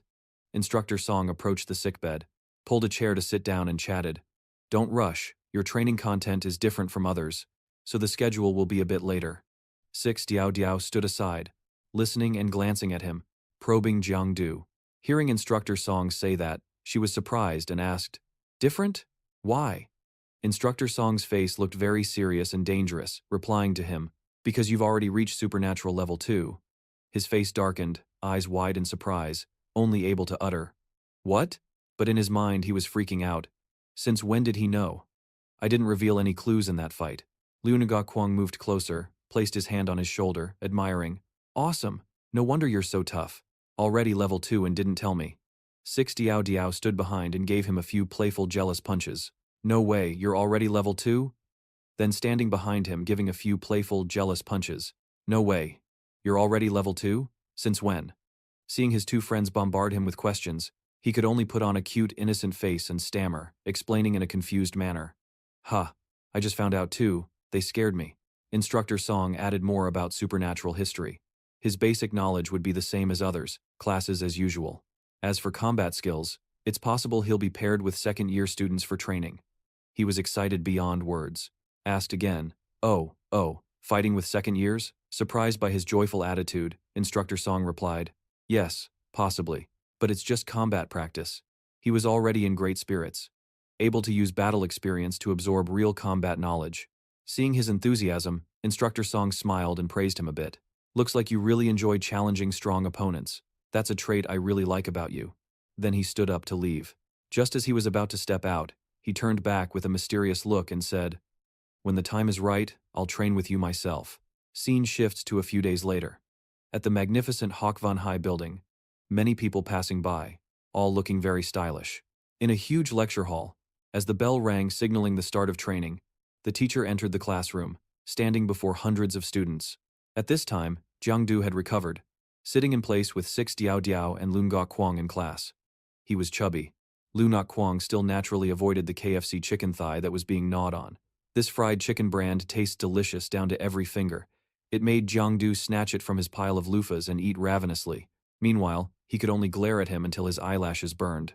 6th Sister Dudu seriously reminded, "I said on the first day of school, can you be a little more serious?" He immediately responded with an attitude like, "Who did anything? Who touched anything? What does arguing have to do with it? Anyway, I've already watched all the superhuman history at home." She sprayed a disinterested reply. "Up to you, but when you fail the exam, don't even hope to get into the superhuman department." His eyes wide open, mouth agape, no longer caring about the chicken, he asked in surprise, "Huh? There's an exam too?" At that moment, the sound from the projection screen caught their attention. They gaped, turning toward the screen to watch. In the blink of an eye, the screen displayed a strange map, crisscrossed with highly sophisticated analytical shapes, which ordinary people could hardly understand. The image of the globe appeared, surrounded by a deep blue color, with many strange focal points on the surface. He suddenly remembered that this looked very similar to the map he saw in Sixth Uncle's room. Was this meant to reveal the truth? At that moment, a green light shone on teacher Tu Qian Duang's position, like a movie star. He calmly introduced himself. "Everyone, I am your superhuman history professor." My surname is Tu, and my given name is Qian Duong. Then he said a few words before officially starting the lecture. Looking at the holographic globe, the Earth projected in space, he said, "Superhuman history is a subject that records major events, starting from the Great Flood. For all of you, this is a new subject. During this course, your initial perspectives may be influenced. For all of you, this is a new subject. During this course, your initial perspectives may be influenced, but please do not feel hopeless." Next, he took his finger and performed some gestures on a device that looked like a tablet. After 3 quick zaps, zapping sounds came from the device projecting the space image, which then emitted many green beams of light, shining directly into space, creating very eye-catching scientific effects. Zhang Du and the other students focused intently on the materials generated from it. The lecture officially began, opening with the narration. The millennium of alien species descended. Somewhere on Earth, humans discovered strange creatures, with undefined shapes, purple all over their bodies, with variously sized round holes. At first, no one knew where they came from.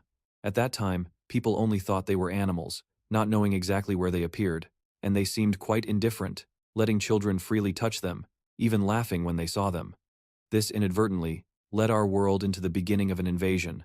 Soon, the world experienced the unique body structure of this alien species, along with moments when they secreted polluted fluids, causing these creatures to evolve from small forms into shapes likened to demons and monsters. They ravaged and harassed humans worldwide. This situation lasted, seemingly opening a new door to another world, driving the world into madness. Their destructive power against the world was terrifying. In just over half a month, 36 deep rift cracks appeared worldwide, causing the number of second-level aliens to increase, slaughtering humans indiscriminately.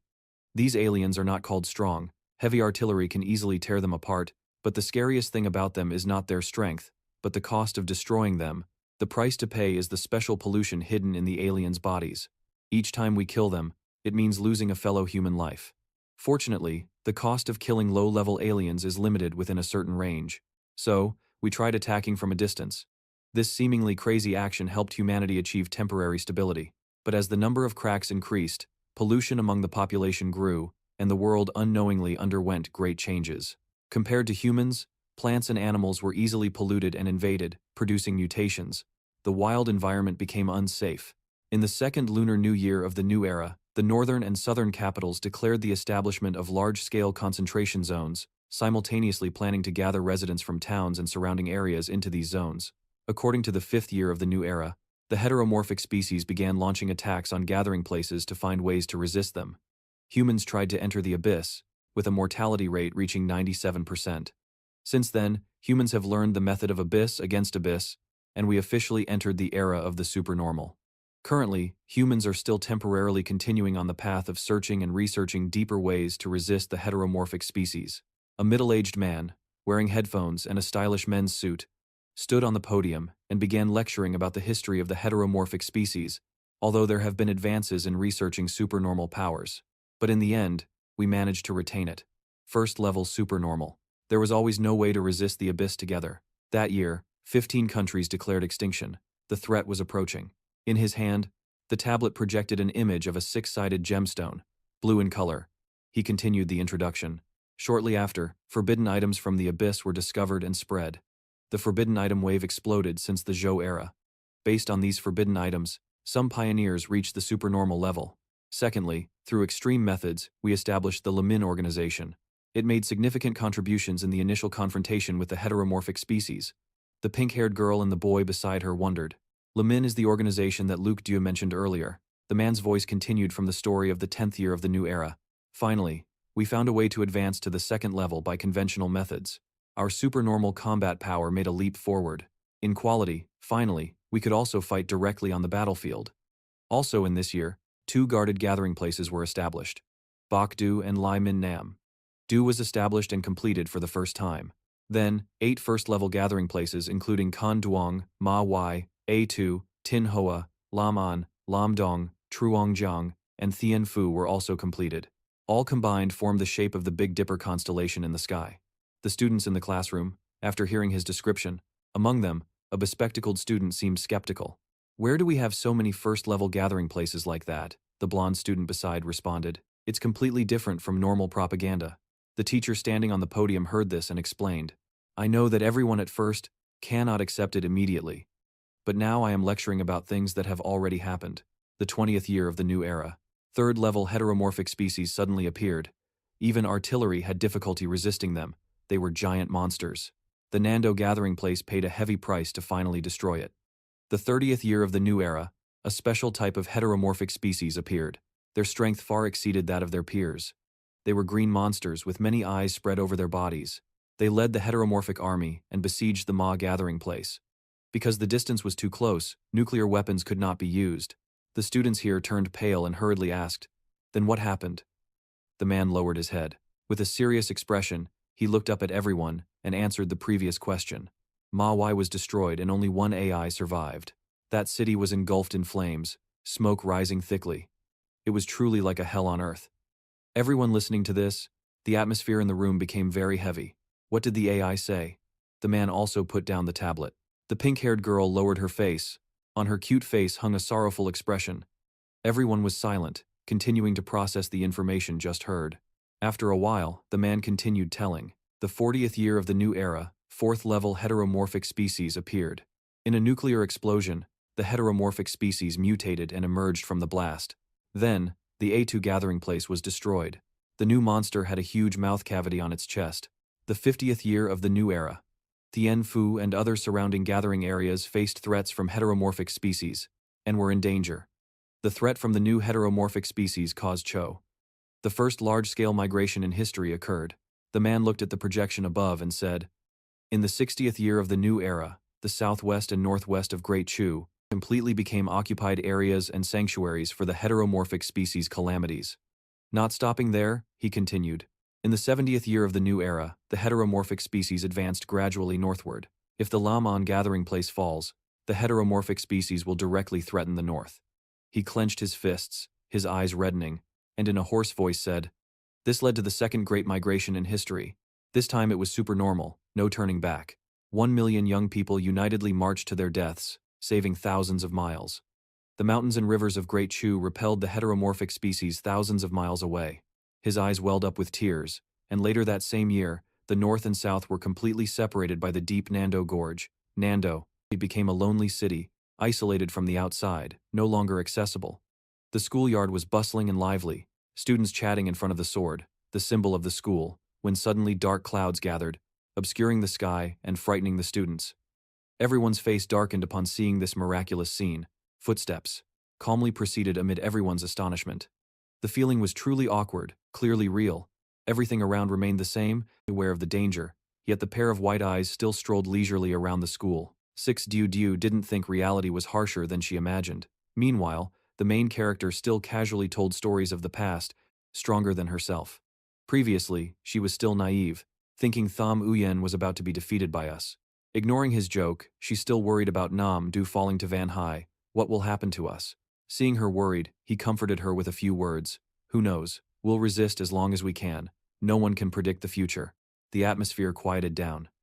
Jiang Du looked at her expression, feeling he might have said something inappropriate. His feet touched each other. He moved closer to her, switching to a gentle CEO mode and embraced her warmly. Suddenly, a few heart shapes appeared floating around, illustrating their love. Jiang Du used the pickup lines he'd studied for years, telling her that if such a day came, "I would risk my life to protect you." His words were like sweet honey poured into her ears, making her face blush like a tomato, drooling happily, touched by his words. Speaking so smoothly and sweetly that she teared up, calling his name affectionately. "Even if an elephant demands the Haiba Trung, the flag is already in hand, but your greed is bottomless." He tried to kiss her while the heteromorphic species hadn't arrived yet. His lips puckered like women who just got lip fillers. She saw his shame thrown to the dogs and cursed him shamelessly. While they were teasing each other, the teacher's voice praised, "Looks like your mindset is really not bad." The teacher was quite understanding. No joke. The orange-haired teacher praised Jiang Du's mindset as rare, having taught countless generations, but no one was like him. Such a hot idol, recognized immediately upon meeting. He pointed to himself and asked the teacher if he knew him. Of course, he dominated all freshmen of Van Hai. His name was already famous throughout Van Hai. Jiang Du didn't care much about that but asked teacher about something he still didn't understand. The teacher said, "Go ahead, tell me." Thinking it was something serious, it turned out he asked about the heavy content of the first lesson the teacher just taught. Probably this is the elite class. Sunlight shone, shimmering on countless yellow flowers, leaves rustling in the wind, people under the tree, and even Teacher Two's soul were dazed. Wouldn't it be better for everyone to know the truth early? The teacher's explanation blended with the laughter of young men and women. Not necessarily bad, but everyone's fighting spirit had been crushed. Despair is good, a profound philosophy he didn't understand. The teacher switched to a literary mood like a 9-point exam essay, saying that spring was coming, and the only thing surviving the cold was the plum blossoms. This was definitely describing the scene with hidden feelings, looking at the rosy plum blossoms swaying in the wind. Teacher. To believe that only in the deepest despair could one truly grow. While waxing poetic, the teacher shifted to talk about his strength. Although his strength was level 2, it still couldn't be called extraordinary. The true gaze reminded him of his current level, but it looked like a jealous glare. Jiang Du was surprised by Teacher Tu's words, specifically that he had reached level 2 extraordinary, but was still not extraordinary. The literary way of expressing things really made it hard to understand. Teacher Tu didn't beat around the bush and went straight to the point. Having the power of the extraordinary means being a representative, you definitely are extraordinary. The words felt like salt in his wounds, leaving him stunned in front of the deep philosophy of an old man. It felt like a new universe was about to form. Seeing his dumbfounded face, the teacher explained logically, helping him understand without tiring metaphors. Level 1 is the initial awakening of abilities. Level 2 is mutation. Reaching this level means you no longer belong to yourself, but it feels like falling down 1,000-foot deep, a cliff thousands of feet high. The path will be extremely uneven and bumpy, like walking on thin ice. When talking philosophy, you have to add illustrative images to make it vivid. Brother, when hearing the profound lesson from the veteran, Teacher Tu finished speaking and immediately pointed to his heart asking, "Have you reached level 2 yet? Have you seen the deep well inside your heart?" The look of astonishment, seeing youth, unexperienced in life before, he pressed. "Have you ever seen the uneven cliff path?" The question really hit the core of the matter. After the enlightenment part, the teacher turned his back and left. Before leaving, he still emphasized, "You still don't have what it takes to become extraordinary," making Jiangdu stand frozen like a statue in front of the gift. The teacher's life, Jiangdu still lacked the passion of an educator, so the teacher wanted to say there was a question he wanted to ask him. Even though class time was almost up, he still had to act like a teacher working out of passion. If students don't know, they must be taught thoroughly. Is history really true? Green leaves rustled in the wind. Words deeply penetrated the human heart. He felt his heart pounding when hearing knowledge. The experience and trials of the old mat, silently bursting out. Li Diu saw him frozen and poked his finger. She put her hand on his back asking what he was doing. He didn't reveal much to Tuan Mai Truk. He just called her to class to listen to the lecture. The lesson was all very dry theory. The teacher taught only grand concepts. Great knowledge about the basics of the extraordinary. Like there are many types of mutants. Origin mutants, core mutants. Same species, bloodline, martial species. She enthusiastically taught on the board. Passionately lecturing about hunting. Catching valuable mutant species. Meanwhile, the students below were sleeping, as if it was normal. Some were eating, some snoring. Some were good students loyal to Uncle Ho for many years, so they listened attentively. After copying the theory lesson, it was time for mutant power training. Always intense. Unfortunately, they met a teacher with a strict nature. The stern-faced teacher shouted loudly. Students focused their mental strength. Everyone breathed out fire, waving fans to create wind, spinning hands to create ice, but Jiangdu's teeth were dancing ballet moves, exhausting training. Then had to recharge with school-cooked meals. The cook found him strange.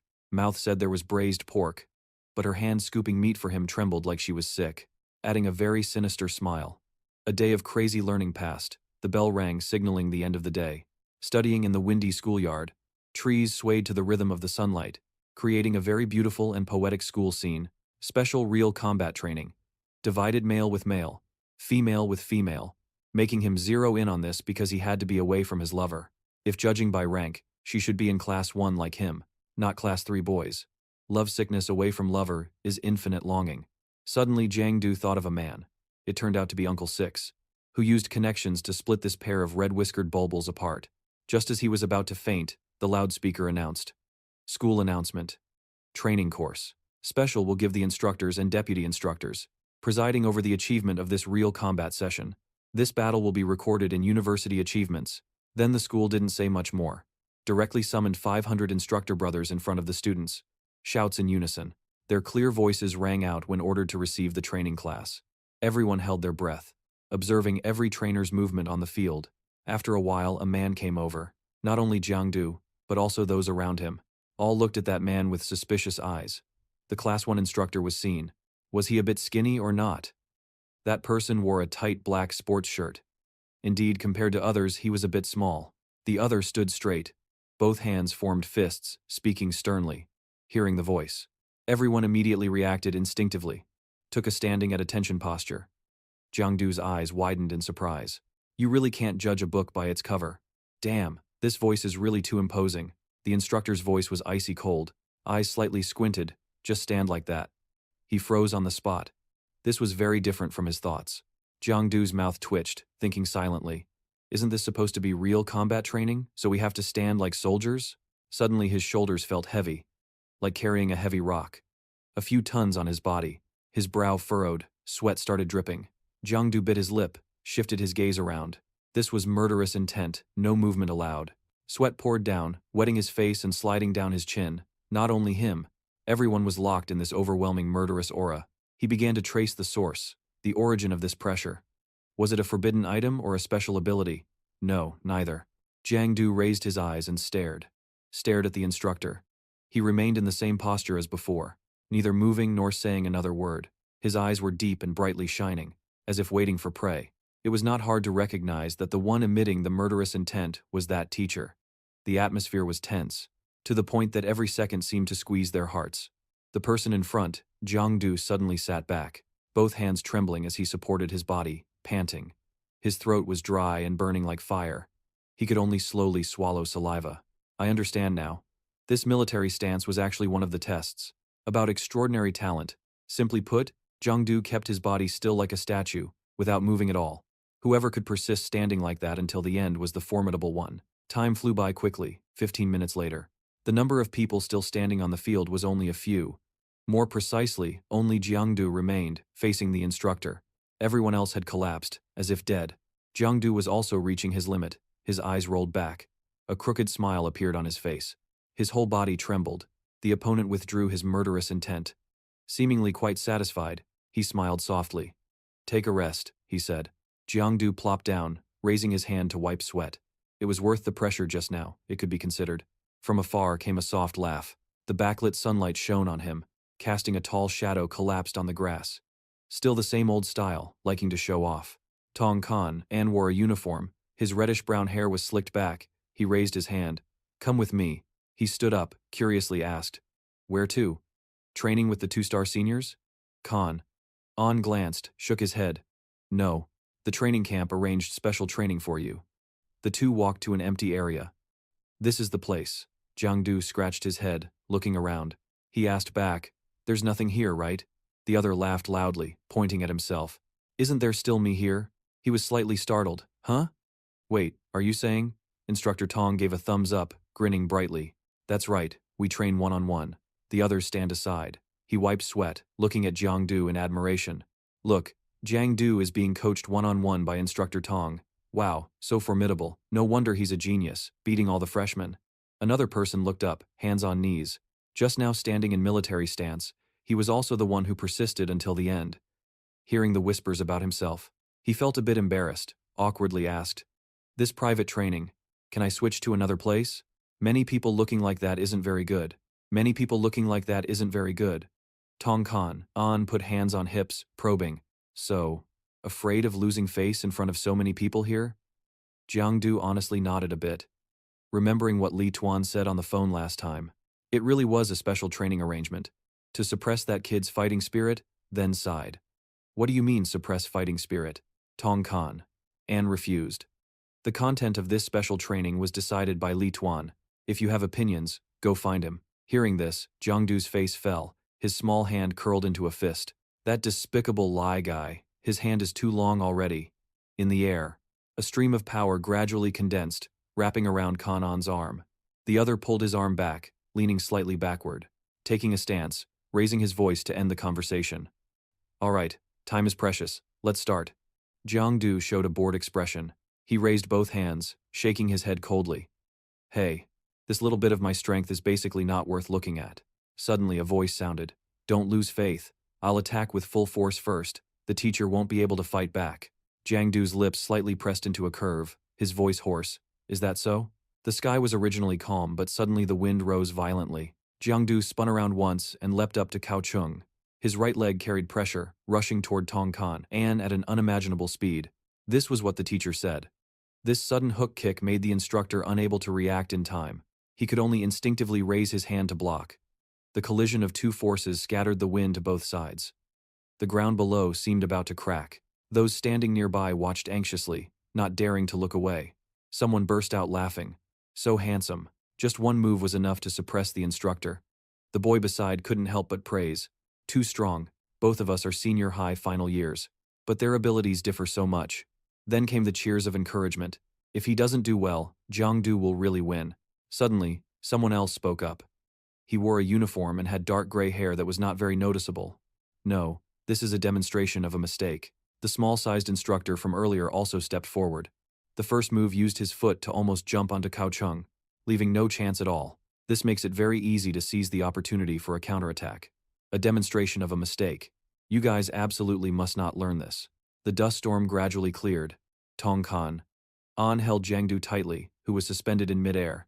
His whole body was pushed back slightly by his strength. Let him attack. He really has no reservations?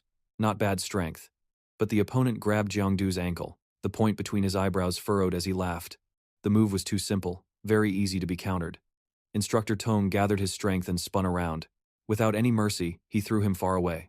Jiang Du quickly regained his balance, spun swiftly and landed firmly. He jumped up just like at the start, and without hesitation, charged straight at the opponent. A series of actions happened in an instant, even faster than the force of the wind. Tong Kan raised his hand to block the consecutive punches. He was cautious because of their deadly power. This kid was much stronger in the previous match. His eyebrows knitted, sweat sliding down his cheekbones. Instructor Tong thought to himself, although his skills can't be called masterful spirit, but it can be considered a newly revealed specialty. The spectators couldn't keep up with the movements of the two. Was the ground shaking just my imagination? Every time he threw a punch, it became stronger, more precise. This kid, is his growth speed measured in seconds? Jiang Du suddenly accelerated and swung a punch at the opponent. Everything happened too fast. Before Tong Kan could think of anything else, the fist was already right in front of him. The punch was thrown with an indescribable power. Jiang Du's triumphant smile showed he was very confident in his own strength. It hit, but compared to Jiang Du, Tong Kan, with a more arrogant expression, was quicker. Using his strength, he grabbed Jiang Du's hand. He smirked, right, before he could continue. He quickly used his other hand to squeeze Jiang Du's hand tightly, making him startled and unable to resist. The pain made him grit his teeth. Damn, this guy is really strong. Then Tong Kan gently carried him, still holding Jiang Du's wrist. Using strong force, he slammed him to the ground without missing a beat. The pull gradually made his strength dissipate. The slam was fast and powerful, causing him to lose resistance and shocking the crowd around. Kill in the blink of an eye. That move by Tong Kan seemed to emit a blue wind that enveloped the space.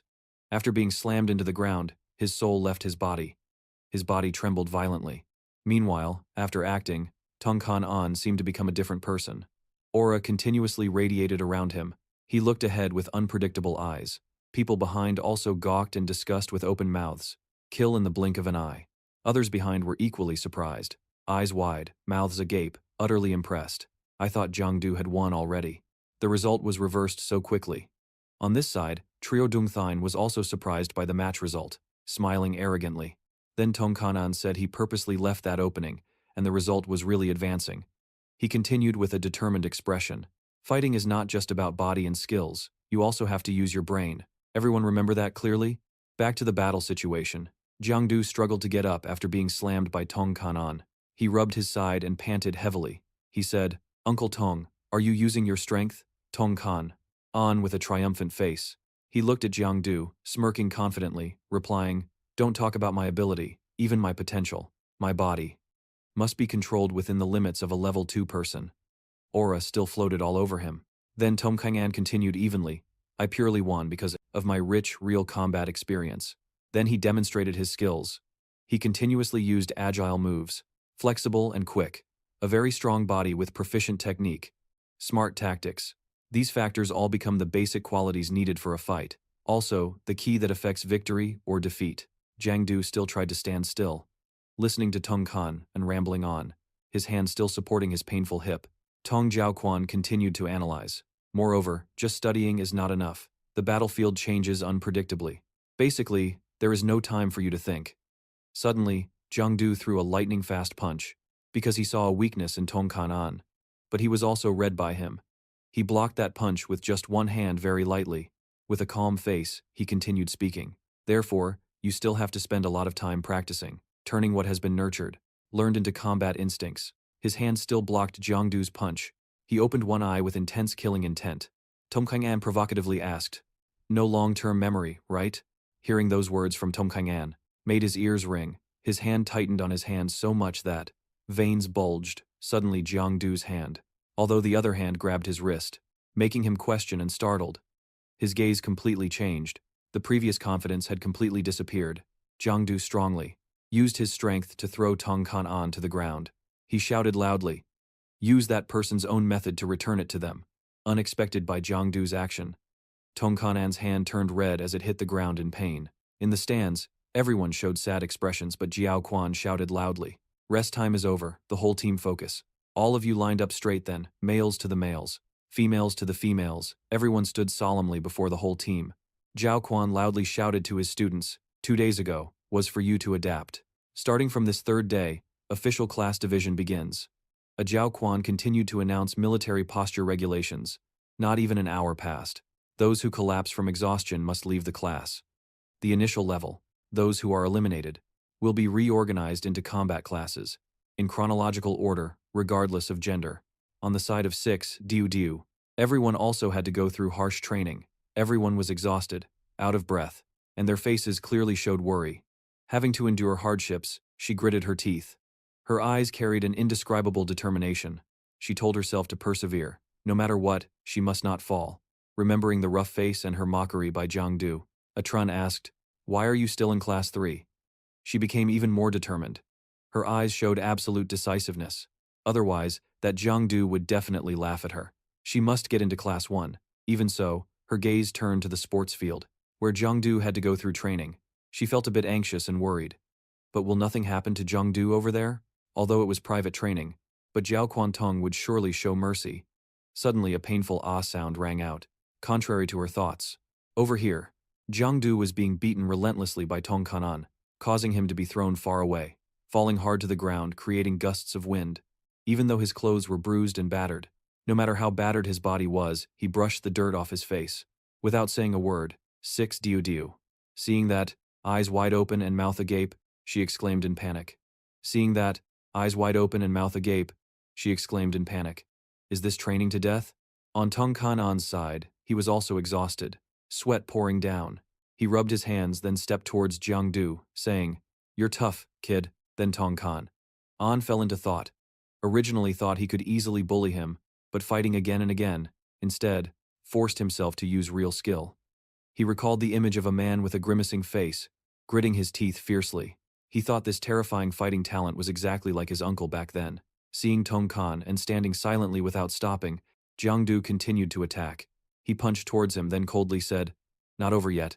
Once again, Tong Kan An appeared calm, his face serious, expressionless, his hand still ready to block the attack. He said, "Enough, that's it for today." Outwardly like that, but inside he thought, his punch speed had slowed down a lot.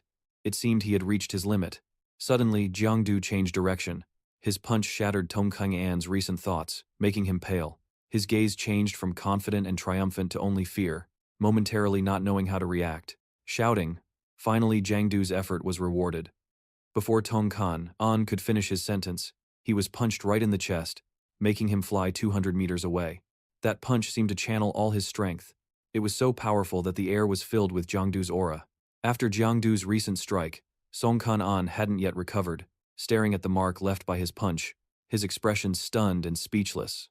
As for Jiang Du, after that punch, his face was no longer heavy as before. He smiled gently. "Hey, we beat them." Then he happily and lightly lay down on the lush green grass and enjoyed the moment. "Oh my God, finally succeeded. I was about to starve to death."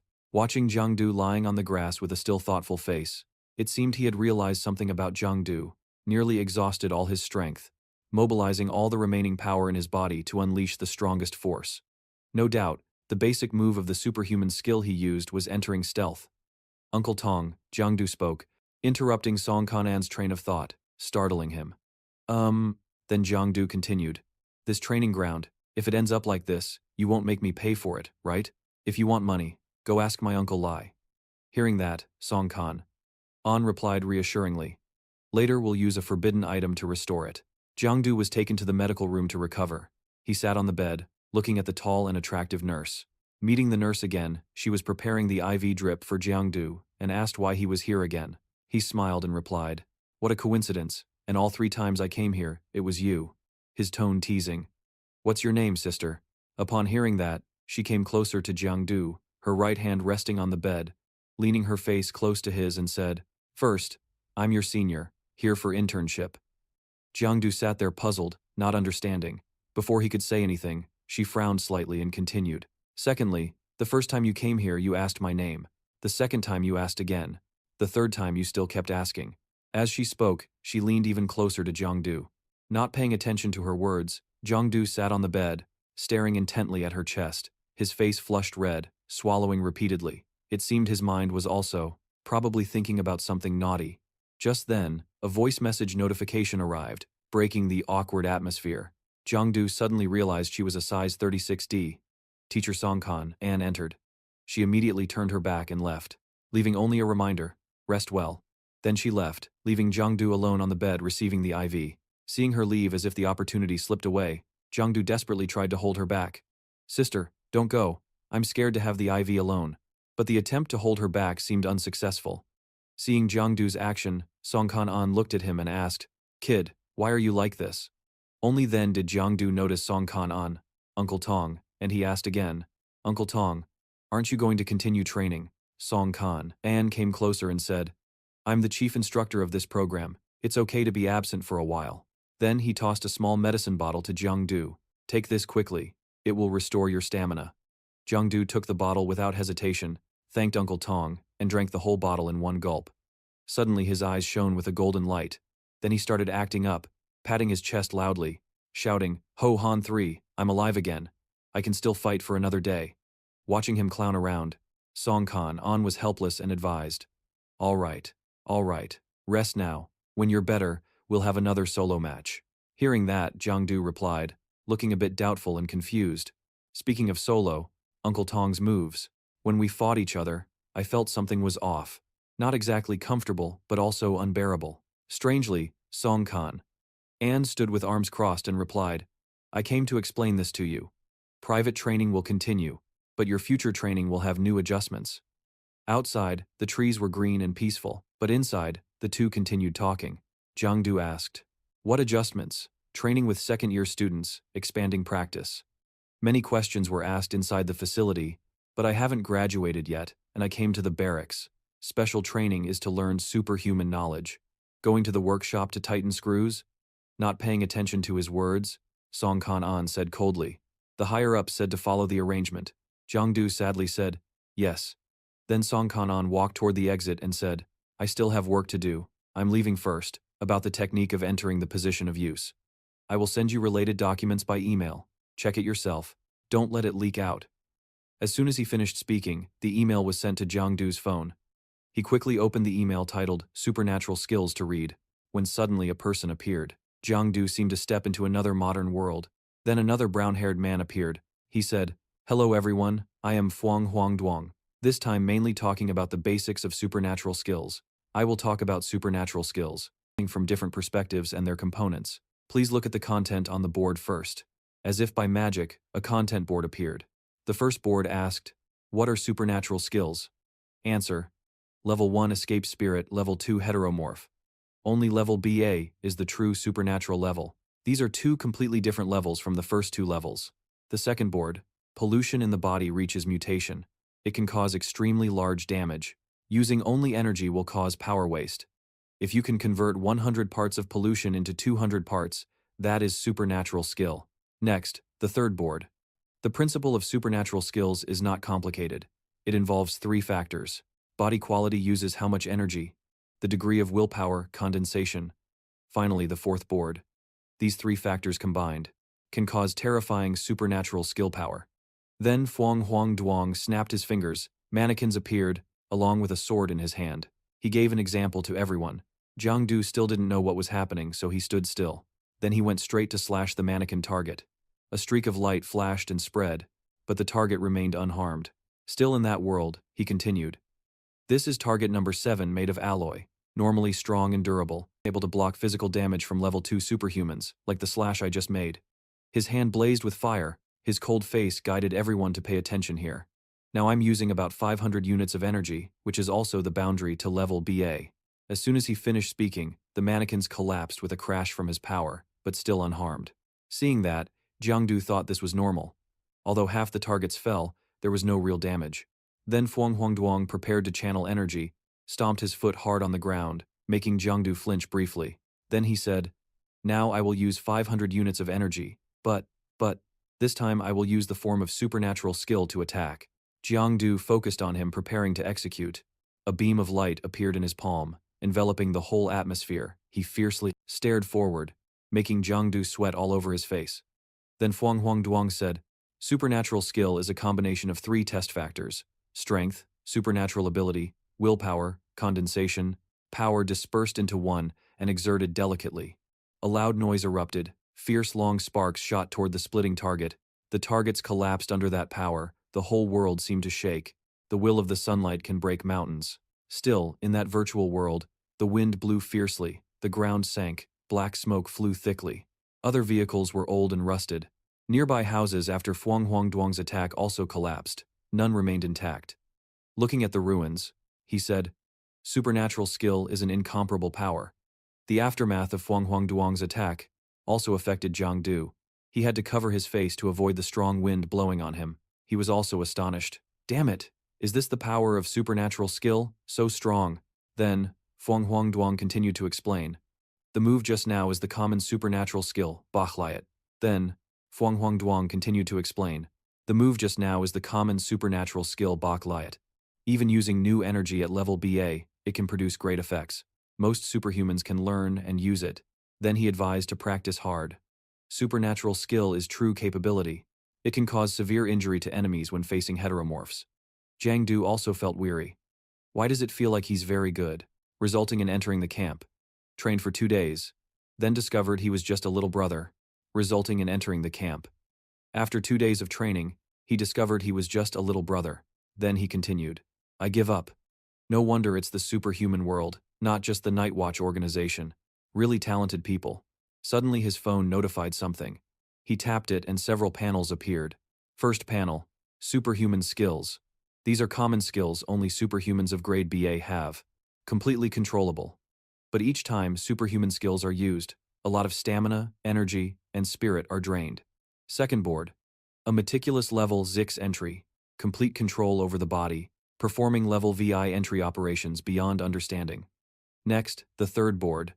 2 super frequencies mobilize, muscle strength and superhuman abilities within the body, forcibly erupting power beyond endurance. This skill may relate to willpower. Strong willpower breaks the body's constraints, executing super frequency. Then the fourth board, BA mental direction, calm like still water, with an absolute willpower rising inside, like a rising wave. And the final board, pay attention to body constitution, superhuman energy inside the body. Willpower only represents quantity. The above BA skills represent quality. In the early cultivation stage, quantity need not rush to reach quality. Remember clearly, do not rush, otherwise it will be harder to achieve. After reading, Jiangdu also pondered, this thing is also a double-edged sword. Suddenly, a board with his image appeared. It sounded out the name Jiangdu, a tribute image, remaining lifespan, years. Evaluation, congratulations, you have lived to the end of the year. Jiangdu smiled and tapped something on the screen. He said, "Before turning 18, I have already comprehended superhuman skills. Please, country, allow me to skip to university." It sounds kind of strange.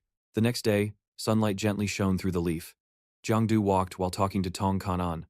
"Uncle Tong, at my age, is it legal for me to enter the workshop? Can you reveal the situation a bit later for me?" Hearing that, Tong Kanan replied, "Training running with second-year students." Jiangdu was also curious. Running with 2 people to the Jiaklong area? Tong Kanan continued. "After entering, you just need to try your best to run. The wristwatch will monitor your body status. Only if, only if the requirements are met will the training end. Except for critical injuries, the instructor will not intervene. Jiang Du was surprised by this strange training method. Upon entering and seeing the splendid scenery, Jiang Du exclaimed, "Wow, so magnificent." Tong Kanan turned to ask Jiang Du, "So, do you dare to enter?" Then Jiang Du with confidence gave a sly smile, chuckling, "What are you joking about? My uncle is a retired war general. My uncle's father-in-law is the Vanhai prefect. Right now I stand on the shoulders of two men. They must become men, war generals. Who dares to let anything happen to me?" Tong Kan. Anne replied, "Just go ahead. At worst, you'll be bedridden for 2 months. Then I will request materials for treatment, to get you discharged early." Jiang Du just laughed, tears faintly flowing. He didn't believe it, and both entered an empty room. A shadow looked around. Jiang Du felt a bit uneasy. "Huh? Why does this room look like a prison? Something's off." Then he curiously asked Uncle Tong, "What is this place called? Last night I almost thought. Were you going to take me to the electronics factory?" Hearing this, Tong Kan, Anne, slowly explained. "Not an electronics factory. This is the Jiaklong area. But compared to that name, students prefer to call it the escape zone. Sorry to bother you." Hearing this, Jiang Du was scared and sweat poured down. He turned to leave. "Ah, I'll think about this again."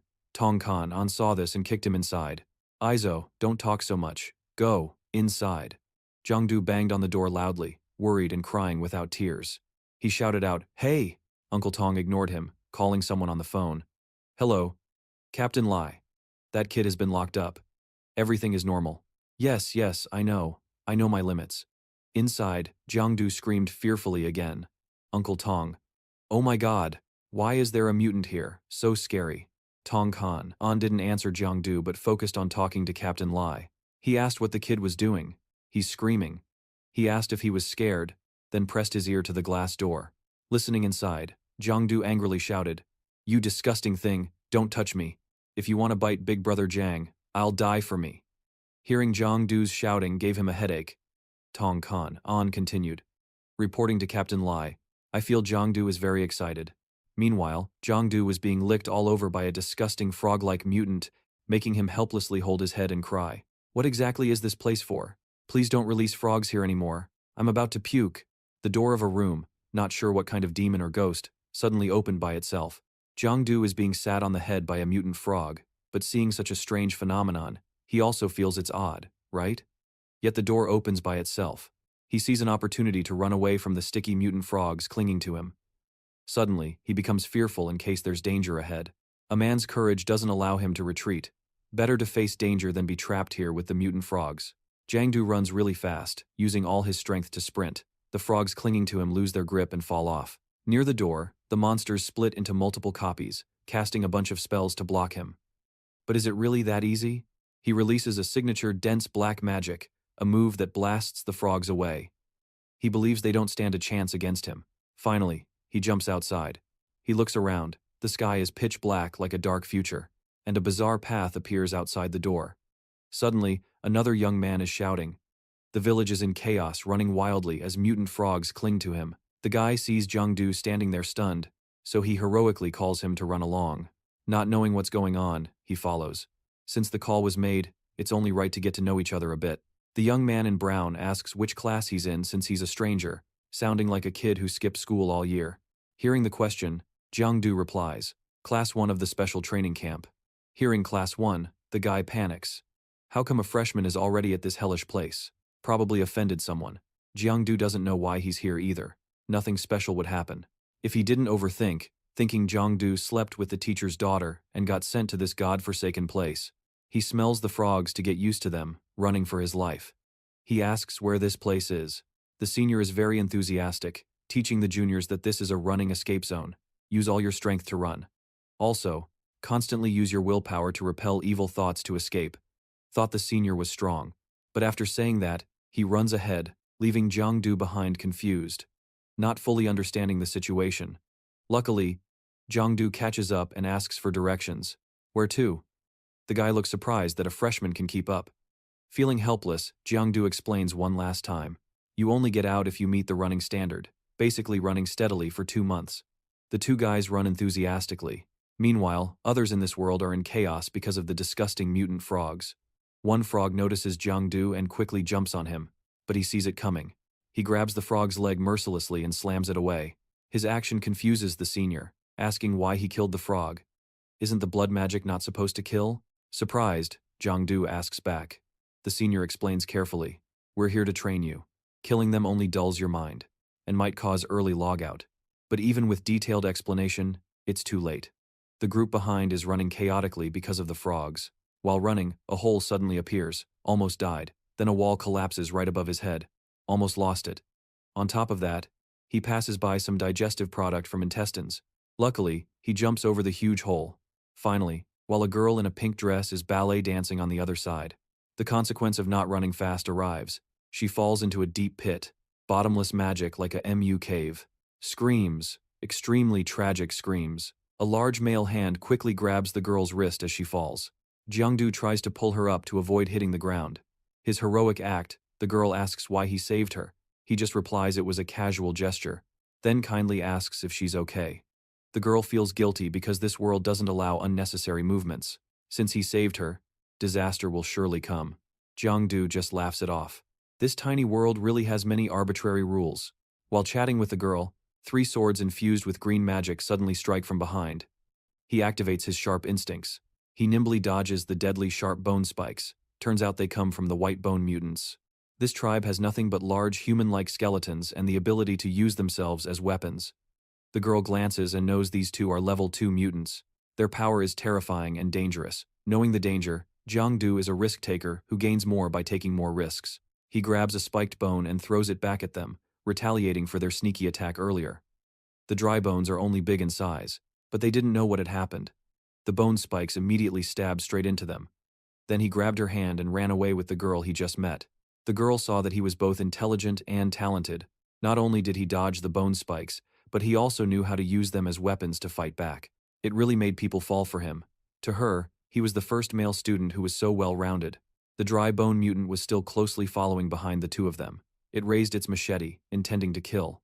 Meanwhile, he and the girl were running desperately to escape its pursuit. Knowing they couldn't just keep running, he prioritized. He told her to run ahead while he handled the rest. She was a bit surprised upon hearing that. Once freed from the burden, he charged straight at the dry bone mutant. Blue magic clashed with black magic. He used a shadow clone technique, jumping up to fight it. A magic kick aimed straight at the dry bone's skull, but the creature didn't even realize it. His foot stomped directly on its head, causing the sword it was holding to slip out of its hand. It then collapsed right at his feet. He activated his sharp instincts, sensing danger approaching again. This time it wasn't blue magic, but purple magic. It charged straight at him without hesitation. Jiangdu quickly changed direction. It avoided the greatest possible danger, then performed a few basic punches following its movement. He suddenly realized it had no intention of stopping, and suspected it was equipped with a tracker. It was time to unleash a skill. This time it was a large amount of condensed magic. The first move, aimed straight at the steel pipe. The magic flying around was slammed directly into the ground.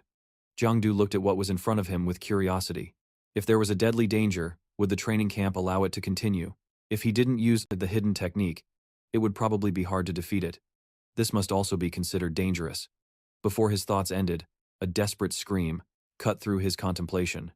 It turned out the girl hadn't run away yet, and was caught by the purple magic, which bound her tightly so she couldn't move. What a helpless cry for help. The magic showed no mercy, slamming her hard against the wall. Blood dripped from the corner of her mouth, her face twisted in pain from the heavy blow.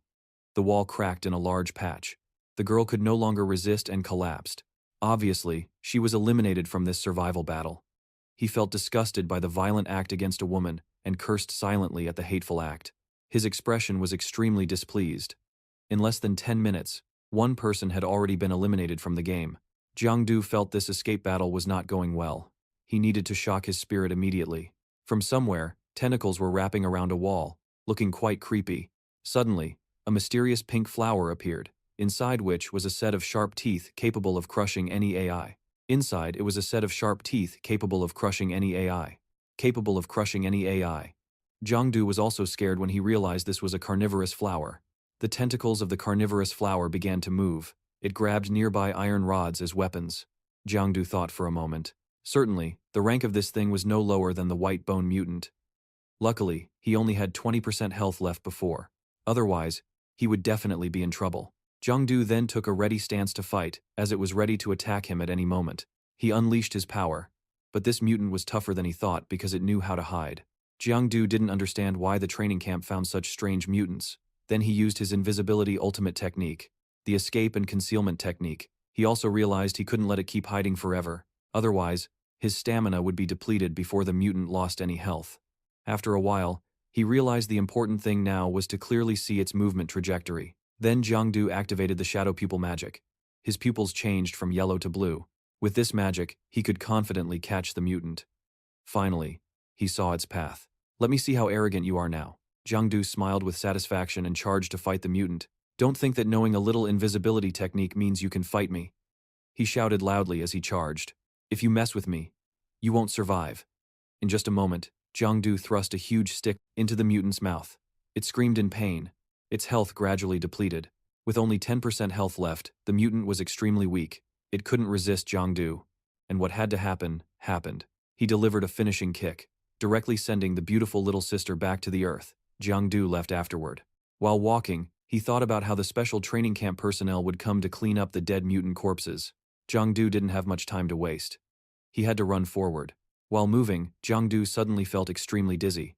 He staggered as he walked. The oppressive aura mixed with pollution. This spirit was so strong it could ride the wind. This difficulty was truly meant for SAO practitioners. At this moment, he really felt dizzy, as if he had just downed several liters of infused liquor. Someone took advantage of Jiangdu's problem and threw an iron bar through his body, catching him off guard. He raised his hand to block the wound. His amber eyes stared intently at the attacker in front of him. Despite the pain, Jiangdu tried to appear strong. A mysterious smile appeared on his lips. Then suddenly, a blood-red aura appeared before him, looking extremely demonic. In front of him was a level 2 mutant with a devil's face. Jiangdu was very surprised. He had to exclaim, "What the heck is this? Why did the level 2 mutant still have 70% health?" It didn't attack immediately but stood there waiting for allies. Then from behind this devil-faced mutant, countless other types of mutants appeared. Seeing this, Jiangdu turned pale and sprayed glue. He sprayed stiff glue in front of the mutant horde. Even wounded, Jiangdu couldn't help but admire the training camp's audacity to challenge him by releasing a whole formation of level 2 mutants with high remaining health. Suddenly, Jiangdu looked up and noticed something in front of him, a glowing door that appeared right behind the level 2 mutants. A thought suddenly came to his mind. This door was unlike the doors on the right side of the corridor. Could this be the way out? While thinking, the devil-faced mutant began attacking him, using magic to lift sharp stones at Jiangdu. He still wasn't sure if that door was the exit, but he had to take the risk before his stamina ran out. The devil-faced mutant used dark powers to control a barrage of stones flying straight at Jiangdu. He activated a shield to protect himself. He thought if he just gritted his teeth, endured, and ran fast through there, everything could end. Saying that, Jiangdu used all his strength to attack the devil-faced mutant, but the level 2 mutant was no pushover. Especially with so much health left, it quickly dodged Jiangdu's attack. He exclaimed, surprised that it dodged him. The devil-faced mutant took advantage of Jiangdu's distraction to counterattack, summoning a powerful fireball and throwing it directly at Jiangdu. After being hit, he was in great pain, bleeding all over, and his strength was significantly reduced. He stood in a corner thinking, no wonder the attack from a mutant with so much health could almost send him to the grave naked. If this continued, he might not reach that door before they crippled him and knocked him out of the game. Finishing his thought, he stood up and jumped to another spot. Jiangdu realized only a special move could defeat this mutant. While he still had stamina, he needed to act immediately. He deliberately stood in front of the mutant, waiting for the right moment to counterattack. Just as Jiangdu predicted, it fell into the trap. The moment had come. Jiangdu quickly grabbed the devil-faced mutant's hand and threw it hard. This time, he was determined not to let it escape. The throw was not gentle, and the mutant's health dropped significantly, from 70% to 27%. At this moment, a new difficulty arose as multiple level 2 mutants charged at Jiangdu. Suddenly, a voice sounded, as if an AI was suggesting how Jiangdu could defeat the mutants and escape. Ahead on the right, a gaze locked onto his left shoulder as he stepped back to strike. The sound of wind approached. An attack was coming. He could only step forward half a step. Jiangdu activated image magic within a radius of 6 feet. His mind cleared, seeing everything vividly. He split into clones and rushed like the wind, directly slashing through all the mutants. In the blink of an eye, with a sword and a sense of mastery and expertise, this is the realm of entering VI. After defeating all the level 2 mutants, Jiang Du ran desperately to the door to find a way out for himself. At this moment, just keep running. But 30 is not yet Tet. Just as he was about to reach the finish line, Jiang Du encountered the 13th calamity. The 2 mutants he had defeated before suddenly resurrected and stood blocking the gate. Jiang Du was surprised and shouted, "What the hell is this? The 2 white-boned carnivorous mutants, hadn't they already been defeated by me? Why did they suddenly resurrect covered in blood like this?" Before Jiang Du could react, the 2 mutants surrounded him, making him confused, not knowing which way to turn. With the full blood power of the 2 mutants, they severely beat Jiang Du. The young man kept encountering one surprise after another, making him exclaim, "What a mess. This training camp is extremely undisciplined in martial ethics." Jiang Du didn't have much time to fight these 2 mutants here, so he said while running, "If that's the case, you guys can keep playing here. I have no interest in joining." Saying that, he ran quickly to the escape gate. But just before the door, his legs froze. These 2 mutant bastards weren't going to let Jiang Du go easily. One blocked the front, the other blocked the back, not giving him a chance to reach the door. Meanwhile, Jiang Du was extremely confused, thinking poorly. These 2 crazy things were not easy to deal with, and with his current stamina, at most he could only enter VI one more time. His face suddenly showed determination. "In this battle, I must not lose." The spine thorn on the left rear strikes toward the abdomen, able to block the flying palm strike, then uses the momentum to pull the opponent forward. After hearing the instructions, Jiang Du got into a ready fighting stance. His voice rose. "On the upper right, there's a vine attack. When grabbing the rear spine thorn, bend your back 40 degrees in that direction. The vine will hit the thorn mutant." Jiang Du closed his eyes and thought, entering Zix is about detailed observation and being able to control oneself. But why not only does my observation and control increase, but also a reasonable solution to this problem appears in my mind, right? Thinking this old man, I can fight these 2 mutants, pretty impressive. Not very logical, but heaven has delivered the meal to my mouth, just need to follow it. Then with one strike, Jiang Du used the vine to hit the thorn mutant. The carnivorous mutant was no exception. Thinking he had defeated both mutants, Jiang Du laughed arrogantly. That stupid guy says that, but Jiang Du was almost unable to resist anymore. He had to run quickly to that door. While running, Jiang Du was hit by the thorn mutant's charge, causing him to cry out in pain. Then the young man fell down, but, luckily, this fall brought him closer to the gate. Moreover, the carnivorous mutant didn't understand what was happening. Before leaving, Jiang Du didn't forget to say goodbye. "Farewell to my dear 2 mutants," he smiled sarcastically. "Didn't expect you to be so good. Bye-bye." Saying that, he left, leaving the 2 mutants in an angry state, frustrated. Then that door really did take him outside, and it disappeared right after, as if the place it took him to was not the exit. Jiang Du looked quite worried. This exit is not an exit, there's not even a door. Then he screamed hopelessly alone. "Hey, is anyone there? Come save me." Suddenly next to him appeared a foot of another mutant. This noise startled Jiang Du. Looking up, it was a level 2 mutant with many eyes. Jiang Du was helpless. Oh damn, level 2 again? This special training camp really wants to kill people, huh? The many-eyed mutant didn't hesitate, charging straight at Jiang Du. He stepped back and said, "Hey, slow down, buddy. Good or bad, at least let me catch my breath." But this mutant didn't understand human language. It felt Jiang Du's cheek was too soft, so it gave him a light slap, twisting his face 180 degrees. This light slap directly knocked him 2 meters away. Seems like the many-eyed mutant's strength is quite something. Even Jiang Du had to roll and catch his breath when attacked. His soul was slapped until his face was distorted, making him unable not to curse. Special training camp, damn it. In a strange place, Jiang Du woke up groggily, unable to help but wonder.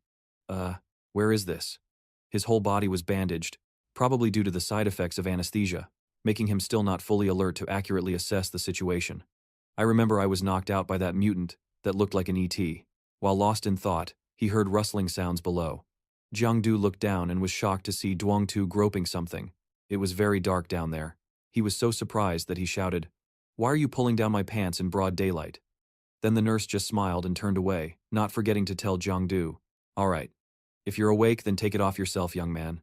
Jiang Du, when being touched by a beautiful girl, stood up in embarrassment.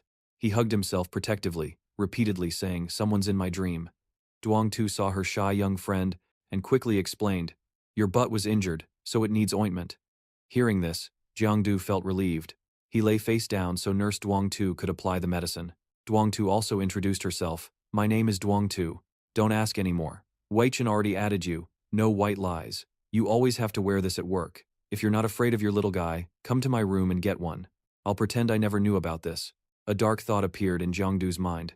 Over 20 years of life, always teasing girls, but now being teased by a girl. But this feeling isn't amateurish. Hee hee. Then, with that lewd smile, he spoke. You just said my butt was injured. Is it serious? And will it affect the future? Because after all, it's a man's dignity. A dark thought appeared in Jiangdu's mind. Over 20 years of life, always teasing girls, but now being teased by a girl. But this feeling isn't amateurish. Heh. Then with that lewd smile, he spoke again. Just now you said my butt was injured. Is it serious? And will it affect the future? Because after all, it's a man's dignity. Duangtu wanted to answer with action. She directly pulled down his pants to reveal 2 peaches. Jiangdu cried out in pain. Surely he didn't expect such a bold move from Duangtu. Then, feeling shy, Duangtu left. She didn't forget to tell him, if it still hurts, it means your 5 senses are still normal. Just apply the ointment for a few days and it will heal, so it won't affect your dignity. Don't worry. Duangtu turned back and told Jiangdu to follow the old rule. After finishing, press the button at the head of the bed, to call her. Jiangdu's obsession with girls is truly incurable. Anyone afraid to look at a girl's butt should leave, but I, Jiangdu, am not afraid. He watched attentively and kept exclaiming. Being hit there hurt a lot, but now thinking back it's kind of exciting. Heh. Then suddenly he switched to serious mode. He thought about the previous day in the training camp, but the last attack from that ET probably made him reach the so-called threshold, so he could leave the escape zone. Otherwise, given the difficulty of the training camp, no one could pass so smoothly. But this is strange. Why design a stage that no one can pass? He closed his eyes and thought seriously. Could there be another reason? Why couldn't I comprehend any secret to pass? Recalling once again, conveniently digesting the combat experience learned while escaping. Time passed. The clock on the wall kept ticking. Jiangdu was still deep in thought, digesting quite a bit, and it was almost evening. Suddenly a voice said, Ro, you're awake? It was Lu Nok Kwang coming to visit Jiangdu. He told him, I just got news you were carried out on the forum, so I hurried here. You're not really like what everyone guessed, fighting with the second year, right? Jiangdu didn't hesitate to answer. I was called for special training. Then he asked Liu Ngok Kwang about the whereabouts of Diao Diao and Instructor Song. Liu Ngok Kwang sucked on candy and replied, Instructor Song is still at the main training ground. This afternoon, Zhao Zhao and I came here to visit you, but seeing you weren't awake, she went back to training. Jiangdu wondered if training was still going on. Liu Ngok Kwang told him, That's right, but you risked getting injured like this. How can Diao Diao just sit still? I really admire you outstanding students. The instructors don't force training, but the future prospects are very bright. As he finished speaking, Jiangdu, with his body heavily bandaged, suddenly stood up and got out of the hospital bed. Li Ngok Kwang, worried about his injuries, he was told by him, No need to lie here. Just go back and rest a bit and you'll be fine. Jiangdu looked in the mirror and saw his current blood level was at 66%. He thought the blood level was still quite stable, but his body felt completely drained, so he really needed to rest well. The two had just left the hospital room when they ran into Duangtu standing there. Duangtu saw Jiangdu outside and questioned, Hey, why are you here instead of resting in your room? Duangtu saw Jiangdu outside and questioned, Hey, why are you here instead of resting in your room? Jiangdu was a bit hesitant and replied, Well, the wound isn't that serious, so I'm going back to the dorm to rest. Duangtu showed anger. Hey, if anything happens to you, we'll be responsible. Jiangdu patted his chest to prove his integrity. Don't worry, I'll take responsibility for you. Hearing Jiangdu's sweet words, Duangtu also looked quite shy. In her mind, who would want a stinky kid like you to be responsible for me? After leaving the hospital, Lu Ngok Kwang asked, You just said you'd take responsibility for that nurse, so what about Diao Diao? Jiangdu told Lu Ngok Kwang not to talk nonsense. That sentence coming from your mouth sounds weird. Lu Ngok Kwang admitted his mistake and said, All right. My thoughts went a bit off track. Before they parted, Lu Ngok Kwang reminded Jiangdu, You should go see Diao Diao. She's very worried about you. I'm not a student from Zone 1, so I can't get in, so I'll wait outside here for you. Jiangdu smiled and agreed. Okay, I'll go in. Just say a few words then come out. Right. As soon as he entered the schoolyard, the patrol team captain, Tong Kan An, was also there. The two met unexpectedly and locked eyes. Tong Kan An asked about Jiangdu's health. You're awake? Why didn't you stay in the hospital to rest for 2 more days? Your wound hasn't fully healed. Jiangdu smiled wryly and replied, It's okay. It's just a small wound, nothing to worry about. Tong Kan An saw Jiangdu's miserable look standing under the sun and suggested he come sit with him. Jiang Du agreed. The two sat next to each other and started sharing stories between two guys. Tong Kan An spoke first. In dangerous situations, enter level 2. Even if your talent is better, it will still consume all your energy and spirit, so rest more to avoid affecting your foundation. Jiang Du didn't care much about resting and asked Tong Kan An, "When can we go to the Jiak Long Zone again?" Tong Kan An told him the time would be next week, the following days. Jiang Du should train with them temporarily. Hearing this, Jiang Du seemed a bit impatient. "Too long," Tong Kan An reassured. "Why are you in such a hurry? Anyway, in a short time, you won't be able to pass the level." Jiang Du stretched. "Isn't this because the difficulty is too high?" Tong Kan An just turned to him and said, "This difficulty is high? This is the final exam for second-year students." Jiang Du was puzzled. Although the final exam has scores, if those students don't have enough ability to kill the mutant species, do they just rely on running away crazily to get points? That sounds a bit unreasonable, right? Suddenly he thought of something. Wait, the student trap passages are. He widened his eyes and asked Tong Kan An, "Is it cooperation?" Tong Kan An didn't deny it. The escape zone really tests the student's cooperation ability. Hearing this, Jiang Du's face suddenly darkened like he lost his rice book. The difficulty of escaping is extremely high. At the same time, many students are released. The most feasible way to pass is cooperation. There might even be options for assignment and sacrifice. This is the University for Superhumans, SAO. Feeling strongly hit again. Then, Jiang Du turned to ask Tong Kan An, "By the way, Uncle Tong, what do you think of Teacher Qian Duong?" The first class when entering the camp. Everyone was almost about to collapse. At that time, I even ran over to ask that teacher a few questions. Tong Kan An also heard that name and pondered for a moment. Teacher Qin Dung? Tong Kan An also told Jiang Du that it was understandable. Even if you are a star, it's the first time encountering the real world. Surely you would feel amazed, scared, desperate, angry. These emotions are all very normal. The first lesson showed us a bloody documentary video without any censorship. It goes without saying how big of a shock that was. Before leaving, Tong Kan An stood up and had a question for Jiang Du. At that time, after night classes, I even had nightmares for 3 consecutive days. "But why are you curious about this?" Jiang Du answered innocently. "I just feel that Teacher To looks gentle, but the content he teaches makes it hard to breathe." Tong Kan An sighed that Teacher To's class was very useful, serving as the foundation for you guys to break through to level 2. He also added to Jiang Du, "You have reached level 2, already far ahead of your peers, but don't be reckless. You must be sure of every step. Otherwise, forcing a level up in a short time is fine, but in the long term, it will cause great impact." Jiang Du asked again, "Uncle Tong, is there a level 3 star?" "It's because the basics weren't solid at level 2, so there were injuries, which is why after reaching level 3, there were many difficulties," Tong Kan An replied. Jiang Du sighed. "The path of the extraordinary is even more difficult and arduous than I imagined. At first, I thought getting stronger was like in novels where you meditate, absorb spiritual energy, then break through." Tong Kan An also reminded him, "That's a cartoon novel. If there really was a way to become strong quickly, then our continent wouldn't be in such a bad state." Jiang Du also said that Tong Kan An was once pessimistic like that, but overall it would be fine. Tong Kan An denied. "Who's pessimistic? I'm just stating the truth. The first principle of an extraordinary person is not to be pessimistic." "Desperate?" Jiang Du asked what the second principle was, truly testing the kid, because Tong Kan An couldn't remember. At this moment, 6 Diao below also recognized Jiang Du and called out to him. It turned out she wanted to invite him to go with her. "Do you want to come along?" Jiang Du was invited by Than Mai Truk, so of course he couldn't refuse. "Wait a moment, I'm coming right now." Suddenly he noticed the flag fluttering in the wind and couldn't help but think. The book once wrote that the 5 stars on the national flag all have special meanings. The star in the center represents the continent, the 4 stars around represent 4 major events and corresponding great figures, from the disaster era until now. The 5 stars embody the dedication of countless people. Reality is indeed not favorable. But in cartoon novels, as long as there are countless extraordinary people on the continent, although the road ahead is tough, it can definitely be overcome.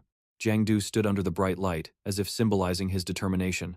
Suddenly the warden stood behind him and patted his shoulder, asking if he was curious about what attracted him to the flags, or if he wanted to be a flag bearer here. Jiang Du simply thought about the origin of the stars on the flag, not really wanting to carry a flag and get tired. Watching the flag flutter in the wind, The warden gently explained to him that the fourth star on the flag represents the Night Watch organization, which previously had no such simple name, but rather a series of fancy names like the Extraordinary Bureau, the Extraordinary Organization, or the Bureau of Extraordinary Object Management. Only later was it changed to that rustic name.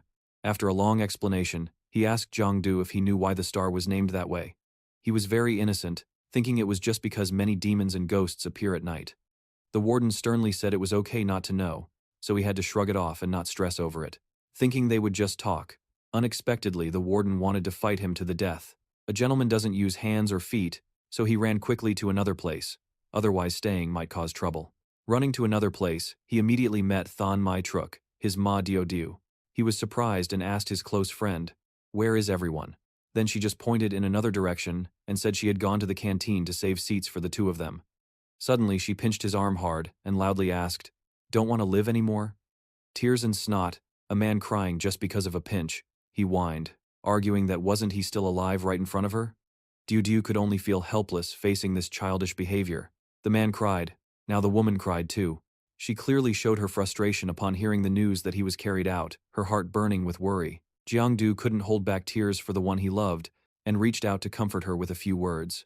Each tear fell onto his fingers. Diao, don't cry. No one wants to see their loved one shed a single tear. Just as she was touched, he suddenly did something funny. He put her tear-filled finger into his mouth. Not only that, he tasted the bitter and astringent tears. She stood beside him, astonished by the scene. Diao couldn't accept his unhygienic behavior and scolded him as if he were possessed by a demon, tasting someone's tears. When she couldn't argue back, she resorted to poetry, and he immediately switched to CEO mode, giving her a loving look and soothing her, saying he wanted to remember her scent. Not satisfied with the cheesiness, he hugged her tightly and recited a memorized script. No matter what happens later, he will protect her. He will always remember the bitter taste of her tears as motivation. Being comforted by her lover felt great. She threatened him that if he didn't do as he said, she would tell her father and the chief to punish him. He was a perceptive man, not perfect, but he immediately noticed, taking that as motivation. Being comforted by her lover was very satisfying. She threatened him that if he didn't do as he said, she would tell her father and the chief to have them punish him. He was a perceptive man, not perfect, but he immediately noticed. Her knee was scratched and she expressed concern. He advised her to go to the infirmary for a checkup. Diao then recalled what happened earlier. She heard gossip from the hit group, the daily drama about him being carried out. She didn't know how to describe it in words. Worried about him, she sprinted at full speed to find him. But unfortunately, she fell. The power of love is truly great. She blushed in embarrassment over that and made a big deal out of it. Bjorn Min said he was just training and only had minor scratches, nothing serious. Then he pushed him down to the canteen. Hearing her say she overtrained, he couldn't help but worry. He advised her to take care of herself. Their hands clasped together. The two of them walked on, fingers intertwined, heading to their destination. The youthful schoolyard scene was truly romantic. Beneath the high sky and tall buildings, a young couple happily held hands, chatting and joking together under the summer Sunday. She even demanded he treat her to chicken breast, potato snacks, and Coca-Cola. Half a month later, two figures played cat and mouse, chasing each other in the escape zone. Jiang was chasing the dry-boned mutant in front of him, trying to catch it, not letting it escape. He activated his demonic tendon power. He was determined to chase it down to its last breath. Finally, he used a marking move, engraving a dreamy purple magic circle on it. Then he leapt forward, aiming to ambush it from behind, giving it no chance to react. Possessing thunderous power, the mutant could only stand frozen, taking the punch flying straight to its head. Death had called its name, time to go. The monitoring room in the escape zone grew increasingly lively. They were still watching his every move, preventing illegal mutant killings. Announcement. Training session ended quickly and efficiently. In the resting room, he was drinking a sip of water. After exercising his limbs to stay fit, the instructor whined to discuss matters with him. Only half a month in, and he had already beaten mutants up and down. His strength was truly beyond normal evaluation. The instructor was suspicious, unsure if this kid was a natural genius or just getting stronger with every fight. Hearing the doubts about himself, he rebutted, saying everyone's physique is different and can't be generalized. Knowing his strength was excellent, the instructor asked if he wanted to go on a mission, from the real world to the shadow realm, to experience some thrill. Jiang feared revealing his belly fat. Going on missions would only be for fun killing mutants, not for food, so he firmly refused, saying it was a waste of time and effort. Suddenly, the instructor played his trump card, manipulating his psychology by saying if he went on missions, he could be exempt from staying in the training camp. Hearing such important information like a cat hearing about fish, he immediately put down the water bottle, determined to go. Such a good opportunity won't come twice for you. The next day, on a departing train, a group of students was lining up waiting, working on the mission with Yu and Inspector Tong. He didn't recognize any of these faces at all. The next day, on a departing train, a group of students was lining up waiting, working on the mission with Yu and Inspector Tong. He didn't recognize any of these faces at all. But luckily he saw a familiar red hair passing by him, so he exclaimed, "This senior looks very familiar." That girl took off her hat and introduced herself as Duong Tu. She teased him for having a goldfish brain. It took him 5 reminders to remember her name. Being teased by a girl is embarrassing, but many of us are embarrassed often. He quickly rubbed his head. Thonmin told himself that she wasn't wearing her nurse uniform, so he didn't recognize her. He took the chance to compliment her to win favor. Sure, she looks beautiful even in casual clothes. Hearing that, it was obvious he was flirting. Just then, the inspector called out. Everyone gathered to prepare for departure. Sitting in their seats, Uncle Tong explained at length about the shadow floor, saying there were signs of bloodline creatures active there. The enemies were level 2 and there would still be some level 1 creatures. Everyone was required to handle them. The completely degenerated and mutated enemies had bloodline abilities. Everyone united to contribute to this mission. The train compartment was empty. Even after half an hour passed, at this moment, Jiang Du brazenly fell asleep on the shoulder of the beauty Duong Tu, unaware that she was extremely annoyed. She didn't know what nonsense he had done last night, yet now he was sound asleep, oblivious to everything. His drool was dripping down onto her shirt, extremely disgusting. Luckily, the urging sound that they were approaching the destination made him snap out of his dream. Her expression darkened, as if preparing to settle scores with him. Feeling a bit embarrassed, he couldn't help but smile awkwardly at his uncontrollable sleeping behavior, drooling on someone's shirt. He handed her a tissue with a sincere apology. It turned out he was too tired from training last night, so he didn't get a full, proper sleep. She wanted to go crazy at his thoughtless act of offering a tissue. Laugh if you want, but she really wanted to slap him. Duong Tu showed her phone with the number of his childhood friend Diao Diao, threatening him not to dare come near. Watch out, or you'll be sleeping under the bridge tonight. After hearing that, he quietly kept quiet and dared not do anything else. Jiang Du was stunned. Oh my god, how did she get the authority of Diao Diao? Then he handed the tissue to Duong Tu with both hands. I already wiped the top for you. For the bottom, you'll have to do it yourself. Duong Tu embarrassedly said loudly, Shut up. At that moment, Tong Kan, An urged the two. Jiang Du, Duong Tu, get off the vehicle and go outside. Tong Kan, An instructed them. The detectors found bloodline creatures in this subzone. Everyone, don't get left behind. The mutated creatures are very ferocious. If I can't act in time, we'll be captured by the bloodline creatures and drained dry into dried husks. Duong Tu reassured, that won't happen. These mutated creatures are highly competitive now. When they catch prey, they don't drain them immediately. They play with them, slowly draining their prey. Then she smiled encouragingly at everyone. Exactly. So now is the time to test our school learning achievements. I will wear a camera to record everyone's performance. Keep it up. Jiang Du was worried at this moment. He thought the subzone was neither too big nor too small. Not too big, not too small. Which room on which floor would the bloodline creatures be in? Suddenly Tong Kan An looked at Jiang Du and smiled. It seemed this kid Jiang Du was very excited. Surely his hands had touched blood before. That kind of breath, I wouldn't mistake it. Tong Kan, and briefly thought. Level 1 to level 2 usually takes a year, meaning when Jiang Du was 16 years old, Lai Qiantuang had arranged for him to hunt mutated creatures on the shadow floor. That's really cruel. Isn't he afraid his body can't withstand the pollution? Although 7-year-olds at level 2 are rare, it's not impossible. Fuang Qiantuang entered level 2, with unparalleled combat power, much stronger than predecessors. It's unknown if Jiang Du can reach that level. At this moment, Jiang Du discovered the mutated creature and pointed it out to everyone. Tong Kan, An guessed that level 1 bloodline creatures had appeared, so surely the level 2 ones were nearby too. Jiang Du jumped onto the central hill to attack the mutated creature, but at that moment, behind him, another mutated creature attacked the sliding hill, causing him to be caught off guard. Jiang Du dodged the mutated creature's attacks step by step. Seeing the situation was critical, Tong Kan, An rushed in to save him and assigned level 2 to me and Jiang Du, the rest of level 1 to the 3 of you. Then Tong Kan, An looked at Duong Tu and instructed her. You are a medical student, not suited for fighting. Find a place and hide first. But at that moment, right behind Duong Tu, a mutant appeared and charged like an arrow. She immediately sensed it and unleashed her power, blocking its head with her hand, knocking it out in an instant and absorbing it. After dealing with the mutant, she put the red liquid into a test tube. Jiangdu was shocked and wondered to himself, "What? What? Where's my gentle nurse?" Seeing Jiangdu frozen like a statue, Duongtu asked what was wrong. Jiangdu stammered, have you eaten yet?" Hearing that, Duongtu suggested, "Then add another one." So another mutant was added and taken down by her. While Duongtu was absorbing, Jiangdu asked her, "What is your ability?" Duongtu answered, "A branch of the devourer." Jiangdu's eyes lit up excitedly and asked, "So anywhere can turn into tentacles?" Hearing that, Duongtu was helpless. Jiangdu's eyes showed a hint of greed as he reached out, his mind chaotic with excitement. Eagle catching rabbit, white serpent coiling around the pole, oh my god. Her ability was unusual, but very stimulating. He asked, "So can I touch it?"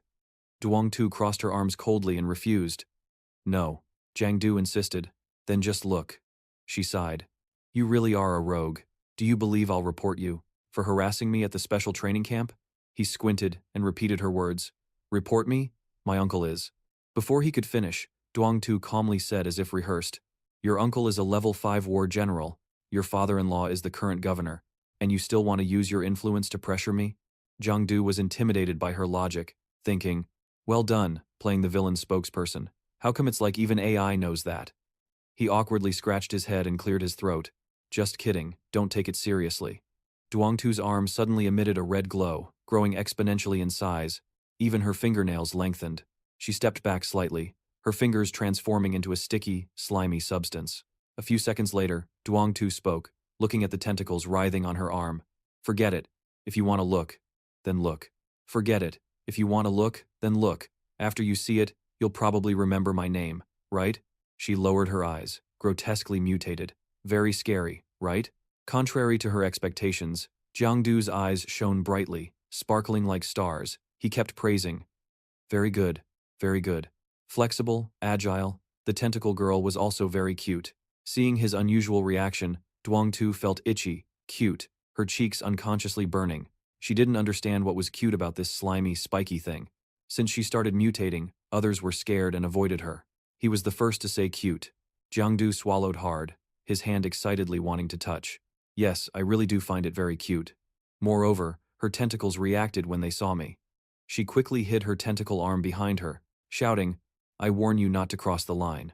The goodwill she had towards him until now was completely lost.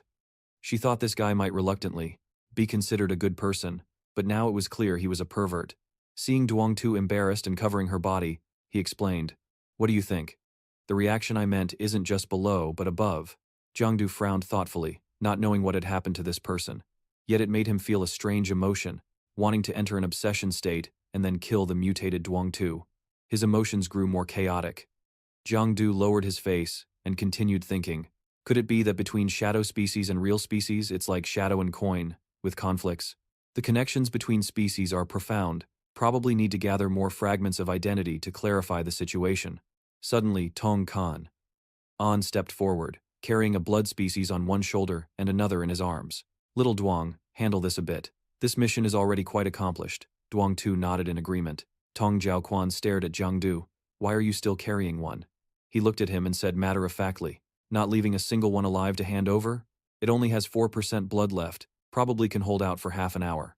Anyway, alive is better than dead." Tong Kan An sighed to relieve boredom. "Kid, have you been playing too many games? Still talking about 4% blood like you can see it. Throw it away. We should head back now." The bloodline clans are neatly arranged in one place, but the things these bloodline creatures encounter make people sigh. Opening a restaurant but provoking a scavenger, the shop was vandalized and even threatened. The owner couldn't think clearly and chose revenge. Degenerate mutants turned into bloodline creatures. The group looked into the distance, where the ruins glowed under the dazzling night. Revenge was taken, but countless innocent people were also affected. Jiangdu glanced under the faint moonlight, barely seeing a shadowy figure, but when he turned his head, the shadow had already vanished. Was it a mutant or a scavenger from over 100 meters away looking this way? Was it a coincidence that their eyes glanced here, or have they been watching all along? Tong Kan An spoke. "Anyway, ordinary people mostly get scared when facing superhumans. If there is a power placed before them, most people cannot refuse. Sometimes stepping forward one step is the abyss. Tong Jiaoguan's voice was gentle like the wind, bringing an indescribable sorrowful feeling.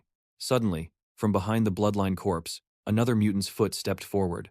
This mutant was probably the lover of that unfortunate bloodline creature, clearly female. She knelt beside it, crying painfully. From her fingertips, she brought a few drops of red blood to the mouth of the one lying below. With this posture, the female mutant must have been very hopeful. When she saw the other move slightly, groaning softly, her hollow eyes lit up.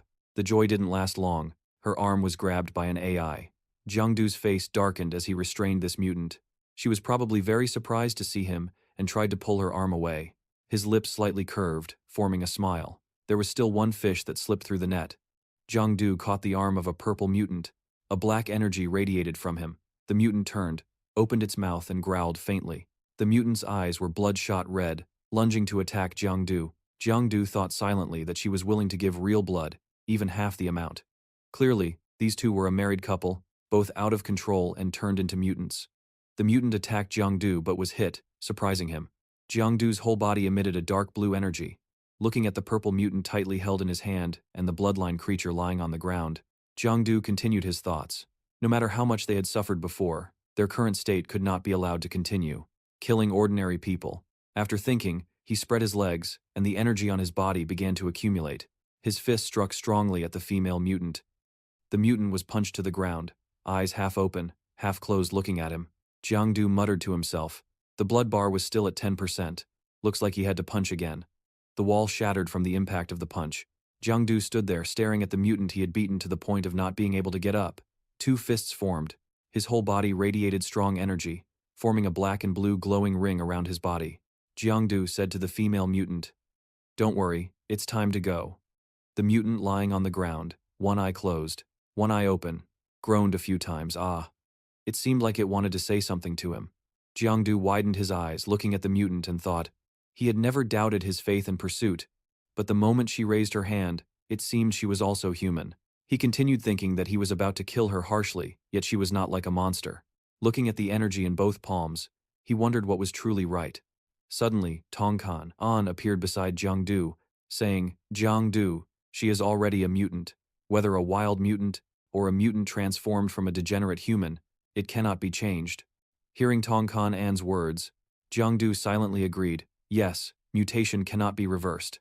He raised his hand to release energy to destroy the mutant. Tong An continued, "So there can be no mercy for mutants, otherwise humans will be in danger." After hearing this, Jiangdu continued with his own thoughts. But if in the future the mutant is Uncle Li, or Jiao Jiao, or even himself, looking at the energy at his feet, Jiangdu wondered what he should do. Tong An and Jiangdu entered the organization, chatting as they went. Captain Tong spoke, "You are officially certified as off-duty. From now on, you can use the scavenger identity to log into the organization's internal network and take night watch duties." Hearing that, Jiangdu immediately asked Captain Tong, "I'm an out-of-commission member. Does my uncle know about this?" Tong An replied, "This was decided by Commander Li Qian, ignoring everyone's opinions. He watched your combat video, so he wants to find some tasks for you to do." Jiangdu thought to himself, "The job is basically to send me everywhere to kill mutant species. Uncle Li, aren't you afraid that one day I might fail miserably?" But he had to think positively. This is a good opportunity to train myself, also a path to become openly strong. There were quite a few people in the main hall, some standing in front of a computer placed in the hall. Tong An leaned on the computer and said to Jiangdu, "All right, your information is logged in correctly." Commander Li Qian said, "If you want to freely enter and exit the special training camp, you must complete at least 3 missions per week." Upon hearing this, Jiangdu whispered loudly, "3 missions is way too many." Tong An laughed, "Why don't you try bargaining with Commander Li Qian yourself?" Jiangdu sighed and said resignedly, "Forget it." Then, the two walked out together. Tong and advised Jiangdu, "From now on, you will be running back and forth between the training camp and receiving missions at Van High. Sometimes you might encounter something that slips through the cracks, not on the shadow layer list. Trying to kill it can also count as a mission. Keep it up, I have high hopes for you." Upon reaching the door, they said goodbye. After crossing the street, Tong An turned back and said to Jiangdu, "I still have some business, so I'm heading back to the camp first, kid. You go have fun on your own." Then he waved and ran off. Jiangdu waved goodbye to Tong Goodbye, Uncle Tong. Watching Uncle Tong's figure run away, Jiang Du stood still, pondering why he felt this certificate was too easy to get. Wasn't Uncle Lai just looking for an excuse to trick him into doing free missions? Suddenly, a young man ran past, startling Jiang Du. The young man was on the phone. Hello, doctor. Is Hoa Ho's condition getting worse again? The young man spoke on the phone with a very serious expression. Okay, I just left the night watch post and used points to exchange for medicine, heading there immediately. Looking at the young man, Jiang Du suddenly recognized him. Wasn't that Dang Hua? But it had been over a month since they last met. Why did he look so haggard? Moreover, judging by his tone, it seemed he was facing some big trouble. Not good, no matter what. He's a brother who once followed me. I have to go check it out. I have to go see what's going on. At the hospital, golden sunlight shone brightly. The beeping of the heart monitor echoed intermittently. Tubes and blood bags were connected to a person. A little girl lay in the hospital bed, with a ventilator attached to her nose. Around her were tubes pinned all over her body. On her side was a blood bag. The girl lay in the hospital bed. Dang Hoa opened the suitcase in front of the doctor. Inside was a vial of medicine, red like blood. The doctor was startled upon seeing it and asked, "Where did you get this medicine?" Dang Hua quickly replied, "Doctor, just check if there's any problem." The doctor pointed toward the door and said to Dang Hoa, "This really is the latest blood source vial, but there's something I need to warn you about. Let's talk outside." Both went outside. Then the doctor frowned and said to Dang Hoa, "Your daughter's condition suddenly worsened, because the supernatural pollution in her body has become malignant. If we had gotten the blood source vial from 3 days ago, there might still have been a miracle. But now, it's hard to say." Lowering his head, Dang Hoa asked the doctor, "Doctor, please tell me, how much longer can Hoa Hoa hold on?" Lowering his head and closing his eyes, the doctor softly said, "About 1 month." Rubbing his chest, Dang Hua breathed a sigh of relief. "Phew, there's still time. Please prepare for the surgery, doctor." Jiang Du crawled up from the floor. He read the patient information board. Dang Hoa, 5 years old, hematopoietic syndrome. The patient information board hung at the head of the bed. Dang Hoa, 5 years old, hematopoietic syndrome. Looking at those words, Jiang Du thought to himself, what kind of disease is this? And what is the blood source vial they just mentioned? At that time, the blood will corrode the body like acid, then turn into a pile of sludge. Early detection, using blood source medicine tubes can still purify it, but most people diagnosed with this disease are already in the final stage. Looking at the information he just found, Jiang Du pondered. Dang Hoa is only 5 years old, and has always been in the real world, so how could he have this disease? He suddenly thought of something. Could it be related to the blood species sneaking into the real world that the news reported? Recently, in the flower garden downstairs, under the golden sunlight, Dang Hoa was making a phone call. The other party answered. Dang Hoa immediately asked everyone, "How many blood source medicine tubes are left?" Upon hearing the question, the other party began to babble. "Please, 1 tube costs 1 million. Moreover, the materials are rare. Switch to another method. We can produce blood source medicine tubes and of high quality. No need to waste time making them." Dang Hoa looked at the phone and shouted loudly, "I'm asking how many tubes are left." Hearing the loud shout, the other party replied, "Dang Hoa, you better know your place. Want blood source medicine tubes, right? Fine, come find me yourself. Fine, come find me yourself." Looking at the phone showing the call list, Dang Hoa said to himself, calming down, "Dad will definitely save you, don't be afraid." His face full of anger but also determination, his hand clenched into a fist. Dang Hoa resolved to save his daughter, even if he had to give up himself. Jiang Du hid behind a tree, behind Dang Hoa, witnessing everything. He thought, is he planning to get new blood source medicine tubes? Why do I have a bad feeling? The phone showed a call screen for Uncle Lai. The other end just picked up, Jiang Du said. "Uncle Lai, a friend's daughter of mine has blood solidification syndrome. Can blood source medicine tubes cure it?" Uncle Lai, smoking, said, "Not sure how old the patient is." Jiang Du answered, 5 years old, uncle. Lai continued, "Then the chances are almost zero. Children's pollution resistance is extremely weak. If detected early, maybe blood source medicine tubes can still be effective. But in the final stage, it's almost impossible to save." Suddenly a voice rang out. "Jiang Du." Jiang Du turned toward the voice. "Xiao Xiao." The girl with long green hair tied low on both sides, wearing black glasses, wearing a purple shirt, paired with a short brown skirt, along with a red tie. She held 2 cups of water, happily meeting Jiang Du. "Long time no see. Aren't you in the special training camp? Why are you back here?" Jiangdu held the phone in one hand and shivered with the other, replying to Xiao Xiao. Because I performed well, I was released early. What about you, not going to school today? Xiao Xiao then recounted. A few days ago, I was captured by a mutant. A night guard saved me. Now, he's seriously injured, so I came to visit him. Xiao Xiao's voice was playful. Just 1 month apart and you've changed a lot. Your aura is completely different.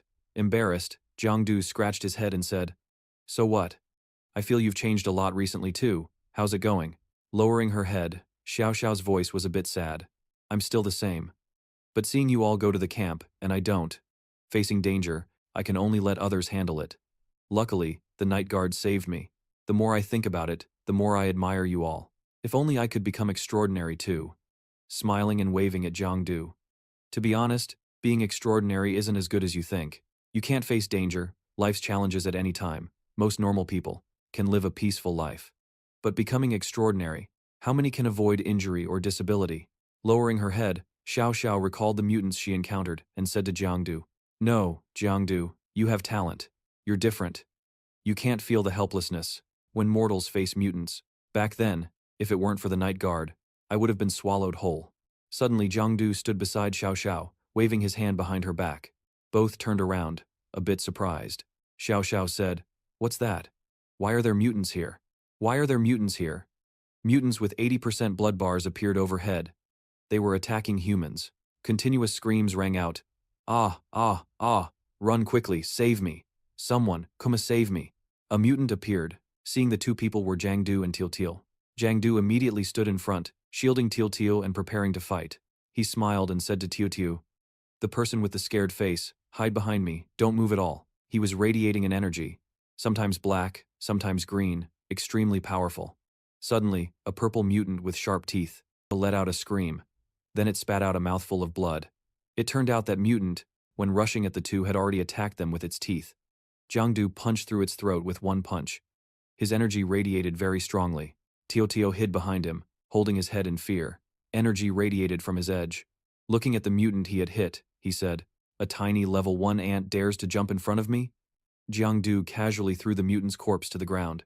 Teal next to him hugged his chest, scared.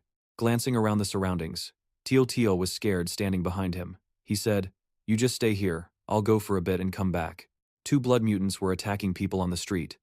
One jumped onto the roof of a car. One was chasing a person who was dragging their feet on the road. Everyone was terrified, running and shouting, Ah, ah, ah, help. A bald young man saw the blood mutant chasing near and shouted loudly, Don't, someone come save me. Jiangdu used his strength. He kicked the mutant's head hard. His voice was like the king of hell demanding a soul. Go die. The blood mutant was punched to the ground, dead. He jumped into the air. Jiangdu focused his strength, looking concentrated. One strike down onto the blood mutant on the car roof. He said, And you too, fall for me. He landed after attacking the blood mutant. Looking at the blood mutants he had just attacked, he thought silently. These 3 blood mutants are probably also caused by humans turning. Things had developed very abnormally. 1 or 2 people becoming depraved is normal, but several appearing consecutively is definitely not a coincidence. Jiangdu was startled when he saw Teal approaching. Teal, with a sad face, said to him, You see, ordinary people facing mutants are just that weak. Suddenly a scream rang out, making both of them turn their heads to look back. 3 men with extremely pained and terrified faces were kneeling on the ground. One said, I'm dizzy. Another was scared. Why are my hands red like this? My blood feels so hot. Around those men were red auras, surrounding an atmosphere that was both gloomy and eerie. Jiangdu immediately evacuated everyone. Others don't come near, scatter. He thought silently. It seems these people have been contaminated by blood mutants. I'm very good at killing mutants, but I know nothing about treating contamination. I can only notify the Night Watch organization at the end of the hospital. Facing Zhangzu, Teal spoke to him. You're really strong now. Thank you for saving me. Jiangdu smiled and replied to Teal. Old classmates, don't be so formal. You should go home quickly. Stock up on supplies. Don't go wandering outside. I have other things to do. We'll meet again later. Zhangzu nodded. Teal agreed. Zhangzu turned and ran off. Teal went in the opposite direction from him, turning back to look at the figure who just ran away. Teal silently said to Jiangdu in his heart, Thank you once again for showing me the strength of a superhuman. Although now I'm just a mortal body, I will look toward you all and help more people. The phone in his pocket rang, signaling a message. A message from Uncle Lee. Still alive? Jiangdu sent a reply. Afraid I can't let you retire in peace. Uncle Lee's reply message. It's okay, the Night Watch organization will take care of you. How good is your position there? You can't imagine. Seeing that, Jiangdu immediately typed a reply. Screen cable broke. Now I'm going to report you. Uncle Lee immediately made an unnecessary move and retracted the message. The system sent a notification. Uncle Lee retracted a message. Then, Uncle Lee sent another message. Blood, mutant, riot, near your place. Already sent people to handle it. If you're okay, then go back to the camp. After reading the message, Jiangdu smiled slyly, thinking, if that's the case, I have to take this opportunity to go to the underground floor. Scavenge a bit. Just now killing 3 blood mutants counted as completing 3 weekly missions. Now it's time to hunt freely. Hehe, the atmosphere is extremely gloomy. A red bloodline creature with 20% health is absorbing energy. After absorbing, the mutant's energy becomes stronger. A red aura is gradually gathering around it. Its health bar has increased to 40%. Suddenly, a blue light flashes straight at its face. A loud explosion sounds. The mutant is attacked by a large source of blue energy. The attack is so powerful that the mutant is thrown into the air. No one else but Jiangdu launched that attack. The image of Jiangdu with one hand absorbing the bloodline, the other arm like a sharp blade. He smiles secretly in his heart. Haha, I didn't expect a level 2 bloodline to be so strong that I could kill it in an instant. This feeling is truly refreshing. He suddenly realizes, wait, this absorption doesn't seem quite right. Looking at his arm transformed into something like a transparent, sharp blade, he wonders what this thing is. Jiangdu is surprised by his new transformation state, examining every part of his body, wondering what the heck this is. Not exactly scales, but his whole body seems embraced by darkness, wearing a mysterious black color. He wonders if it's some kind of spell or something unclean that was absorbed. He keeps searching Google to find out what this thing really is. The system immediately displays a bunch of knowledge about the shadow form for him, that this state not only reduces consumption, but also adds shadow points, increases his speed along with tremendous power, which can make opponents wary and reveal their weaknesses. Moreover, the system even asks him back whether this form will become stronger in the future, making his expression extremely annoyed. Probably because of his genius level or absorbing mutants, the system added a tricky question to mess with his mind. But anyway, this is the first time he's used the shadow form, so he wants to find a few test subjects. Find a few test subjects. Experiment with this power to see if it's fake or a scam, right away. Thinking of this, he quickly rushes to find targets. Everywhere he goes, he scatters golden dust throughout the space, letting the wind blow it far away. In the silent night, in that darkness, a rooster shines brightly, glowing with the golden red color of fire, sitting quietly, covering its body. It's such a bright color that even AI looking at it would be enchanted. The first person attracted by the golden rooster. This flower is not another AI. It's Jiangdu himself. The reason he's attracted is because he's too hungry and craving chicken soup. Suddenly seeing such a fat rooster, his heart can't help but harbor a wicked thought. His mind goes wild about catching the rooster, but suddenly he freezes. Earthquake. He wonders why there's an earthquake in the shadow realm. The golden rooster is sitting still. This really makes him suspicious. Could it be the cause? Thought it wasn't moving. But seconds later, the rooster runs faster than several exciter motorcycles. Stealing dogs, he tries to chase and catch it, but it seems to have left him far behind already. Yellow and blue lights play a game of chase in the night. A human shadow can't run as fast as a fat rooster. Suddenly he stops, his expression signaling something bad is about to happen. The golden light from the rooster radiates fiercely. It lights up the whole area where he's standing, forming a beautiful golden sphere, making a person feel small when standing before such great power. Not only emitting a halo, but that power also unleashes strong winds, strong enough to blow him away. But luckily he still manages to resist. From that light, things appear that shock him. Once again, blue energy spheres carrying thunder power. A red-skinned demon foot immersed in purple magic. Looking extremely terrifying. It manifests before his eyes. The purple Susanoo version, appearing one after another. A long line of towering skeleton monsters, stepping out from the energy spheres. Their aura can make people wary, but cautious with someone who has memorized all the knowledge, so he can know what these things are. Yet he seems more worried than needing to know. That whirl of magic is exactly the Shadow Realm's tidal eclipse. His attention is caught by something else. That thing responds. The ground right behind him with golden light like the rooster. He saw it earlier, but it doesn't feel right. Maybe it's something more horrifying. Stepping out from it is a golden dry skeleton, holding a hot golden weapon as well, just to be careful. Without greeting, it charges straight at him, demanding a fight. The fiery hand of hatred reaches out, determined to crush the person in front. Two great wills meet and dance their fists under the peaceful night. Jiangdu and that dry bone monster was dueling fiercely. It slashed forward, and he retreated step by step, minimizing damage to the lowest level. Otherwise, he might have been sent straight to meet his ancestors. Not sure how he dodged, but he was cornered, forced to press against a nearby compact car. The golden magic power kept advancing. It raised its sword, intending to send him to the afterlife. Its eyes glowed red, showing malice. He immediately activated observation hack, leapt up. The monster successfully avoided one sword strike. Jiangdu jumped behind, using a shadow strike to ambush, attacking it from behind. And it had no idea. It got hit and screamed in pain. A critical strike hit right on the nape, but still no harm done. It turned out it only lost 7% of its power.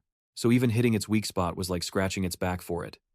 This dry bone monster had surpassed BA rank, and its defense ability was extraordinary. He activated his skill, attacking continuously until bones shattered and flesh was torn. The consecutive strikes targeted its weak points. After accumulating enough hits, it was time. Initiate the slaughter, the dry bone monster. It could only stand still and take the hits. Unable to strike back even once, Jiangdu curled his lips in disdain. A mediocre rank fighting a master. The outcome could only be death.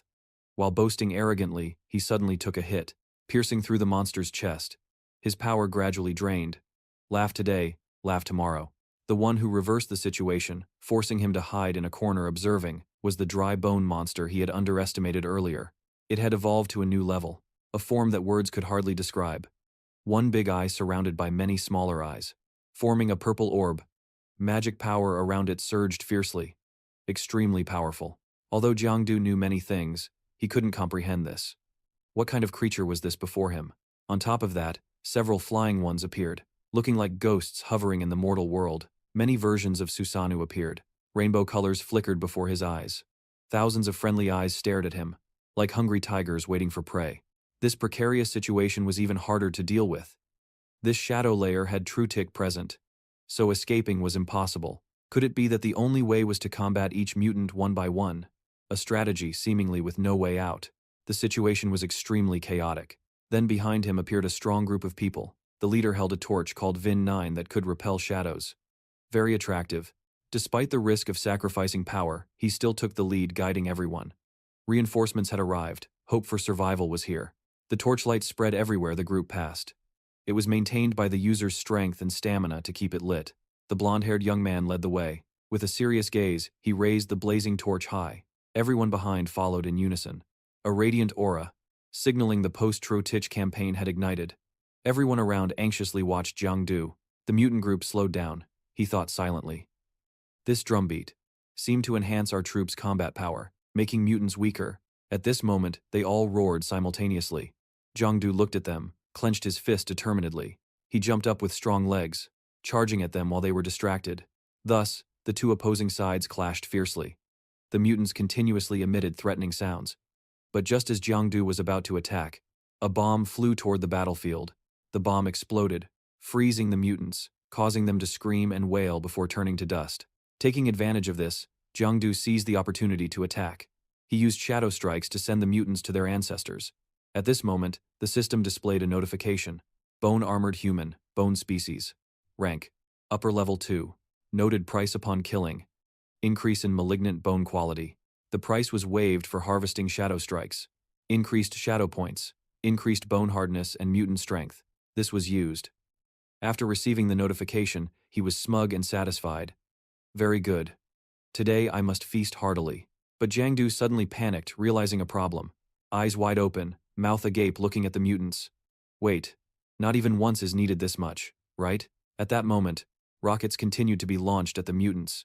Jiangdu exclaimed, "Oh my god, the long-range firepower is too strong." In another battle formation, powerful strikes were concentrated on mutants. They tried to resist. The people delivering those strikes appeared human. They sighed in acknowledgement, then immediately returned to fierce combat mode. All three focused their attacks on the mutant. At this moment, the two had managed to hold the mutant back from causing havoc again. One of them swung a deadly blow at it and shouted, "Ah!" The attack was so strong that the mutant's head flew off. Meanwhile, two men stood before a fortress, exchanging something. Suddenly, the cannon fired a massive amount of ammunition. On the other side, 3 mutants were still screaming as if they wanted to devour them alive. Suddenly, a light enveloped all the cannonballs, causing the mutants to painfully retreat. Immediately, the spear commander ordered a pursuit. Quickly! They had come to subdue these ugly and cruel creatures. At this moment, Jiangdu stood aside, watching the mutants slowly losing blood. He thought to himself, "Oh man, these guys are almost out of blood before I even made a move." Then he ran over, his eyes shining brightly with excitement. If I don't scavenge now, I'd be cheating myself. Truly the most opportunistic young man of the year. He quickly rushed in, defeating all the monsters blocking his way. The 2 men saw him running over and were confused. Whose subordinate is that?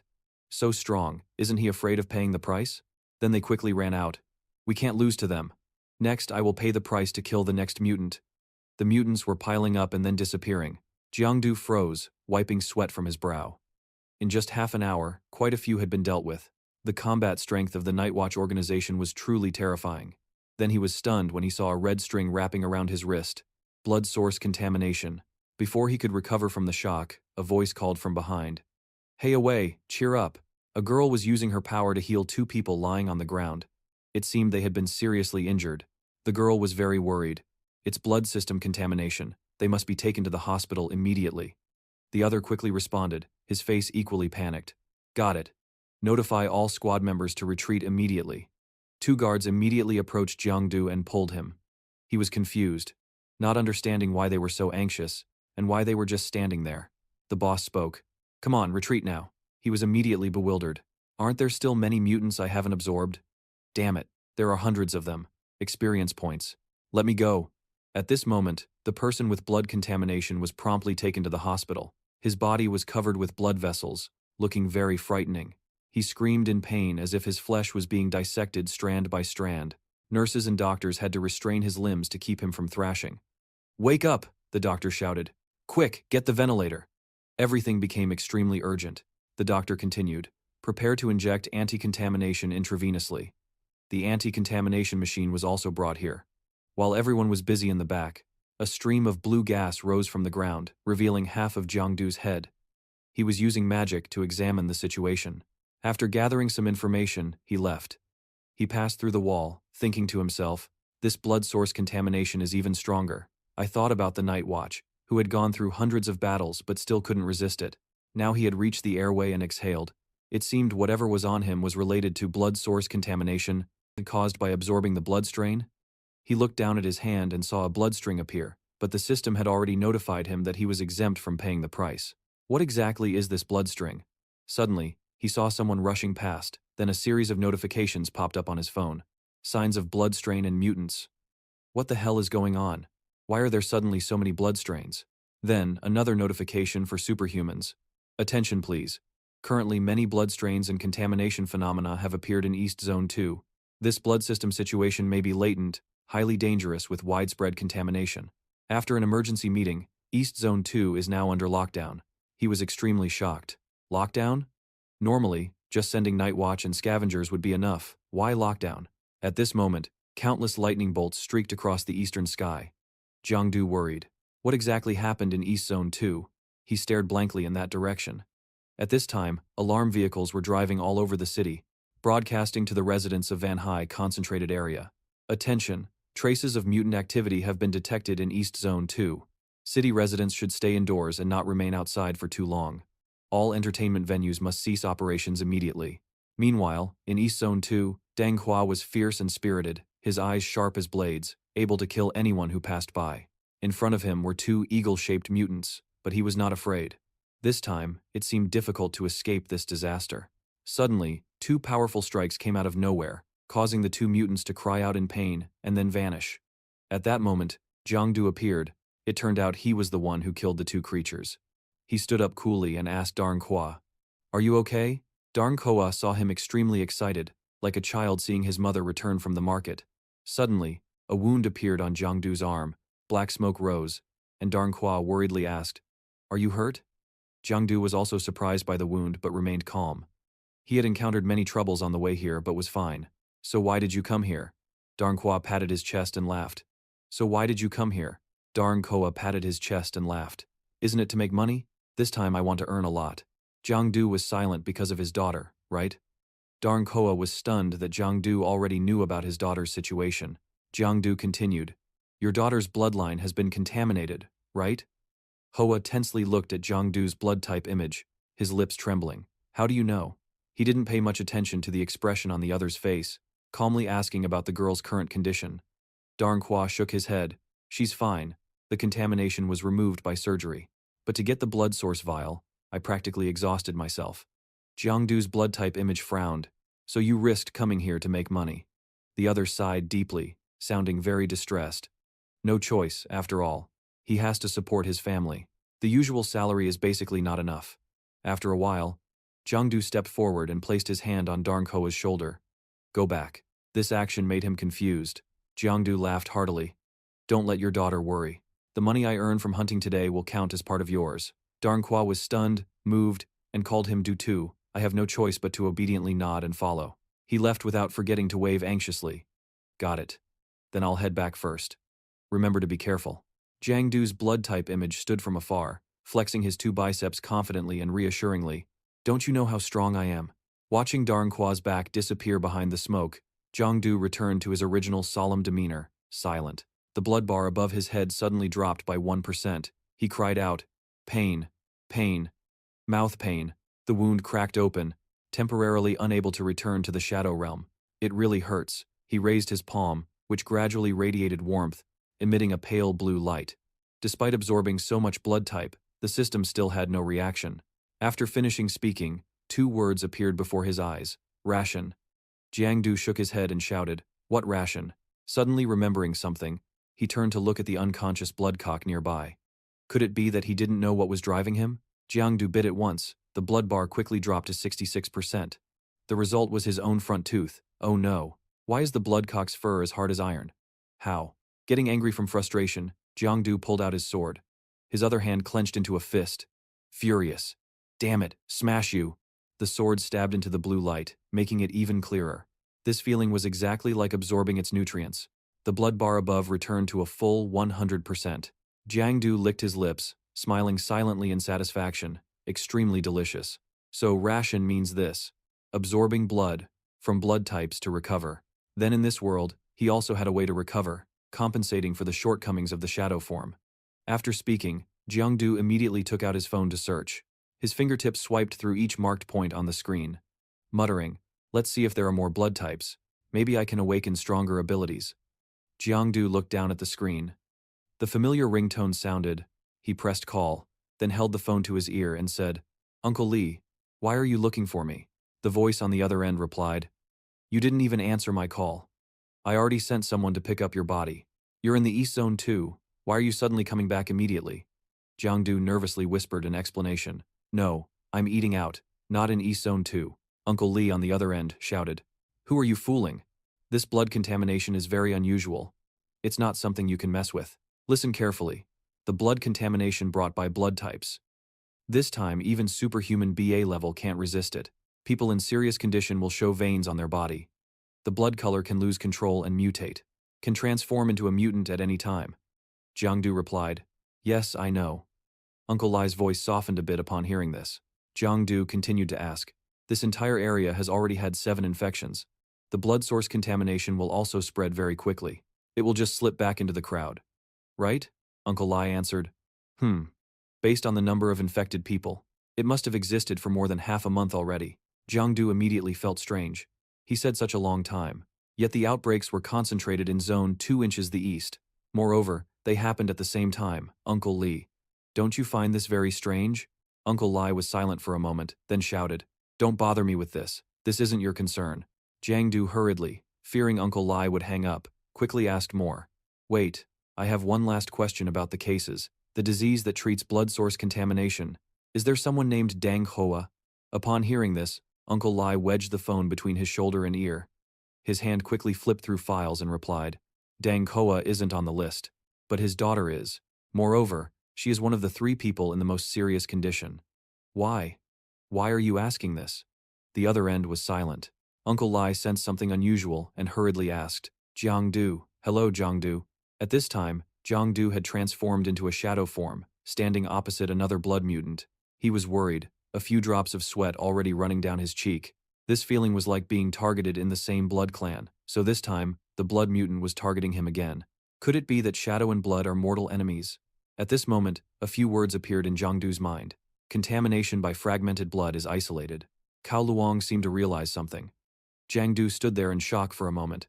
Jiangdu, looking down from the central hill at the three blood mutants below, he was surprised, pondering the blood vein isolation mark of Cao Luong. Could blood mutants be food for shadow? In the depths, a blood mutant, with a blazing red body and sharp crab-like claws, struck quickly, like lightning toward him. Jiangdu hovered, quickly dodged to one side, avoiding its sudden attack. Its strike hit the road, cracking the pavement.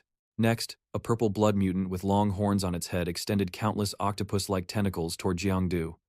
Its attack startled him, immediately restrained the tentacles, pinned them to the ground. Indeed, 3 against 1 is not a fair fight. He seemed to liquefy half his body and quickly slipped away. A hero does not suffer losses in front of his eyes. Lure them away first, then take them down one by one. The 3 blood mutants chased after Jiangdu's departing direction. However, his next action stunned them. He leaped back toward them, landing on one hand. He leaped back toward them, landing on one hand. But when he turned around, 2 masked people appeared. They had blue star symbols on their foreheads. They aimed guns at him, forcing him to raise his hands to cover his head, fearfully saying, "My people, don't shoot." 2 gunshots rang out, but no pain came. Jiangdu cautiously opened his eyes to assess the situation. He discovered the bullets were heading toward 2 mutants behind him. Another person suddenly appeared, right hand. He was holding a heavy gun. The other hand pointed at Jiangdu, asking, "Are you okay?" Behind him was an army of more than 100 people. They were raising guns forward, ready to fight. He looked surprised at the person in front of him. It was the level 4 night guard. Unexpectedly, this time the regular army had arrived. The mutants that had just aggressively chased Jiangdu were now shot in the head and killed. Truly, times have changed with the mentality. After finishing, they dusted themselves off and left. He shrugged carelessly, shaking his head tiredly, and said, "Let's shower and sleep." Now it's no longer his problem. Tanks fired at the mutants, causing them to scatter everywhere in the air. Bullets continuously rained down, not allowing any mutant a chance to escape. When the battle ended, everywhere was rubble, smoke rising thickly from buildings. An announcement echoed throughout the city. "Residents, please rest assured, the mutants have been dealt with. Zone 2 East Van Hai is safe. Please remain calm, do not panic excessively." At Van Hai University Library, a notebook was placed on the table, slightly confused. An AI voice spoke. Vu finally found it. Jiangdu opened the book and said, "This time, I must clarify the relationship between the mutants and Tham Uyen to see exactly how many mortal enemies Shadow has." The book wrote, "Tham Uyen is a different dimension from our Lamtin. Its social structure and races are all extremely special existences. The author himself has read a lot of materials and combined experiences, personally went into the abyss, and then wrote this book, simply describing the composition of creatures in the abyss." Lai Tuan Quang. Jiangdu asked himself, "This book was written by Uncle Lai." Then there was an image of a person afraid of something, in a place full of scary green colors. Suddenly it reminded me of the saying, "If you're scared, go back." He continued reading. "The abyss is not without a sun. On the contrary, there are 3 suns in the sky. In the abyss, there is thick pollution everywhere, superhumans below level 3 or with willpower below level 4. Entering means death is not far away." Then there was an image of different species confronting each other. Once again, Jiangdu continued reading. "The species living here gradually form relationships, generating species based on bloodline rank. Each species is a large tribe, and many relationships exist between tribes such as dependence, alliance, and mortal enemies." After reading, Jiangdu immediately understood something, his eyes wide open and mouth agape. He said happily, "So there are alliances among the different species. Maybe the Shadow also has some." He flipped to the next page. The image showed another different species, knowing the upper-level species in the abyss can be extremely large in size, usually without special abilities. Just relying on their body is enough to wreak havoc on heaven and earth. The young ones can reach the height of 3 to 5 floors. The number is extremely small. Because of their size, it is very difficult to slip through cracks to reach the blue star. After reading, he said, "If this really comes to the present world, I'm afraid only my car can deal with it." At this moment, he was reading and flipped to the next page. Suddenly his eyes changed slightly. It turned out to be an image of a group of beautiful girls. He said sincerely, Uncle Lai must have made a mistake here, right? Why are there a few beautiful women among the different species in the book? What does it mean? Then the book wrote that the demon species, the middle-level species in the abyss, survive based on magical or innate abilities. Their combat strength is quite weak. In terms of fighting ability, they might not even compare to some lower-level species. The demon species are humanoid, with high intelligence. They can sneak into society through some tricks. Humans approach high-ranking figures.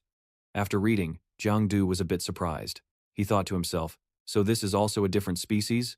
Disguised to sneak into the upper levels. This species is really dangerous. But just after thinking that, blood started to flow from his nose.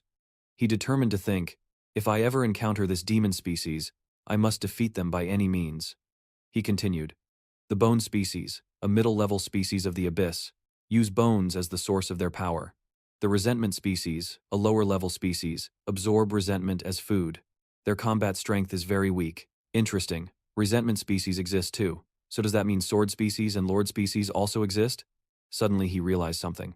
The book wrote that the shadow species, also called shadow demon species, are the highest-level species in the abyss, with prospects to become one of the 3 strongest species in the abyss, along with the ancient demon species and soul demon species. But the image was missing on the page. At this point, the page wrote that compared to other species, the shadow species develop many other tribes, making them their subordinates, practicing class domination, similar to human society. He picked up the book and continued reading. Oh my. So the shadow species are existences, like demon lords in the abyss. I thought this species was just good at being assassins and ambush attackers. The book wrote so, but for some reason, the shadow species collapsed in just one night. According to the author's understanding, the shadow species regarded their subordinates as targets for indiscriminate slaughter, causing them to disband. Under such oppressive rule for a long time, sooner or later, there would be a possibility of different species allying to overthrow the tyrannical shadow species. He threw the book down on the table, feeling regretful. Suddenly his face trembled slightly, mixed with fear and worry. He said, no way? If that's true, then the shadow species have no allies in the abyss at all. At this moment, images of 3 different species appeared, full of danger and menace, looking very stylish. He couldn't believe it and said, all mortal enemies. Inside the library, Jiang Du sat with crossed arms, sighed, and thought. Those 2 shadows made trouble back then, and now they're paying it all on me. Really unlucky. But the fact that they're targeting me also proves they still fear me. Afraid that one day I will grow up, Jiang Du thought while nodding. In Jiang Du's mind, appeared the image of himself grown up, becoming a king. He said, maybe there will be a day when I can be like those pictures. Long ago, as soon as I appeared, I was the returning king. Suddenly Jiang Du laughed out loud. Speaking of that time, I will wipe out Tham Uyen and make those demons my servants. Just thinking about it is exciting. Ha ha ha. People around were startled looking at Jiang Du. While laughing, suddenly a hand placed on his shoulder. A classmate in the library said, don't speak loudly. Jiang Du was startled, looked back, and stopped mid-sentence. Sorry, Teacher To. Teacher To smiled at him. Haha, you really are like your Uncle Lee. Sometimes you just laugh foolishly by yourself. Jiang Du stood up and asked Teacher To, you know Uncle Lee? Teacher To whispered, keep it down, Uncle Lee. He was my student before. Jiang Du said, is that so? Then Teacher To can be considered an acquaintance of mine. That means it's related to proper manners. And what you said last time. Before he finished, Teacher To interrupted. No rush. Wait until you reach BA level. You'll understand. Jiang Du asked further. So how do I reach BA level? There's no trick. Teacher To looked at him with an expression and said, I once said, fear isn't necessarily a bad thing. On the contrary, the more the better. Because it's the process of condensing extraordinary power. It's also a necessary condition to reach BA level. Teacher continued. If after BA level you still feel fear, your will dissolves and the power in your chest disappears. After that, it becomes even harder to take another step forward. Jiang Du listened to Teacher To and pondered, feeling fear inside. Then it's over. People born without fear like me, and with distorted thoughts about heterospecies, aren't they doomed to never reach BA level? While thinking, Teacher To said, all right, don't overthink it. If you have any problems later, you can come find me anytime. He was startled and said, yes, thank you, Teacher To. While walking, Teacher To suddenly stopped and said, ah, right. Teacher To turned back and said, reminding, you for a moment. At the end of the month, the special training camp has a test. Prepare carefully. Jiang Du was stunned and said, huh? The test at the end of this month? He shouted, oh my god, isn't that just the other day? On test day, there were two proctors standing on the podium in the classroom, with a few students scattered below. Jiang Du helplessly put his hand on his head thinking, not afraid. Although I'm bad at math, literature, and foreign languages, my knowledge about the extraordinary is not lacking. The bell rang to start the test. Jiang Du slowly took the test paper and looked, eyes wide with surprise.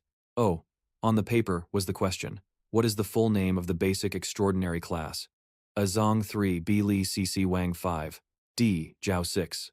Jiang Du looked at the question, clenched his pen and said loudly, "What the hell is this?" Jiang Du rubbed his head thinking, although this question gives points, I really don't remember the names of those teachers. Forget it, I'll leave this blank. Moving to the next question. Looking at the questions, they were very strange. He frowned, seemingly still clueless. Next question. Jiang Du tried to understand question 3, which asked, what laws must extraordinary people comply with? When reading this, he was somewhat confused. Then he read the next question, number 4. What are the emergency treatments after killing a heterospecies? Jiang Du became even more bewildered. By question 5, he started rubbing his head. What weapons do extraordinary people usually use? What are they? At this question, he could only clasp his hands and pray. Tears rolled down his cheeks. Jiang Du painfully thought, forget it, whatever will be, will be. Then Jiang Du switched to the essay question which said, you are inside a house. Suddenly, there is a loud knocking outside. You observe that outside, there is a level 1 mid-grade heterospecies. You don't know if it has detected you or not. Relating to yourself, what do you think is the best way to handle this? Question 2. When first entering the extraordinary world, level 1 is just the process of adapting to powers, and everyone's powers are different, and many people have no powers at all. Relate to yourself and describe what kind of power training is most suitable for you. Power training. Question 3 also relates to yourself with the content. An unavoidable thing when becoming an extraordinary person is contact with heterospecies and their pollution. How do you think you can avoid pollution or reduce the damage of pollution to your body? One by one, Jiang Du carefully read the 3 essay questions. His eyes lit up like stars, happily saying, these questions are all practical life experiences. I'm good at this. Jiang Du quickly wrote on the paper. Confidently doing the test, he thought, there's still the last essay question, oh man. This prompt really seems made for me. The sun shines on the tall building. Jiang Du happily stepped out of the exam room. He confidently brushed his hair back. 6 Diao Diao looked at Jiang Du like that and said, judging by your appearance, it seems like this is the NDT-0 test. He immediately replied, of course, I won't say I got a high score, but this time I'm sure I can pass. 6 Diao Diao then said, keep dreaming. Every time after the test you feel great, but when the results come out, it's always terrible. Hearing her say that, he quickly turned to look at her. What's that supposed to mean? Regarding killing heterospecies, I have some insights. This time there definitely won't be any problems. 6 Diao Diao looked at Jiang Du's confident attitude and softened her tone. I guess I really underestimated you. Then she looked away, brushed her hair and continued. By the way, did you meet Tiu Tiu when you went back to Van Hai? He answered. Yeah. She talked to you?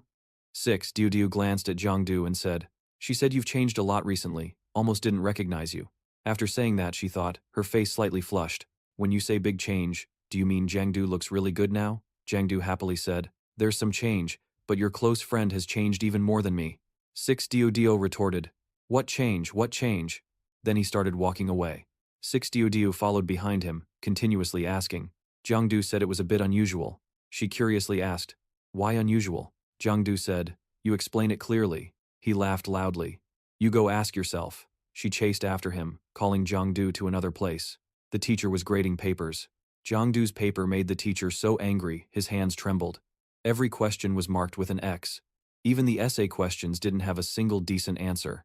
The answers to the 3 essay questions were, open the door, directly start it down, killing heterospecies gradually becoming stronger when hunting, not becoming a masterpiece. Then the teacher said, just randomly choosing all C answers, fine then.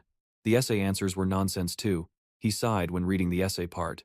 Reading his paper made the teacher so angry he trembled, grinding his teeth. He said, even though. Tong Kan. An sat angrily with crossed arms looking at Jiang Du. He was still smiling, looking at him like a fool. Tong Kan. An reached his limit and shouted, do you know why I called you here? Jiang Du smiled foolishly and asked, why? Tong Kan. An angrily slammed his hand on the table, slamming it right in front of Jiang Du. He also stood up straight. His fierce face looked at him and said loudly, You actually dared to write the truth? What nonsense is this? What if someone else sees it? You don't know the theory at all. And your essay answers are terrible too. Jiangdu was embarrassed, scratching his head and started to defend himself. But I'm telling the truth. I'm already in middle school. How did Jiangdu lean back? His expression made others even more annoyed, saying, seeing heterospecies, of course you rush straight at them. Tongkan. An frowned, his face grimacing, and said, so you think that once you're in middle school, you don't need to learn this theory anymore, right? To deal with heterobeasts, you just need strength? Is that right? Jiangdu smiled and replied, theoretical knowledge ultimately must be applied in practice. So real combat is still the most important. After hearing that, Tongkan, An rushed over. He knelt one knee on the table, clenched his fist facing Jiangdu, as if Jiangdu might get killed any moment. But at that moment, Tongkan, An just smiled and said, then if you value real combat so much, let's do a real combat test. Let's see. Jiangdu anxiously looked at Tongkan An. Ah, you're not planning to beat me up, right? Tongkan. An turned and waved his hand, telling Jiangdu to follow. Don't worry, it's not me. Jiangdu was still a bit worried. A few drops of sweat ran down his forehead. He asked, then who is it? Tongkan. An just smiled. You'll find out when we get there. Tongkan. An took Jiangdu to another place. As soon as they arrived, Jiangdu felt a strange pressure in this unfamiliar place. He asked, where is this place?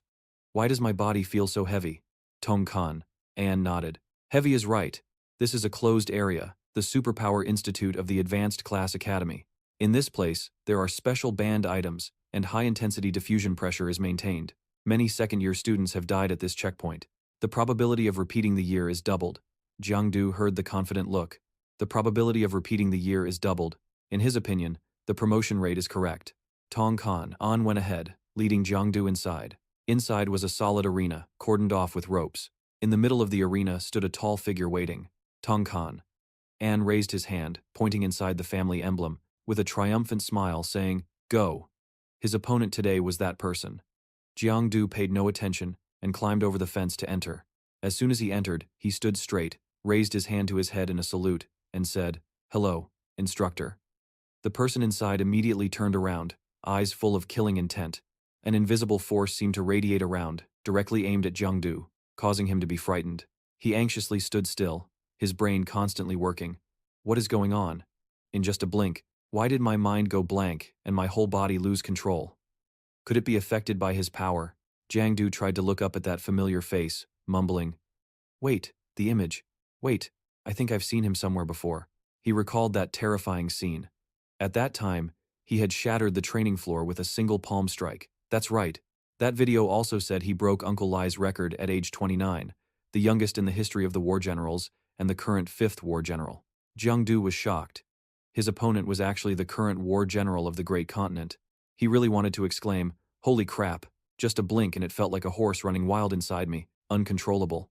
Facing Jiangdu's anxiety, Fuang Huangduang was calm instead. If they really fought, Jiangdu just thought this, his sharp instincts sensed danger, and his body was about to fail. He immediately took a stance to block a powerful kick from Fuang Huangduang, but due to the power difference, he was still heavily affected. His chest ached sharply. He gritted his teeth to keep the blood from spitting out, and was pushed backward. This time Fuang Huangduang struck with his hand, and Jiangdu struggled to dodge continuously. After a while, Fuang Huangduang stopped. Jiangdu wiped the blood from his nose, thinking, oh crap, no greeting, just went straight to fighting. If he hadn't dodged that last strike, he'd probably be in the hospital for a month now. Yet his body became even more excited, and it was very stimulating just now. He immediately activated his battle mode, ready to fight. To fight a war general of the great continent, this opportunity is something you can only encounter, not ask for. Fuang Huangduang continued to throw punches. This time Jiangdu nimbly dodged, circling behind Fuang Huangduang to attack, but this trick was too weak. Fuang Huangduang coldly looked on as Jiangdu's face was directly struck on the cheek. Something was wrong. Jiangdu dodged while trying to analyze what he could do. Although fast and strong, his moves were very simple. Fuang Huangduang frowned, seeing Jiangdu still dodging. His eyes turned pitch black, pupils flashing red and white. Jiangdu noticed the change, just as he was distracted. Fuang Huangduang struck his head. Blood immediately spurted out. Tongkan, An worriedly shouted, Jiangdu. Jiangdu used both hands to block one of Fuang Huangduang's hands. He said politely, Don't worry, I won't die. I've found a way. Actually, he was okay, but barely. At least fate was still on his side. The red flame and blue lightning emitted from the two, intertwined, creating an oppressive atmosphere. Suddenly, Fuang Huang Duang spoke. Looks like level 1 power can't do anything to you. Jiang Du still stood his ground. What, level 1? Well, you could say you have the ability to experience the feeling of almost dying. Damn it again, Fuang Huang Duang said with a dark face. Then try level 2. When his arm touched Jiang Du's shoulder, he felt as if a huge force was pressing down on his shoulder. At this moment, he helplessly knelt under him, unable to speak, only frantically thinking. Too heavy. Such a skinny guy had astonishing strength, and he seemed not to be using his full power. It seems he wasn't bluffing. Previously, he really was only using level 1 strength. While Jiang Du was thinking, Zhao Quan quickly kicked him aside, crashing him into the wall and creating a large hole. Song Kan An worriedly said, "You stepped in. He really has no mercy at all. What if you accidentally kill him?" Zhao Quan sneered. I held back. It's just that he's too weak. I heard a genius appeared, who had comprehended the entry level before turning 18, so I came to check it out. Looks like I set my expectations too high. Song Kan An shrugged and shook his head, saying, "You can't use your standards to judge him. This kid's talent, although NDT 0, still needs time to be honed." Zhao Quan turned his back and said, "Then you just take your time honing him." Song Kan An chased after him. "Leaving so soon?" Zhao Quan said, "Just waiting to visit an old acquaintance. At the latest, I'll be back in Bukdo the day before yesterday. As for that little genius, don't hold too much hope." Zhao Quan waved and walked away. Jiang Du behind had now transformed into a shadow form. Song Kan An saw this and loudly called out to Jiang Du, but Jiang Du didn't listen. He lowered his voice and said, "If you want me to study, fine, but you have to take a punch from me first." Then he dashed forward like an arrow, punching Zhao Quan hard. Zhao Quan was not in a hurry, and as Jiang Du approached, he placed one hand on his back and then smoothly sat on his back. Jiang Du sat below helplessly, shouting, "Damn it again. I can't believe I can't beat you." Zhao Quan laughed at Jiang Du. "NDT 0, do you want to come to Bukdo with me?" Hearing this, Jiang Du stopped struggling and looked at him in surprise. Fuang Huang Duang grabbed Jiang Du's hand to help him up. He looked at Fuang Huang Duang puzzled and asked, "Go to Bukdo." Seeing his hesitation, the young general slowly explained, "You're about to enter university. Bukdo, Lamdong, and Trungduang are all suitable choices for NDT 0. I just got assigned to Bukdo, so I can take care of you." Hearing this, a series of doubts appeared in his mind, making Jiang Du confused. He thought to himself, "We just met for the first time. We're neither close nor familiar. Using connections like that is too casual." At this moment, Fuang was gradually recalling childhood memories. The scene of him falling down the cliff below. Tham Uyen was a murky demon eye, excitedly watching its prey in trouble. But luckily, he was firmly grabbed by General Li's hand. Returning to the present, Fuang smiled softly, reminiscing. "I was once a student of General Li. 7 years ago, I almost fell into Tham Uyen because I was abnormally infected. All my powers, luckily General Li pulled me back."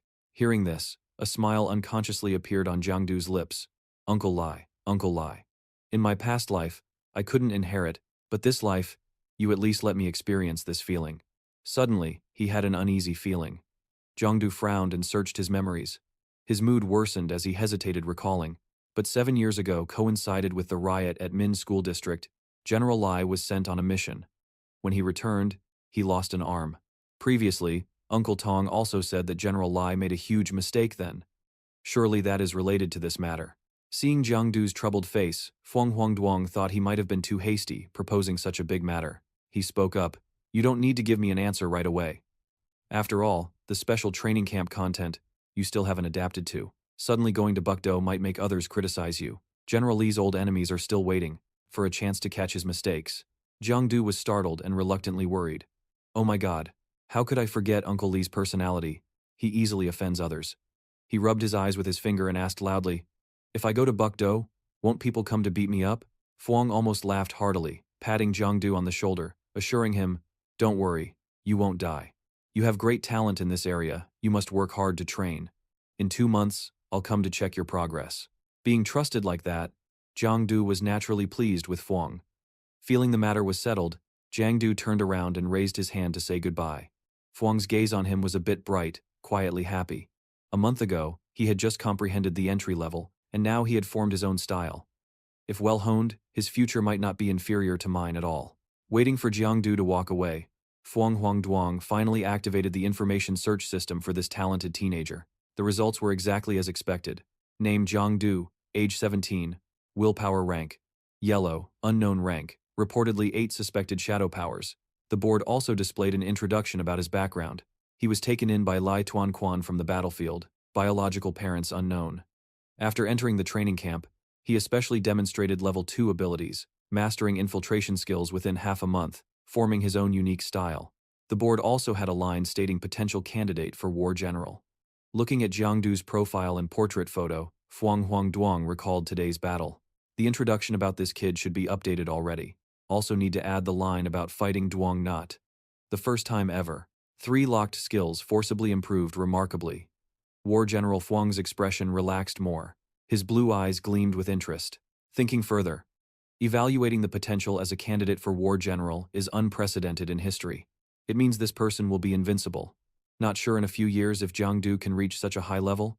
Meanwhile, in the hallway, Jiangdu walked casually with hands in his pockets. He silently evaluated. Fuang's personality is really good, gentle, polite. Just that when fighting, he's too fierce. He recalled today and continued thinking. A young war general in growth phase. Holding onto this thigh means fewer detours. If there could be another war general as a senior sister, even better. Just as the thought ended, the phone rang once. Jiangdu looked at the notification and was stunned. It seemed to be Duong Tu. On the screen was a message sent from a red-haired girl, short, shoulder-length hair. The content was about materials taken from the body. The blood strain from last time was made into a blood fee medicine tube. After use, it burns the blood in the body, then guides the stance. Helps the user better comprehend the stance. Want to try? The other side also sent a photo of the girl wearing a one-piece dress, a pale, purple, tight collar, clearly showing curves. Soft, hot. Her right hand was holding a tube, containing a charcoal-colored liquid. Jiangdu felt triumphant inside, laughing loudly. His face flushed with joy. His eyes seemed to pierce through the screen, flying straight to Duong Tu's place. Oh my! This might not cost money. Could he also try it? The scene changed to a sunlit building. The red cross of the health department shone even brighter because of it. The door was flung wide open. Jiangdu excitedly rushed into the room, still shouting loudly. What medicine to drink? Want to try? In the research room, Duong Tu was still doing something. Startled, Jiangdu glanced at her and asked, "Why did you lock the door?" Duong Tu held a thermometer stick, impatiently reminded. "Stay put. Let me." Jiangdu covered his crotch with both hands, pretending to obey. "Yes, sister."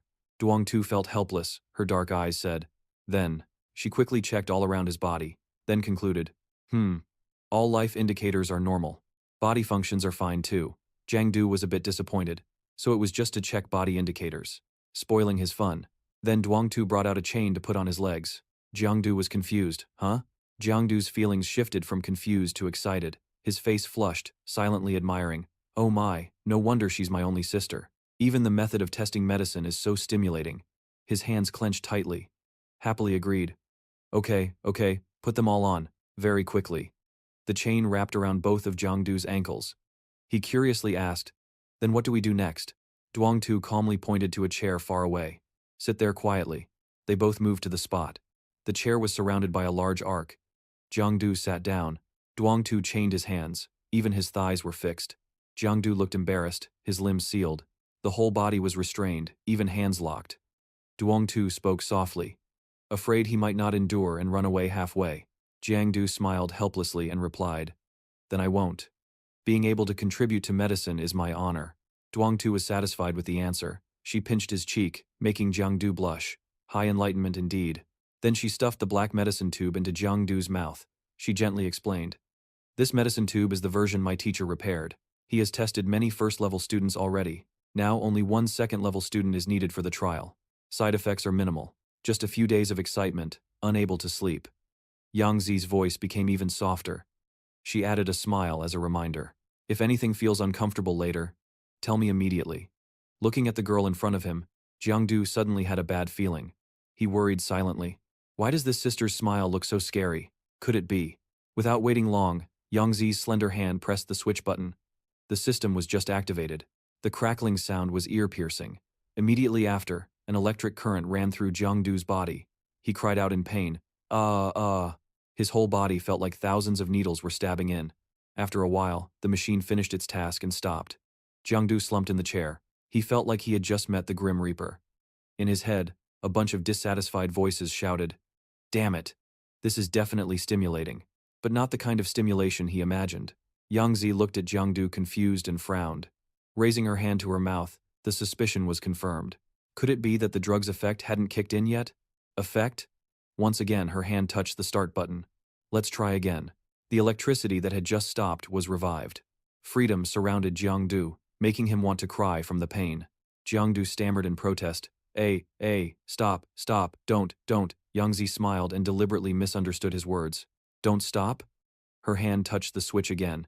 It's quite potent, so I'll fulfill your wish.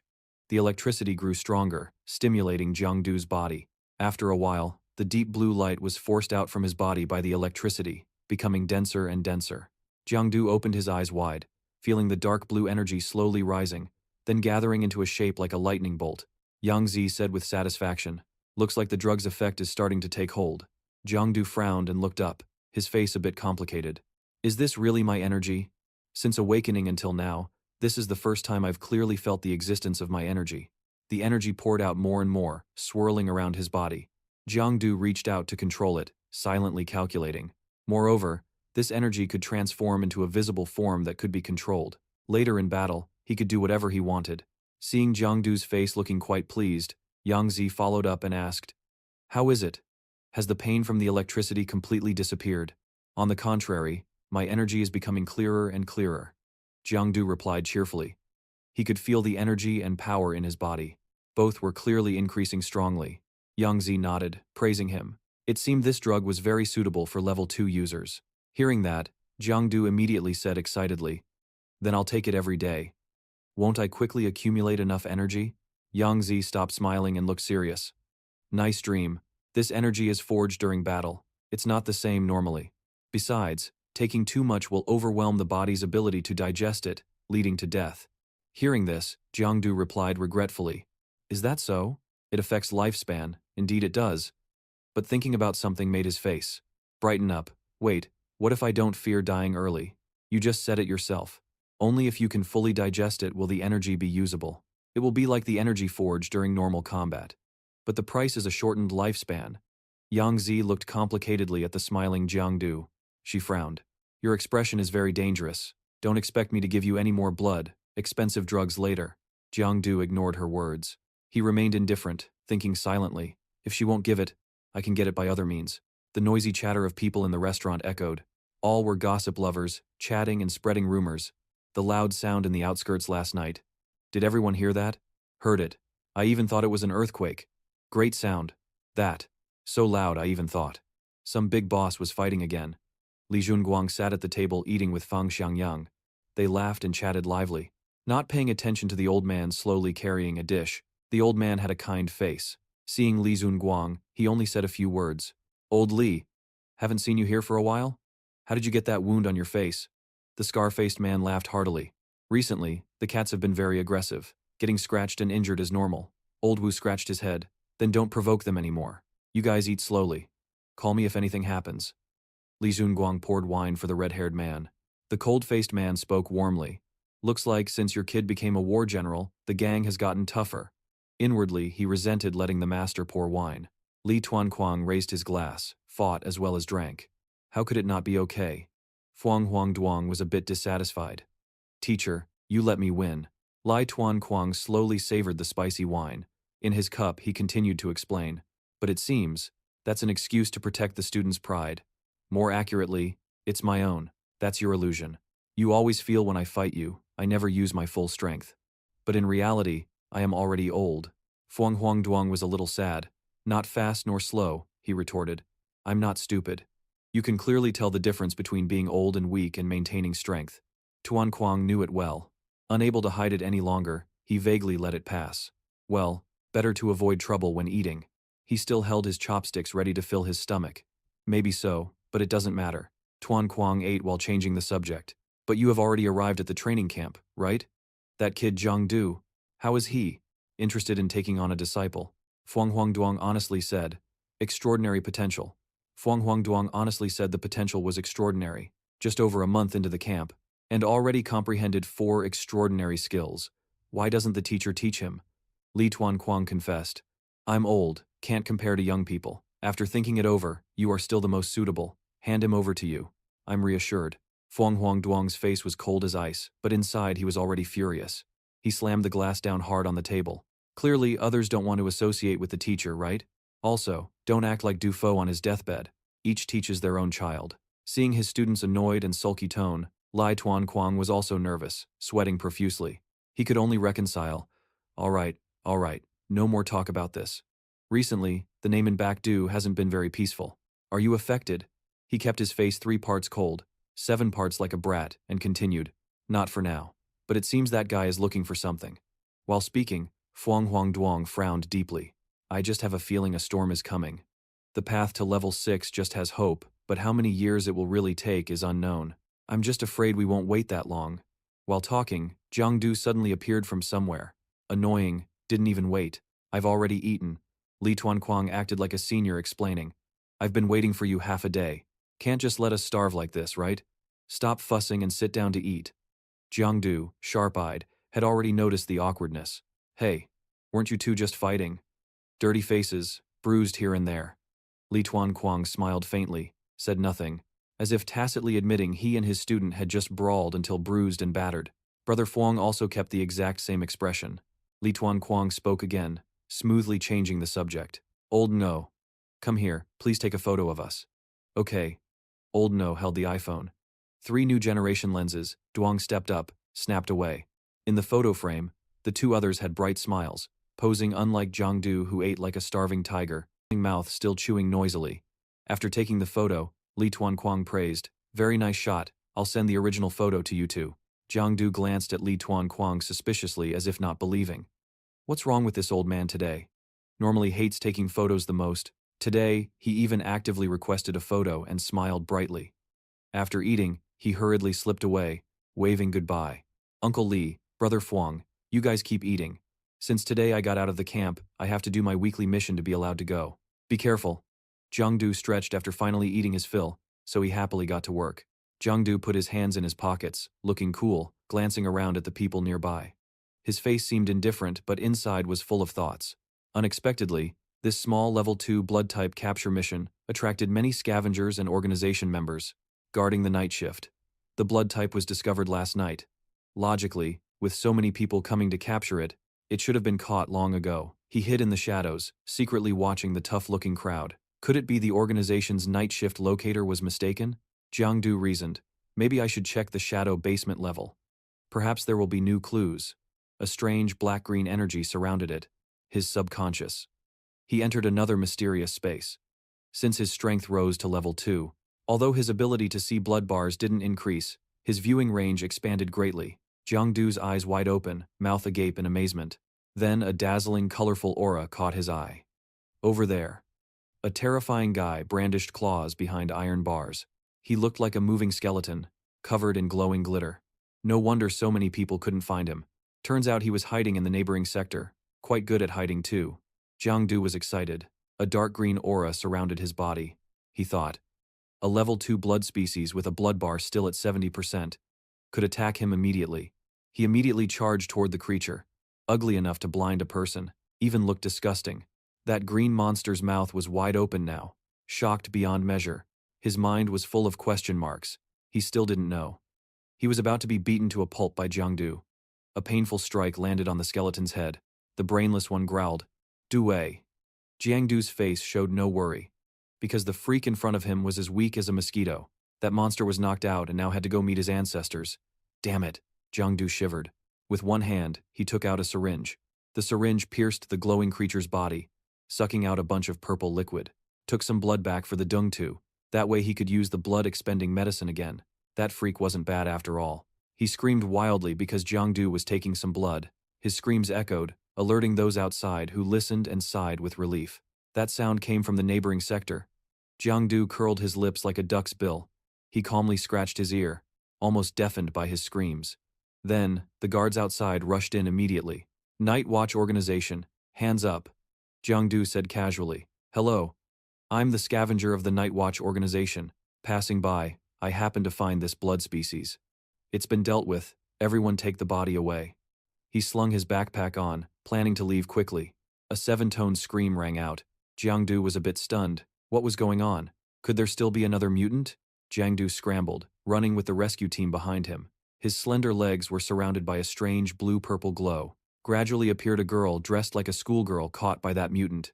Her voice trembled. Help me, Teal Teal. The security team cursed the monster. That stylish tiger image.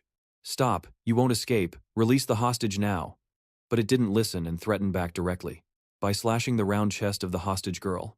At this rate, the situation was extremely bad. Teal Teal was suddenly held tightly in the tiger's arms. She couldn't help but cry. Seeing this, Jiangdu, standing far away, was shocked, thought silently, damn it.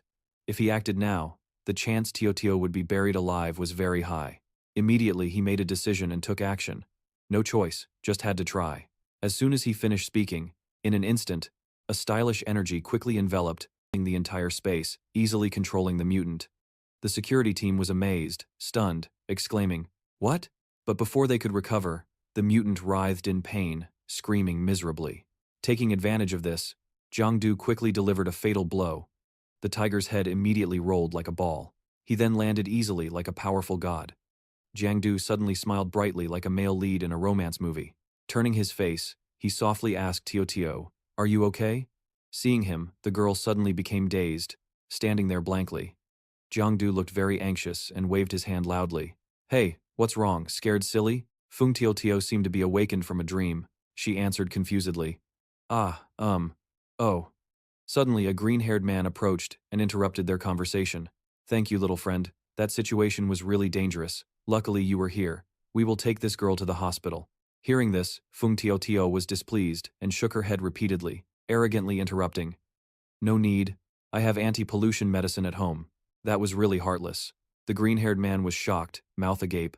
But what if you encounter danger on the way? Truly cunning. Feng Tio Tio immediately hugged Jiangdu tightly, shyly and happily affirming, "It's okay, he's my classmate, he will take me home."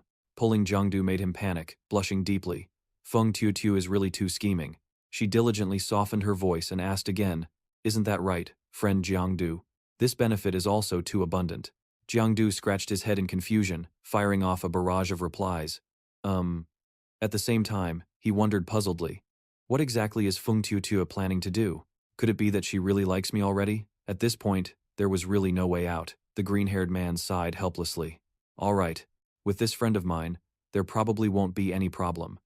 But you two still need to be careful. Recently, there have been many blood types appearing in this area." Before he could finish speaking, Feng Tutu quickly pulled Jiangdu away, waving her hand repeatedly as she nodded goodbye. Don't worry, Night Guard uncle, goodbye." Seeing this, the green-haired man was helpless, smiling wryly. Be careful on the road." Then immediately after, a guy with hair like a tin oven suddenly appeared, reporting, "Leader, we have checked. This blood type is the one that killed the 3 previous restaurant owners." This statement was also too Vietnamese. The green-haired guy was shocked and hurriedly asked, "What?" Holding the statistics board in his hand, the tin oven-haired guy added, "The 3 victims were all in the same industry.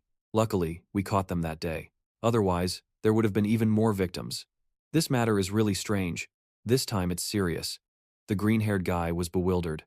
He blurted out a familiar name, Feng Tan Yem, then to a spacious room, bright like a bridal chamber. Feng Tutu shyly took the initiative to invite him in. Seeing the suspicious room, Jiangdu anxiously hurried to ask the uncle, "Where is the aunt? Not at home?" Immediately, Tutu diligently replied, "Went to work. Usually rarely at home." Looking around once, Jiangdu, suddenly impressed by the nearby rabbit cage, squatted down, asked curiously, "Since when did your family raise rabbits? Why have I never heard you mention it?" Really terrifying human being. Jiangdu continuously uttered sweet words full of implication. Cute, chubby, truly a person who only thinks about food. Jiangdu unconsciously affirmed firmly, making the rabbit startled and trembling. Spicy braised pork must be very delicious. Seeing that, Feng Tutu skillfully swayed her seductive hips, gently advised him not to get too close to it. The delicate girl shyly radiated extreme sunny energy, adding, "Be careful, it might bite you." Hearing this, Jiangdu instantly blushed deeply, hurriedly replied, "Is that so? Then I really should be a bit careful." At the same time, a fire of passion surged inside him, thinking silently, "Oh my God, dressed so seductively. Using this to challenge me? At this rate, if I stay, I'll only end up hugging a basket. Jiangdu quickly turned around, coughed lightly, then directly avoided. If already safely home, then there's nothing more for me here. I'll leave first. Seeing this, Feng Tutu immediately acted spoiled, teasingly suggested, how about having a cup of tea with your classmate? Don't want to? Making Jiangdu momentarily panic, freeze. Looking like that, Feng Tutu cunningly added a provocative remark. Or are you scared already? At this point, there really was no way out. In a moment, the table was full of food and drinks. Jiangdu was sitting quietly at this time. With a sincere expression next to Feng Tutu, seeing the pair of smooth white legs right before his eyes, Jiangdu couldn't help but crave, swallowing hard, silently thinking. Strange, last time we met I already felt something was a bit off.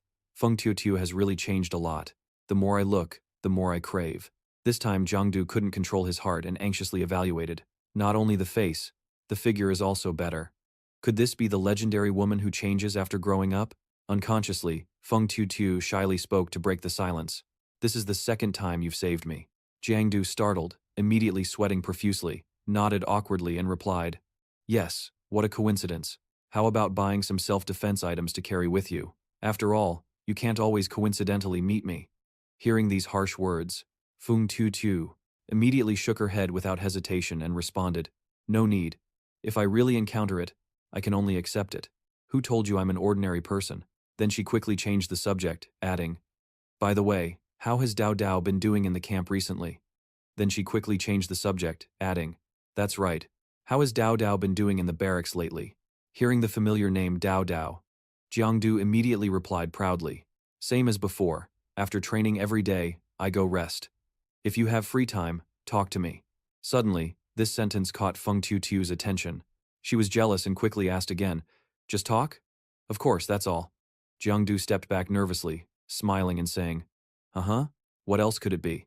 Lu Map is also with me, so that's very reassuring. Feng Tutu breathed a sigh of relief and continued, that's good. If I had the talent, I would already be living with you guys now.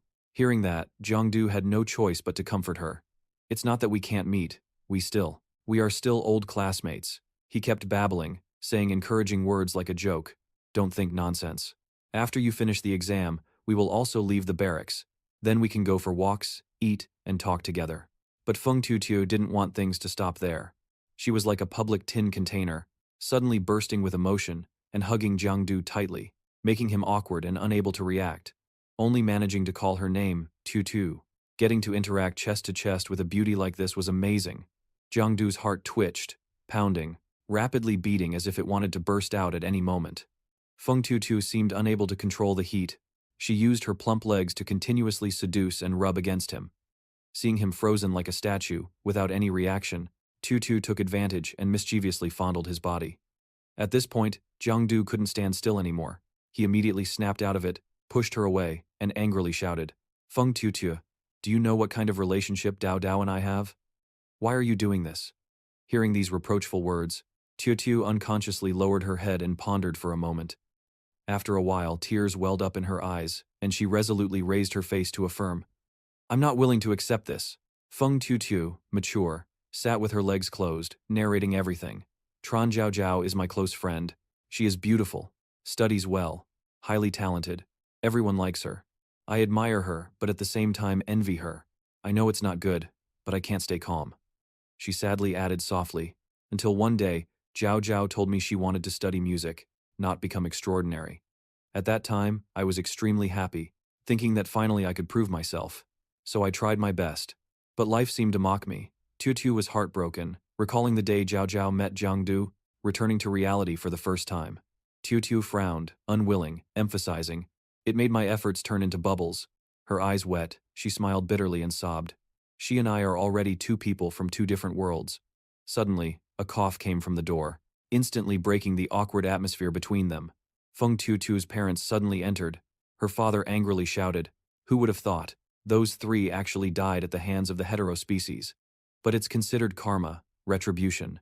Hearing that, her mother immediately replied without hesitation, so many years, but suddenly, leaving like that still makes people restless.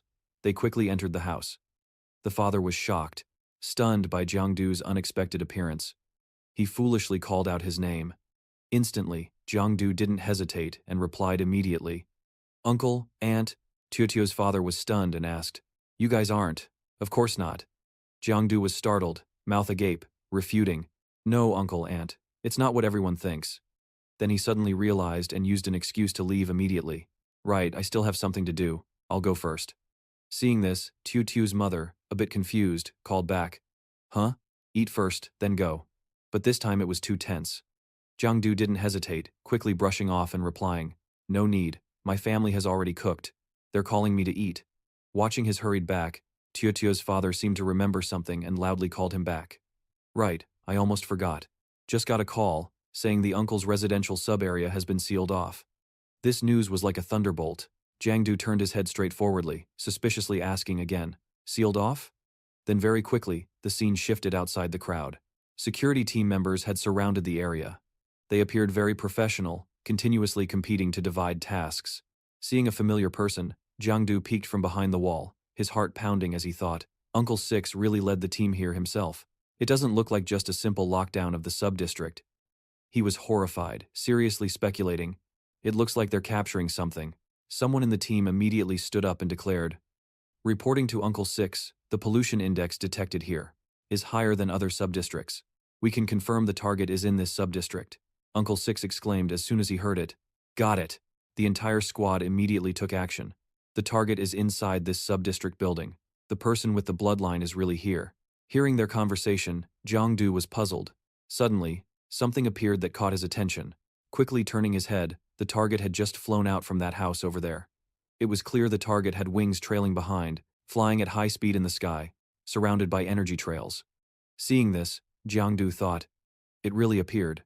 But isn't that the building where Feng Tutu is?" Jiangdu wondered. Immediately, he quickly transformed into a shadow, with blue energy radiating around his body. Looking up at his target, thinking twice.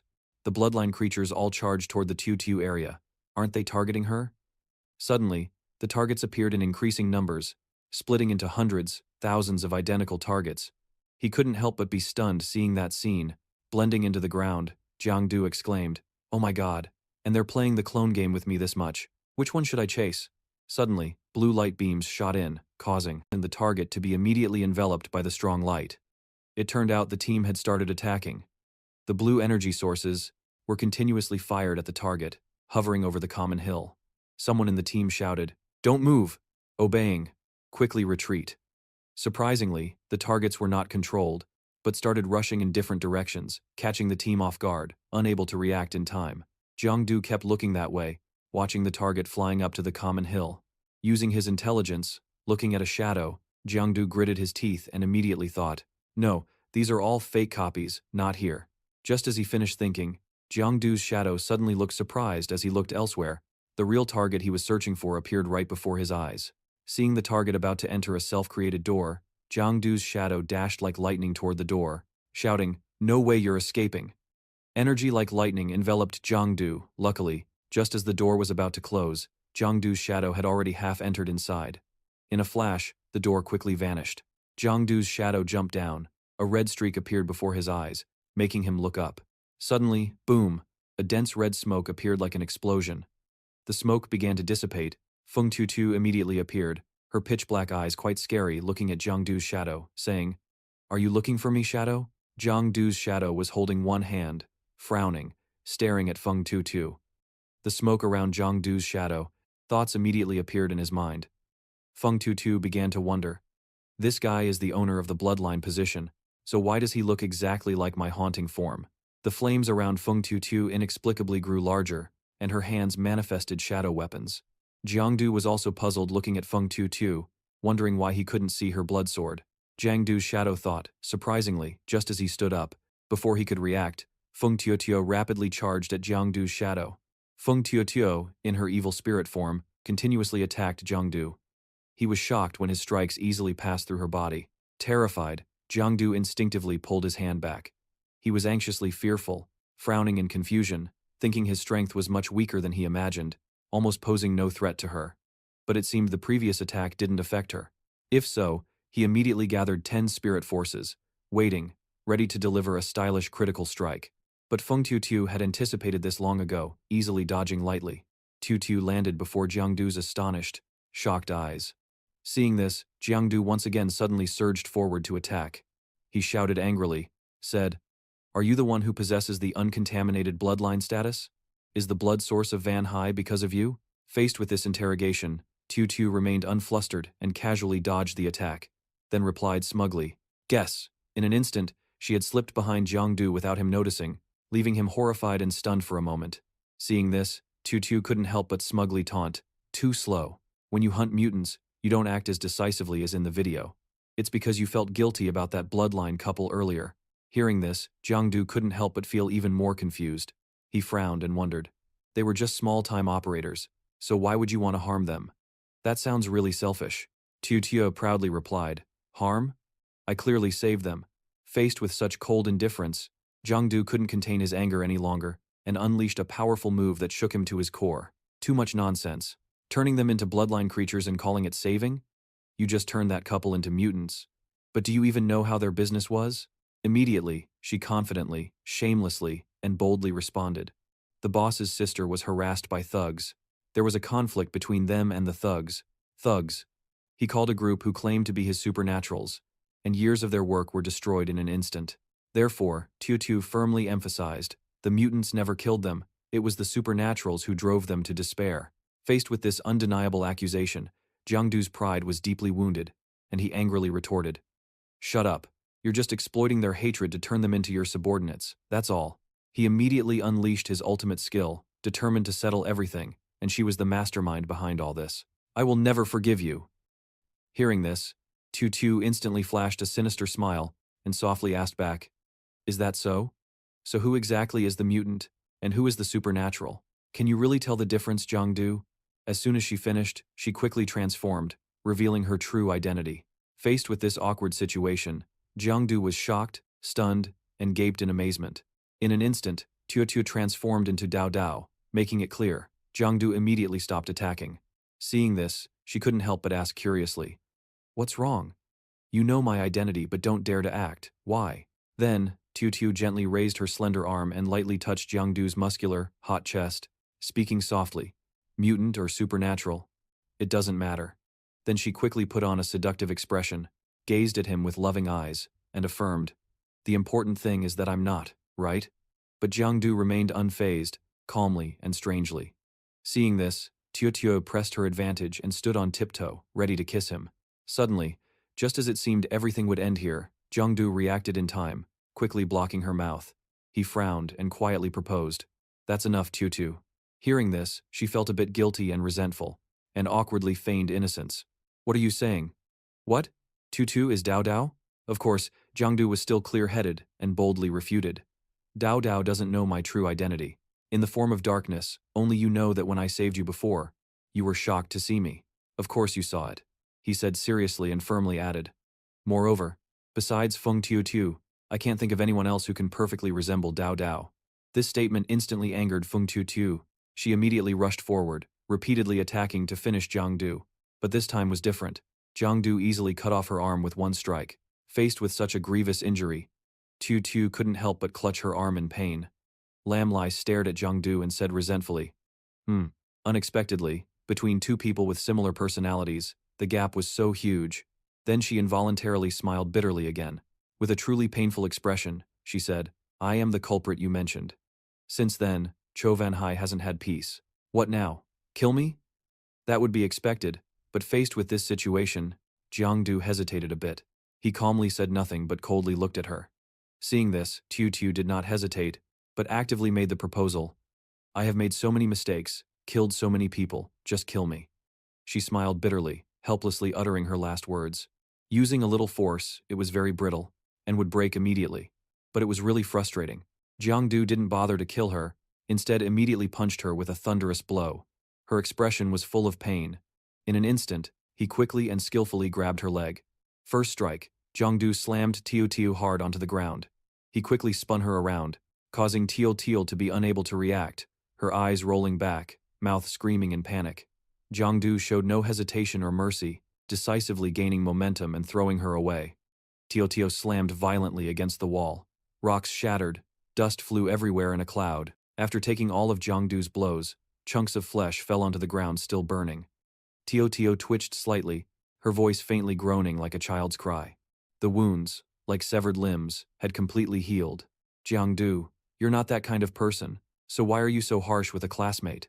Seeing the grotesque reattachment of her lost limbs, he felt a bit horrified, sweating profusely.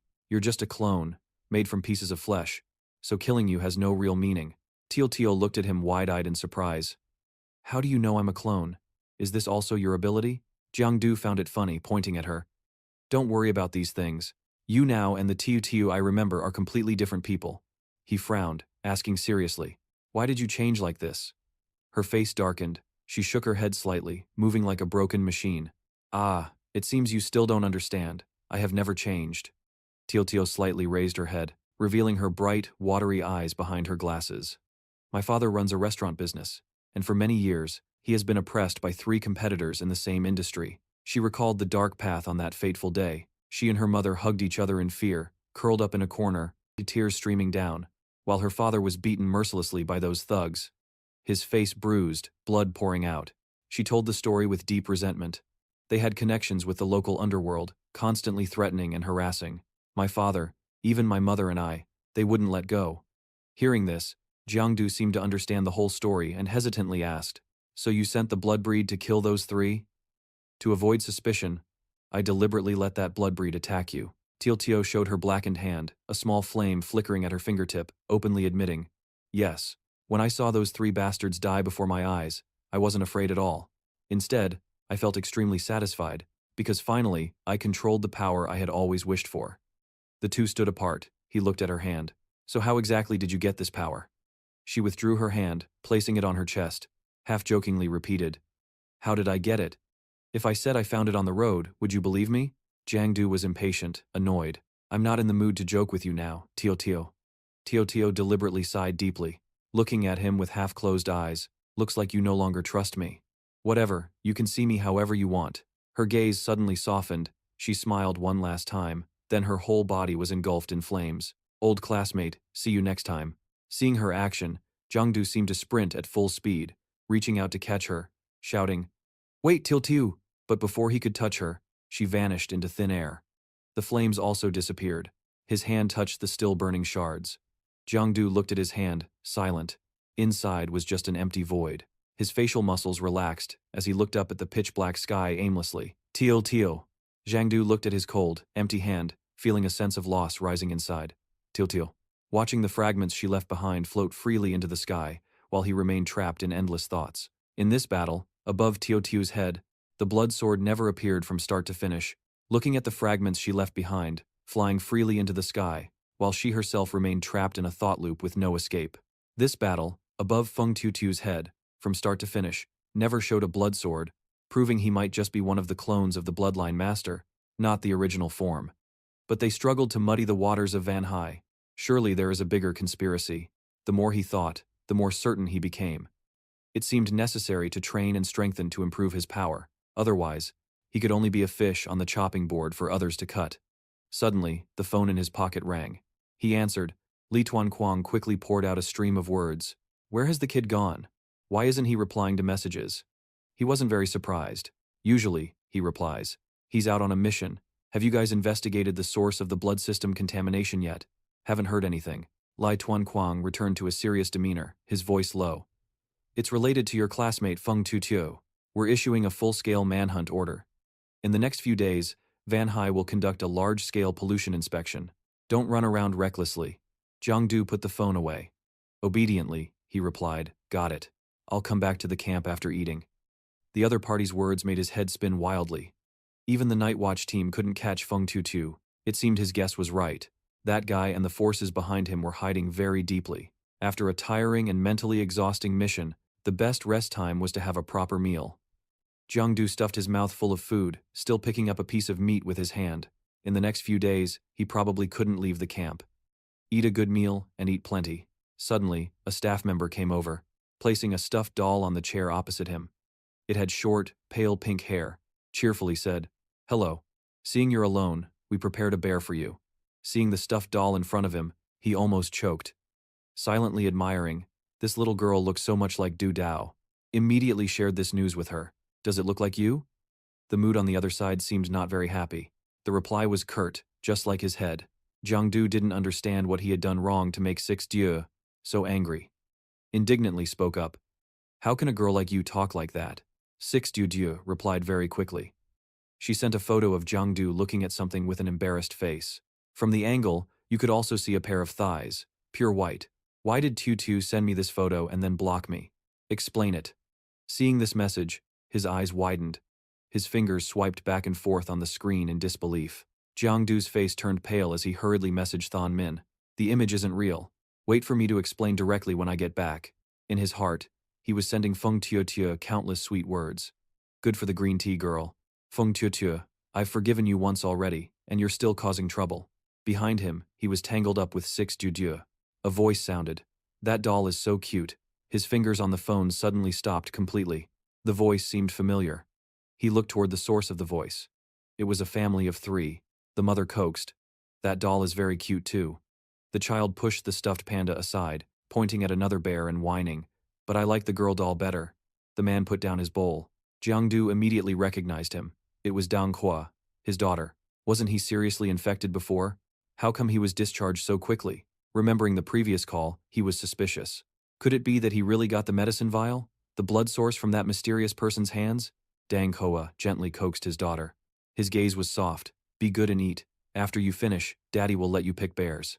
Then you can take as many as you want.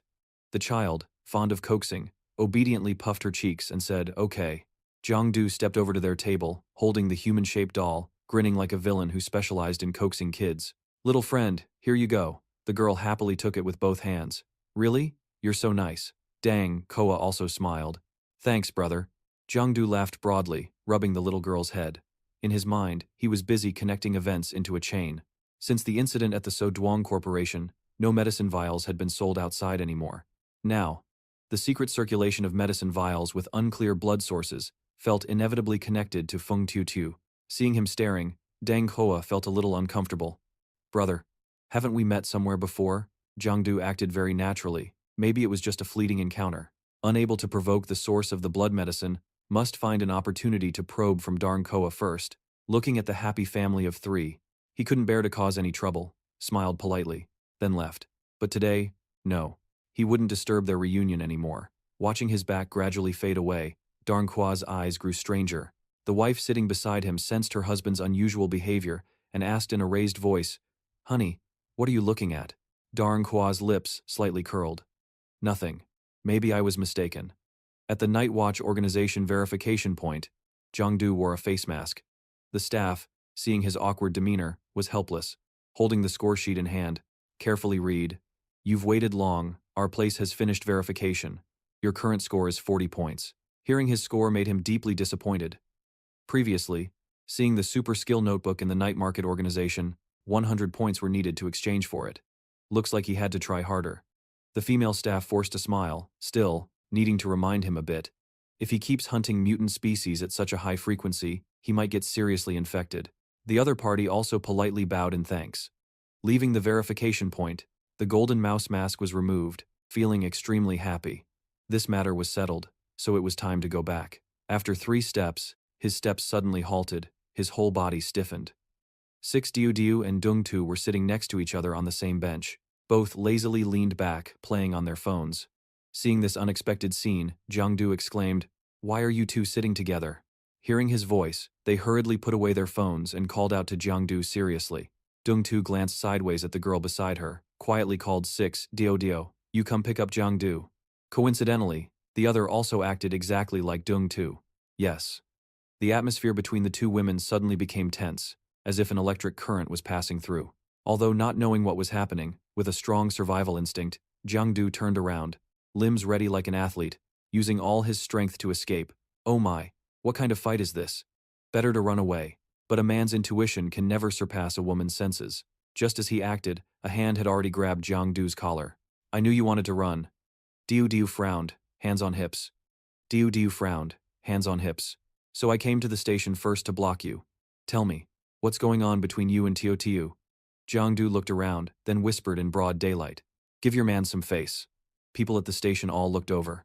Six Diu Diu shyly let go, cheeks flushed bright red. Don't talk nonsense. You're not my man. At that moment, Zung-tu ran up, as if just waiting for the right moment. She acted polite. Very sorry. I'm afraid I have to borrow your man for a bit. Zung-tu stood straight, arms crossed, cleared her throat. Kid, you're not bad either. Killing 12 level 2 mutants in 3 days but refusing treatment for contamination.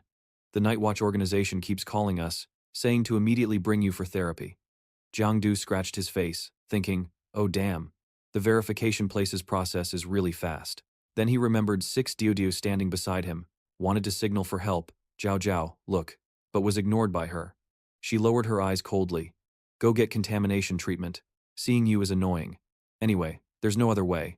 Jiang Du could only obediently comply. Lying on the contamination scanner, he remembered the nurse's tight-fitting outfit. He said, hey, next time can you not wear that? It's not a good influence.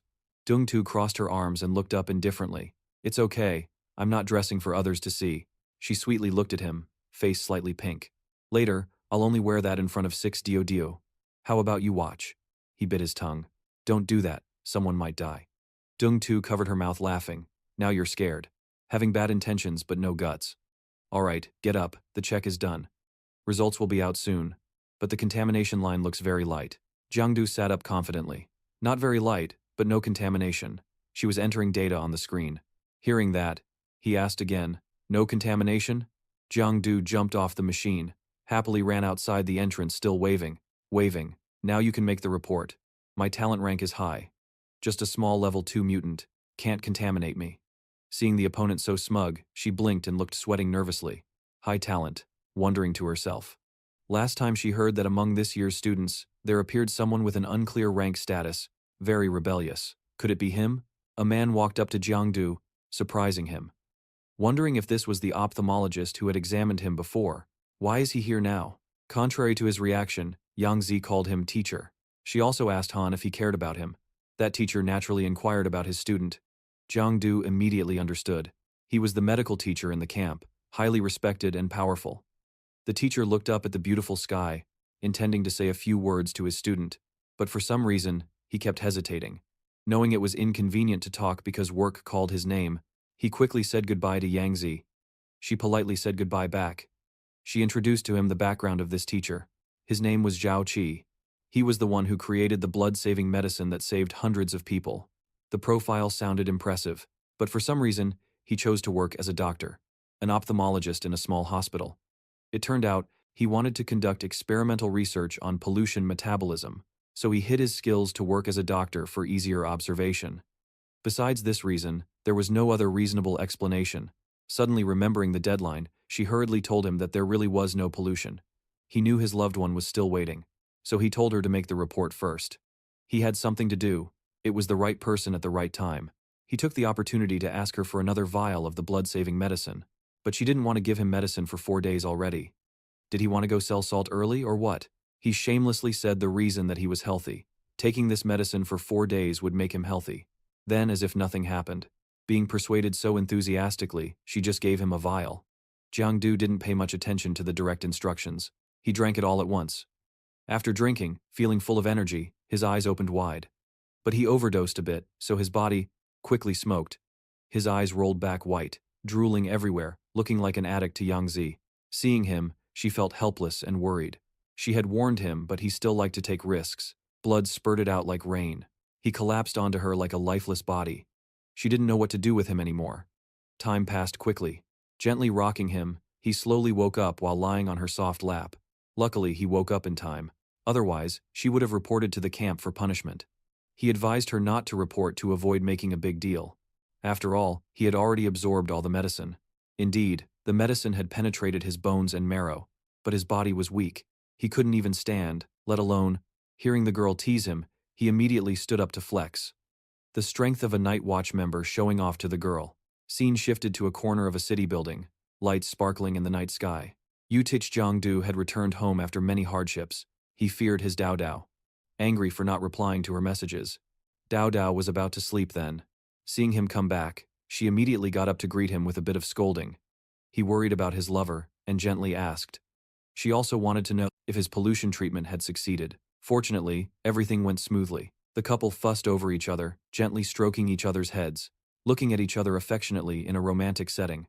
This bubbly heart waited for his attention to shift to the pollution-infected foot she hadn't told him about. So dangerous, but she remained very calm, thinking it was no big deal, just applying medicine would heal it.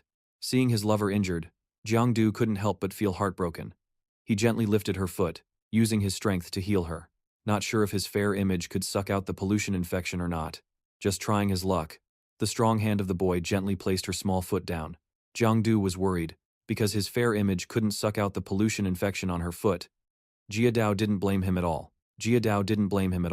She just gave him a bottle of medicine she used to apply on her foot daily.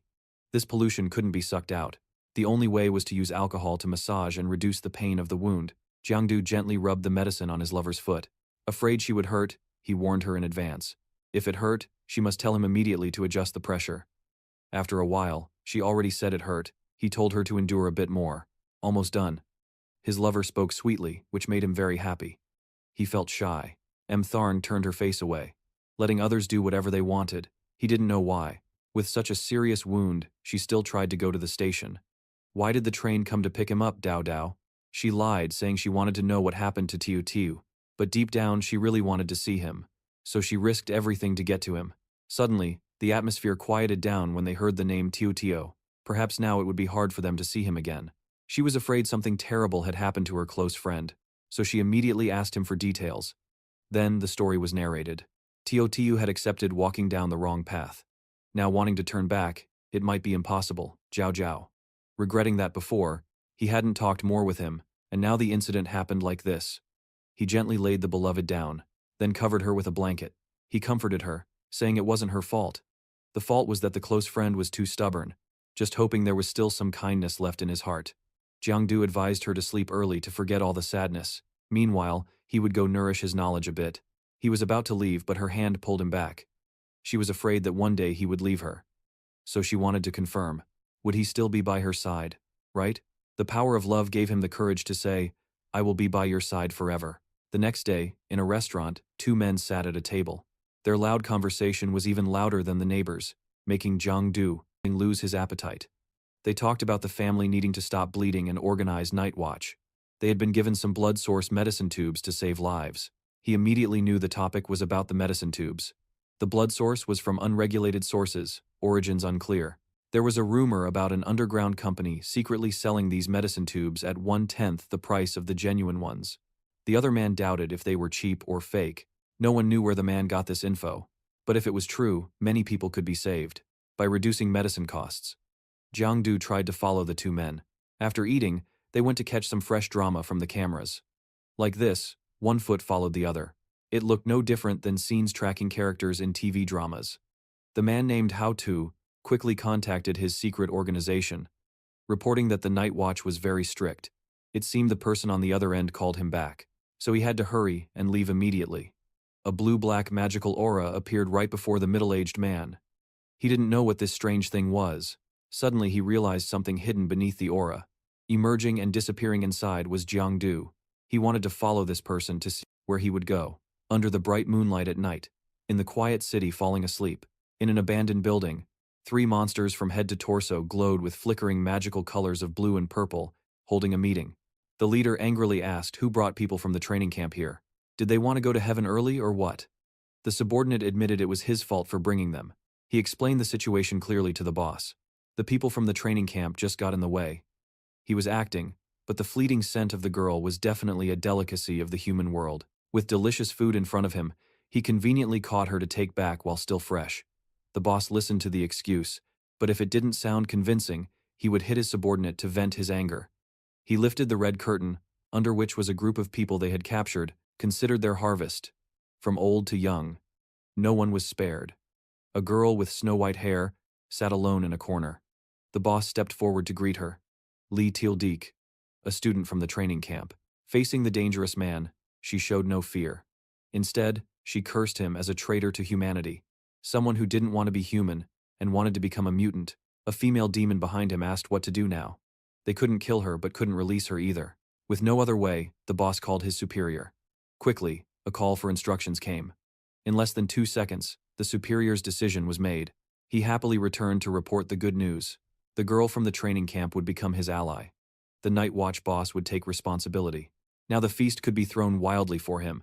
Hearing feast, the mutants were as happy as getting money, cheering and celebrating their big win.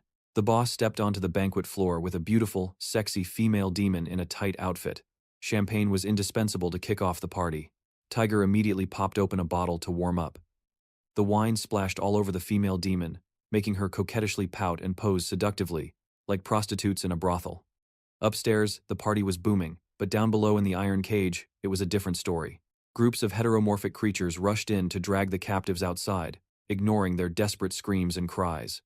The female demon grabbed a man, demanding he play a game with her. If he won, she would fulfill his request. If he lost, he would have to give his life to her as food. Meanwhile, Li Xiaodi was captured, sitting at the same table with the leader of the heteromorphic group. He asked if she wanted to drink, forgetting that her limbs were now immobile. He poked his finger into her mouth to open it wide and poured the entire bottle of wine in. Without any mercy, to him, viewing and trampling on others was a pleasure. The Night Watch organization was just slightly more capable, but he still spun them around like a top. Then he pressed close to her with ill intentions. He believed that superhuman flesh must be delicious, but had never had the chance to taste it. Now with prey right before him, why not try? His finger restlessly slashed her neck, a stream of red blood flowing over her pale skin, surely a delicacy of the human world. Li Xiaodi's face showed pain. She closed her eyes with tears streaming down. Out of sight, out of mind. Ba's expression was 70% helplessness, 30% like Ba, completely unable to do anything but endure and silently plead for help. In her heart, she hoped someone would rescue her from this earthly hell. Suddenly, a mysterious hand reached out and turned off the lights, which seemed to startle and enrage Shadow Tiger, who thought someone was playing a prank. He was furious, gritting his teeth and shouting loudly, asking what was going on, who turned off the lights. But immediately after, all the stage lights were turned on, shining brightly toward the stage. On the stage, Jiang Du suddenly appeared like a superhero, with dazzling lights shining on him, radiating the brilliant aura of the male lead. At that moment, he grabbed Hao Zi, who was wearing a white shirt, from behind in a daze, stunned and thrown off balance. The heteromorphic creatures below the stage were also surprised and turned to look at Jiang Du. Jiang Du looked at Hao Zi with sharp eyes, who was terrified and trying to flee, and smirked with interest, saying, "Dinner guests, good evening."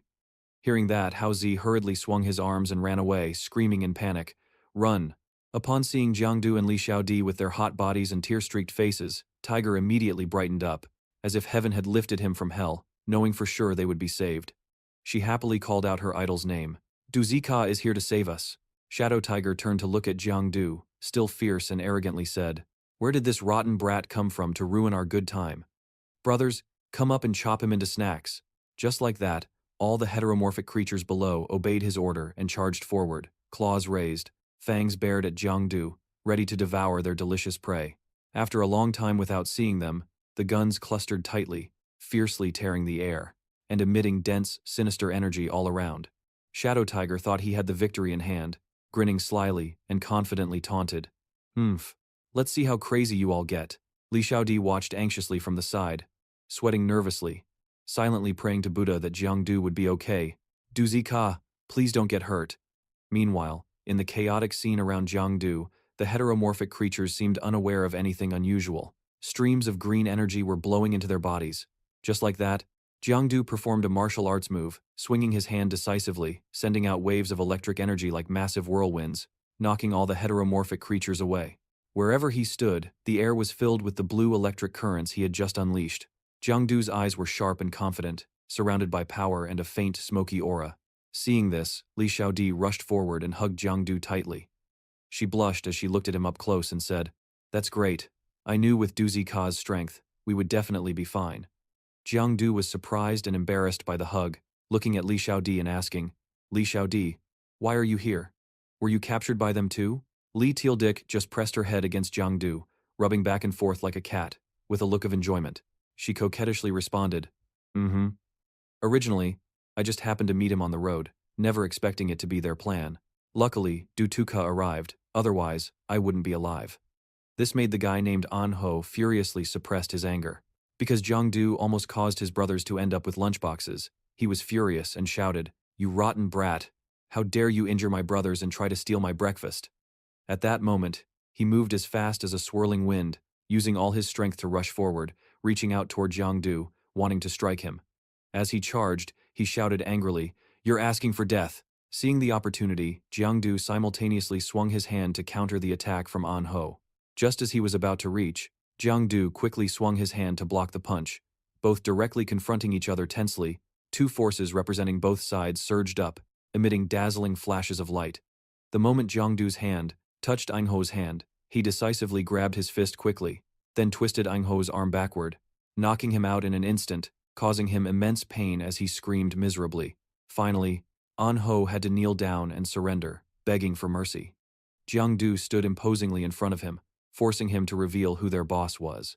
An Ho, in pain and like a coward, hurriedly confessed on his knees. I'll tell. I only know his last name is Liu." After hearing this, Jiang Du continued to ask, "Is there a higher level above him?" But he still didn't know. He quickly replied, "I don't know that. I only deal with him. Even if there are people above him, I don't know." Upon hearing this, Jiang Du's face turned serious, concluding bluntly, "Prepare to send him to get a lunchbox.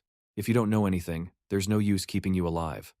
An Ho trembled in fear, begging the Lord for mercy. "I really don't know anything about the higher-ups." In his kneeling, desperate begging posture, he was completely different from his arrogant attitude earlier, like night and day. Now, he probably realized he was at the bottom of society, trembling and bowing to beg.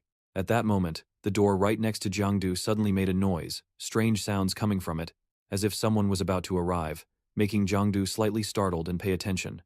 Sure enough, after just a few minutes, the door suddenly exploded open, and a group of people rushed in. It turned out to be the law enforcement patrol team. One of them shouted loudly, "Everyone, don't move!" An Ho grabbed Zhao Quan's leg, begging the young lord for help. "I was threatened by a shadowy figure, almost died. Please, you all must catch them." But Zhao Quan looked ahead and saw no sign of anyone. Li Teo Dick suddenly ran over, appearing in front of Zhao Quan, warning him not to be fooled by them. Clearly, this bloodbreed gang wanted to make us their food. If not for Du Tuka's timely intervention, we probably would have been swallowed and made into their food. Zhao Quan found the name Dung Tuka very familiar. It seemed he had encountered him somewhere before. Is Dung Tuka the same as the junkie? Was he very famous online before? Zhao Quan informed his teammates. The leader of the bloodbreed and his subordinates have been captured. Although there were some initial incidents, fortunately, no staff were injured. His teammates informed him. They had also located the mastermind. Mr. Liu was preparing to arrest him. The shadow lurking behind also heard everything. If the patrol team already caught the prey, then there was no need for him to make another trip. But was that Mr. Liu really the mastermind? The shadow didn't care much about this. Going further back might still yield clues. Today's gains were not small. Using his power once had already drained his stamina. He had to return to replenish energy. Saying that, Jiang Du's shadow disappeared and left. Li Tieldeech stood there thinking about Dung Tuka's situation. It seemed his aura had vanished, so he had left. She also didn't forget to admire her dream lover. Just 1 month apart and he had become so strong. Moreover, that reckless behavior was very similar to the Great Demon King in the transition training camp. At this time, Jiang Du was warming up his body to recover vitality. Dung Tu appeared quite suspicious. "You have already drunk 10 vials of the blood elixir. Logically, it should have cost you 3 years of your lifespan. But your survival signs show no damage at all, so now I'm quite skeptical about your body structure." Jiang Du heard this and provoked Duong Tu. "My master is here, you can come check." It really isn't wise to challenge a girl. Duong Tu also didn't hesitate to step forward to check. She touched him and said, "If the device can't detect it, how could a mortal like me see it?" Then she put both hands on his body. This close distance made the teenage boy Jiang Du a bit shy and blush. Duong Tu looked at him and smiled. "But I believe that one day I will figure out what secret you're hiding inside your body." Duong Tu told him he could take the medicine himself later. Jiang Du wondered, "No more tools needed?" She also explained to him, "That tool is only for checking life signs, in case of any emergencies. But now you're taking the medicine very steadily, so you don't need it anymore." But Jiang Du felt using the tool was more comfortable. Duong Tu teased him when she heard that. "You must be comfortable seeing white nipples, huh?" Duong Tu got an idea. Later she would call Jiang Du to look at white nipples. But Jiang Du was worried, afraid Diao Diao would find out and scold her. "No, it's that my heart is stronger." "No time to talk, you didn't record this, did you?" Duong Tu raised her phone. "Of course I did. Next time bring me 20 vials of the colored blood strain, or I'll send this recording to Diao Diao." Duong Tu didn't forget to keep the recording to make it credible. But Jiang Du only paid attention to the news on his phone. The news was about a boss named Liu. Jiang pondered deeply. Previously, they used Van Hai to shake up the world. But Jiang only paid attention to the news on his phone. The news was about a boss named Liu. Jiang pondered deeply. Previously, they used Van Hai to shake up the world. Even Feng Tutu was implicated. Now that the mastermind was easily caught, he felt a bit ashamed. Looks like he had to go in person to the medicine factory to check it out. Thinking that, he said goodbye to Duong Tu. I'm going ahead, there's something I need to do. Meanwhile, at the abandoned factory, where the heteromorphic species were previously captured, the police had arrived to handle them. The officers were examining the scene and taking inventory, then reporting to their superiors. Behind them were 2 evidence boxes, both fully packed inside. They were blood tubes from the heteromorphic species. Inside there were countless tubes, each belonging to a different species. At the same time, Jiang had also arrived there and secretly reached out to steal one tube. Holding the evidence, he ran to another nearby area, sat down, holding the evidence tube in his hand, staring at it, and spoke his thoughts aloud. Didn't expect there really was a factory making fake medicine tubes. I even thought the blood source was real. Jiang brought the evidence tube closer to his eyes to observe more carefully. What puzzled him was that the bloodline person himself could make the medicine tubes, so was it necessary to have a factory? Although the factory could indeed improve packaging efficiency, it was also easy to be exposed. Looking at the medicine tube in his hand, Jiang wondered, does this medicine tube have any tricks?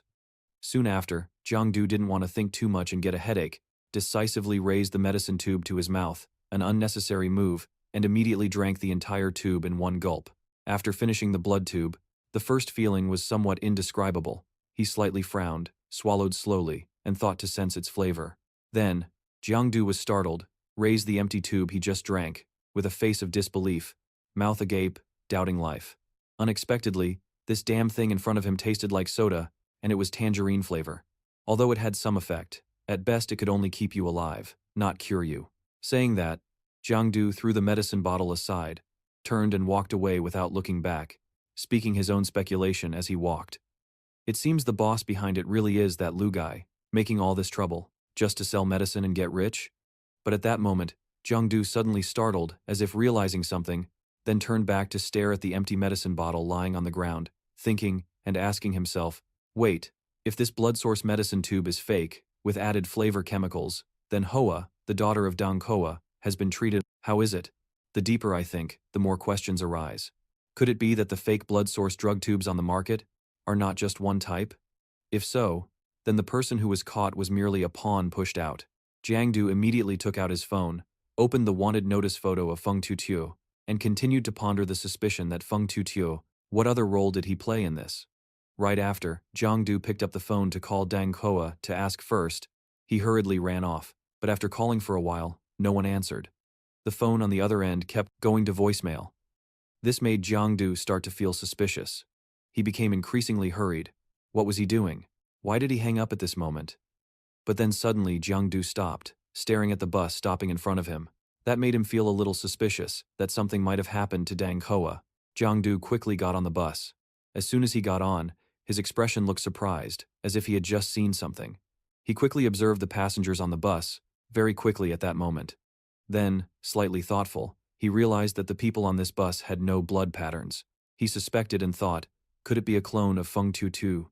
The scene before him was a red bus, speeding down the road, dust swirling like in a movie. Passengers were packed like sardines on the bus. The suffocating atmosphere made everyone extremely uncomfortable. Among the crowd was a middle-aged man, his face looking like he just lost his ration book, clearly anxious from afar. Jiang stared at him, a chill running down his spine. He had no blood patterns.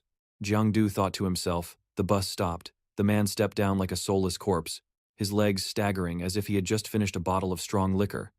He just kept moving forward with a frustrated look, making anyone who saw him turn pale. He looked no different than a living dead, half alive and half dead, making those around him want to turn pale. Suddenly, a round black object appeared on the ground, looking like a black hole about to swallow everything. Blue light from the object radiated mysteriously, like a sci-fi movie scene. He jerked in shock, panicked, eyes darting around, then shouted at someone. Then the strangest thing happened. His body gradually became partially transparent, like a soap bubble about to burst. In just a few seconds, from an old ugly man, he transformed into a young man with long romantic hair, wearing a pure white shirt, but his face remained cold as if money had fallen into the drain. Jiang Du stuck his head out from the black hole, clearly seeing the transformation, right? No wonder the Night Watch organization couldn't find any clues about him. He walked up and opened the door to some room, then casually kicked over some scattered items on the floor, not knowing what was on his mind, but his hands didn't spare anything, continuously smashing everything in front of him. Standing outside the window looking in, Jiang Du could only scratch his head in confusion. What exactly does this guy want to do? He suddenly yanked the white curtain away, revealing an unimaginable scene. A young six-pack guy, clearly sculpted like a statue, but covered in scratches, lying in a bathtub. His eyes were tightly shut, looking like he was enjoying the cold water amidst the sweltering summer heat. He looked at the young man, smiling with satisfaction, then said, "Dead, the timing is just right."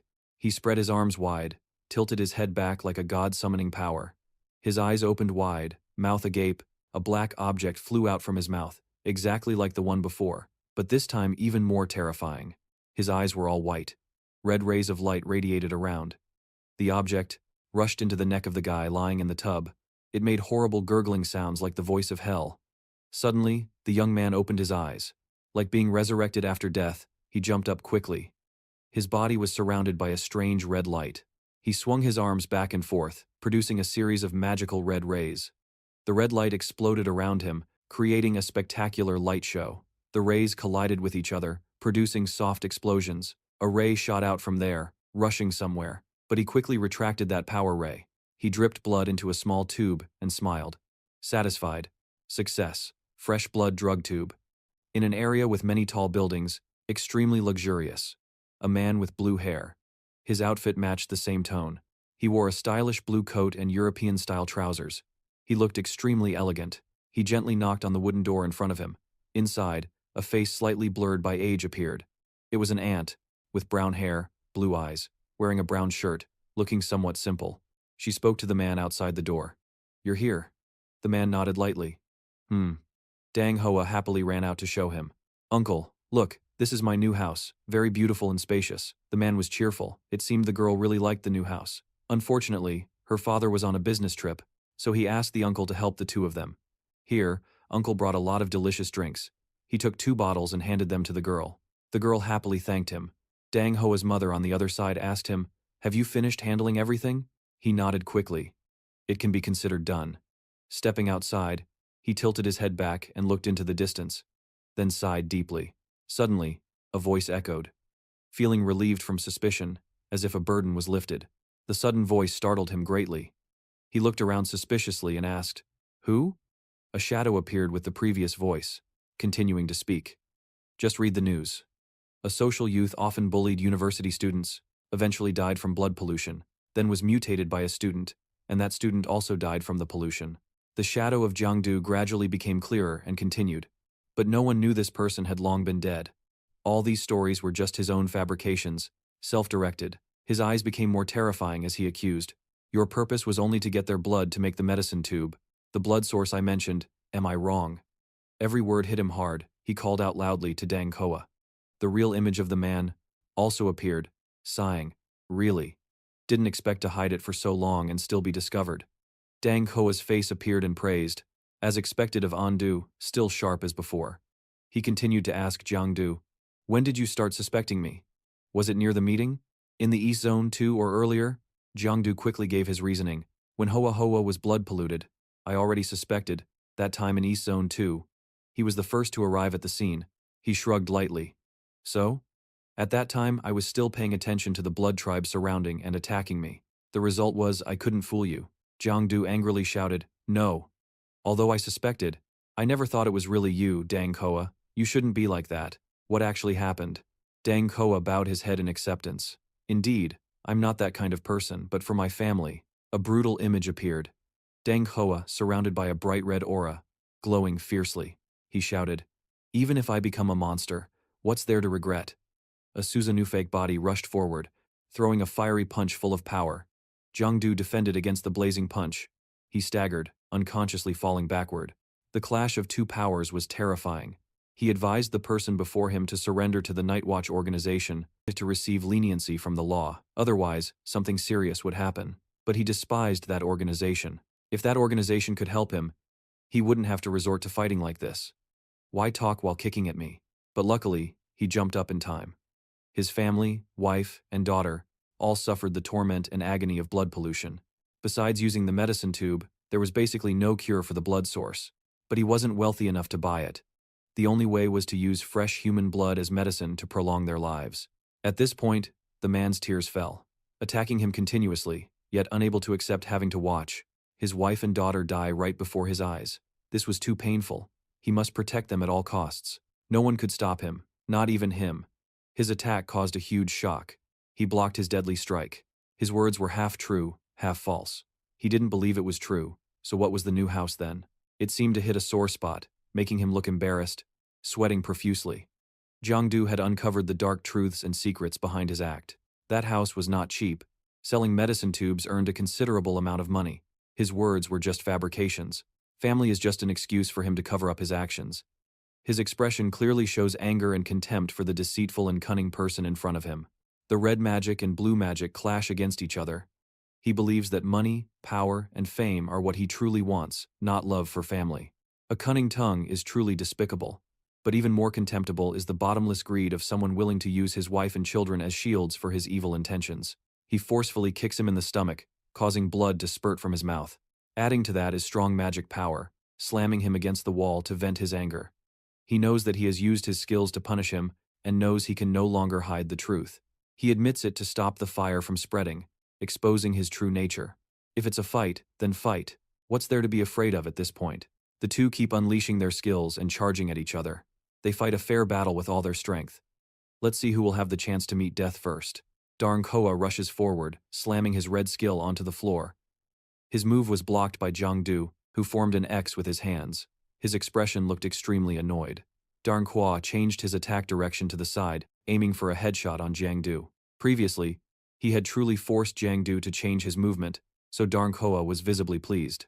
Darn Koa jumped up, preparing to send Jiangdu to the afterlife. His mutant ancestors, like tentacles, swarmed to attack Jiangdu. They were large and numerous, making it difficult for Jiangdu to dodge the attacks. Darn Koa thought he had the upper hand and sneered. "What's wrong, Dutu? Is that all your strength amounts to? Why is the superior bloodline just like that?" His eyes gleamed with excitement and a hint of cruelty. The situation was critical. Darn Koa's mutants nearly pierced Jiangdu's shadow. Jiangdu quickly raised his hand to block them. Darn Koa's mutants wrapped around Jiangdu's sword like snakes, grabbing one of his hands. Darn Koa let his mutants pull and thrash, and Jiangdu played along. Suddenly, a thick red smoke burst out, blinding Darn Koa. He retracted his mutants, looked around with restless eyes, and asked about Jiangdu's ancestors because he couldn't see him anywhere. Jiangdu appeared from behind, playing a stealth game, but unexpectedly his attempt to stab from behind was caught by Darn Koa, as if he had eyes in the back of his head. Darn Koa crossed his arms and looked at the tied Jiangdu, mocking his naivety. He only showed a slight flaw and you were already tricked. Darn Koa said he knew Jiangdu too well, from his moves, fighting style, and habits. He knew everything clearly. Darn Koa arrogantly believed that if he wanted to kill Jiangdu now, it would be as easy as turning his hand. But before the chapter ended, before knowing who was superior, Jiangdu dangerously smiled and said the one being tricked was Darn Koa. Then he told Darn Koa to look down at his feet. Darn Koa was shocked and paused at Jiangdu's words, feeling confused about the current situation. He was hit by a green light, despite trying to resist. Darn Koa was knocked down to the shadow layer. Although confused, he still had to boast first. "You think you can beat me in the shadow layer?" That said, Darn Koa couldn't see Jiangdu anywhere. He shouted loudly, "You think hiding in the shadow means I can't find you? I'm a bloodline separator. Even if I can't see you, I can smell the fresh blood in your body." His red moves wildly slashed through the air, shouting for a while. Jiangdu had no choice but to appear from the smoke in front of Darn Koa. Indeed, he understood my fighting style very well. Jiangdu raised his sword and took a stance, clearly about to strike straight ahead. The slip in his move also conveniently showed that he was the old Jiangdu. But the current Jiangdu had long undergone training from Van Hai, had completely changed, and didn't need to sneak attack Darn Koa. Feeling the sting like eating chili, Darn Koa charged again, as if unwilling to see the sun tomorrow. He also mocked Jiangdu's arrogant words, despising his bloodline. Yet he wanted to fight his bloodline head-on. Jiangdu had just learned the blink skill.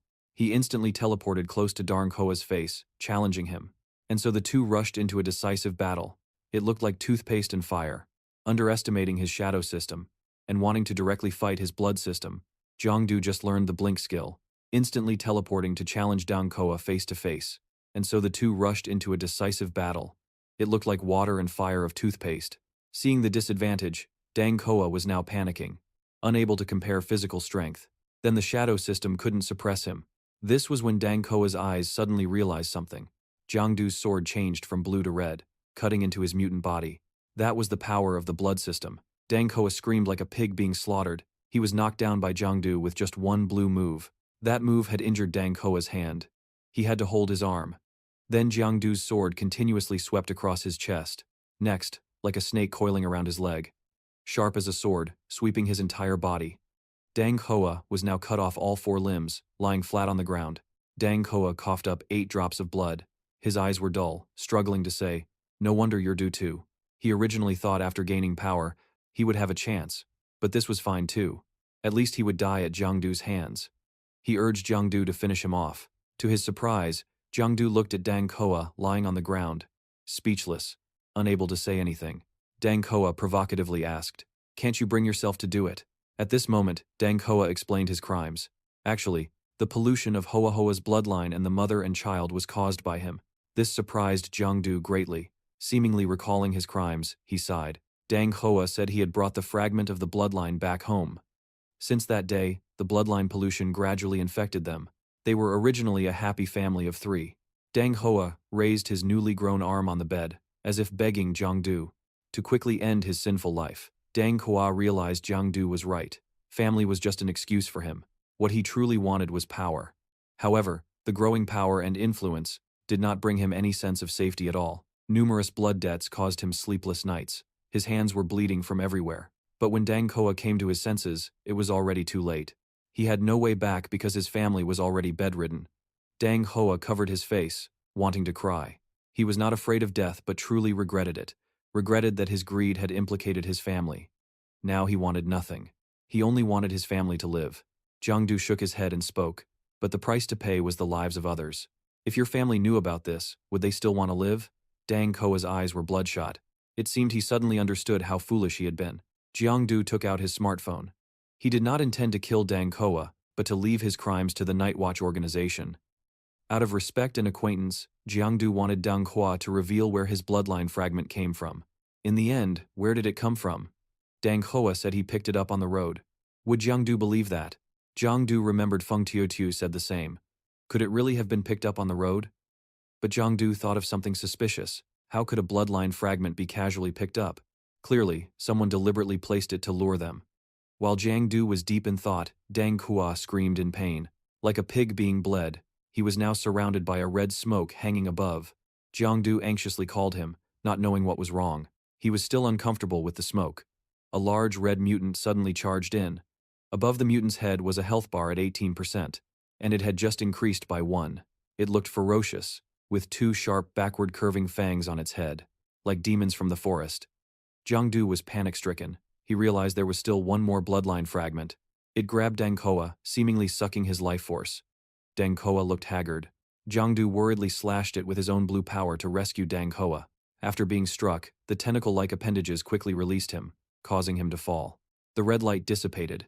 This bloodline fragment revealed its true form in a doctor's outfit. The doctor said to Jiangdu, "Don't get in my way."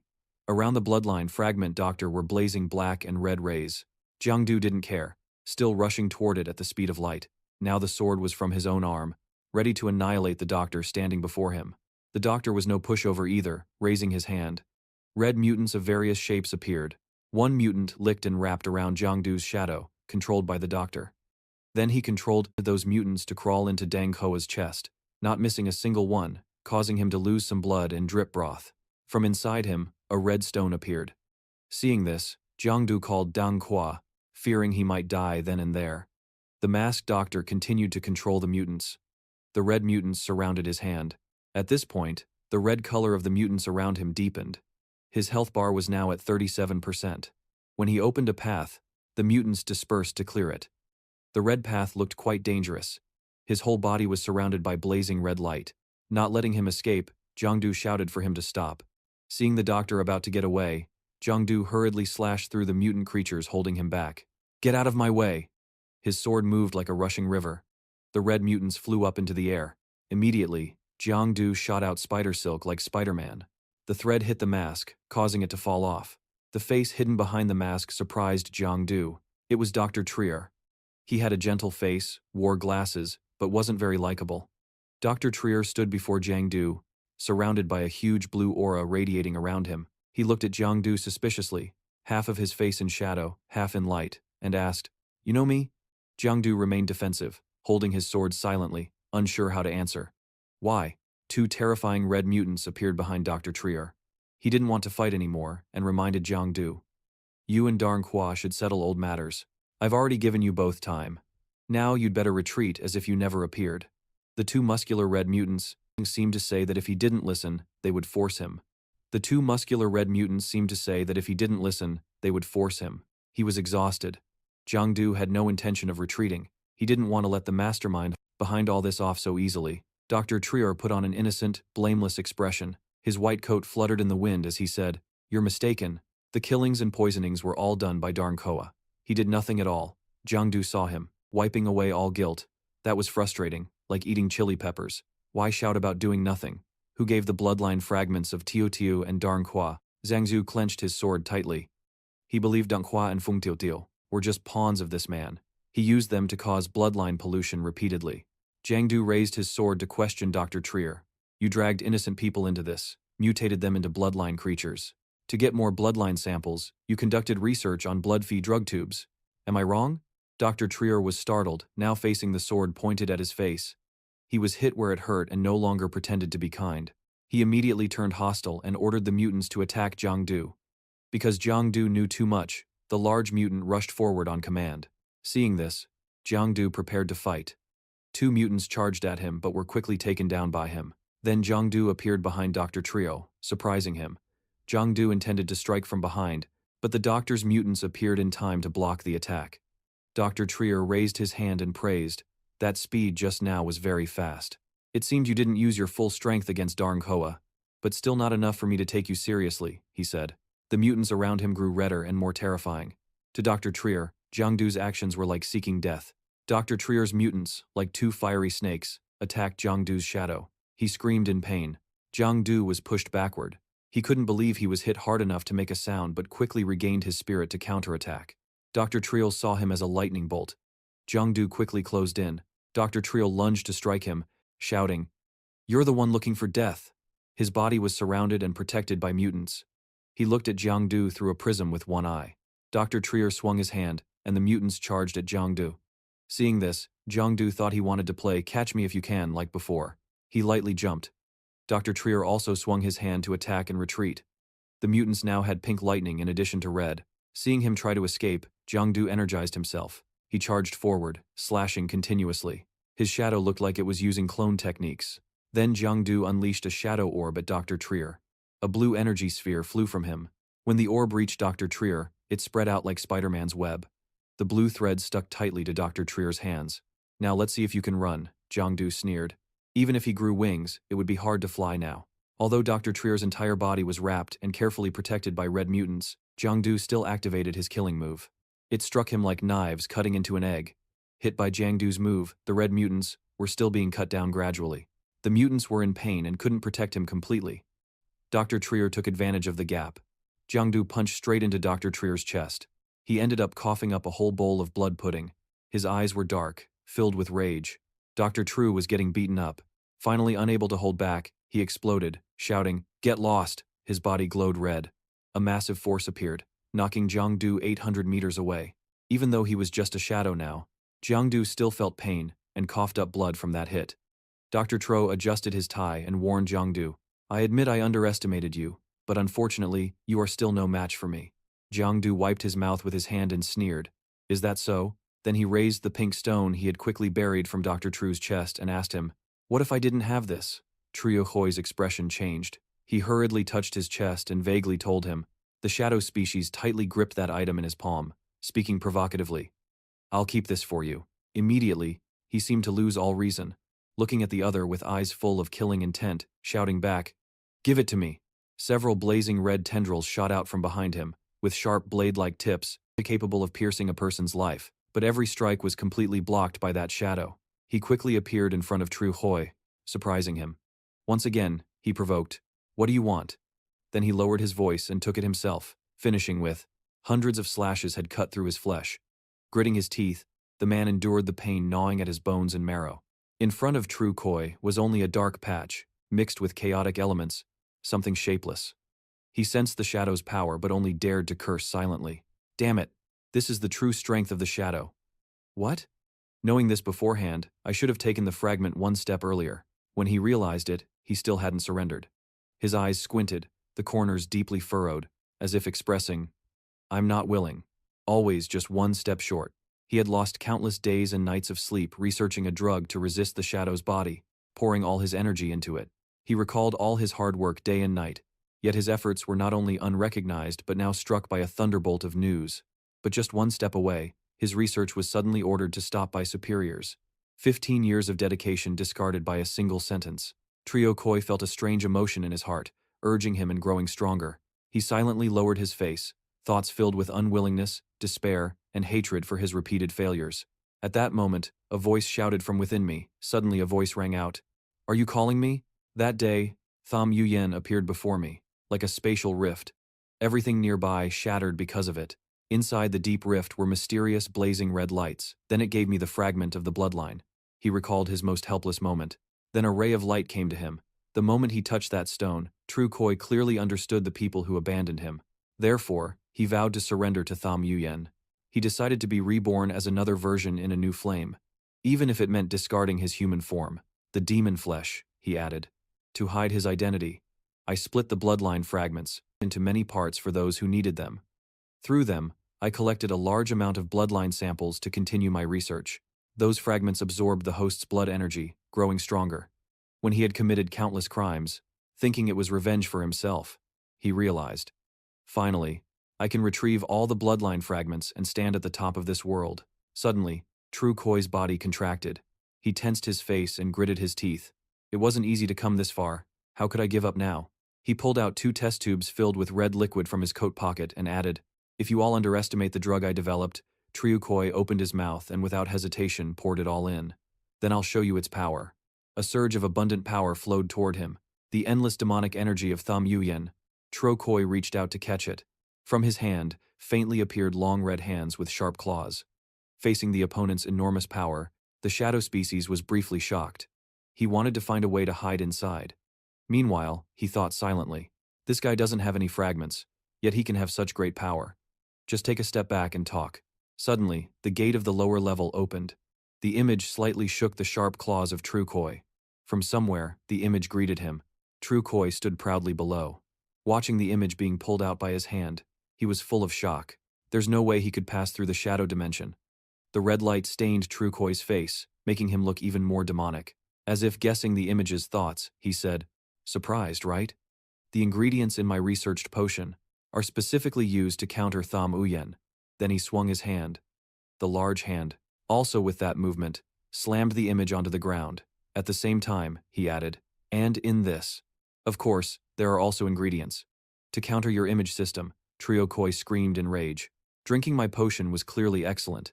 Yet those high-ranking people didn't even bother to take it seriously.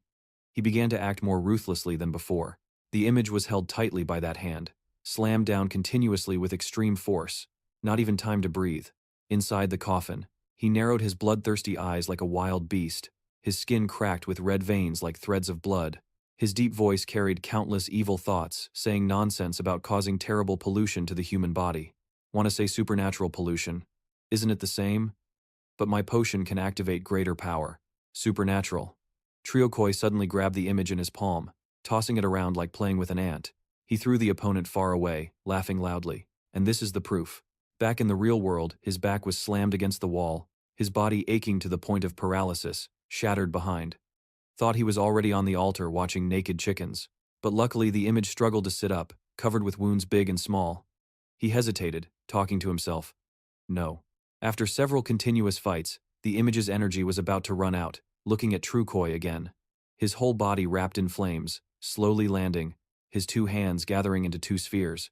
No magic power left, not even a speck of dust, let alone wounds. He was frustrated. This guy's fighting magic power kept increasing. Was he really out of chances? True Koi frowned. looking at the opponent complaining. Is my supernatural path going to end here? The image held his injured arm, seeing Triokoi open his hand, then looked up.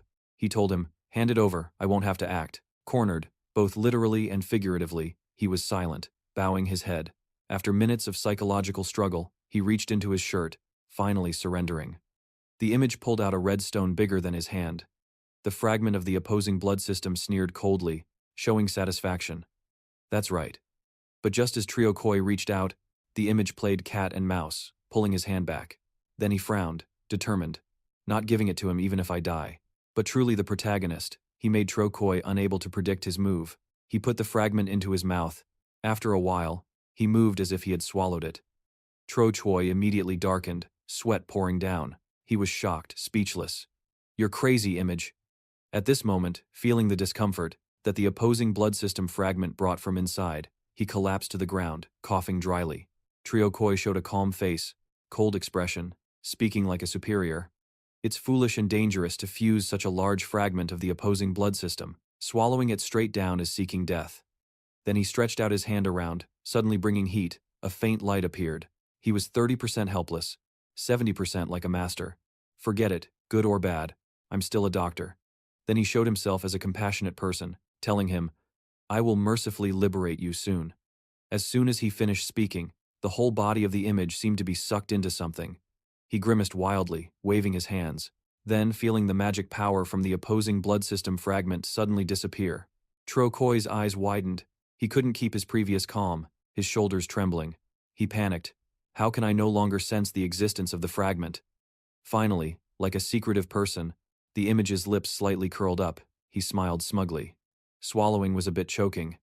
Now it's much better. Then he stood up, nodding with satisfaction. The taste wasn't bad either, somewhat like dragon fruit. Triokoi immediately boiled with anger. He snarled fiercely, calm down a bit. Do you think the fragment of the blood system is food? After swallowing that stone, his wounds were significantly healed and his strength improved. He raised his hand to gather power, smiling triumphantly. Then the two exchanged blows. The collision created a huge explosion. Around them, if it wasn't smoke, it was dust, chaotic and overwhelming. The tall figure of the shadow species gradually appeared through the smoke. He suddenly spoke. It seems you don't know. The blood species is the food of the shadow species. His footsteps carried immense power, each step shattering the ground beneath, and with the force he emitted came a display of his intellectual flex.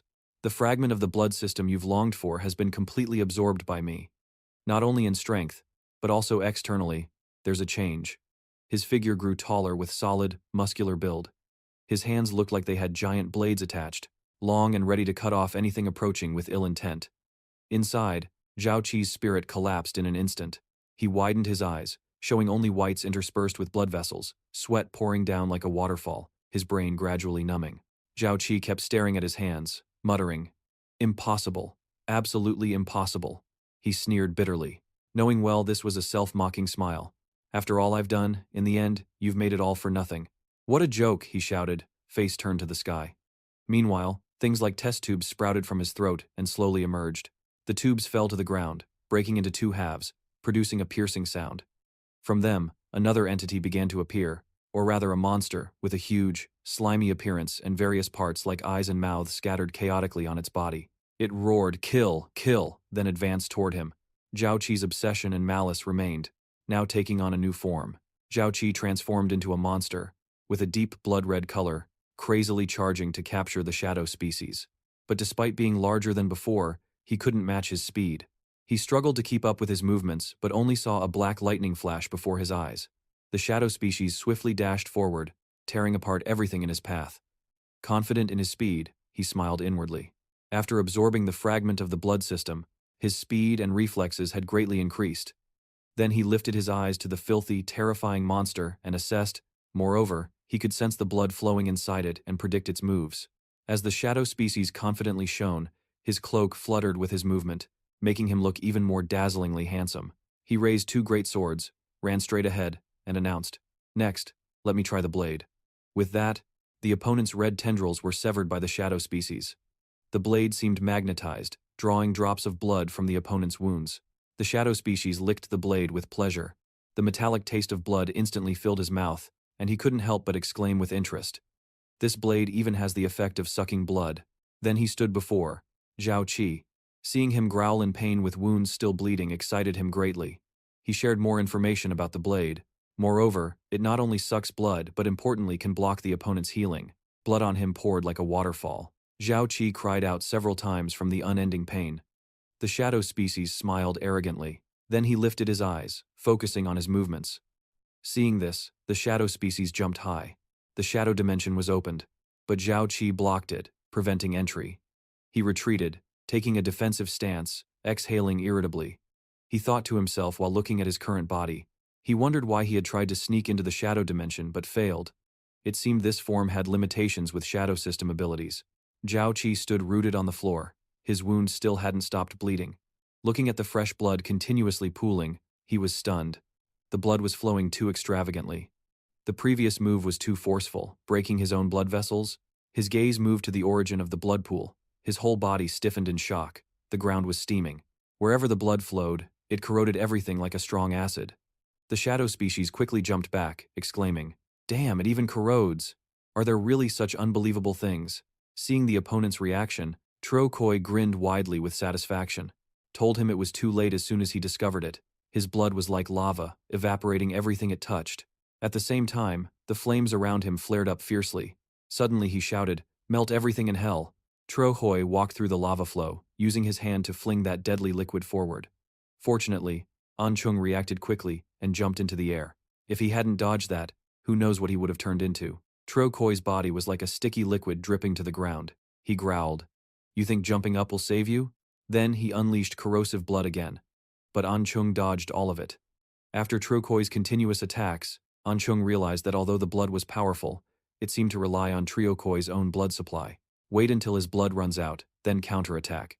As if reading his thoughts, he looked up and asked, "Are you waiting for my blood to run out?"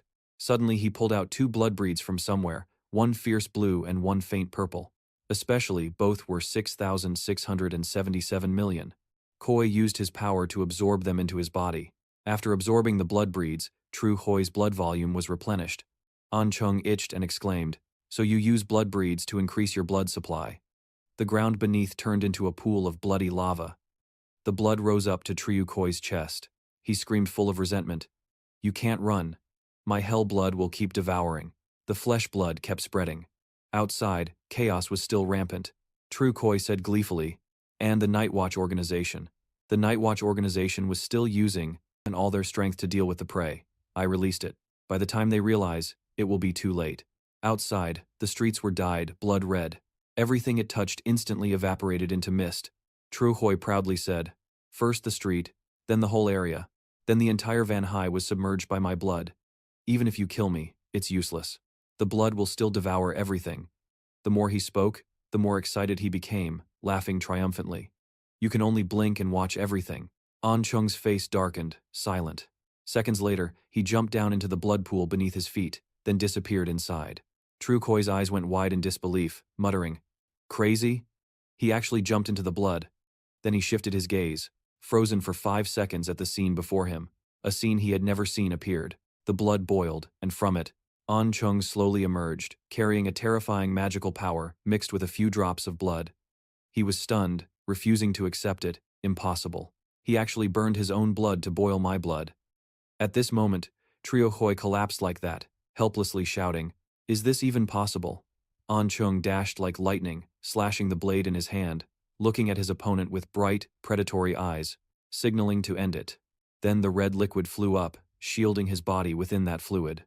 Tro Koi's voice carried a mocking laugh. "To be able to use my blood system fragments to this extent is truly surprising." His eye sockets were pitch black, staring at An Chung rushing toward him. He sneered, "Your blood can't burn forever, but my blood is infinite. In the end, the winner will still be me." Now his pupils glowed red with blood, fangs protruding from his mouth. An Chung ran up to face him. Trio Koi extended his claws and shouted, "Surrender your life." He was not shaken by his actions, flying straight at him. They collided, the air scattering to both sides. Everything nearby shattered from the force. Red blood splattered outward. The evil red light grew stronger, overwhelming An Chung. His health bar dropped below 30%. The surroundings reeked of blood. Evil had truly won. Trio Koi hovered in midair. A rain of blood poured from the sky everywhere. casting a mournful, tragic hue. He curled his tongue and laughed madly. I won, see? This is my power. No one can stop me. No one.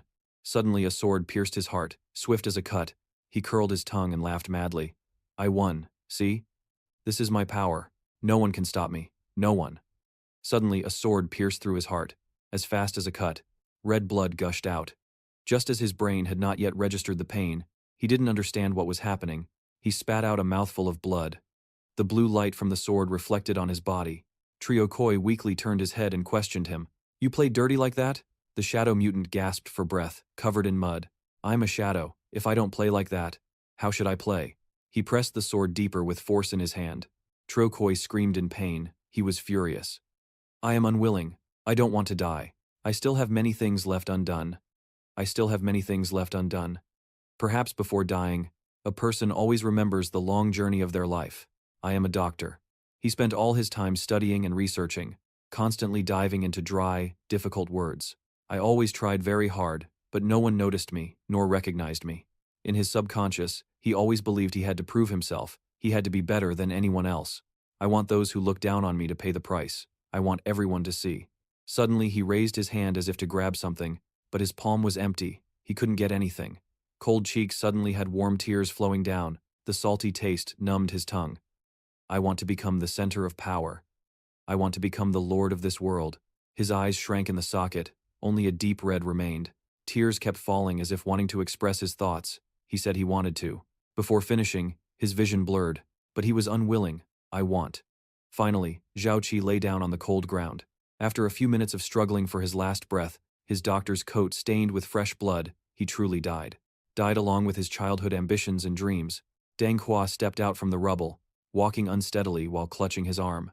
6 officers appeared from somewhere, frowning, and asked, Awake? He nodded towards the 2 people beside him. Take him away. The other party obediently extended their hands, then handcuffs were locked to restrict their movement. Deng Hua did not resist at all, slowly following the 2 men. At the end of the narrow alley, Jiang Du walked against the light, recalling Deng Hua's words. My wife and I, and Hoa, I entrust them to you. He furrowed his brows, his eyes slightly stirred, silent without a word. Deng Hua's weak back seemed deeply imprinted in his mind. He looked at it for a long time, watching it gradually disappear from sight. The next day, at a roadside steamed bun shop, the owner happily brought out a customer's meal, a basket of steaming hot buns. Your buns, please enjoy. Jiang Du picked up a bun and ate it, the soft, moist skin melting in his mouth. He nodded approvingly. Very delicious. The buns were just made early this morning, truly delicious. The owner laughed heartily. Yes, our buns are very famous in this area. Jiang Du puffed his cheeks while eating and said, Right, I heard from locals. A few days ago some scavengers came here causing trouble for you. The other party lowered his smile and pointed. Yes, they think they have some skills and harassed my daughter. His chopsticks moved slightly as he put down the half-eaten bun. So have you reported to the Night Watch organization? Scavengers are under their jurisdiction. The shop owner calmly replied. Yes. So what? They were locked up for 10 days, then released. They will still seek revenge. He frowned. So you taught them a lesson, right? The other party immediately darkened his face and stepped back. The 2 stared at each other silently for a long time. The shop owner sat down and sighed. They still found me after all. I thought no one knew. The other party raised his hand, a fragment of bloodline stone glowing. His expression became even more unreadable. You came to retrieve that, right? You came to retrieve that, right? Since you stepped through this door, I have somewhat sensed it. Jiang Du took the stone from him, surprised. Giving it to me like this, aren't you afraid your daughter will be bullied again later? The owner shook his head. Sadness flashed in his eyes. Mr. Ho Kan is definitely afraid, but I can't protect her forever. Rather than relying on something with an unclear origin, it's better to rely on oneself to grow stronger. He smiled, pulling out 3 medicine vials from his pocket and placing them on the table. Take these medicines. Maybe they can remove the pollution inside you. The other party hesitated, looking at him. Aren't you here to arrest me? Aren't you from the Night Watch organization? Jiang Du calmly turned towards the exit. It's no longer necessary. You are the last, and the only one who passed the trial. His voice was deep, carrying warmth. The man with sunken eyes was moved to tears. Looking at the scene before him, Jiang Du couldn't hold back his tears. Looking at the people floating not far away, Jiang Du couldn't understand why this was happening. In front of him was the image of Uncle Lai, Team Lu Map 6. Everyone attacked and no longer intact. Jiang Du also didn't notice his own voice, trembling and unable to speak. What on earth had happened? Suddenly he noticed one person was Diao Diao, who looked the most unharmed among the group. Jiang Du tried to move quickly towards Diao Diao, but before he could reach her, someone who looked exactly like him approached and hugged her waist first, with a dangerous smile. Looking at the person before him, Jiang Du was not very sure. He hesitated, not daring to confirm if that person was really himself. Jiang Du anxiously raised his hand to grab Diao Diao, but feared she would disappear. Strangely, his hand landed on a mountainous place, a very worthy place to land like that. At that moment, Jiang Du realized he was in a precarious situation. A strand of hair was even more dangerous than when carrying out a mission. Jiang Du's hand had landed for a while but had not moved, making Diao Diao unable to bear it and had to come closer. She called his name and then brushed his hand away. But her flushed face was proof she was also dying to like him. Even so, there was still a price to pay to scold Diao Diao, quickly grabbing the small tuft of Jiang Du's not-so-neat hair, scolding him that he really wouldn't change even if he died. Jiang Du was helpless, wanting to explain to free his hair. Of course, he didn't have the chance to hesitate, only managing to leave a pitiful scream for life. Unconsciously, a month had passed. Today was the last day at the special training camp Van Hai. Jiang Du and Diao Diao had graduated with excellent results and were asked to go up to the podium to speak. But Jiang Du didn't like such scenes, so he sneaked away to eat with little Map. Then he said goodbye to Uncle Lai and Uncle Six. Jiang Du and Diao Diao flew to Back Du. Under Diao Diao's strong presence, Jiang Du let his mind drift into the clouds and wind. Diao Diao saw him like a person in the clouds, so she asked if he had been bewitched by some fox spirit. Jiang Du explained to her that he was thinking about what Tham Uyen really was in this world. Diao Diao was confused and asked if he meant the Tham Uyen fragments. It was already said in class that Tham Uyen was everywhere in the world. Could it be that the teacher hadn't answered yet? But what Jiang Du meant was exactly that Tham Uyen. He always thought Tham Uyen was some corner of the universe, very far from them. Only a few days ago did he discover that actually Tham Uyen was very close to them. Diao Diao was puzzled. Why did he say very close? Jiang Du pointed to his chest and said it was inside the heart of every person. Jiang Du's serious expression made Diao Diao's heart pound loudly. Her face blushed, but her tone was confident. What are you talking about? Why suddenly sound so philosophical? Is your head broken? Jiang Du laughed it off, saying it was just a feeling. Just pretend I'm joking right now. Diao Diao asked Jiang Du, so according to you, if one day I get bitten and swallowed by Tham Uyen, what would you do? Without thinking, Jiang Du suddenly grabbed her hand. Diao Diao's face had just calmed down a bit. Now it was like a tomato. Jiang Du's serious face looked at Diao Diao, affirming he would rush into Tham Uyen without hesitation, risking his life to save her, even if it meant confronting himself. That's it. Jiang Du has flirted this much. Who could resist? I'm afraid of your human side now. Back Du, Jiang Du, and Diao Diao grew closer day by day. The road ahead seemed filled with light. But Jiang Du still had to be cautious, because Tham Uyen was everywhere.